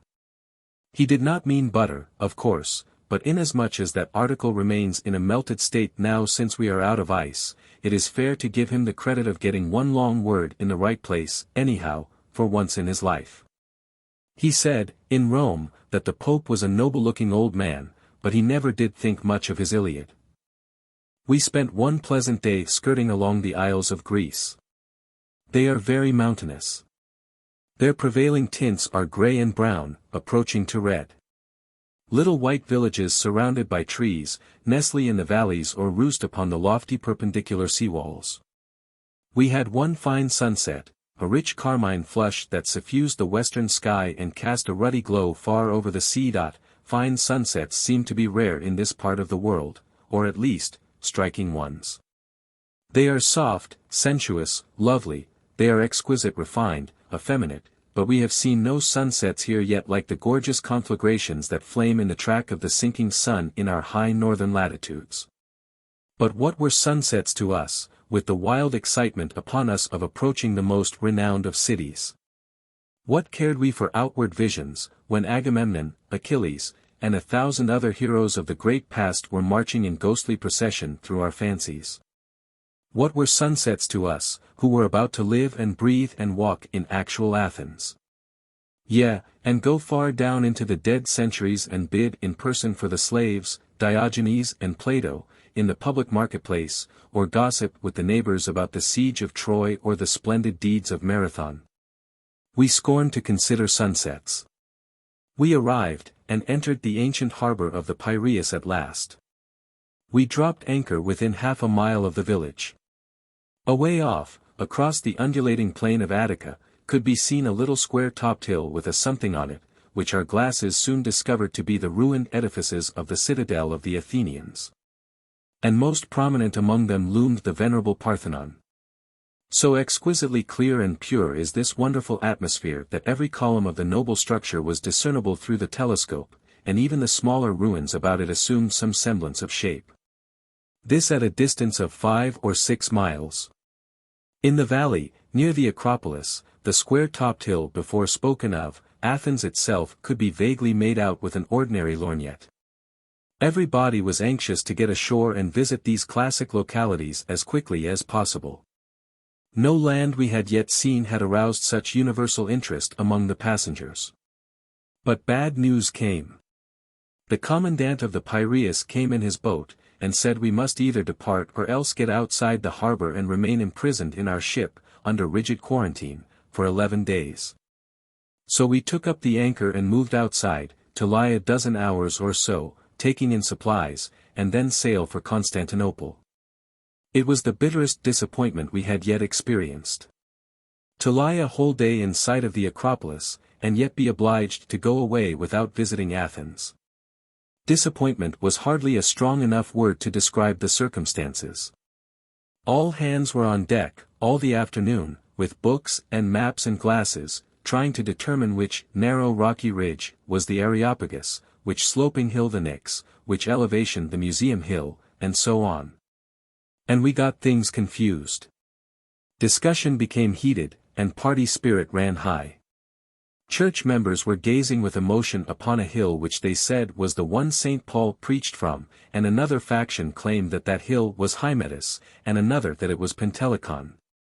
After all the trouble, we could be certain of only one thing: the square-topped hill was the Acropolis, and the grand ruin that crowned it was the Parthenon, whose picture we knew in infancy in the school books. We inquired of everybody who came near the ship, whether there were guards in the Piraeus, whether they were strict, what the chances were of capture should any of us slip ashore, and in case any of us made the venture and were caught, what would be probably done to us. The answers were discouraging. There was a strong guard or police force, the Piraeus was a small town, and any stranger seen in it would surely attract attention, capture would be certain. The commandant said the punishment would be heavy. When asked how heavy, he said it would be very severe. That was all we could get out of him. At 11 o'clock at night, when most of the ship's company were abed, 4 of us stole softly ashore in a small boat, a clouded moon favoring the enterprise, and started 2 and 2, and far apart, over a low hill, intending to go clear around the Piraeus, out of the range of its police. Picking our way so stealthily over that rocky, nettle-grown eminence, made me feel a good deal as if I were on my way somewhere to steal something. My immediate comrade and I talked in an undertone about quarantine laws and their penalties, but we found nothing cheering in the subject. I was posted. Only a few days before, I was talking with our captain, and he mentioned the case of a man who swam ashore from a quarantined ship somewhere, and got imprisoned 6 months for it. And when he was in Genoa a few years ago, a captain of a quarantined ship went in his boat to a departing ship, which was already outside of the harbor, and put a letter on board to be taken to his family. And the authorities imprisoned him 3 months for it, and then conducted him and his ship fairly to sea, and warned him never to show himself in that port again while he lived. This kind of conversation did no good, further than to give a sort of dismal interest to our quarantine-breaking expedition, and so we dropped it. We made the entire circuit of the town without seeing anybody but one man, who stared at us curiously, but said nothing, and a dozen persons asleep on the ground before their doors, whom we walked among and never woke, but we woke up dogs enough. In all conscience, we always had 1 or 2 barking at our heels, and several times we had as many as 10 and 12 at once. They made such a preposterous din that persons aboard our ship said they could tell how we were progressing for a long time, and where we were, by the barking of the dogs. The clouded moon still favored us. When we had made the whole circuit, and were passing among the houses on the further side of the town, the moon came out splendidly, but we no longer feared the light. As we approached a well, near a house, to get a drink, the owner merely glanced at us and went within. He left the quiet, slumbering town at our mercy. I record it here proudly, that we didn't do anything to it. Seeing no road, we took a tall hill to the left of the distant Acropolis for a mark, and steered straight for it over all obstructions, and over a little rougher piece of country than exists anywhere else outside of the state of Nevada, perhaps. Part of the way it was covered with small, loose stones. We trod on 6 at a time, and they all rolled. Another part of it was dry, loose, newly plowed ground. Still another part of it was a long stretch of low grapevines, which were tanglesome and troublesome, and which we took to be brambles. The Attic plain, barring the grapevines, was a barren, desolate, unpoetical waste. I wonder what it was in Greece's age of glory, 500 years before Christ. In the neighborhood of 1 o'clock in the morning, when we were heated with fast walking and parched with thirst, Denny exclaimed, "Why, these weeds are grapevines." And in 5 minutes we had a score of bunches of large, white, delicious grapes, and were reaching down for more when a dark shape rose mysteriously up out of the shadows beside us and said, "Ho!" And so we left. In 10 minutes more we struck into a beautiful road, and unlike some others we had stumbled upon at intervals, it led in the right direction. We followed it. It was broad, and smooth, and white, handsome and in perfect repair, and shaded on both sides for a mile or so with single ranks of trees, and also with luxuriant vineyards. Twice we entered and stole grapes, and the second time somebody shouted at us from some invisible place. Whereupon we left again. We speculated in grapes no more on that side of Athens. Shortly we came upon an ancient stone aqueduct, built upon arches, and from that time forth we had ruins all about us. We were approaching our journey's end. We could not see the Acropolis now or the high hill either, and I wanted to follow the road till we were abreast of them, but the others overruled me. And we toiled laboriously up the stony hill immediately in our front, and from its summit saw another, climbed it and saw another. It was an hour of exhausting work. Soon we came upon a row of open graves, cut in the solid rock. For a while one of them served Socrates for a prison. We passed around the shoulder of the hill, and the citadel, in all its ruined magnificence, burst upon us. We hurried across the ravine and up a winding road, and stood on the old Acropolis, with the prodigious walls of the citadel towering above our heads.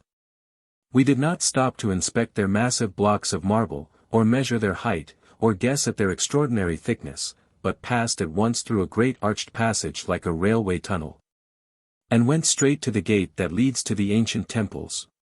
It was locked. So, after all, it seemed that we were not to see the great Parthenon face to face. We sat down and held a council of war. Result, the gate was only a flimsy structure of wood. We would break it down.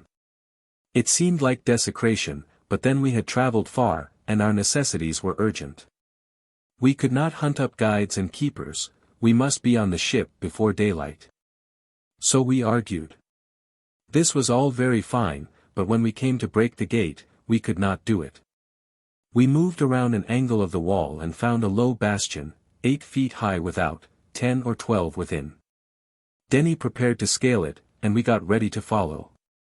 By dint of hard scrambling he finally straddled the top, but some loose stones crumbled away and fell with a crash into the court within. There was instantly a banging of doors and a shout. Denny dropped from the wall in a twinkling, and we retreated in disorder to the gate. Xerxes took that mighty citadel 480 years before Christ, when his 5 millions of soldiers and camp followers followed him to Greece, and if we 4 Americans could have remained unmolested 5 minutes longer, we would have taken it too. The garrison had turned out 4 Greeks. We clamored at the gate, and they admitted us. Bribery and corruption. We crossed a large court, entered a great door, and stood upon a pavement of purest white marble, deeply worn by footprints. Before us, in the flooding moonlight, rose the noblest ruins we had ever looked upon, the Propylae, a small temple of Minerva, the temple of Hercules, and the grand Parthenon. We got these names from the Greek guide, who didn't seem to know more than 7 men ought to know. These edifices were all built of the whitest Pentelic marble, but have a pinkish stain upon them now. Where any part is broken, however, the fracture looks like fine loaf sugar. 6 caryatids, or marble women, clad in flowing robes, support the portico of the Temple of Hercules, but the porticos and colonnades of the other structures are formed of massive Doric and Ionic pillars, whose flutings and capitals are still measurably perfect, notwithstanding the centuries that have gone over them and the sieges they have suffered. The Parthenon, originally, was 226 feet long, 100 wide, and 70 high, and had 2 rows of great columns, 8 in each, at either end, and single rows of 17 each down the sides, and was one of the most graceful and beautiful edifices ever erected. Most of the Parthenon's imposing columns are still standing, but the roof is gone. It was a perfect building 250 years ago, when a shell dropped into the Venetian magazine stored here, and the explosion which followed wrecked and unroofed it. I remember but little about the Parthenon, and I have put in 1 or 2 facts and figures for the use of other people with short memories. Got them from the guidebook. As we wandered thoughtfully down the marble-paved length of this stately temple, the scene about us was strangely impressive. Here and there, in lavish profusion, were gleaming white statues of men and women, propped against blocks of marble, some of them armless, some without legs, others headless, but all looking mournful in the moonlight and startlingly human. They rose up and confronted the midnight intruder on every side, they stared at him with stony eyes from unlooked-for nooks and recesses, they peered at him over fragmentary heaps far down the desolate corridors. They barred his way in the midst of the broad forum, and solemnly pointed with handless arms the way from the sacred fane. And through the roofless temple the moon looked down, and banded the floor and darkened the scattered fragments and broken statues with the slanting shadows of the columns. What a world of ruined sculpture was about us! Set up in rows, stacked up in piles, scattered broadcast over the wide area of the Acropolis, were hundreds of crippled statues of all sizes and of the most exquisite workmanship. And vast fragments of marble that once belonged to the entablatures, covered with bas-reliefs representing battles and sieges, ships of war with 3 and 4 tiers of oars, pageants and processions, everything one could think of. History says that the temples of the Acropolis were filled with the noblest works of Praxiteles and Phidias, and of many a great master in sculpture besides, and surely these elegant fragments attest it. We walked out into the grass-grown, fragment-strewn court beyond the Parthenon. It startled us, every now and then, to see a stony white face stare suddenly up at us out of the grass with its dead eyes. The place seemed alive with ghosts. I half expected to see the Athenian heroes of 20 centuries ago glide out of the shadows and steal into the old temple they knew so well and regarded with such boundless pride. The full moon was riding high in the cloudless heavens, now. We sauntered carelessly and unthinkingly to the edge of the lofty battlements of the citadel, and looked down, a vision. And such a vision! Athens by moonlight. The prophet that thought the splendors of the New Jerusalem were revealed to him, surely saw this instead. It lay in the level plain right under our feet, all spread abroad like a picture, and we looked down upon it as we might have looked from a balloon. We saw no semblance of a street, but every house, every window, every clinging vine, every projection was as distinct and sharply marked as if the time were noonday. And yet there was no glare, no glitter, nothing harsh or repulsive. The noiseless city was flooded with the mellowest light that ever streamed from the moon, and seemed like some living creature wrapped in peaceful slumber. On its further side was a little temple, whose delicate pillars and ornate front glowed with a rich luster that chained the eye like a spell. And nearer by, the palace of the king reared its creamy walls out of the midst of a great garden of shrubbery that was flecked all over with a random shower of amber lights, a spray of golden sparks that lost their brightness in the glory of the moon, and glinted softly upon the sea of dark foliage like the pallid stars of the Milky Way. Overhead the stately columns, majestic still in their ruin, underfoot the dreaming city, in the distance the silver sea, not on the broad earth is there an other picture half so beautiful.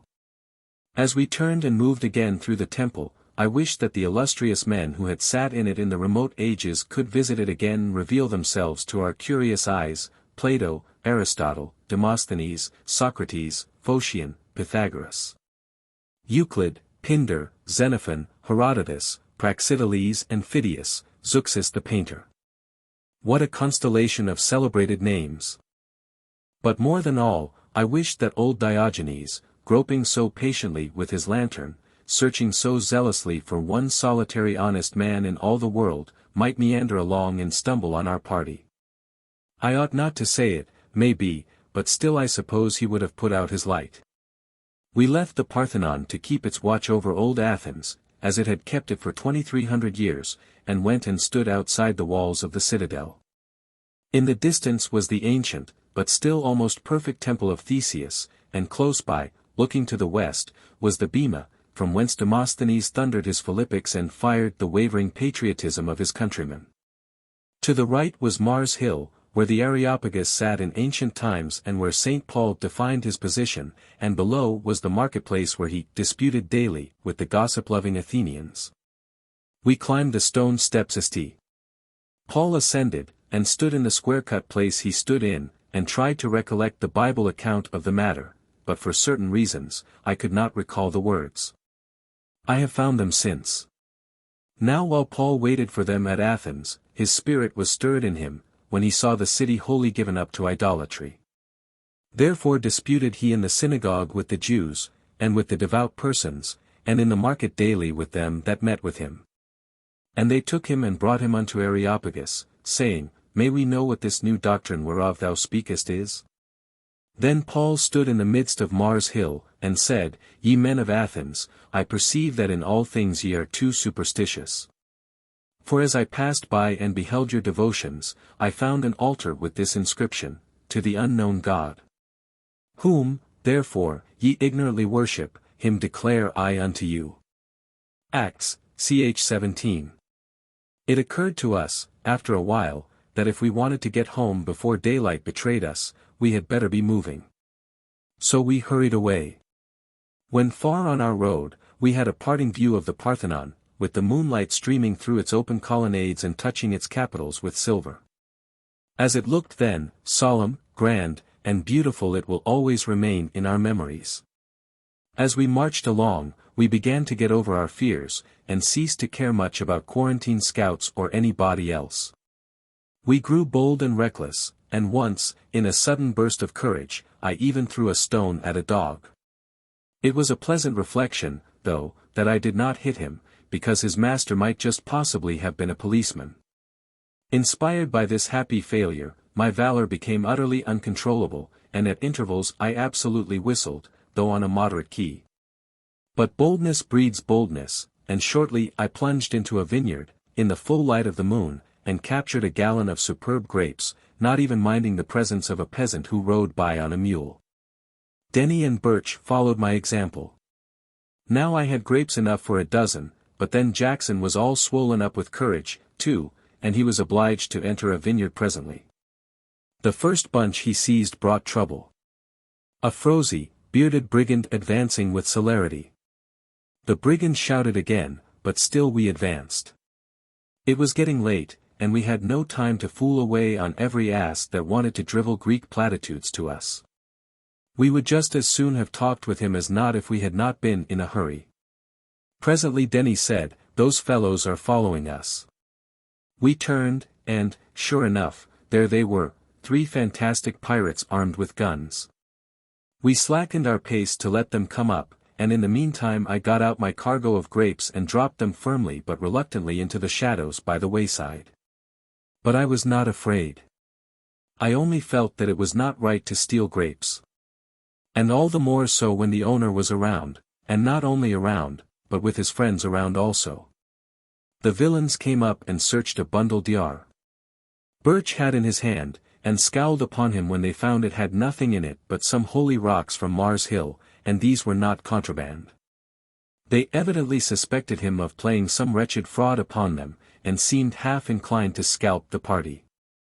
But finally they dismissed us with a warning, couched in excellent Greek, I suppose, and dropped tranquilly in our wake. When they had gone 300 yards they stopped, and we went on rejoiced. But behold, another armed rascal came out of the shadows and took their place, and followed us 200 yards. Then he delivered us over to another miscreant, who emerged from some mysterious place, and he in turn to another. For a mile and a half our rear was guarded all the while by armed men. I never traveled in so much state before in all my life. It was a good while after that before we ventured to steal any more grapes, and when we did we stirred up another troublesome brigand, and then we ceased all further speculation in that line. I suppose that fellow that rode by on the mule posted all the sentinels, from Athens to the Piraeus, about us. Every field on that long route was watched by an armed sentinel, some of whom had fallen asleep, no doubt, but were on hand, nevertheless. This shows what sort of a country modern Attica is, a community of questionable characters. These men were not there to guard their possessions against strangers, but against each other, for strangers seldom visit Athens and the Piraeus, and when they do, they go in daylight and can buy all the grapes they want for a trifle. The modern inhabitants are confiscators and falsifiers of high repute, if gossip speaks truly concerning them, and I freely believe it does. Just as the earliest tinges of the dawn flushed the eastern sky and turned the pillared Parthenon to a broken harp hung in the pearly horizon, we closed our 13th mile of weary, roundabout marching, and emerged upon the seashore abreast the ships, with our usual escort of 1,500 Piraean dogs howling at our heels. We hailed a boat that was 200 or 300 yards from shore, and discovered in a moment that it was a police boat on the lookout for any quarantine breakers that might chance to be abroad. So we dodged, we were used to that by this time, and when the scouts reached the spot we had so lately occupied, we were absent. They cruised along the shore, but in the wrong direction, and shortly our own boat issued from the gloom and took us aboard.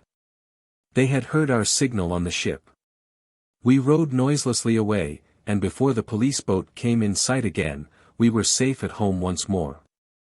For more of our passengers were anxious to visit Athens, and started half an hour after we returned. But they had not been ashore 5 minutes till the police discovered and chased them so hotly that they barely escaped to their boat again, and that was all. They pursued the enterprise no further. We set sail for Constantinople today, but some of us little care for that. We have seen all there was to see in the old city that had its birth 1600 years before Christ was born, and was an old town before the foundations of Troy were laid, and saw it in its most attractive aspect. Wherefore, why should we worry? 2 other passengers ran the blockade successfully last night. So we learned this morning. They slipped away so quietly that they were not missed from the ship for several hours. They had the hardihood to march into the Piraeus in the early dusk and hire a carriage. They ran some danger of adding 2 or 3 months' imprisonment to the other novelties of their Holy Land pleasure excursion. I admire, cheek. Quotation from the Pilgrims. But they went and came safely, and never walked a step. Chapter 33. From Athens all through the islands of the Grecian archipelago, we saw little but forbidding seawalls and barren hills, sometimes surmounted by 3 or 4 graceful columns of some ancient temple. Lonely and deserted, a fitting symbol of the desolation that has come upon all Greece in these latter ages. We saw no plowed fields, very few villages, no trees or grass or vegetation of any kind, scarcely, and hardly ever an isolated house. Greece is a bleak, unsmiling desert, without agriculture, manufactures or commerce, apparently. What supports its poverty-stricken people or its government, is a mystery. I suppose that ancient Greece and modern Greece compared, furnish the most extravagant contrast to be found in history. George I. An infant of 18, and a scraggy nest of foreign office holders, sit in the places of Themistocles, Pericles, and the illustrious scholars and generals of the golden age of Greece. The fleets that were the wonder of the world when the Parthenon was new, are a beggarly handful of fishing smacks now, and the manly people that performed such miracles of valor at Marathon are only a tribe of unconsidered slaves today. The classic Ilyssus has gone dry, and so have all the sources of Grecian wealth and greatness. The nation numbers only 800,000 souls, and there is poverty and misery and mendacity enough among them to furnish 40 millions and be liberal about it. Under King Otho the revenues of the state were $5 millions, raised from a tax of 1/10 of all the agricultural products of the land, which 10th the farmer had to bring to the royal granaries on pack mules any distance not exceeding 6 leagues, and from extravagant taxes on trade and commerce. Out of that 5 millions the small tyrant tried to keep an army of 10,000 men, pay all the hundreds of useless grand equerries in waiting, first grooms of the bedchamber, Lord High Chancellors of the exploded exchequer, and all the other absurdities which these puppy kingdoms indulge in imitation of the great monarchies. And in addition he set about building a white marble palace to cost about 5 millions itself. The result was, simply, 10 into 5 goes no times and none over. All these things could not be done with 5 millions, and Otho fell into trouble. The Greek throne, with its unpromising adjuncts of a ragged population of ingenious rascals who were out of employment 8 months in the year because there was little for them to borrow and less to confiscate, and a waste of barren hills and weed-grown deserts, went begging for a good while. It was offered to one of Victoria's sons, and afterwards to various other younger sons of royalty who had no thrones and were out of business, but they all had the charity to decline the dreary honor, and veneration enough for Greece's ancient greatness to refuse to mock her sorrowful rags and dirt with a tinsel throne in this day of her humiliation, till they came to this young Danish George, and he took it. He has finished the splendid palace I saw in the radiant moonlight the other night, and is doing many other things for the salvation of Greece, they say. We sailed through the barren archipelago, and into the narrow channel they sometimes call the Dardanelles and sometimes the Hellespont. This part of the country is rich in historic reminiscences, and poor as Sahara in everything else. For instance, as we approached the Dardanelles, we coasted along the plains of Troy and past the mouth of the Scamander. We saw where Troy had stood, in the distance, and where it does not stand now, a city that perished when the world was young. The poor Trojans are all dead, now. They were born too late to see Noah's Ark, and died too soon to see our menagerie. We saw where Agamemnon's fleets rendezvoused, and away inland a mountain which the map said was Mount Ida. Within the Hellespont we saw where the original first shoddy contract mentioned in history was carried out, and the parties of the second part, gently rebuked by Xerxes. I speak of the famous bridge of boats which Xerxes ordered to be built over the narrowest part of the Hellespont, where it is only 2 or 3 miles wide. A moderate gale destroyed the flimsy structure, and the king, thinking that to publicly rebuke the contractors might have a good effect on the next set, called them out before the army and had them beheaded. In the next 10 minutes he let a new contract for the bridge. It has been observed by ancient writers that the second bridge was a very good bridge. Xerxes crossed his host of 5 millions of men on it, and if it had not been purposely destroyed, it would probably have been there yet. If our government would rebuke some of our shoddy contractors occasionally, it might work much good. In the Hellespont we saw where Leander and Lord Byron swam across, the one to see her upon whom his soul's affections were fixed with a devotion that only death could impair, and the other merely for a flyer, as Jack says. We had 2 noted tombs near us, too. On one shore slept Ajax, and on the other Hecuba. We had water batteries and forts on both sides of the Hellespont, flying the crimson flag of Turkey, with its white crescent, and occasionally a village, and sometimes a train of camels. We had all these to look at till we entered the broad sea of Marmora, and then the land soon fading from view, we resumed Euchre and whist once more. We dropped anchor in the mouth of the Golden Horn at daylight in the morning. Only 3 or 4 of us were up to see the great Ottoman capital. The passengers do not turn out at unseasonable hours, as they used to get the earliest possible glimpse of strange foreign cities.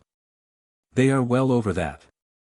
If we were lying in sight of the pyramids of Egypt, they would not come on deck until after breakfast, nowadays.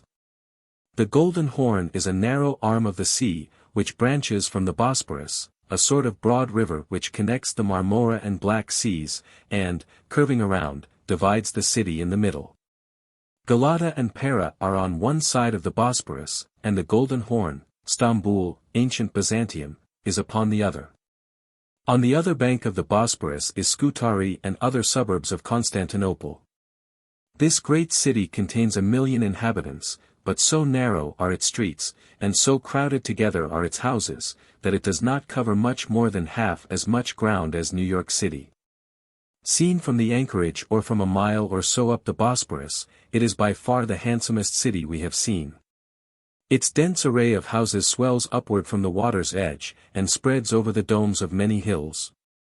And the gardens that peep out here and there, the great globes of the mosques, and the countless minarets that meet the eye everywhere, invest the metropolis with the quaint oriental aspect one dreams of when he reads books of Eastern travel.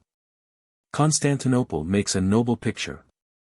But its attractiveness begins and ends with its picturesqueness.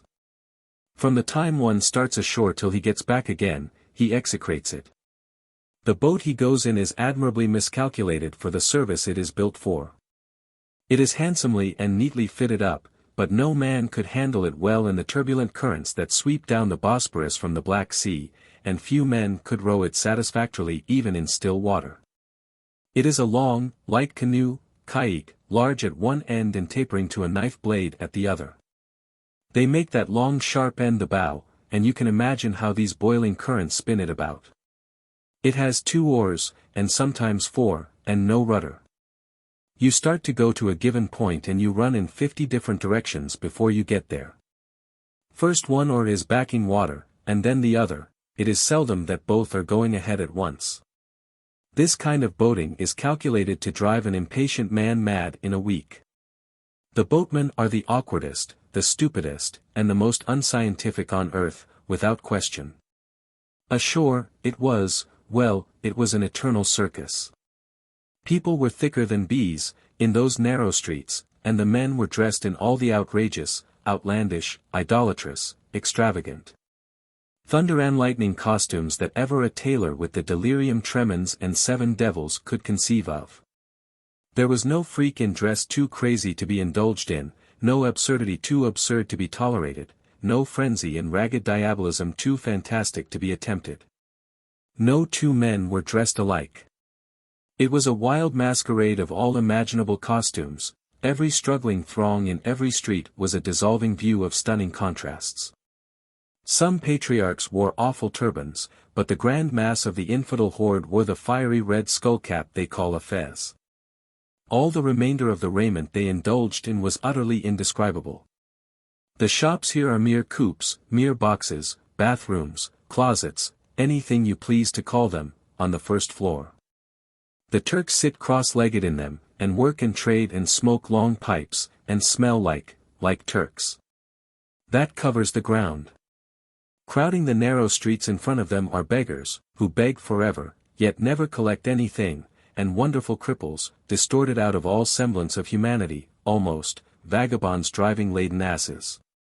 Porters carrying dry goods boxes as large as cottages on their backs, peddlers of grapes, hot corn, pumpkin seeds, and 100 other things, yelling like fiends. And sleeping happily, comfortably, serenely, among the hurrying feet, are the famed dogs of Constantinople. Drifting noiselessly about are squads of Turkish women, draped from chin to feet in flowing robes, and with snowy veils bound about their heads, that disclose only the eyes and a vague, shadowy notion of their features. Seen moving about, far away in the dim, arched aisles of the great bazaar. They look as the shrouded dead must have looked and they walked forth from their graves amid the storms and thunders and earthquakes that burst upon Calvary that awful night of the crucifixion. A street in Constantinople is a picture which one ought to see once, not oftener. And then there was the goose rancher, a fellow who drove 100 geese before him about the city, and tried to sell them. He had a pole 10 feet long, with a crook in the end of it, and occasionally a goose would branch out from the flock and make a lively break around the corner, with wings half lifted and neck stretched to its utmost. Did the goose merchant get excited? No. He took his pole and reached after that goose with unspeakable sang-froid, took a hitch round his neck, and yanked him back to his place in the flock without an effort. He steered his geese with that stick as easily as another man would steer a yawl. A few hours afterward we saw him sitting on a stone at a corner, in the midst of the turmoil, sound asleep in the sun, with his geese squatting around him, or dodging out of the way of asses and men.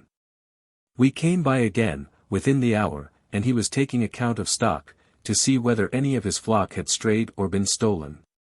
The way he did it was unique.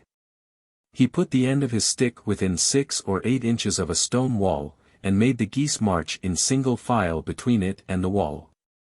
He counted them as they went by. There was no dodging that arrangement. If you want dwarfs, I mean just a few dwarfs for a curiosity, go to Genoa. If you wish to buy them by the gross, for retail, go to Milan. There are plenty of dwarfs all over Italy, but it did seem to me that in Milan the crop was luxuriant. If you would see a fair average style of assorted cripples, go to Naples, or travel through the Roman states. But if you would see the very heart and home of cripples and human monsters, both, go straight to Constantinople. A beggar in Naples who can show a foot which has all run into one horrible toe, with one shapeless nail on it, has a fortune, but such an exhibition as that would not provoke any notice in Constantinople. The man would starve. Who would pay any attention to attractions like his among the rare monsters that throng the bridges of the Golden Horn and display their deformities in the gutters of Stamboul? Oh, wretched impostor! How could he stand against the three-legged woman, and the man with his eye in his cheek? How would he blush in presence of the man with fingers on his elbow? Where would he hide himself when the dwarf with 7 fingers on each hand, no upper lip, and his underjaw gone, came down in his majesty? Bismillah! The cripples of Europe are a delusion and a fraud. The truly gifted flourish only in the byways of Pera and Stamboul. That three-legged woman lay on the bridge, with her stock in trade so disposed as to command the most striking effect, one natural leg, and 2 long, slender, twisted ones with feet on them like somebody else's forearm. Then there was a man further along who had no eyes, and whose face was the color of a fly-blown beefsteak. And wrinkled and twisted like a lava flow, and verily so tumbled and distorted were his features that no man could tell the wart that served him for a nose from his cheekbones. In Stamboul was a man with a prodigious head, an uncommonly long body, legs 8 inches long and feet like snowshoes. He travelled on those feet and his hands, and was as sway-backed as if the Colossus of Rhodes had been riding him. Ah, a beggar has to have exceedingly good points to make a living in Constantinople. A blue-faced man, who had nothing to offer except that he had been blown up in a mine, would be regarded as a rank impostor, and a mere damaged soldier on crutches would never make a cent. It would pay him to get a piece of his head taken off, and cultivate a one like a carpet sack. The Mosque of Saint Sophia is the chief lion of Constantinople. You must get a firman and hurry there the first thing. We did that. We did not get a firman, but we took along 4 or 5 francs apiece, which is much the same thing. I do not think much of the Mosque of Saint Sophia. I suppose I lack appreciation. We will let it go at that. It is the rustiest old barn in heathendom. I believe all the interest that attaches to it comes from the fact that it was built for a Christian church and then turned into a mosque, without much alteration, by the Mohammedan conquerors of the land. They made me take off my boots and walk into the place in my stocking feet. I caught cold, and got myself so stuck up with a complication of gums, slime and general corruption, that I wore out more than 2,000 pair of bootjacks getting my boots off that night, and even then some Christian hide peeled off with them. I abate not a single bootjack. Saint Sophia is a colossal church, 13 or 1400 years old, and unsightly enough to be very, very much older. Its immense dome is said to be more wonderful than St. Peter's, but its dirt is much more wonderful than its dome, though they never mention it. The church has 170 pillars in it, each a single piece, and all of costly marbles of various kinds, but they came from ancient temples at Baalbek, Heliopolis, Athens and Ephesus, and are battered, ugly and repulsive. They were 1,000 years old when this church was new, and then the contrast must have been ghastly, if Justinian's architects did not trim them any. The inside of the dome is figured all over with a monstrous inscription in Turkish characters, wrought in gold mosaic, that looks as glaring as a circus bill. The pavements and the marble balustrades are all battered and dirty. The perspective is marred everywhere by a web of ropes that depend from the dizzy height of the dome, and suspend countless dingy, coarse oil lamps, and ostrich eggs, 6 or 7 feet above the floor. Squatting and sitting in groups, here and there and far and near, were ragged Turks reading books, hearing sermons, or receiving lessons like children, and in 50 places were more of the same sort, bowing and straightening up. Bowing again and getting down to kiss the earth, muttering prayers the while, and keeping up their gymnastics till they ought to have been tired, if they were not. Everywhere was dirt, and dust, and dinginess, and gloom, everywhere were signs of a hoary antiquity, but with nothing touching or beautiful about it, everywhere were those groups of fantastic pagans. Overhead the gaudy mosaics and the web of lamp ropes, nowhere was there anything to win one's love or challenge his admiration. The people who go into ecstasies over St. Sophia must surely get them out of the guidebook, where every church is spoken of as being considered by good judges to be the most marvelous structure, in many respects, that the world has ever seen. Or else they are those old connoisseurs from the wilds of New Jersey who laboriously learn the difference between a fresco and a fire plug, and from that day forward feel privileged to void their critical bathos on painting, sculpture and architecture forevermore. We visited the dancing dervishes. There were 21 of them. They wore a long, light-colored loose robe that hung to their heels. Each in his turn went up to the priest, they were all within a large circular railing, and bowed profoundly, and then went spinning away deliriously and took his appointed place in the circle, and continued to spin. When all had spun themselves to their places, they were about 5 or 6 feet apart, and so situated, the entire circle of spinning pagans spun itself 3 separate times around the room. It took 25 minutes to do it. They spun on the left foot, and kept themselves going by passing the right rapidly before it and digging it against the waxed floor. Some of them made incredible time. Most of them spun around 40 times in a minute, and one artist averaged about 61 times a minute, and kept it up during the whole 25. His robe filled with air and stood out all around him like a balloon.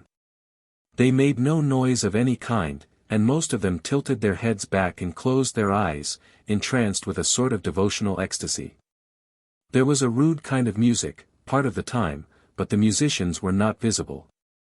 None but spinners were allowed within the circle. A man had to either spin or stay outside. It was about as barbarous an exhibition as we have witnessed yet. Then sick persons came and lay down, and beside them women laid their sick children, one a babe at the breast, and the patriarch of the dervishes walked upon their bodies. He was supposed to cure their diseases by trampling upon their breasts or backs or standing on the back of their necks. This is well enough for a people who think all their affairs are made or marred by viewless spirits of the air, by giants, gnomes, and genii, and who still believe, to this day, all the wild tales in the Arabian Nights.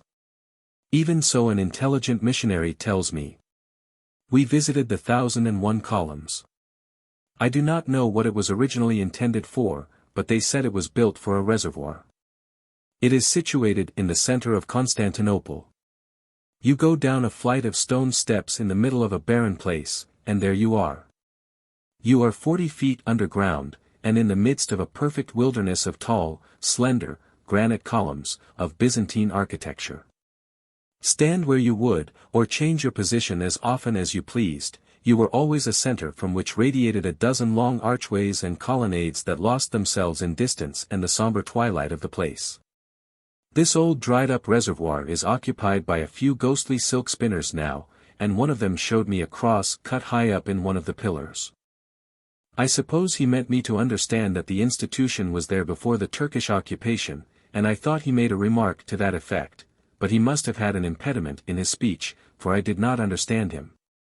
We took off our shoes and went into the marble mausoleum of the Sultan Mahmud, the neatest piece of architecture, inside, that I have seen lately. Mahmud's tomb was covered with a black velvet pall, which was elaborately embroidered with silver. It stood within a fancy silver railing, at the sides and corners were silver candlesticks that would weigh more than 100 pounds, and they supported candles as large as a man's leg. On the top of the sarcophagus was a fez, with a handsome diamond ornament upon it, which an attendant said cost 100,000 pounds, and lied like a Turk when he said it. Mahmud's whole family were comfortably planted around him. We went to the great bazaar in Stamboul, of course, and I shall not describe it further than to say it is a monstrous hive of little shops, thousands, I should say, all under one roof. and cut up into innumerable little blocks by narrow streets which are arched overhead. One street is devoted to a particular kind of merchandise, another to another, and so on. When you wish to buy a pair of shoes you have the swing of the whole street, you do not have to walk yourself down hunting stores in different localities. It is the same with silks, antiquities, shawls, etc. The place is crowded with people all the time, and as the gay-colored Eastern fabrics are lavishly displayed before every shop, the Great Bazaar of Stamboul is one of the sights that are worth seeing. It is full of life, and stir, and business, dirt, beggars, asses, yelling peddlers, porters, dervishes, high-born Turkish female shoppers, Greeks, and weird-looking and weirdly dressed Mohammedans from the mountains and the far provinces, and the only solitary thing one does not smell when he is in the Great Bazaar, is something which smells good. Chapter 34. Mosques are plenty, churches are plenty, graveyards are plenty, but morals and whiskey are scarce. The Quran does not permit Mohammedans to drink. Their natural instincts do not permit them to be moral. They say the Sultan has 800 wives. This almost amounts to bigamy. It makes our cheeks burn with shame to see such a thing permitted here in Turkey. We do not mind it so much in Salt Lake, however. Circassian and Georgian girls are still sold in Constantinople by their parents, but not publicly. The great slave marts we have all read so much about, where tender young girls were stripped for inspection, and criticized and discussed just as if they were horses at an agricultural fair, no longer exist. The exhibition and the sales are private now. Stocks are up, just at present, partly because of a brisk demand created by the recent return of the Sultan's suite from the courts of Europe. Partly on account of an unusual abundance of breadstuffs, which leaves holders untortured by hunger and enables them to hold back for high prices. And partly because buyers are too weak to bear the market, while sellers are amply prepared to bull it. Under these circumstances, if the American metropolitan newspapers were published here in Constantinople, their next commercial report would read about as follows, I suppose. Slave Girl Market Report. Best Brand Circassians, crop of 1850, L200. 1852, L250, 1854, L300. Best Brands Georgian, none in market, second quality, 1851, L180. 19 fair to middling Wallachian girls offered at L130 at 150. But no takers, 16 prime A1 sold in small lots to close out, terms private. Sales of one lot Circassians, prime to good, 1852 to 1854, at L240. At 242, buyer 30, 149er, damaged, at L23, seller 10, no. Deposit. Several Georgians, fancy brands, 1852, changed hands to fill orders. The Georgians now on hand are mostly last year's crop, which was unusually poor. The new crop is a little backward, but will be coming in shortly. As regards its quantity and quality, the accounts are most encouraging. In this connection we can safely say, also, that the new crop of Circassians is looking extremely well. His Majesty the Sultan has already sent in large orders for his new harem, which will be finished within a fortnight, and this has naturally strengthened the market and given Circassian stock a strong upward tendency. Taking advantage of the inflated market, many of our shrewdest operators are selling short. There are hints of a corner on Wallachians. There is nothing new in Nubians. Slow sale. Eunuchs, none offering. However, large cargoes are expected from Egypt today. I think the above would be about the style of the commercial report. Prices are pretty high now, and holders firm. But, 2 or 3 years ago, parents in a starving condition brought their young daughters down here and sold them for even $20 and $30, when they could do no better, simply to save themselves and the girls from dying of want. It is sad to think of so distressing a thing as this, and I for one am sincerely glad the prices are up again. Commercial morals, especially, are bad. There is no gainsaying that. Greek, Turkish and Armenian morals consist only in attending church regularly on the appointed Sabbaths, and in breaking the 10 Commandments all the balance of the week. It comes natural to them to lie and cheat in the first place, and then they go on and improve on nature until they arrive at perfection. In recommending his son to a merchant as a valuable salesman, a father does not say he is a nice, moral, upright boy, and goes to Sunday school and is honest, but he says, this boy is worth his weight in broad pieces of 100, for behold, he will cheat whomsoever hath dealings with him, and from the Euxine to the waters of Marmora there abideth not so gifted a liar. How is that for a recommendation? The missionaries tell me that they hear encomiums like that passed upon people every day. They say of a person they admire, ah, he is a charming swindler, and a most exquisite liar. Everybody lies and cheats, everybody who is in business, at any rate. Even foreigners soon have to come down to the custom of the country, and they do not buy and sell long in Constantinople till they lie and cheat like a Greek. I say like a Greek, because the Greeks are called the worst transgressors in this line. Several Americans long resident in Constantinople contend that most Turks are pretty trustworthy, but few claim that the Greeks have any virtues that a man can discover, at least without a fire assay. I am half willing to believe that the celebrated dogs of Constantinople have been misrepresented, slandered. I have always been led to suppose that they were so thick in the streets that they blocked the way. That they moved about in organized companies, platoons and regiments, and took what they wanted by determined and ferocious assault, and that at night they drowned all other sounds with their terrible howlings. The dogs I see here cannot be those I have read of. I find them everywhere, but not in strong force. The most I have found together has been about 10 or 20. And night or day a fair proportion of them were sound asleep. Those that were not asleep always looked as if they wanted to be. I never saw such utterly wretched, starving, sad-visaged, broken-hearted looking curs in my life.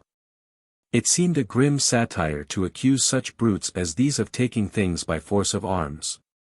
They hardly seem to have strength enough or ambition enough to walk across the street. I do not know that I have seen one walk that far yet. They are mangy and bruised and mutilated, and often you see one with the hair singed off him in such wide and well-defined tracks that he looks like a map of the new territories. They are the sorriest beasts that breathe, the most abject, the most pitiful. In their faces is a settled expression of melancholy, an air of hopeless despondency. The hairless patches on a scalded dog are preferred by the fleas of Constantinople to a wider range on a healthier dog, and the exposed places suit the fleas exactly. I saw a dog of this kind start to nibble at a fly attracted his attention, and he made a snatch at him, the flea called for him once more, and that forever unsettled him. He looked sadly at his flea pasture, then sadly looked at his bald spot. Then he heaved a sigh and dropped his head resignedly upon his paws. He was not equal to the situation. The dogs sleep in the streets, all over the city. From one end of the street to the other, I suppose they will average about 8 or 10 to a block. Sometimes, of course, there are 15 or 20 to a block. They do not belong to any body, and they seem to have no close personal friendships among each other. But they district the city themselves, and the dogs of each district, whether it be half a block in extent, or 10 blocks, have to remain within its bounds. Woe to a dog if he crosses the line. His neighbors would snatch the balance of his hair off in a second. So it is said. But they don't look it. They sleep in the streets these days. They are my compass, my guide. When I see the dogs sleep placidly on, while men, sheep, geese, and all moving things turn out and go around them, I know I am not in the great street where the hotel is, and must go further. In the Grand Rue the dogs have a sort of air of being on the lookout, an air born of being obliged to get out of the way of many carriages every day, and that expression one recognizes in a moment. It does not exist upon the face of any dog without the confines of that street. All others sleep placidly and keep no watch. They would not move, though the Sultan himself passed by. In one narrow street, but none of them are wide. I saw 3 dogs lying coiled up, about a foot or 2 apart. End to end they lay, and so they just bridged the street neatly, from gutter to gutter. A drove of 100 sheep came along. They stepped right over the dogs, the rear crowding the front, impatient to get on. The dogs looked lazily up, flinched a little when the impatient feet of the sheep touched their raw backs, sighed, and lay peacefully down again. No talk could be plainer than that. So some of the sheep jumped over them and others scrambled between, occasionally chipping a leg with their sharp hoofs, and when the whole flock had made the trip, the dogs sneezed a little, in the cloud of dust. But never budged their bodies an inch. I thought I was lazy, but I am a steam engine compared to a Constantinople dog. But was not that a singular scene for a city of 1 million inhabitants? These dogs are the scavengers of the city. That is their official position, and a hard one it is. However, it is their protection. But for their usefulness in partially cleansing these terrible streets, they would not be tolerated long. They eat anything and everything that comes in their way, from melon rinds and spoiled grapes up through all the grades and species of dirt, and refuse to their own dead friends and relatives, and yet they are always lean, always hungry, always despondent. The people are loath to kill them, do not kill them, in fact. The Turks have an innate antipathy to taking the life of any dumb animal, it is said. But they do worse.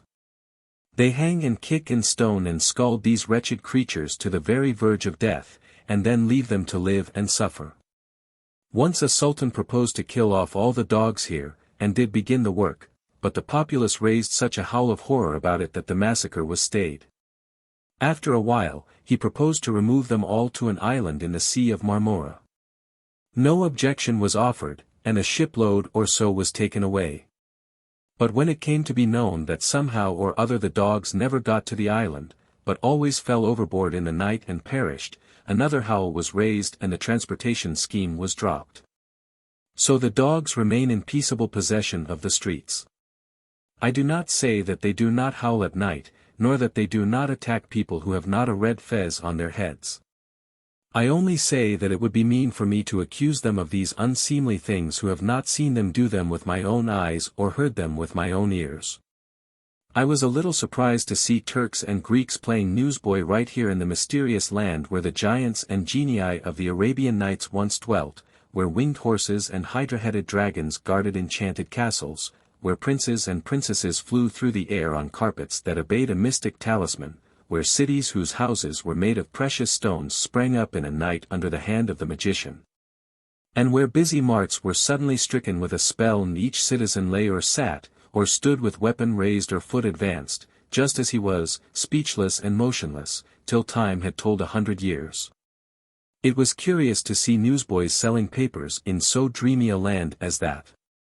And, to say truly, it is comparatively a new thing here. The selling of newspapers had its birth in Constantinople about a year ago, and was a child of the Prussian and Austrian War. There is one paper published here in the English language, the Levant Herald, and there are generally a number of Greek and a few French papers rising and falling, struggling up and falling again. Newspapers are not popular with the Sultan's government. They do not understand journalism. The proverb says, "The unknown is always great." To the court, the newspaper is a mysterious and rascally institution. They know what a pestilence is, because they have one occasionally that thins the people out at the rate of 2,000 a day, and they regard a newspaper as a mild form of pestilence. When it goes astray, they suppress it, pounce upon it without warning, and throttle it. When it don't go astray for a long time, they get suspicious and throttle it anyhow, because they think it is hatching deviltry. Imagine the Grand Vizier in solemn council with the magnates of the realm, spelling his way through the hated newspaper, and finally delivering his profound decision: "This thing means mischief, it is too darkly, too suspiciously inoffensive, suppress it. Warn the publisher that we cannot have this sort of thing, put the editor in prison." The newspaper business has its inconveniences in Constantinople. 2 Greek papers and 1 French one were suppressed here within a few days of each other. No victories of the Cretans are allowed to be printed. From time to time the Grand Vizier sends a notice to the various editors that the Cretan insurrection is entirely suppressed, and although that editor knows better, he still has to print the notice. The Levant Herald is too fond of speaking praisefully of Americans to be popular with the Sultan, who does not relish our sympathy with the Cretans, and therefore that paper has to be particularly circumspect in order to keep out of trouble. Once the editor, forgetting the official notice in his paper that the Cretans were crushed out, printed a letter of a very different tenor, from the American consul in Crete, and was fined $250 for it. Shortly he printed another from the same source and was imprisoned 3 months for his pains. I think I could get the assistant editorship of the Levant Herald, but I am going to try to worry along without it. To suppress a paper here involves the ruin of the publisher, almost. But in Naples I think they speculate on misfortunes of that kind. Papers are suppressed there every day, and spring up the next day under a new name. During the 10 days or a fortnight we stayed there one paper was murdered and resurrected twice. The newsboys are smart there, just as they are elsewhere. They take advantage of popular weaknesses. When they find they are not likely to sell out, they approach a citizen mysteriously, and say in a low voice, "Last copy, sir, double price, paper just been suppressed." The man buys it, of course, and finds nothing in it.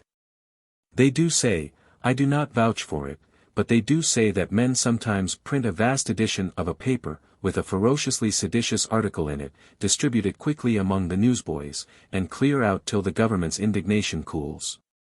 It pays well. Confiscation don't amount to anything. The type and presses are not worth taking care of. There is only one English newspaper in Naples. It has 70 subscribers. The publisher is getting rich very deliberately indeed. I never shall want another Turkish lunch. The cooking apparatus was in the little lunchroom, near the bazaar, and it was all open to the street. The cook was slovenly, and so was the table, and it had no cloth on it. The fellow took a mass of sausage meat and coated it round a wire and laid it on a charcoal fire to cook. When it was done, he laid it aside and a dog walked sadly in and nipped it. He smelt it first, and probably recognized the remains of a friend. The cook took it away from him and laid it before us. Jack said, I pass, he plays euchre sometimes, and we all passed in turn. Then the cook baked a broad, flat, wheaten cake, greased it well with the sausage, and started towards us with it. It dropped in the dirt, and he picked it up and polished it on his breeches, and laid it before us. Jack said, I pass. We all passed. He put some eggs in a frying pan, and stood pensively prying slabs of meat from between his teeth with a fork. Then he used the fork to turn the eggs with, and brought them along. Jack said, pass again. All followed suit. We did not know what to do, and so we ordered a new ration of sausage. The cook got out his wire, apportioned a proper amount of sausage meat, spat it on his hands and fell to work. This time, with one accord, we all passed out. We paid and left. That is all I learned about Turkish lunches. A Turkish lunch is good, no doubt, but it has its little drawbacks. When I think how I have been swindled by books of Oriental travel, I want a tourist for breakfast. For years and years I have dreamed of the wonders of the Turkish bath. For years and years I have promised myself that I would yet enjoy one. Many and many a time, in fancy, I have lain in the marble bath, and breathed the slumberous fragrance of Eastern spices that filled the air. Then passed through a weird and complicated system of pulling and hauling, and drenching and scrubbing, by a gang of naked savages who loomed vast and vaguely through the steaming mists, like demons. Then rested for a while on a divan fit for a king, then passed through another complex ordeal, and one more fearful than the first. And, finally, swathed in soft fabrics, been conveyed to a princely saloon and laid on a bed of eider down, where eunuchs, gorgeous of costume, fanned me while I drowsed and dreamed, or contentedly gazed at the rich hangings of the apartment. The soft carpets, the sumptuous furniture, the pictures, and drank delicious coffee, smoked the soothing narghili, and dropped, at the last, into tranquil repose, lulled by sensuous odors from unseen censers. By the gentle influence of the narghile's Persian tobacco, and by the music of fountains that counterfeited the pattering of summer rain. That was the picture, just as I got it from incendiary books of travel. It was a poor, miserable imposture. The reality is no more like it than the 5 points are like the Garden of Eden. They received me in a great court, paved with marble slabs. Around it were broad galleries, one above another, carpeted with seedy matting, railed with unpainted balustrades, and furnished with huge rickety chairs, cushioned with rusty old mattresses.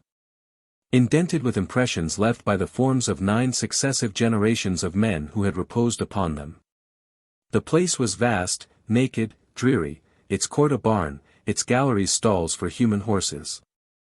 The cadaverous, half-nude varlets that served in the establishment had nothing of poetry in their appearance, nothing of romance, nothing of oriental splendor. They shed no entrancing odors, just the contrary. Their hungry eyes and their lank forms continually suggested one glaring, unsentimental fact: they wanted what they term in California a square meal. I went into one of the racks and undressed. An unclean starveling wrapped a gaudy tablecloth about his loins, and hung a white rag over my shoulders. If I had had a tub then, it would have come natural to me to take in washing. I was then conducted downstairs into the wet, slippery court, and the first things that attracted my attention were my heels. My fall excited no comment. They expected it, no doubt. It belonged in the list of softening, sensuous influences peculiar to this home of Eastern luxury. It was softening enough, certainly, but its application was not happy. They now gave me a pair of wooden clogs, benches in miniature, with leather straps over them to confine my feet, which they would have done, only I do not wear number 13s. These things dangled uncomfortably by the straps when I lifted up my feet, and came down in awkward and unexpected places when I put them on the floor again, and sometimes turned sideways and wrenched my ankles out of joint. However, it was all Oriental luxury, and I did what I could to enjoy it. They put me in another part of the barn and laid me on a stuffy sort of pallet, which was not made of cloth of gold, or Persian shawls, but was merely the unpretending sort of thing I have seen in the Negro quarters of Arkansas. There was nothing whatever in this dim marble prison but 5 more of these biers. It was a very solemn place. I expected that the spiced odors of Araby were going to steal over my senses now, but they did not. A copper-colored skeleton, with a rag around him, brought me a glass decanter of water, with a lighted tobacco pipe in the top of it and a pliant stem a yard long, with a brass mouthpiece to it. It was the famous narghile of the East, the thing the Grand Turk smokes in the pictures. This began to look like luxury. I took one blast at it, and it was sufficient. The smoke went in a great volume down into my stomach, my lungs, even into the uttermost parts of my frame. I exploded one mighty cough, and it was as if Vesuvius had let go. For the next 5 minutes I smoked at every pore, like a frame house that is on fire on the inside. Not any more narghile for me. The smoke had a vile taste, and the taste of 1,000 infidel tongues that remained on that brass mouthpiece was viler still. I was getting discouraged. Whenever, hereafter, I see the cross-legged Grand Turk smoking his narghile, in pretended bliss, on the outside of a paper of Connecticut tobacco, I shall know him for the shameless humbug he is. This prison was filled with hot air. When I had got warmed up sufficiently to prepare me for a still warmer temperature, they took me where it was, into a marble room, wet, slippery and steamy, and laid me out on a raised platform in the center. It was very warm. Presently my man sat me down by a tank of hot water, drenched me well, gloved his hand with a coarse mitten, and began to polish me all over with it. I began to smell disagreeably. The more he polished the worse I smelt. It was alarming. I said to him, "I perceive that I am pretty far gone. It is plain that I ought to be buried without any unnecessary delay. Perhaps you had better go after my friends at once, because the weather is warm, and I cannot keep long." He went on scrubbing, and paid no attention. I soon saw that he was reducing my size. He bore hard on his mitten, and from under it rolled little cylinders, like macaroni. It could not be dirt, for it was too white. He pared me down in this way for a long time. Finally I said, "It is a tedious process. It will take hours to trim me to the size you want me. I will wait, go and borrow a jackplane." He paid no attention at all. After a while he brought a basin, some soap and something that seemed to be the tail of a horse. He made up a prodigious quantity of soap suds, deluged me with them from head to foot, without warning me to shut my eyes, and then swabbed me viciously with the horsetail. Then he left me there, a snowy statue of lather, and went away. When I got tired of waiting I went and hunted him up. He was propped against the wall, in another room, asleep. I woke him. He was not disconcerted. He took me back and flooded me with hot water, then turbaned my head, swathed me with dry tablecloths, and conducted me to a lattice chicken coop in one of the galleries, and pointed to one of those Arkansas beds. I mounted it, and vaguely expected the odors of Araby again. They did not come. The blank, unornamented coop had nothing about it of that oriental voluptuousness one reads of so much. It was more suggestive of the county hospital than anything else. The skinny servitor brought a narghili, and I got him to take it out again without wasting any time about it. Then he brought the world-renowned Turkish coffee that poets have sung so rapturously for many generations, and I seized upon it as the last hope that was left of my old dreams of Eastern luxury. It was another fraud. Of all the unchristian beverages that ever passed my lips, Turkish coffee is the worst. The cup is small, it is smeared with grounds, the coffee is black, thick, unsavory of smell, and execrable in taste. The bottom of the cup has a muddy sediment in it half an inch deep. This goes down your throat, and portions of it lodge by the way, and produce a tickling aggravation that keeps you barking and coughing for an hour. Here in death my experience of the celebrated Turkish bath, and here also in death my dream of the bliss the mortal revels in who passes through it. It is a malignant swindle. The man who enjoys it is qualified to enjoy anything that is repulsive to sight or sense, and he that can invest it with a charm of poetry is able to do the same with anything else in the world that is tedious, and wretched, and dismal, and nasty. Chapter 35.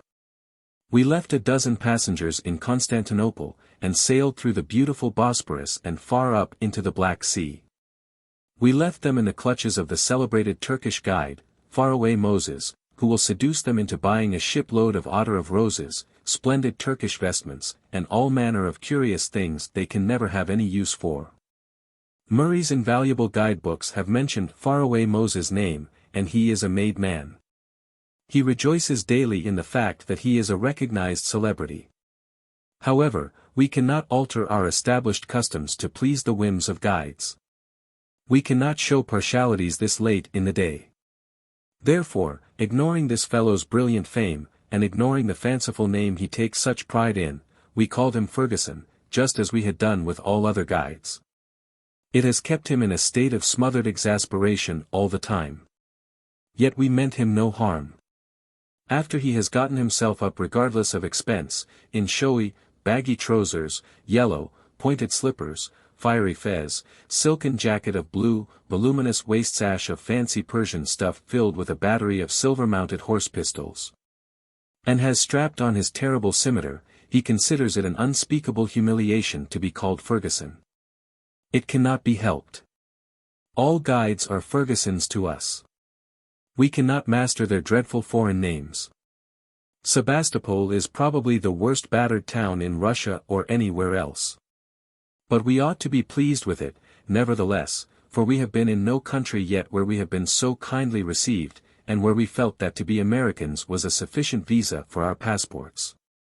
The moment the anchor was down, the governor of the town immediately dispatched an officer on board to inquire if he could be of any assistance to us, and to invite us to make ourselves at home in Sebastopol. If you know Russia, you know that this was a wild stretch of hospitality. They are usually so suspicious of strangers that they worry them excessively with the delays and aggravations incident to a complicated passport system. Had we come from any other country we could not have had permission to enter Sebastopol and leave again under 3 days, but as it was, we were at liberty to go and come when and where we pleased.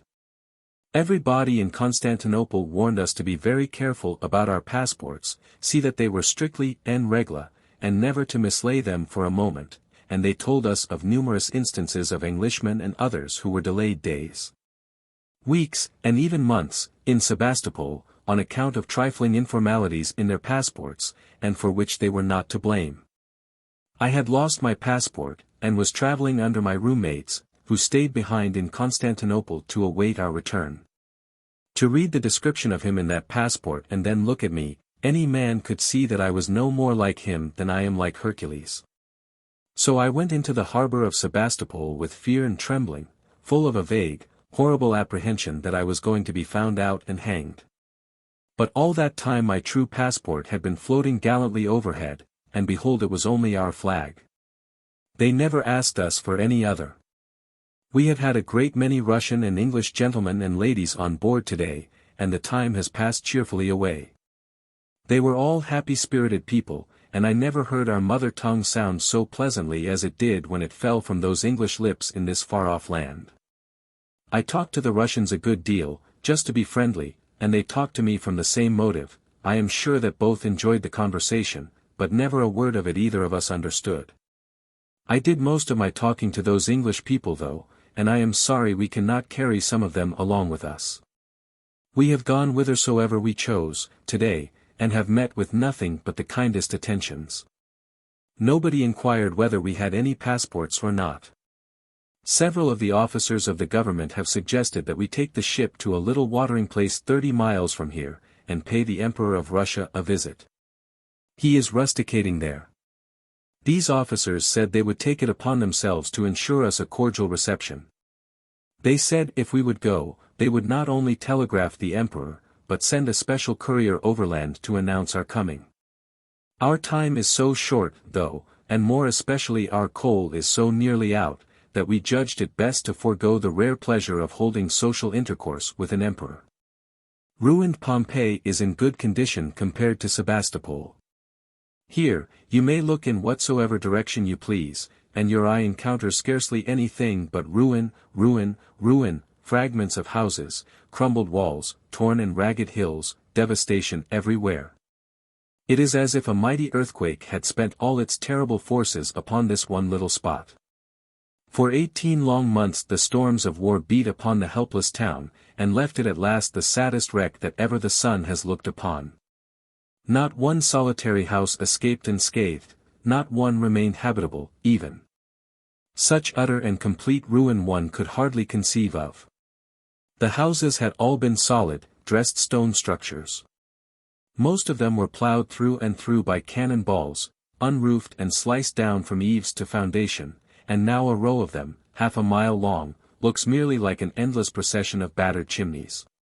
No semblance of a house remains in such as these. Some of the larger buildings had corners knocked off, pillars cut in two, cornices smashed, holes driven straight through the walls. Many of these holes are as round and as cleanly cut as if they had been made with an auger. Others are half pierced through, and the clean impression is there in the rock, as smooth and as shapely as if it were done in putty. Here and there a ball still sticks in a wall, and from it iron tears trickle down and discolor the stone. The battlefields were pretty close together. The Malakoff Tower is on a hill which is right in the edge of the town.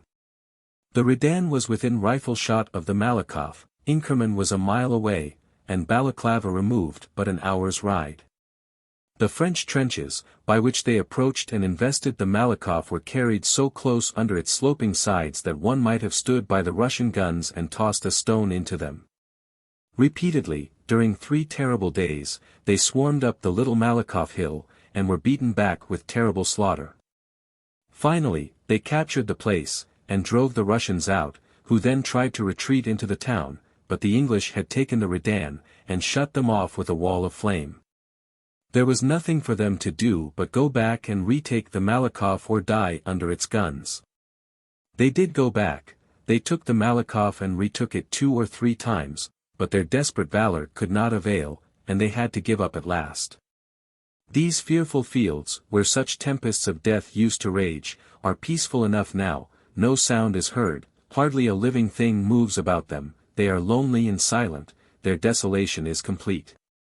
There was nothing else to do, and so everybody went to hunting relics. They have stocked the ship with them.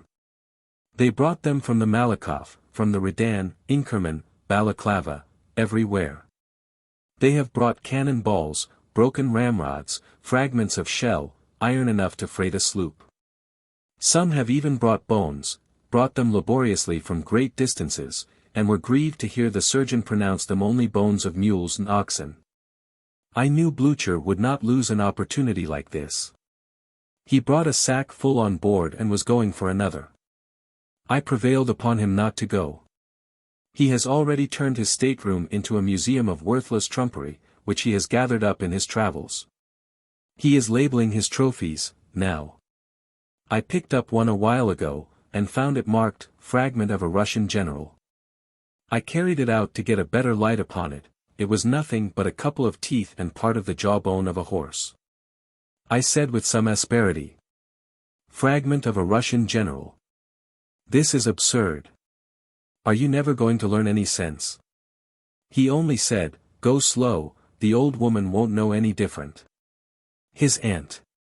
This person gathers mementos with a perfect recklessness, nowadays, mixes them all up together, and then serenely labels them without any regard to truth, propriety, or even plausibility.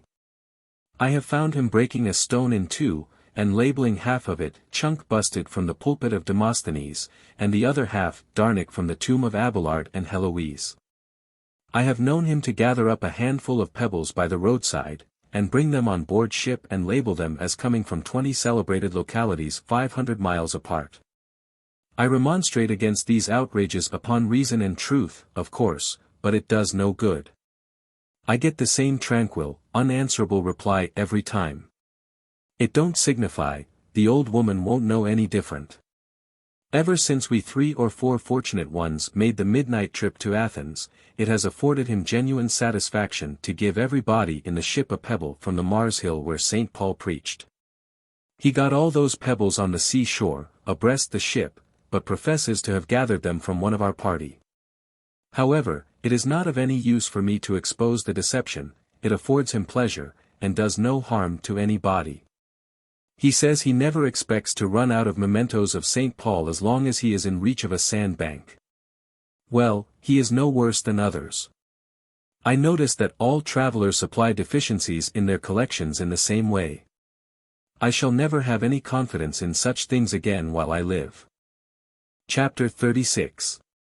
We have got so far east, now, 155 degrees of longitude from San Francisco, that my watch cannot keep the hang of the time any more.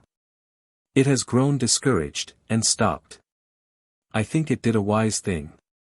The difference in time between Sebastopol and the Pacific coast is enormous. When it is 6 o'clock in the morning here, it is somewhere about week before last in California. We are excusable for getting a little tangled as to time. These distractions and distresses about the time have worried me so much that I was afraid my mind was so much affected that I never would have any appreciation of time again. But when I noticed how handy I was yet about comprehending when it was dinner time, a blessed tranquility settled down upon me, and I am tortured with doubts and fears no more. Odessa is about 20 hours' run from Sebastopol, and is the most northerly port in the Black Sea. We came here to get coal, principally. The city has a population of 133,000, and is growing faster than any other small city out of America. It is a free port, and is the great grain mart of this particular part of the world. Its roadstead is full of ships. Engineers are at work, now, turning the open roadstead into a spacious artificial harbor. It is to be almost enclosed by massive stone piers, one of which will extend into the sea over 3,000 feet in a straight line. I have not felt so much at home for a long time as I did when I raised the hill and stood in Odessa for the first time. It looked just like an American city, fine, broad streets, and straight as well. Low houses, 2 or 3 stories, wide, neat, and free from any quaintness of architectural ornamentation, locust trees bordering the sidewalks, they call them acacias, winky face, a stirring, business look about the streets and the stores, fast walkers. A familiar new look about the houses and everything. Yeah, and a driving and smothering cloud of dust that was so like a message from our own dear native land that we could hardly refrain from shedding a few grateful tears and execrations in the old time-honored American way. Look up the street or down the street, this way or that way, we saw only America. There was not one thing to remind us that we were in Russia. We walked for some little distance, reveling in this home vision, and then we came upon a church and a hack driver, and presto! The illusion vanished. The church had a slender spired dome that rounded inward at its base, and looked like a turnip turned upside down, and the hackman seemed to be dressed in a long petticoat without any hoops. These things were essentially foreign, and so were the carriages, but everybody knows about these things, and there is no occasion for my describing them. We were only to stay here a day and a night and take in coal. We consulted the guidebooks and were rejoiced to know that there were no sights in Odessa to see, and so we had one good, untrammeled holiday on our hands, with nothing to do but idle about the city and enjoy ourselves. We sauntered through the markets and criticized the fearful and wonderful costumes from the back country, examined the populace as far as eyes could do it, and closed the entertainment with an ice cream debauch. We do not get ice cream everywhere, and so, when we do, we are apt to dissipate to excess. We never cared anything about ice cream at home, but we look upon it with a sort of idolatry now that it is so scarce in these red-hot climates of the East. We only found 2 pieces of statuary, and this was another blessing. One was a bronze image of the Duc de Richelieu, grandnephew of the splendid cardinal. It stood in a spacious, handsome promenade, overlooking the sea, and from its base a vast flight of stone steps led down to the harbor, 200 of them, 50 feet long, and a wide landing at the bottom of every 20. It is a noble staircase, and from a distance the people toiling up it looked like insects. I mention this statue and this stairway because they have their story. Richelieu founded Odessa, watched over it with paternal care, labored with a fertile brain and a wise understanding for its best interests, spent his fortune freely to the same end, endowed it with a sound prosperity. And one which will yet make it one of the great cities of the old world, built this noble stairway with money from his own private purse, and well, the people for whom he had done so much, let him walk down these same steps, one day, unattended, old, poor, without a second coat to his back. And when, years afterwards, he died in Sebastopol in poverty and neglect, they called a meeting, subscribed liberally, and immediately erected this tasteful monument to his memory, and named a great street after him. It reminds me of what Robert Burns' mother said when they erected a stately monument to his memory, "Ah, Robbie, ye ask them for bread and they hae gi'en ye a stain." The people of Odessa have warmly recommended us to go and call on the Emperor, as did the Sebastopolians. They have telegraphed His Majesty, and he has signified his willingness to grant us an audience. So we are getting up the anchors and preparing to sail to his watering place. What a scratching around there will be, now! What a holding of important meetings and appointing of solemn committees! And what a furbishing up of clawhammer coats and white silk neckties! As this fearful ordeal we are about to pass through pictures itself to my fancy in all its dread sublimity, I begin to feel my fierce desire to converse with a genuine emperor cooling down and passing away. What am I to do with my hands? What am I to do with my feet? What in the world am I to do with myself? Chapter 37. We anchored here at Yalta, Russia, 2 or 3 days ago. To me the place was a vision of the Sierras. The tall, grey mountains that back it, their sides bristling with pines, cloven with ravines, here and there a hoary rock towering into view, long, straight streaks sweeping down from the summit to the sea. Marking the passage of some avalanche of former times, all these were as like what one sees in the Sierras as if the one were a portrait of the other.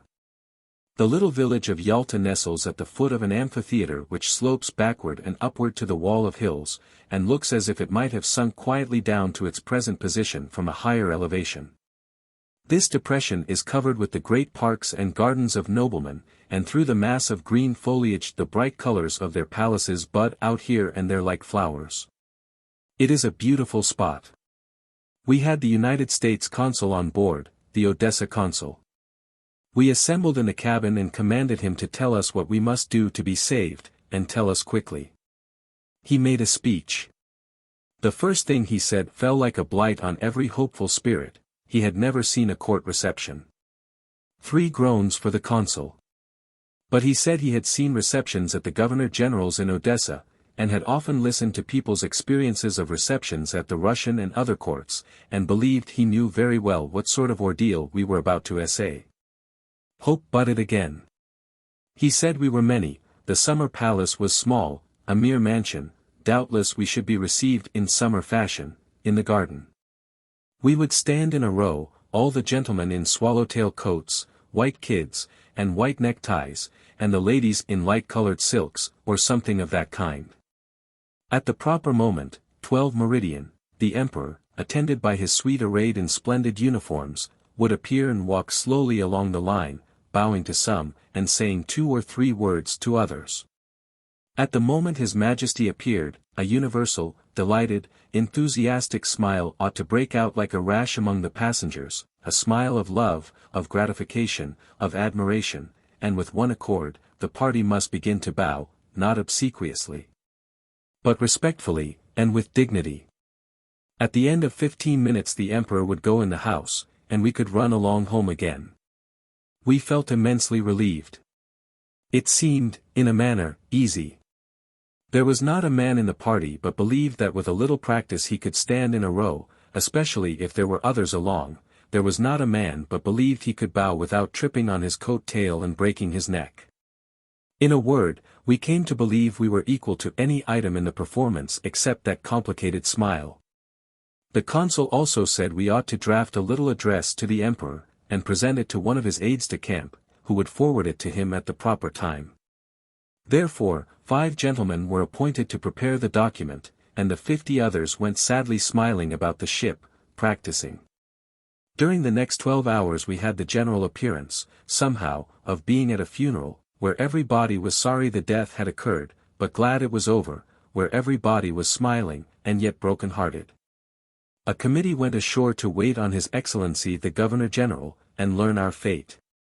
At the end of 3 hours of boding suspense, they came back and said the emperor would receive us at noon the next day, would send carriages for us, would hear the address in person.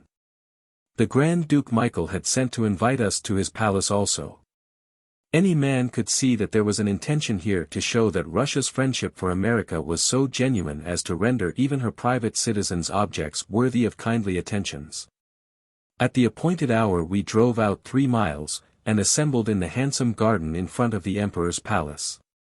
We formed a circle under the trees before the door, for there was no one room in the house able to accommodate our 60 persons comfortably, and in a few minutes the imperial family came out bowing and smiling, and stood in our midst. A number of great dignitaries of the empire, in undress uniforms, came with them. With every bow, His Majesty said a word of welcome. I copy these speeches. There is character in them, Russian character, which is politeness itself, and the genuine article. The French are polite, but it is often mere ceremonious politeness. A Russian imbues his polite things with a heartiness, both of phrase and expression, that compels belief in their sincerity. As I was saying, the Tsar punctuated his speeches with bows. Good morning, I am glad to see you, I am gratified, I am delighted, I am happy to receive you. All took off their hats, and the consul inflicted the address on him. He bore it with unflinching fortitude, then took the rusty-looking document and handed it to some great officer or other, to be filed away among the archives of Russia, in the stove. He thanked us for the address, and said he was very much pleased to see us, especially as such friendly relations existed between Russia and the United States. The Empress said the Americans were favorites in Russia, and she hoped the Russians were similarly regarded in America. These were all the speeches that were made, and I recommend them to parties who present policemen with gold watches, as models of brevity in point. After this the Empress went and talked sociably, for an Empress, with various ladies around the circle, several gentlemen entered into a disjointed general conversation with the emperor. The dukes and princes, admirals and maids of honor dropped into free and easy chat with first one and then another of our party, and whoever chose stepped forward and spoke with the modest little Grand Duchess Marie, the Tsar's daughter. She is 14 years old, light-haired, blue-eyed, unassuming and pretty. Everybody talks English. The emperor wore a cap, frock coat and pantaloons, all of some kind of plain white drilling, cotton or linen, and sported no jewelry or any insignia whatever of rank. No costume could be less ostentatious. He is very tall and spare, and a determined-looking man, though a very pleasant-looking one nevertheless. It is easy to see that he is kind and affectionate. There is something very noble in his expression when his cap is off. There is none of that cunning in his eye that all of us noticed in Louis Napoleon's. The Empress and the little Grand Duchess wore simple suits of foulard, or foulard silk, I don't know which is proper, with a small blue spot in it. The dresses were trimmed with blue, both ladies wore broad blue sashes about their waists, linen collars and clerical ties of muslin, low-crowned straw hats trimmed with blue velvet, parasols and flesh-colored gloves. The Grand Duchess had no heels on her shoes. I do not know this of my own knowledge, but one of our ladies told me so. I was not looking at her shoes. I was glad to observe that she wore her own hair, plaited in thick braids against the back of her head, instead of the uncomely thing they call a waterfall, which is about as much like a waterfall as a canvas-covered ham is like a cataract. Taking the kind expression that is in the emperor's face and the gentleness that is in his young daughters into consideration, I wondered if it would not tax the Tsar's firmness to the utmost to condemn a supplicating wretch to misery in the wastes of Siberia if she pleaded for him. Every time their eyes met, I saw more and more what a tremendous power that weak, diffident schoolgirl could wield if she chose to do it. Many and many a time she might rule the autocrat of Russia, whose lightest word is law to 70 millions of human beings. She was only a girl, and she looked like 1,000 others I have seen, but never a girl provoked such a novel and peculiar interest in me before. A strange, new sensation is a rare thing in this humdrum life, and I had it here. There was nothing stale or worn out about the thoughts and feelings the situation and the circumstances created. It seemed strange, stranger than I can tell, to think that the central figure in the cluster of men and women, chatting here under the trees like the most ordinary individual in the land, was a man who could open his lips and ships would fly through the waves, locomotives would speed over the plains, couriers would hurry from village to village. 100 telegraphs would flash the word to the four corners of an empire that stretches its vast proportions over a seventh part of the habitable globe, and a countless multitude of men would spring to do his bidding. I had a sort of vague desire to examine his hands and see if they were of flesh and blood, like other men's. Here was a man who could do this wonderful thing, and yet if I chose I could knock him down. The case was plain, but it seemed preposterous, nevertheless, as preposterous as trying to knock down a mountain or wipe out a continent. If this man sprained his ankle, 1,000,000 miles of telegraph would carry the news over mountains, valleys, uninhabited deserts, under the trackless sea, and 10,000 newspapers would prate of it. If he were grievously ill, all the nations would know it before the sun rose again. If he dropped lifeless where he stood, his fall might shake the thrones of half a world. If I could have stolen his coat, I would have done it. When I meet a man like that, I want something to remember him by. As a general thing, we have been shown through palaces by some plush-legged filigreed flunky or other, who charged a franc for it. But after talking with the company half an hour, the Emperor of Russia and his family conducted us all through their mansion themselves. They made no charge. They seemed to take a real pleasure in it. We spent half an hour idling through the palace, admiring the cozy apartments and the rich but eminently homelike appointments of the place, and then the imperial family bade our party a kind goodbye, and proceeded to count the spoons. An invitation was extended to us to visit the palace of the eldest son, the Crown Prince of Russia, which was near at hand. The young man was absent, but the dukes and countesses and princes went over the premises with us as leisurely as was the case at the emperor's, and conversation continued as lively as ever. It was a little after 1 o'clock, now. We drove to the Grand Duke Michael's, a mile away, in response to his invitation, previously given. We arrived in 20 minutes from the Emperor's. It is a lovely place. The beautiful palace nestles among the grand old groves of the park sits in the lap of the picturesque crags and hills, and both look out upon the breezy ocean. In the park are rustic seats, here and there, in secluded nooks that are dark with shade, there are rivulets of crystal water, there are lakelets, with inviting, grassy banks. There are glimpses of sparkling cascades through openings in the wilderness of foliage, there are streams of clear water gushing from mimic knots on the trunks of forest trees, there are miniature marble temples perched upon grey old crags. There are airy lookouts whence one may gaze upon a broad expanse of landscape and ocean. The palace is modelled after the choicest forms of Grecian architecture, and its wide colonnades surround a central court that is banked with rare flowers that fill the place with their fragrance. And in their midst springs a fountain that cools the summer air, and may possibly breed mosquitoes, but I do not think it does. The Grand Duke and his Duchess came out, and the presentation ceremonies were as simple as they had been at the Emperor's. In a few minutes, conversation was under way, as before. The Empress appeared in the veranda, and the little Grand Duchess came out into the crowd. They had beaten us there. In a few minutes, the Emperor came himself on horseback. It was very pleasant.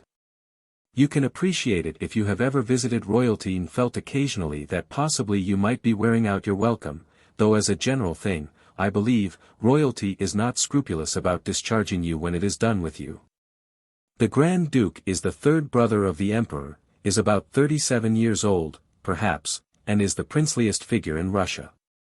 He is even taller than the Tsar, as straight as an Indian, and bears himself like one of those gorgeous knights we read about in romances of the Crusades. He looks like a great-hearted fellow who would pitch an enemy into the river in a moment, and then jump in and risk his life fishing him out again. The stories they tell of him show him to be of a brave and generous nature. He must have been desirous of proving that Americans were welcome guests in the imperial palaces of Russia, because he rode all the way to Yalta and escorted our procession to the Emperor's himself, and kept his aides scurrying about, clearing the road and offering assistance wherever it could be needed. We were rather familiar with him then, because we did not know who he was. We recognized him now, and appreciated the friendly spirit that prompted him to do us a favor that any other Grand Duke in the world would have doubtless declined to do. He had plenty of servitors whom he could have sent, but he chose to attend to the matter himself. The Grand Duke was dressed in the handsome and showy uniform of a Cossack officer. The Grand Duchess had on a white alpaca robe, with the seams and gores trimmed with black barb lace, and a little grey hat with a feather of the same color. She is young, rather pretty, modest and unpretending, and full of winning politeness. Our party walked all through the house, and then the nobility escorted them all over the grounds, and finally brought them back to the palace about 2:30 to breakfast. They called it breakfast, but we would have called it luncheon. It consisted of 2 kinds of wine, tea, bread, cheese, and cold meats, and was served on the center tables in the reception room and the verandas, anywhere that was convenient. There was no ceremony. It was a sort of picnic. I had heard before that we were to breakfast there, but Blucher said he believed Baker's boy had suggested it to His Imperial Highness. I think not, though it would be like him. Baker's boy is the famine breeder of the ship. He is always hungry. They say he goes about the staterooms when the passengers are out, and eats up all the soap. And they say he eats oakum. They say he will eat anything he can get between meals, but he prefers oakum. He does not like oakum for dinner, but he likes it for a lunch, at odd hours, or anything that way. It makes him very disagreeable, because it makes his breath bad, and keeps his teeth all stuck up with tar. Baker's boy may have suggested the breakfast, but I hope he did not. It went off well, anyhow. The illustrious host moved about from place to place, and helped to destroy the provisions and keep the conversation lively. And the Grand Duchess talked with the veranda parties and such as had satisfied their appetites and straggled out from the reception room. The Grand Duke's tea was delicious. They give one a lemon to squeeze into it, or iced milk, if he prefers it. The former is best. This tea is brought overland from China. It injures the article to transport it by sea. When it was time to go, we bade our distinguished hosts goodbye, and they retired happy and contented to their apartments to count their spoons. We had spent the best part of half a day in the home of royalty, and had been as cheerful and comfortable all the time as we could have been in the ship. I would as soon have thought of being cheerful in Abraham's bosom as in the palace of an emperor. I supposed that emperors were terrible people. I thought they never did anything but wear magnificent crowns and red velvet dressing gowns with dabs of wool sewed on them in spots, and sit on thrones and scowl at the flunkies and the people in the parquet. And order dukes and duchesses off to execution. I find, however, that when one is so fortunate as to get behind the scenes and see them at home and in the privacy of their firesides, they are strangely like common mortals. They are pleasanter to look upon then than they are in their theatrical aspect. It seems to come as natural to them to dress and act like other people as it is to put a friend's cedar pencil in your pocket when you are done using it. But I can never have any confidence in the tinsel kings of the theatre after this. It will be a great loss. I used to take such a thrilling pleasure in them. But, hereafter, I will turn me sadly away and say, this does not answer, this isn't the style of king that I am acquainted with. When they swagger around the stage in jeweled crowns and splendid robes, I shall feel bound to observe that all the emperors that ever I was personally acquainted with wore the commonest sort of clothes, and did not swagger. And when they come on the stage attended by a vast bodyguard of supes in helmets and tin breastplates, it will be my duty as well as my pleasure to inform the ignorant that no crowned head of my acquaintance has a soldier anywhere about his house or his person. Possibly it may be thought that our party tarried too long, or did other improper things, but such was not the case. The company felt that they were occupying an unusually responsible position, they were representing the people of America, not the government, and therefore they were careful to do their best to perform their high mission with credit. On the other hand, the imperial families, no doubt, considered that in entertaining us they were more especially entertaining the people of America than they could by showering attentions on a whole platoon of ministers plenipotentiary, and therefore they gave to the event its fullest significance, as an expression of goodwill and friendly feeling toward the entire country. We took the kindnesses we received as attentions thus directed, of course, and not to ourselves as a party. That we felt a personal pride in being received as the representatives of a nation, we do not deny. That we felt a national pride in the warm cordiality of that reception, cannot be doubted. Our poet has been rigidly suppressed, from the time we let go the anchor. When it was announced that we were going to visit the Emperor of Russia, the fountains of his great deep were broken up, and he rained ineffable bosh for 24 hours. Our original anxiety as to what we were going to do with ourselves, was suddenly transformed into anxiety about what we were going to do with our poet. The problem was solved at last. Two alternatives were offered him: he must either swear a dreadful oath that he would not issue a line of his poetry while he was in the Tsar's dominions, or else remain under guard on board the ship until we were safe at Constantinople again. He fought the dilemma long, but yielded at last. It was a great deliverance. Perhaps the savage reader would like a specimen of his style. I do not mean this term to be offensive. I only use it because the gentle reader has been used so often that any change from it cannot but be refreshing. Save us and sanctify us, and finally, then, see good provisions we enjoy while we journey to Jerusalem. For so man proposes, which it is most true. And time will wait for none, nor for us too. The sea has been unusually rough all day. However, we have had a lively time of it, anyhow. We have had quite a run of visitors. The Governor-General came, and we received him with a salute of 9 guns. He brought his family with him. I observed that carpets were spread from the pier head to his carriage for him to walk on, though I have seen him walk there without any carpet when he was not on business. I thought maybe he had what the accidental insurance people might call an extra hazardous policy joke, but not above mediocrity, on his boots, and wished to protect them. But I examined and could not see that they were blacked any better than usual. It may have been that he had forgotten his carpet, before, but he did not have it with him, anyhow. He was an exceedingly pleasant old gentleman, we all liked him, especially Blucher. When he went away, Blucher invited him to come again and fetch his carpet along. Prince Dolgoruki and a Grand Admiral or two, whom we had seen yesterday at the reception, came on board also.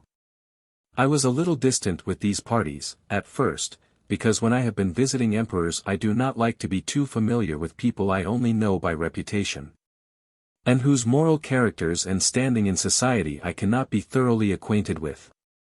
I judged it best to be a little offish, at first. I said to myself, princes and counts and grand admirals are very well, but they are not emperors, and one cannot be too particular about who he associates with. Baron Wrangel came, also. He used to be Russian ambassador at Washington. I told him I had an uncle who fell down a shaft and broke himself in two, as much as a year before that. That was a falsehood, but then I was not going to let any man eclipse me on surprising adventures, merely for the want of a little invention. The Baron is a fine man, and is said to stand high in the Emperor's confidence and esteem. Baron Ungern Sternberg, a boisterous, whole-souled old nobleman, came with the rest. He is a man of progress and enterprise, a representative man of the age. He is the chief director of the railway system of Russia, a sort of railroad king. In his line he is making things move along in this country. He has traveled extensively in America. He says he has tried convict labor on his railroads, and with perfect success. He says the convicts work well, and are quiet and peaceable. He observed that he employs nearly 10,000 of them now. This appeared to be another call on my resources. I was equal to the emergency. I said we had 80,000 convicts employed on the railways in America, all of them under sentence of death for murder in the first degree. That closed him out. We had General Todleben, the famous defender of Sebastopol, during the siege, and many inferior army and also navy officers, and a number of unofficial Russian ladies and gentlemen. Naturally, a champagne luncheon was in order, and was accomplished without loss of life. Toasts and jokes were discharged freely, but no speeches were made save one thanking the Emperor and the Grand Duke, through the Governor-General, for our hospitable reception, and one by the Governor-General in reply, in which he returned the Emperor's thanks for the speech, etc. etc.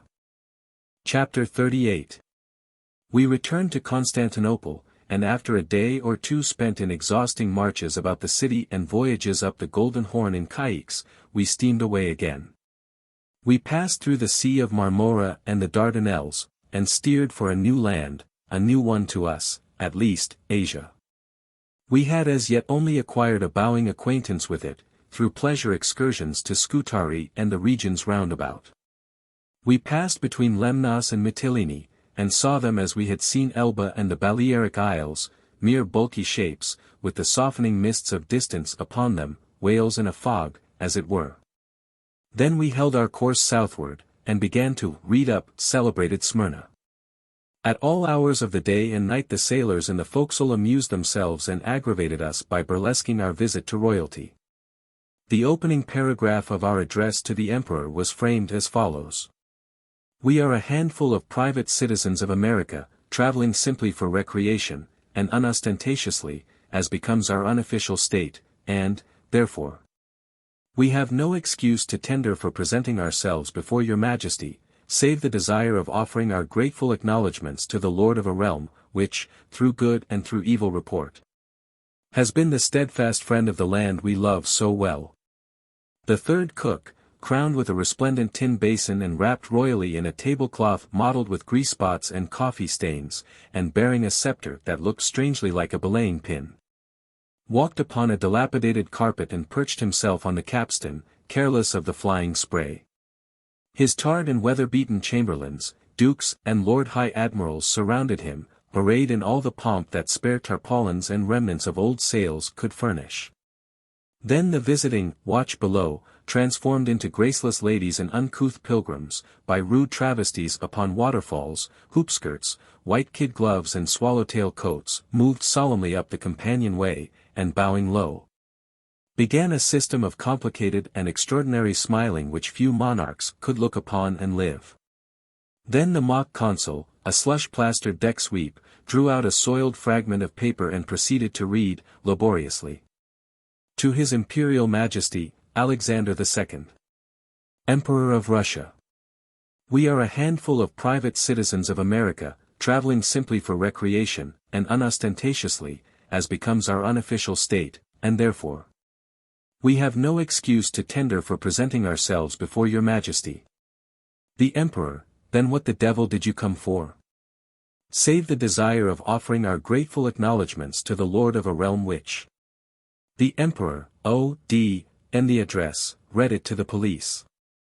Chamberlain, take these people over to my brother, the Grand Dukes, and give them a square meal. Adieu. I am happy, I am gratified, I am delighted, I am bored. Adieu, adieu, vamos the ranch. The first groom of the palace will proceed to count the portable articles of value belonging to the premises. The farce then closed, to be repeated again with every change of the watches, and embellished with new and still more extravagant inventions of pomp and conversation. At all times of the day and night the phraseology of that tiresome address fell upon our ears. Grimy sailors came down out of the foretop placidly announcing themselves as a handful of private citizens of America, traveling simply for recreation and unostentatiously, etc. The coal passers moved to their duties in the profound depths of the ship, explaining the blackness of their faces and their uncouthness of dress, with the reminder that they were a handful of private citizens, traveling simply for recreation, etc. And when the cry rang through the vessel at midnight, 8 bells, larboard watch, turn out, the larboard watch came gaping and stretching out of their den, with the everlasting formula, "Aye, sir. We are a handful of private citizens of America, traveling simply for recreation, and unostentatiously, as becomes our unofficial state." As I was a member of the committee, and helped to frame the address, these sarcasms came home to me. I never heard a sailor proclaiming himself as a handful of American citizens traveling for recreation, but I wished he might trip and fall overboard, and so reduce his handful by one individual, at least. I never was so tired of any one phrase as the sailors made me of the opening sentence of the address to the Emperor of Russia. This seaport of Smyrna, our first notable acquaintance in Asia, is a closely packed city of 130,000 inhabitants, and, like Constantinople, it has no outskirts.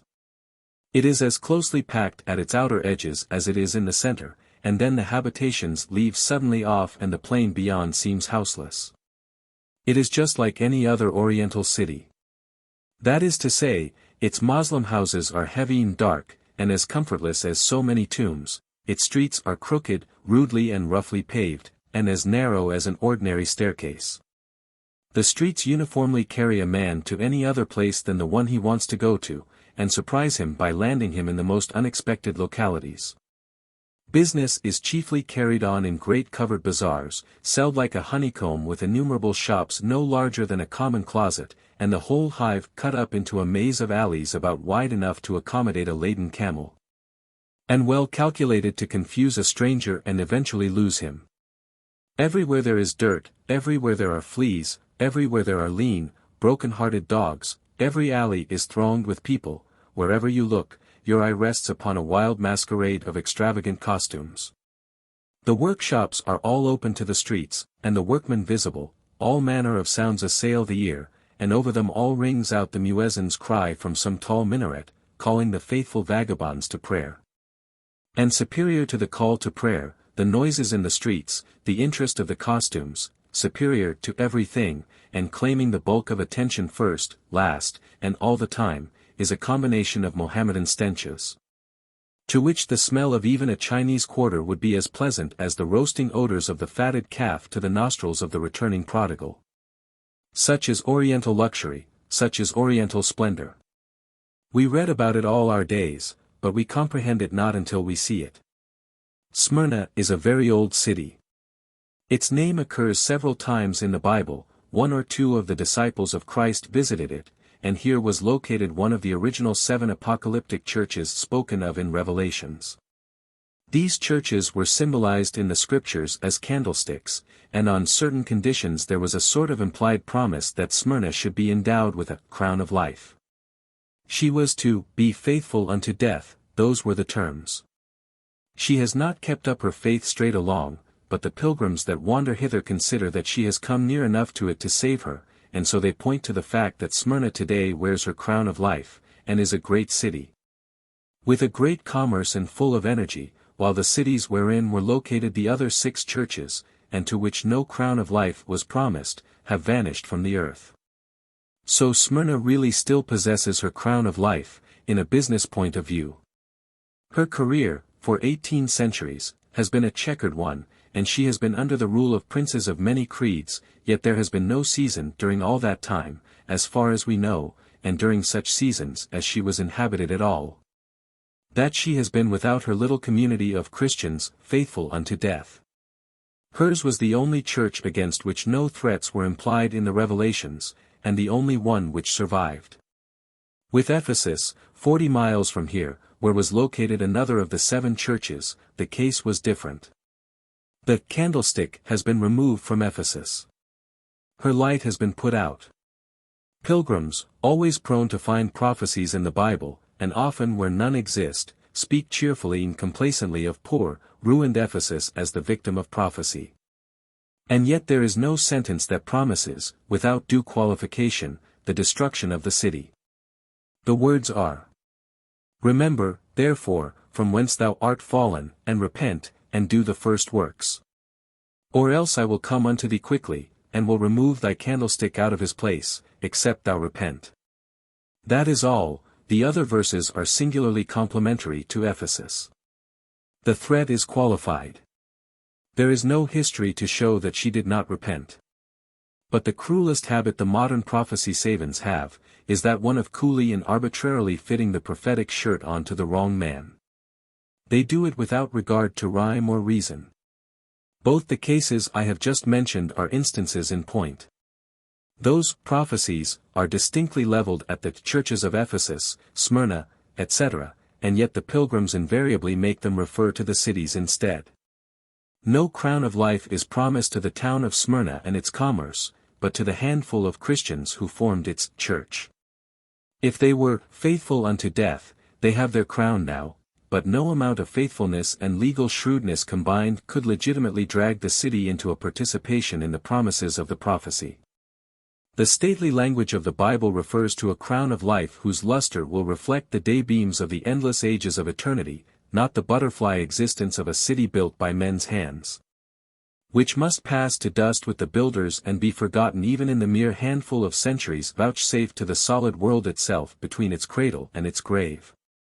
The fashion of delving out fulfillments of prophecy where that prophecy consists of mere ifs trenches upon the absurd. Suppose, 1,000 years from now, a malarious swamp builds itself up in the shallow harbor of Smyrna, or something else kills the town.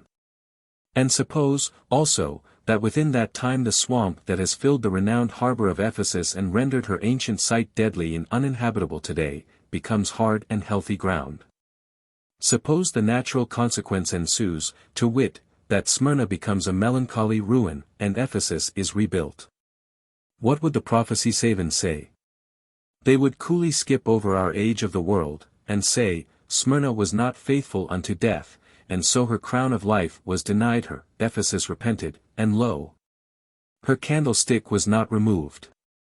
Behold these evidences. How wonderful is prophecy! Smyrna has been utterly destroyed 6 times. If her crown of life had been an insurance policy, she would have had an opportunity to collect on it the first time she fell. But she holds it on sufferance and by a complementary construction of language which does not refer to her. 6 different times, however, I suppose some infatuated prophecy enthusiast blundered along and said, to the infinite disgust of Smyrna and the Smyrniotes, in sooth, here is astounding fulfillment of prophecy. Smyrna hath not been faithful unto death, and behold her crown of life is vanished from her head. Verily, these things be astonishing. Such things have a bad influence. They provoke worldly men into using light conversation concerning sacred subjects. Thick-headed commentators upon the Bible, and stupid preachers and teachers, work more damage to religion than sensible, cool-brained clergymen can fight away again, toil as they may. It is not good judgment to fit a crown of life upon a city which has been destroyed 6 times. That other class of wiseacres who twist prophecy in such a manner as to make it promise the destruction and desolation of the same city, use judgment just as bad, since the city is in a very flourishing condition now, unhappily for them. These things put arguments into the mouth of infidelity.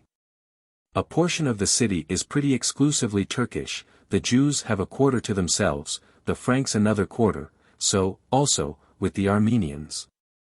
The Armenians, of course, are Christians. Their houses are large, clean, airy, handsomely paved with black and white squares of marble, and in the center of many of them is a square court, which has in it a luxuriant flower garden and a sparkling fountain. The doors of all the rooms open on this. A very wide hall leads to the street door, and in this the women sit, the most of the day. In the cool of the evening they dress up in their best raiment and show themselves at the door. They are all comely of countenance, and exceedingly neat and cleanly, they look as if they were just out of a bandbox. Some of the young ladies, many of them, I may say, are even very beautiful. They average a shade better than American girls, which treasonable words I pray may be forgiven me. They are very sociable, and will smile back when a stranger smiles at them, bow back when he bows, and talk back if he speaks to them. No introduction is required. An hour's chat at the door with a pretty girl one never saw before, is easily obtained, and is very pleasant. I have tried it.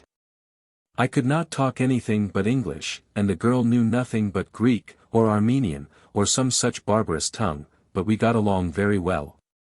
I find that in cases like these, the fact that you cannot comprehend each other isn't much of a drawback. In that Russian town of Yalta I danced an astonishing sort of dance an hour long, and one I had not heard of before, with a very pretty girl, and we talked incessantly, and laughed exhaustingly.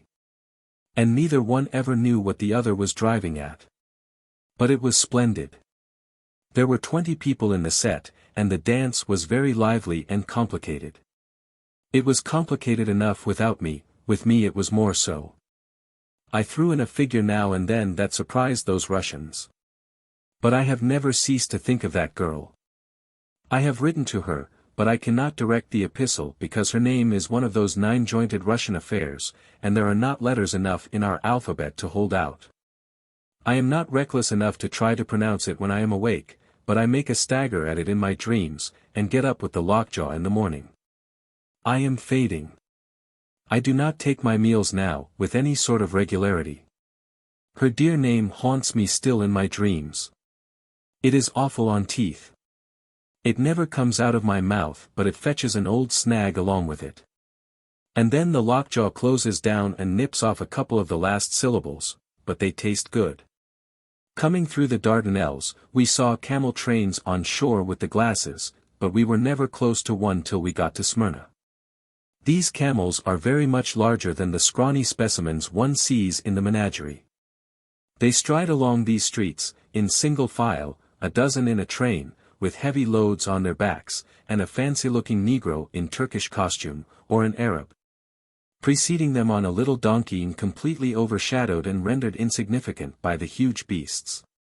To see a camel train laden with the spices of Arabia and the rare fabrics of Persia come marching through the narrow alleys of the bazaar, among porters with their burdens, money changers, lamp merchants, al-naskars in the glassware business, portly cross-legged Turks smoking the famous narghili, and the crowds drifting to and fro in the fanciful costumes of the East, is a genuine revelation of the Orient. The picture lacks nothing. It casts you back at once into your forgotten boyhood, and again you dream over the wonders of the Arabian Nights.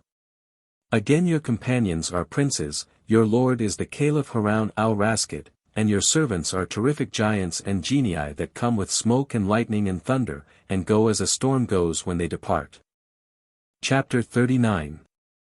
We inquired, and learned that the lions of Smyrna consisted of the ruins of the ancient citadel, whose broken and prodigious battlements frown upon the city from a lofty hill just in the edge of the town, the Mount Pagus of Scripture. They call it the site of that one of the 7 apocalyptic churches of Asia which was located here in the 1st century of the Christian era. And the grave and the place of martyrdom of the venerable Polycarp, who suffered in Smyrna for his religion some 1800 years ago. We took little donkeys and started. We saw Polycarp's tomb, and then hurried on. The 7 churches, thus they abbreviated, came next on the list. We rode there, about 1.5 miles in the sweltering sun, and visited a little Greek church which they said was built upon the ancient site. And we paid a small fee, and the holy attendant gave each of us a little wax candle as a remembrancer of the place, and I put mine in my hat and the sun melted it and the grease all ran down the back of my neck. And so now I have not anything left but the wick, and it is a sorry and a wilted-looking wick at that. Several of us argued as well as we could that the church mentioned in the Bible meant a party of Christians, and not a building. That the Bible spoke of them as being very poor, so poor, I thought, and so subject to persecution, as per Polycarp's martyrdom, that in the first place they probably could not have afforded a church edifice. And in the second would not have dared to build it in the open light of day if they could.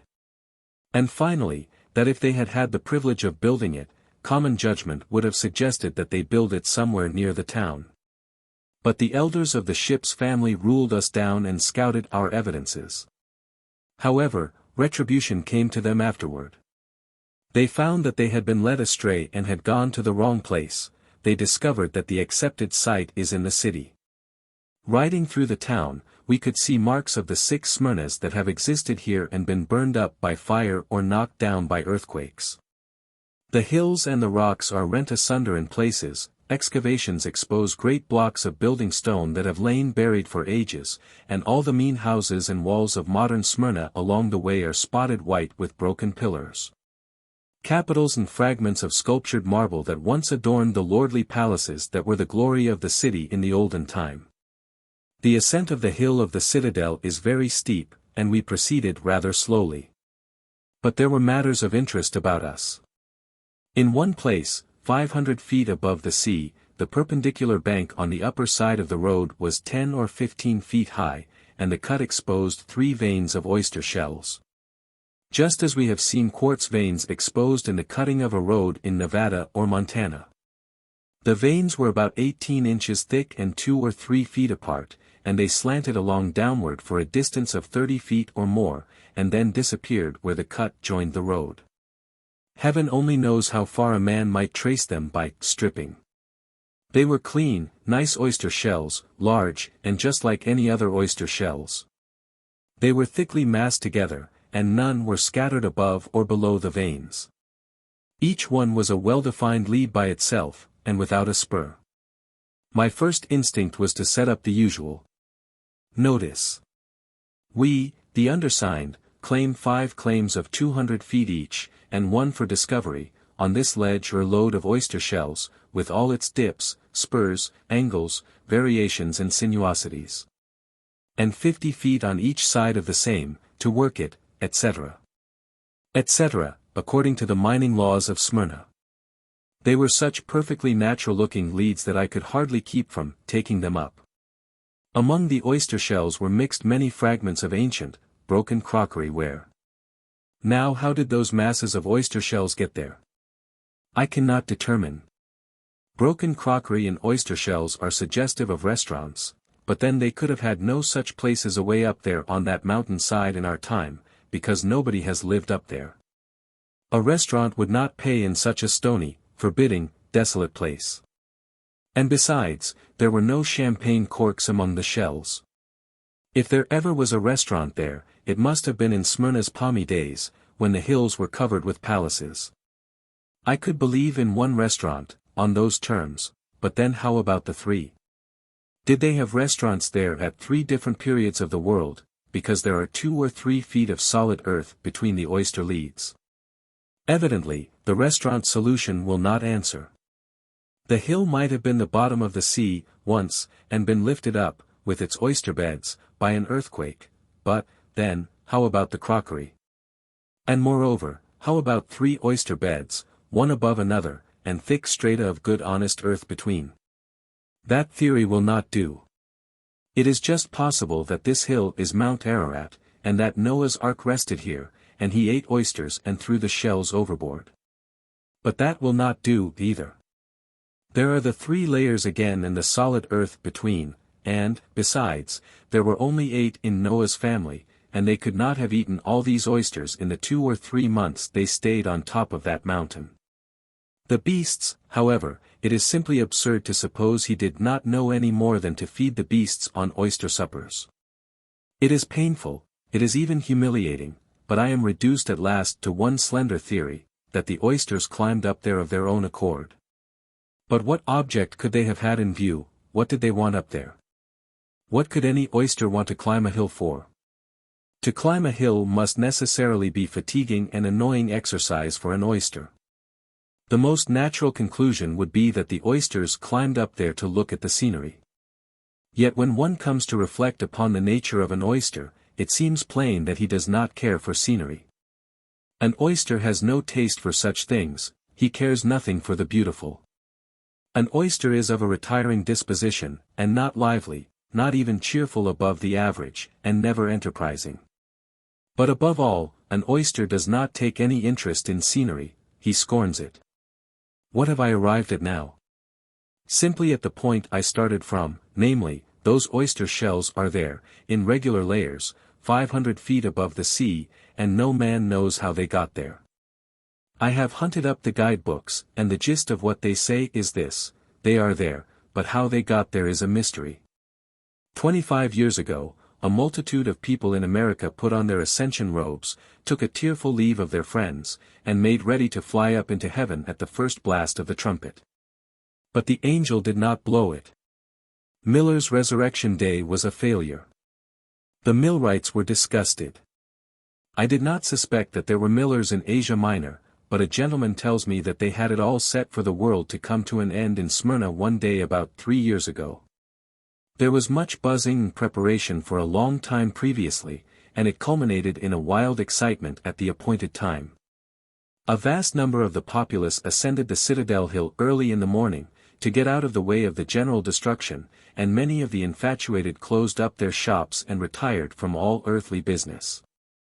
But the strange part of it was that about 3 in the afternoon, while this gentleman and his friends were at dinner in the hotel, a terrific storm of rain, accompanied by thunder and lightning, broke forth and continued with dire fury for 2 or 3 hours.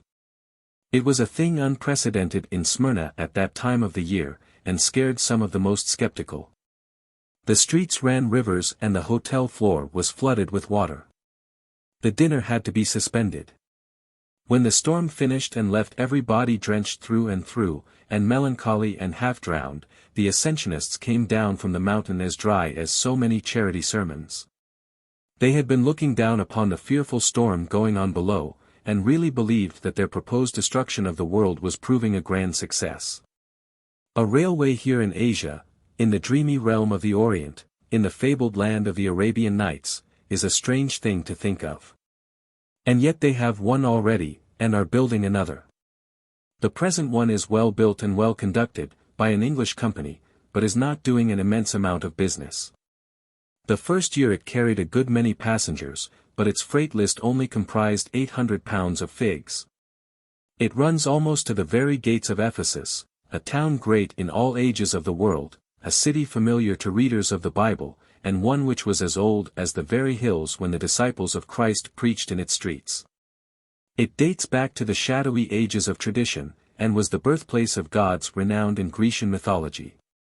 The idea of a locomotive tearing through such a place as this, and waking the phantoms of its old days of romance out of their dreams of dead and gone centuries, is curious enough. We journey thither tomorrow to see the celebrated ruins. Chapter 40. This has been a stirring day. The superintendent of the railway put a train at our disposal, and did us the further kindness of accompanying us to Ephesus and giving to us his watchful care. We brought 60 scarcely perceptible donkeys in the freight cars, for we had much ground to go over. We have seen some of the most grotesque costumes, along the line of the railroad, that can be imagined. I am glad that no possible combination of words could describe them, for I might then be foolish enough to attempt it. At ancient Ayasaluk, in the midst of a forbidding desert, we came upon long lines of ruined aqueducts, and other remnants of architectural grandeur, that told us plainly enough we were nearing what had been a metropolis, once. We left the train and mounted the donkeys, along with our invited guests, pleasant young gentlemen from the officers' list of an American man-of-war. The little donkeys had saddles upon them which were made very high in order that the riders' feet might not drag the ground. The preventative did not work well in the cases of our tallest pilgrims, however. There were no bridles, nothing but a single rope, tied to the bit. It was purely ornamental, for the donkey cared nothing for it.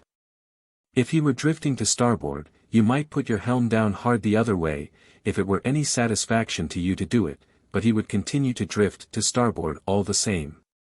There was only one process which could be depended on, and it was to get down and lift his rear around until his head pointed in the right direction. Or take him under your arm and carry him to a part of the road which he could not get out of without climbing. The sun flamed down as hot as a furnace, and neck scarfs, veils and umbrellas seemed hardly any protection. They served only to make the long procession look more than ever fantastic, for be it known the ladies were all riding astride because they could not stay on the shapeless saddles sidewise, the men were perspiring and out of temper. Their feet were banging against the rocks, the donkeys were capering in every direction but the right one and being belabored with clubs for it, and every now and then a broad umbrella would suddenly go down out of the cavalcade, announcing to all that one more pilgrim had bitten the dust.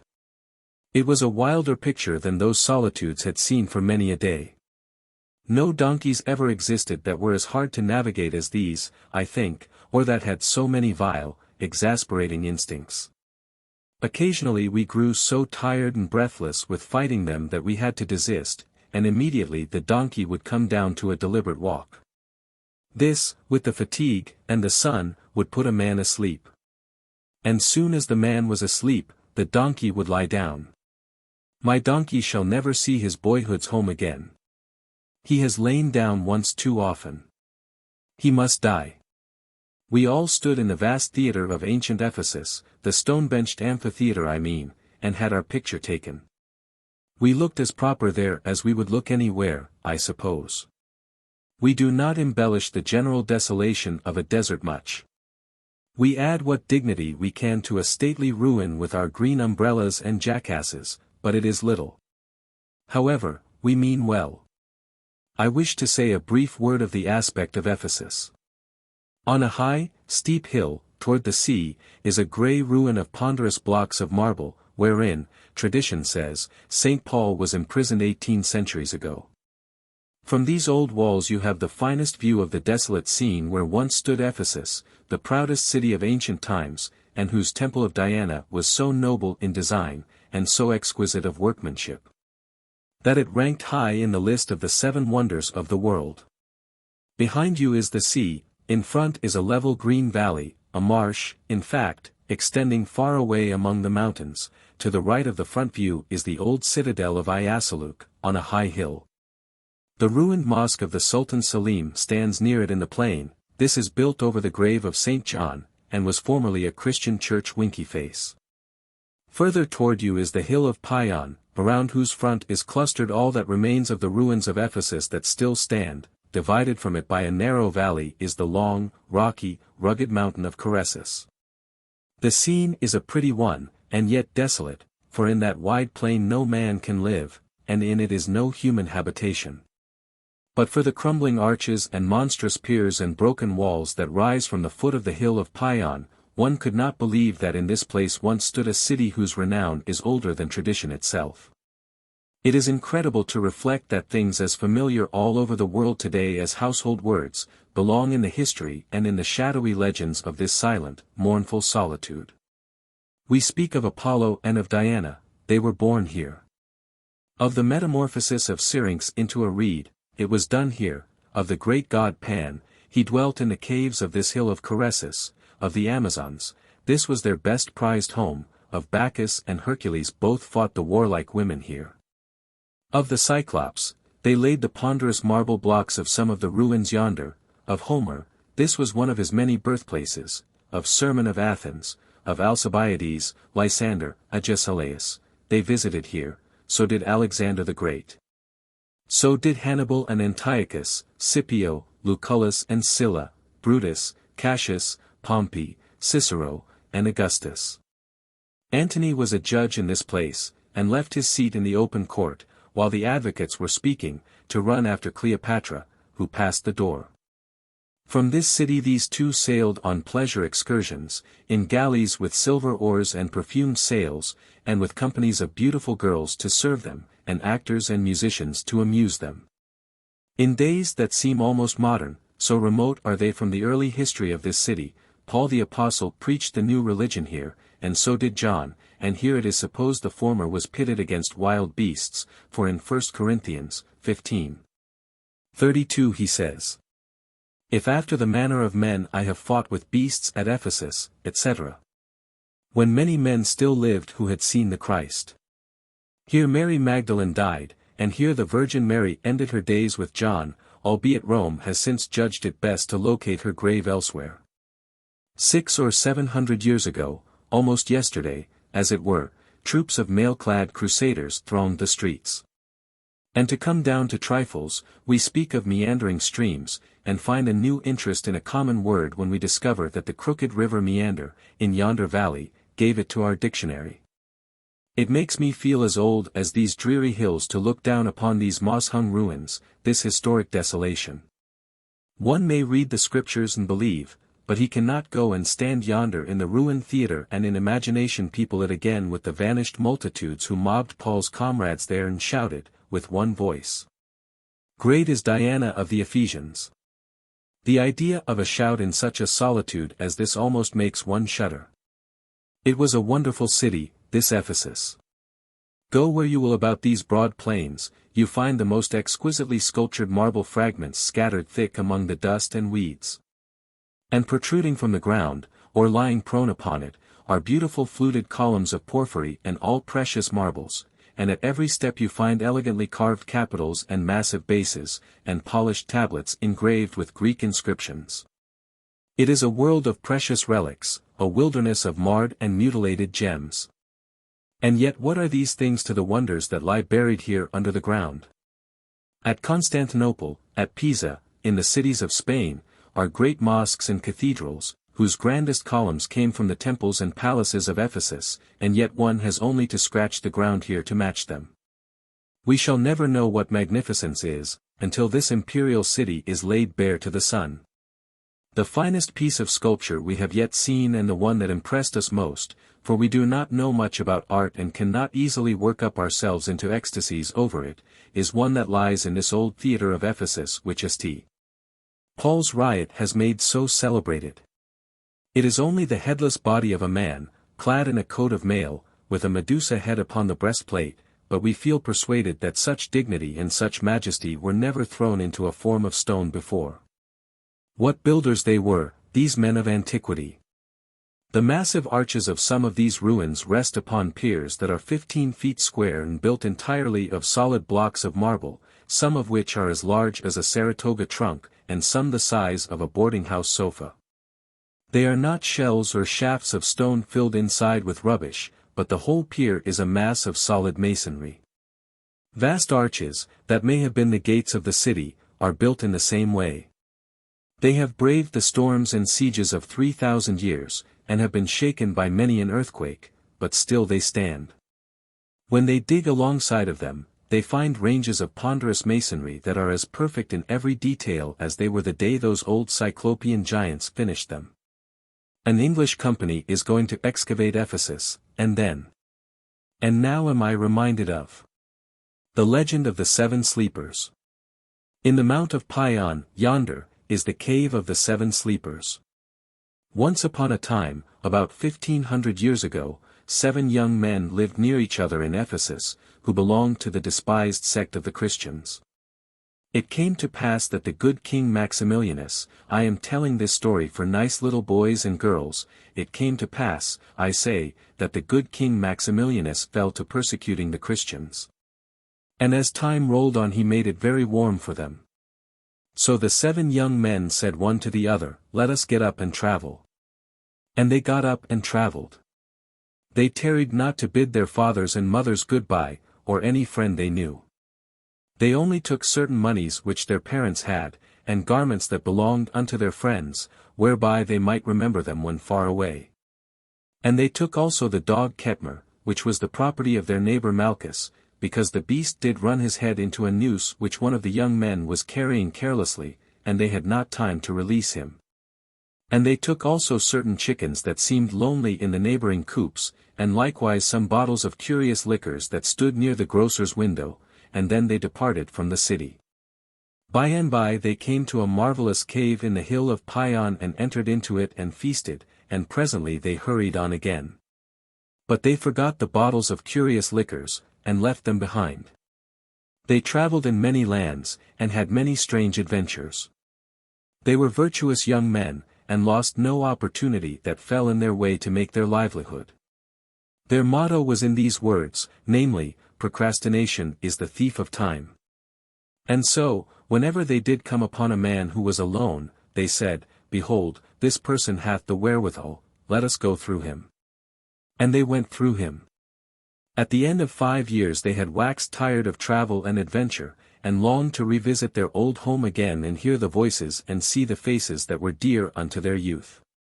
Therefore they went through such parties as fell in their way where they sojourned at that time, and journeyed back toward Ephesus again. For the good King Maximilianus was become converted unto the new faith, and the Christians rejoiced because they were no longer persecuted. One day as the sun went down, they came to the cave in the Mount of Pion, and they said, each to his fellow, "Let us sleep here, and go and feast and make merry with our friends when the morning cometh." And each of the 7 lifted up his voice and said, "It is a whiz." So they went in, and lo, where they had put them, there lay the bottles of strange liquors, and they judged that age had not impaired their excellence. Wherein the wanderers were right, and the heads of the same were level. So each of the young men drank 6 bottles, and behold they felt very tired, then, and lay down and slept soundly. When they awoke, one of them, Johannes, surnamed Smithianus, said, "We are naked." And it was so. Their raiment was all gone, and the money which they had gotten from a stranger whom they had proceeded through as they approached the city, was lying upon the ground, corroded and rusted and defaced. Likewise the dog Ketmer was gone, and nothing save the brass that was upon his collar remained. They wondered much at these things. But they took the money, and they wrapped about their bodies some leaves, and came up to the top of the hill. Then were they perplexed. The wonderful temple of Diana was gone, many grand edifices they had never seen before stood in the city, men in strange garbs moved about the streets, and everything was changed. Johannes said, "It hardly seems like Ephesus.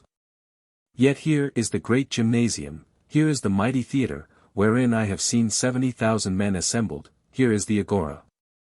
There is the font where the sainted John the Baptist immersed the converts, yonder is the prison of the good St. Paul, where we all did use to go to touch the ancient chains that bound him and be cured of our distempers. I see the tomb of the disciple Luke, and afar off is the church wherein repose the ashes of the holy John, where the Christians of Ephesus go twice a year to gather the dust from the tomb, which is able to make bodies whole again that are corrupted by disease, and cleanse the soul from sin.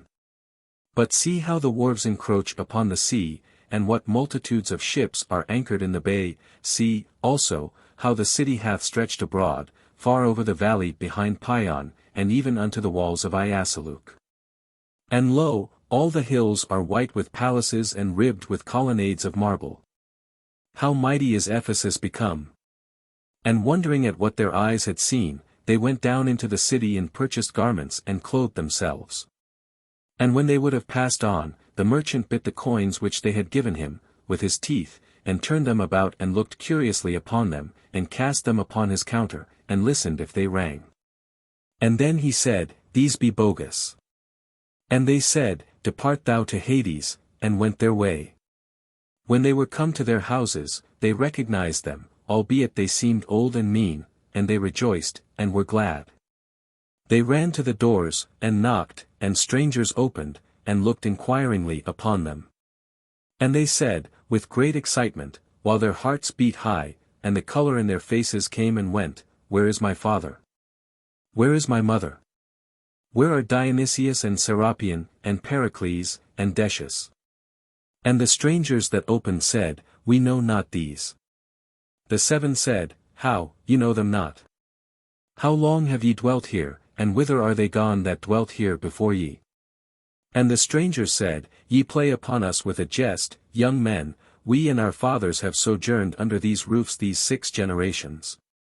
The names ye utter rot upon the tombs, and they that bore them have run their brief race, have laughed and sung, have borne the sorrows and the weariness that were allotted them, and are at rest.